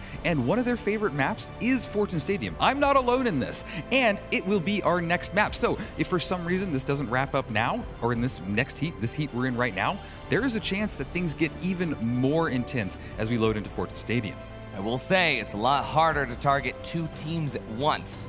So as soon as 2 teams make it to 3 or even 4 points, that's when it can get dangerous. There is something unique about the Heat system, given the fact that once you're on that 3 points and you are on Heat point, it does mean that there is a target painted on you, although kind of in lighter paint than the regular 4-point one. But that is still danger. Having someone with 3 points progress to the final round means that they could win it there. Yeah, they'd have to win both of the subsequent 3 versus 3s. And of course, we haven't actually seen that yet. Every single time that we've had a Heat progress, the same team has won those 3 versus 3s. Importantly, though, if you have a team with 3 points and a team with 4 points make it in, that is the end. Because should the team with 3 points win both, that's 5 points, that's a win. Should the team with 1 point win 1, that's it, that's the end. So when you have a team with 3 points and a team with 4 points, that's danger territory, Walt. It's a lot of numbers.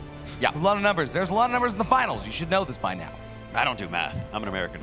It's in some ways less complex than the math that we see people doing in-game to manage the cash tallies. Yeah. Right? And in this case, we've actually seen an example of that. That final map of the first catch-up game on Skyway Stadium had such a crazy dynamic at the end, where every single team besides Team Secret, who were just through without a care in the world, were doing crazy maths in their head to try and manage, are we going for a kill race? Are we trying to stop here? Are we going to go for a plug? Are we going to make sure there's a steal on the last objective? All these things go on, and we just have to sort of deal with it in the moment, Rox. And the bigger the map, the easier it is for the teams to have space to do that. Yeah, well, is that? Oh no! Is that in-universe confirmation of what's happening? Can we get an explanation of what's going on here? I'm afraid this should not be behind me. What are they doing in here? You're next, Rio. Apparently. Yo, can I get the Via CEO on the phone? Well, I guess on the we need Crash. Do you think it's going to leak over here? Oh, it better not. Yeah, I don't want it coming anywhere near me. Guys, you can hold down the fort over there. I was told that they don't have the technology to break through this. There's a guy now. Oh my goodness gracious. Yeah, I think they're coming for us. Oh God. Oh, right, no, it is spreading over here. It is spreading. All right, hold up a sec. How do they... Wait. Yeah, okay. that's not so good. This is I'm worried, Artie. I mean, if you really want to, we Wait, can all is this huddle in why this I corner, keep getting shocked with thousands of volts of electricity? Is that from them? Oh God, all right. All right. Apparently the game is ready. Oh goodness, there we are. We fixed it via chip reinstalled. Virtual reality has been restored. Exactly. And you know what else has been restored? The state of the game as when we left it. What happened while we were in this break is once we were able to reconnect, the teams collaborated together to make sure that we had the teams who won the previous cash outs get the cash that they deserve. Now, it is slightly off, but this is as close as we can get given the fact that the entire lobby would have had to have been canceled and replayed before. Yeah. So, now we're here, another team fight about to engage. Play ball. Now, fight going off between Team Secret and Fnatic, and it is certainly Fnatic coming out on top of that. Elix managing to get out of dodge. Roma seems like he'll be able to regen as we tune in with the medium on the side of Team Secret. Elix running that glitch trap. He's stuck with it for pretty much the whole tournament here. And now we're looking at Space Station Gaming and Nightmare, the North American sides on the other side of the map, duking it out. Nightmare need to hit these shots right now. He's escaping Space Station Gaming, keeping themselves alive. Grad does get caught. Lamp being chased by the entirety of Nightmare. He's down. It's all on Normalized. Brings Grad back up. The Light only at half health. He's going to have that defib sickness. They're all going to mount a counter a second. Nightmare not missing a beat, pushing themselves closer and closer to that potential final match. Space Station Gaming suffering another wipe, even though they replicated the one from earlier. Very sporting of everyone to make sure that timing was on point. Now we have catch out seats started by Nightmare. By none other than Nightmare. 4 points on Nightmare. If they come through here, one final round win would spell the end for the Grand Major and declare Nightmare the champions. But they have to get through this first. It seems like there's going to be a lot of teams headed their way. The objective positioning is fantastic here for Nightmare because it means that they can abandon one of their points and head to the other one and get a steal if they need to. C&D so close to each other, they just need to play this smartly and go to whichever one is least contested. At the moment, they're hiding beneath C, and everyone else is trying to work out what it is they're doing. Oh, everybody is here. Everybody is showing up because they know that if Nightmare gets into that final round, they're gonna win it. We have Team Secret now. They're actually approaching Fnatic's box. Fnatic, well, they are not sure what to do. This is almost a soft double, so close that somebody might be able to get both cash outs, even with the slight time difference. Bring it in the corner. Team Secret looking for a steal. Where's Fnatic to stop this? Are they going to be able to? They do some damage. The Witch is there. He took him Gonna melt upstairs. OG. Alex looks for the defib. He's back up, but Fnatic still with high ground, still in control. They're looking to melt that dome shield. They've dropped on top of him. OG down once again. Fnatic looking to do that. They take down the second one. Alex is there. Roma is down. They're all wiped. Panic in the hands of Edix, not landing his shots in the heat of the moment, but everyone from Fnatic doing fantastic things. SSG stealing from Nightmare, but Nightmare drop it immediately. Lasagna's dealing tons of damage. Space Station Gaming, they lose Lamp, they lose Normalize. It's just up to Grad, but Nightmare, they are close to getting this cash out. Fnatic, though, could they safely leave? Space Station's wiped out, $0. That is so important. A quick victory for Nightmare to avoid a quick third party. Fnatic are coming in hot. They need to do something about this hold from Nightmare. Otherwise, everyone's the hopes are third party is good, but Gremlin's still alive. No, he goes down. Up to Lasagna now. He has Goo to stall it. Now Ghost is holding on. He's down. Now it's just a 1v2, but the cash out, that timer 60 down. Lasagna has the angle, he can get it. Is there any way of delaying it? He gets the Oh second my kill. God, Lasagna, can he this one versus could win three? the major. He needs to get this. Oh, No! There's no time. No, Uni! Oh my God, Nightmare, hold on to it. That's so much money, $33,500. That could guarantee them first place. Nightmare are in control of match point right here. The future, the win, it is in their grasp right now. All they have to do is make sure that they are not continually getting wiped. They cannot allow a split box right now. Unbelievable scenes right now. We have Team Secret getting their plug on B. This has to split. The only way that Nightmare doesn't make it through is if Fnatic and Secret make it through to the end with both cash boxes. What are Nightmare doing right now? How are they denying that? They are playing on top of A, trying to prevent a plug there. Team Secret, they could defend this safely. We have to have a look and see but what Fnatic, Nightmare they're are doing. winning their fight right now. Oh, huge! It's just up to Uni. Oh, Fnatic this one matters. has 3 up. Uni's the last one alive here on Nightmare. Wait, SSG has the box. They have, wait, SSG. No, They're SSG, double don't it. double. What are you doing? No! SSG is guaranteed! The Nightmare goes into the next final round. What's wrong with you? SSG could have just set us up for this being the final heat. SSG, they had their macro out of whack. They thought they had to double to give themselves a chance to go through, but now they have guaranteed Nightmare a spot in that final round. Now it is all about who goes through with Nightmare. Disastrous macro decision, and now somebody wants to go SSG through. just got wiped by Fnatic. There's no way. SSG, are they throwing? They are all guaranteed, almost but guaranteed at this point, to not be going through. Secret desperately want to hold on to make sure they can prevent Nightmare from winning, get to their point, get further in this bracket. About 50 seconds left in the lobby. There is a chance of Space Station Gaming coming in and steal this back, but they have lost 2 series against Nightmare. We want an EU side to go through, give us a chance to beat Nightmare. Here is Fnatic attempting a steal on Secret's box. In comes the damage. They get the It's steal. enough. Fnatic gets the steal. If they hold on to this the entire time, that would mean that they would need to beat Nightmare in the next one. But Fnatic, they get wiped by Nightmare right now. They've just been wiped. But Team Secret, they're still up. They haven't lost the box just yet. The return of Nightmare SSG. and SSG, they're all here. SSG, if they can steal this, they could go. Now is the time to decide. Do they let Fnatic fight Nightmare, or do they let SSG? Of course, SSG just want to get into that final round. Only about 12 seconds left though. Who's going to have the box at the end? Normalize, he's given up. He doesn't matter. Here's an attempted steal from Edix. Can Secret make themselves the players to go through here? Wait, the dome is going to Nightmare succeed. allows it. Nightmare allows the steal. That means that they're confident. Secret comes through with Nightmare. This would be it. Gremlin has just guaranteed that they are fighting Team Secret. It was Gremlin in control of that box. He could have prevented Team Secret to let Fnatic go through. That means that Nightmare is confident that they can beat Team Secret here. But if they don't, Team Secret's on 4 points. But it all comes back to SSG. We were in a position, Fnatic even taking Nightmare and almost wiping them. They had opened the box and they were ready to deposit it over an A, but SSG decided to double. SSG are playing to win. They back themselves to not only have maybe had the chance to win 1, but also 2 best of 3s against Nightmare. But the stats are so against them, they've lost every single time. In that instance, they had to play for Secret or for Fnatic. SSG thought they were playing to win, but their calculations were way off. They've just guaranteed that the team that is 1 point away from victory is going into a final round with a team that's not very well odds to beat them. Can we talk about Lasagna? And his defense of the second cash out. This was the defense right here that could have just won the major if Team Secret cannot beat them in the next set of final rounds. Uni with a clutch kill at the very end there, but the hard work done by Lasagna to ensure that that box stayed on their side and keep his team alive, coining back in at the vital moment. And that's such an important point, right? Because it's not just that SSG doubled that, but Nightmare put themselves in a position where things had to go perfectly to keep them out. All the denial in the world, all the focus from the other teams was not enough to keep them out of the top 2. And this means that if this does end right here, it would mean that Nightmare's first place, of course, Team Secret second place, and that would leave Fnatic and SSG, I believe, tied for third.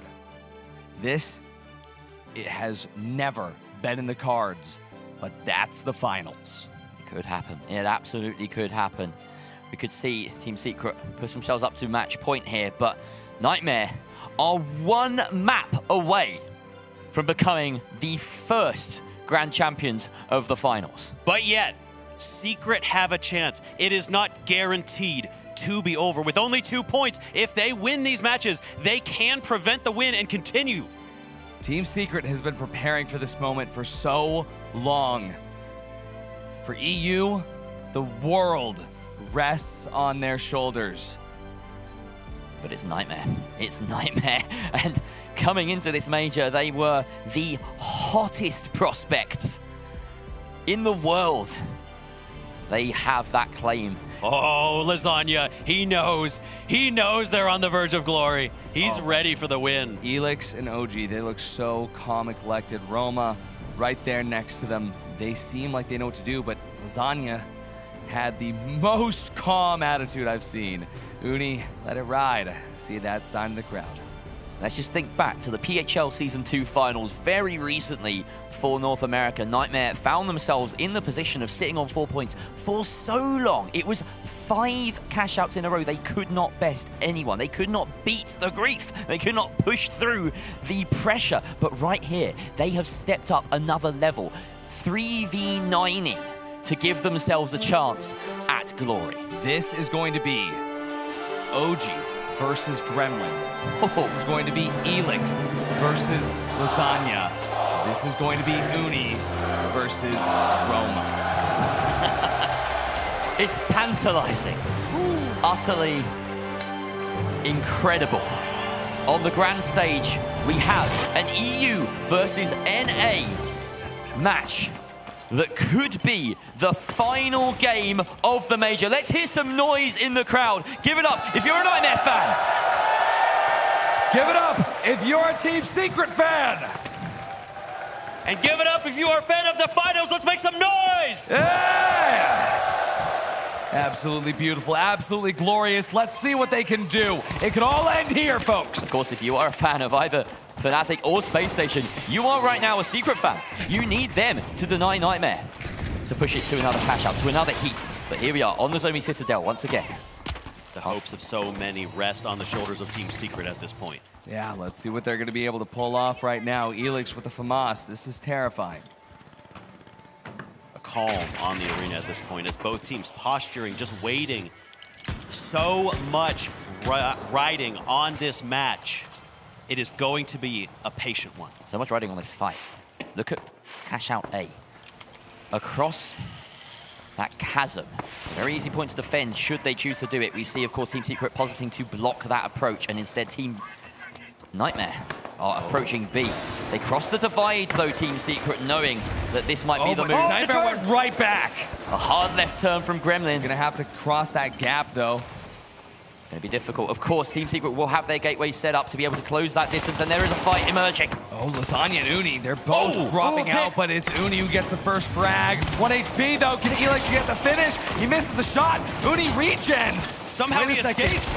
Incredible. It's flipped through the cracks and slipped past Team Secret, but Gremlin goes down, and Zuni follows. It's just going to be up to Roma. 1v1 versus Lasagna. He gets the res on a Gremlin. Roma needs to reset the HP and see if he can find a way to reset the team. Uni's coming back up. Nightmare's got 3. Oh, he grabbed the vault, though. He grabbed the vault. Roma's running away with it. Oh, no, he's not running away with it. He actually just sends it to the other side of the map while he resets. That's going to give the team enough time to spawn back in, possibly before it gets plugged. Very smart move there. Possibly the most clutch thing you could do in the 1 versus 3. So incredible macro play there by Roma to keep an eye on the overall situation, give themselves another chance before this box gets plugged. Uni, the middle of the road. Really nice positioning here. The relay race being dealt here by Nightmare to get this plugged as soon as possible, and maybe they can even get in position to deny some of the spawns here from Secret. Let's have a look. Secret did not beat them there, but at the very least, they did respawn. Oh, they're close. That is a good spawn, Jerry. Oh.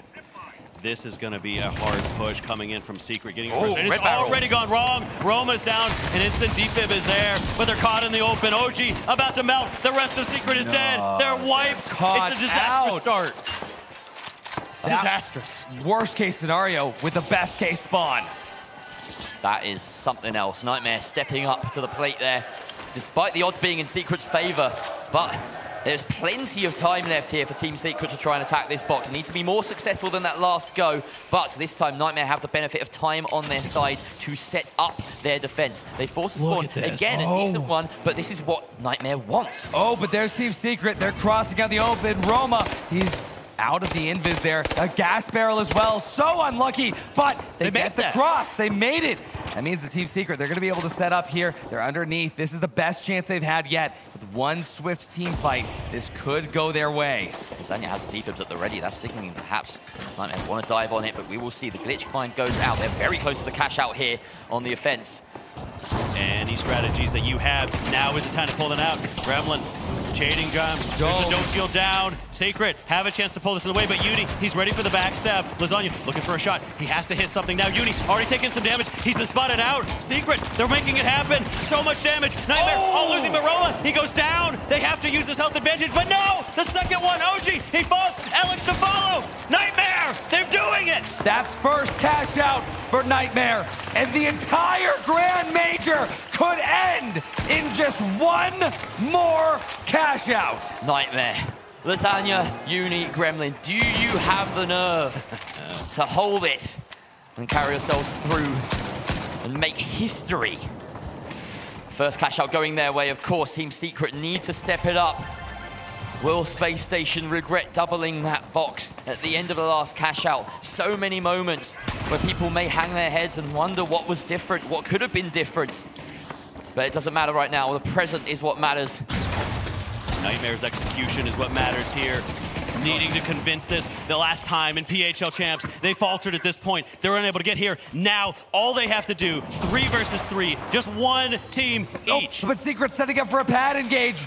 Wait, no, they're canceling it. Wait, it's already been placed, the gateway. They're already across, they're underneath.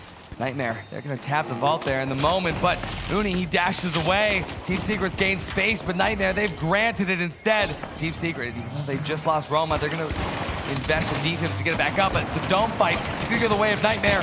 All those health bars, they're gonna go the way of the floor. Elix and Roma still up and fighting, but Gremlin, he's gonna be able to escape. Uni, Lasagna, and Gremlin, they're taking this fight right now, but Secret, they're still standing, not out yet. Gremlin goes down, it's 2-on-2. The Zelix falls, it becomes a 1v1. Can Roma clutch it up? Can he do it? There's a he does! Team Secret, they're good for one team fight. And that is so pivotal. They needed momentum, confidence more than anything after all that. Now, they're back in the fight. They have control of the vault, taking it to C, just the nearest possible point of entry here. Defending this massive via structure, lots of points of ingress. But Team Secret can control it right on the edge of the map. They can force Nightmare down a particular lane. Lots of long roads to be able to watch. The question is, Elix, with the ranged option, is he going to be able to pick at Nightmare before they make their approach? No, Nightmare are already on top of them. $100,000 lies in the balance. Everything these teams have worked for years could end now, either in defeat or inglorious victory. Now is the time for execution. Nightmare desperately need to take this away, and the steal begins now. All the way here in the research facility on the Via side of the map, we're gonna see Nightmare and Team Secret battle it out. There could be one more team fight, there could be two. It just depends on how these teams engage. Uni from the top, he does get shot out, but Team Secret at a gateway to spot everything out. They're gonna be able to get all that info, but oh, OG, 1 HP, he falls out with Elix. Nightmare, they are about to take this team fight. Roma managing to retreat though, keeping his team intact. They can coin back in 20 seconds. That gives Team Secret one last shot at this cash box. One last to prevent Nightmare from taking it all. The winch comes out from Gremlin. Bring it outside. This is one of the hardest positions to attack. You cannot just dive in and hope for the best. You need to win a team fight, Team Secret. Here comes the push from Team Secret, the final potential one of the entire match. They've coined in, they're ready. How prepared is Nightmare for this fight? They need to find a way in. This is such a hard point. They've been prepared for so long for this moment. Nightmare, who fought so hard, only to be downed by the Fire Strays, are no longer here in this tournament. But Team Secret, they've got one last dive on them, and dive on them is what Nightmare's about to do. Elix is gonna be sticking the steal there. OG has the dominance timed perfectly. The steal. They get it! No, my goodness, Team Secret, they've gotten the flip, but they lose Elix. OG it's going isn't back. close enough. It's going back. Nightmare can take this back. Nightmare take it back. They've done it!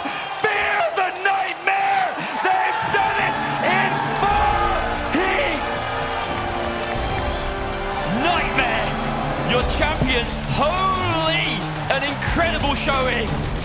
The moment they were waiting for. It took ages to get here. They planned for it forever, and finally, they've achieved the moment of glory.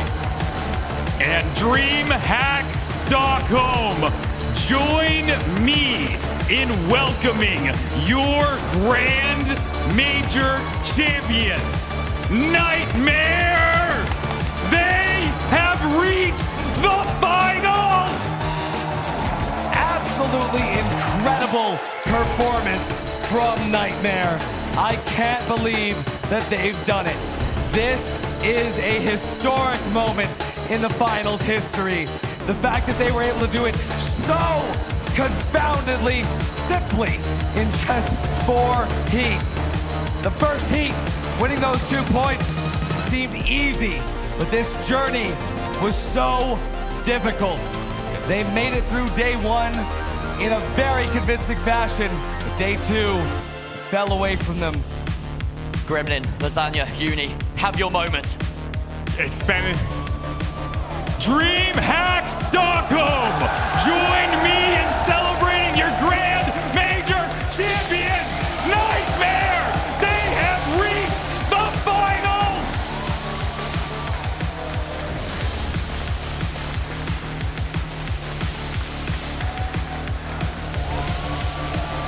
We are here at DreamHack Stockholm. Winners, give it up for Nightmare!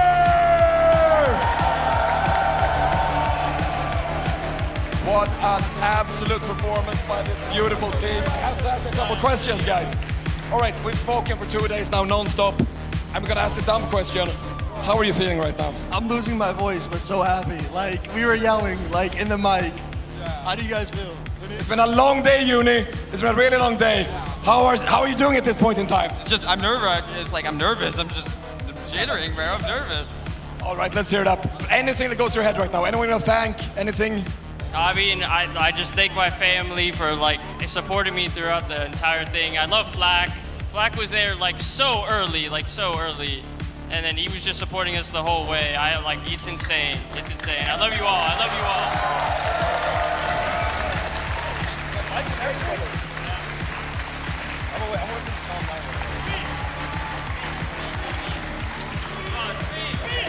I'm gonna give it. Just give me 1 second. All right.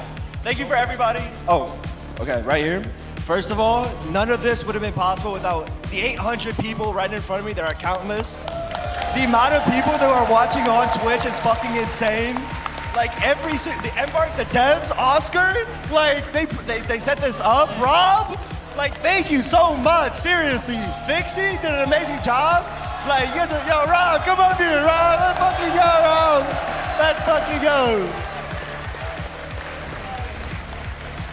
of our supporters. Everybody was awesome. Caroline, like everyone with Embark is absolutely awesome. And I can't wait for the next tournament. I can't wait. I can't wait. Let's fucking go. It is just the beginning, but at this point in time, we have crowned your Grand Major Champion, and it's Nightmare! There are millions of words we could say, but at this point in time, I think it's time for us here at Stockholm to say thank you all for watching. You've been amazing. Thank you in the crowd. You've been amazing. And thank you one more to all the contestants playing. And once more for our champions!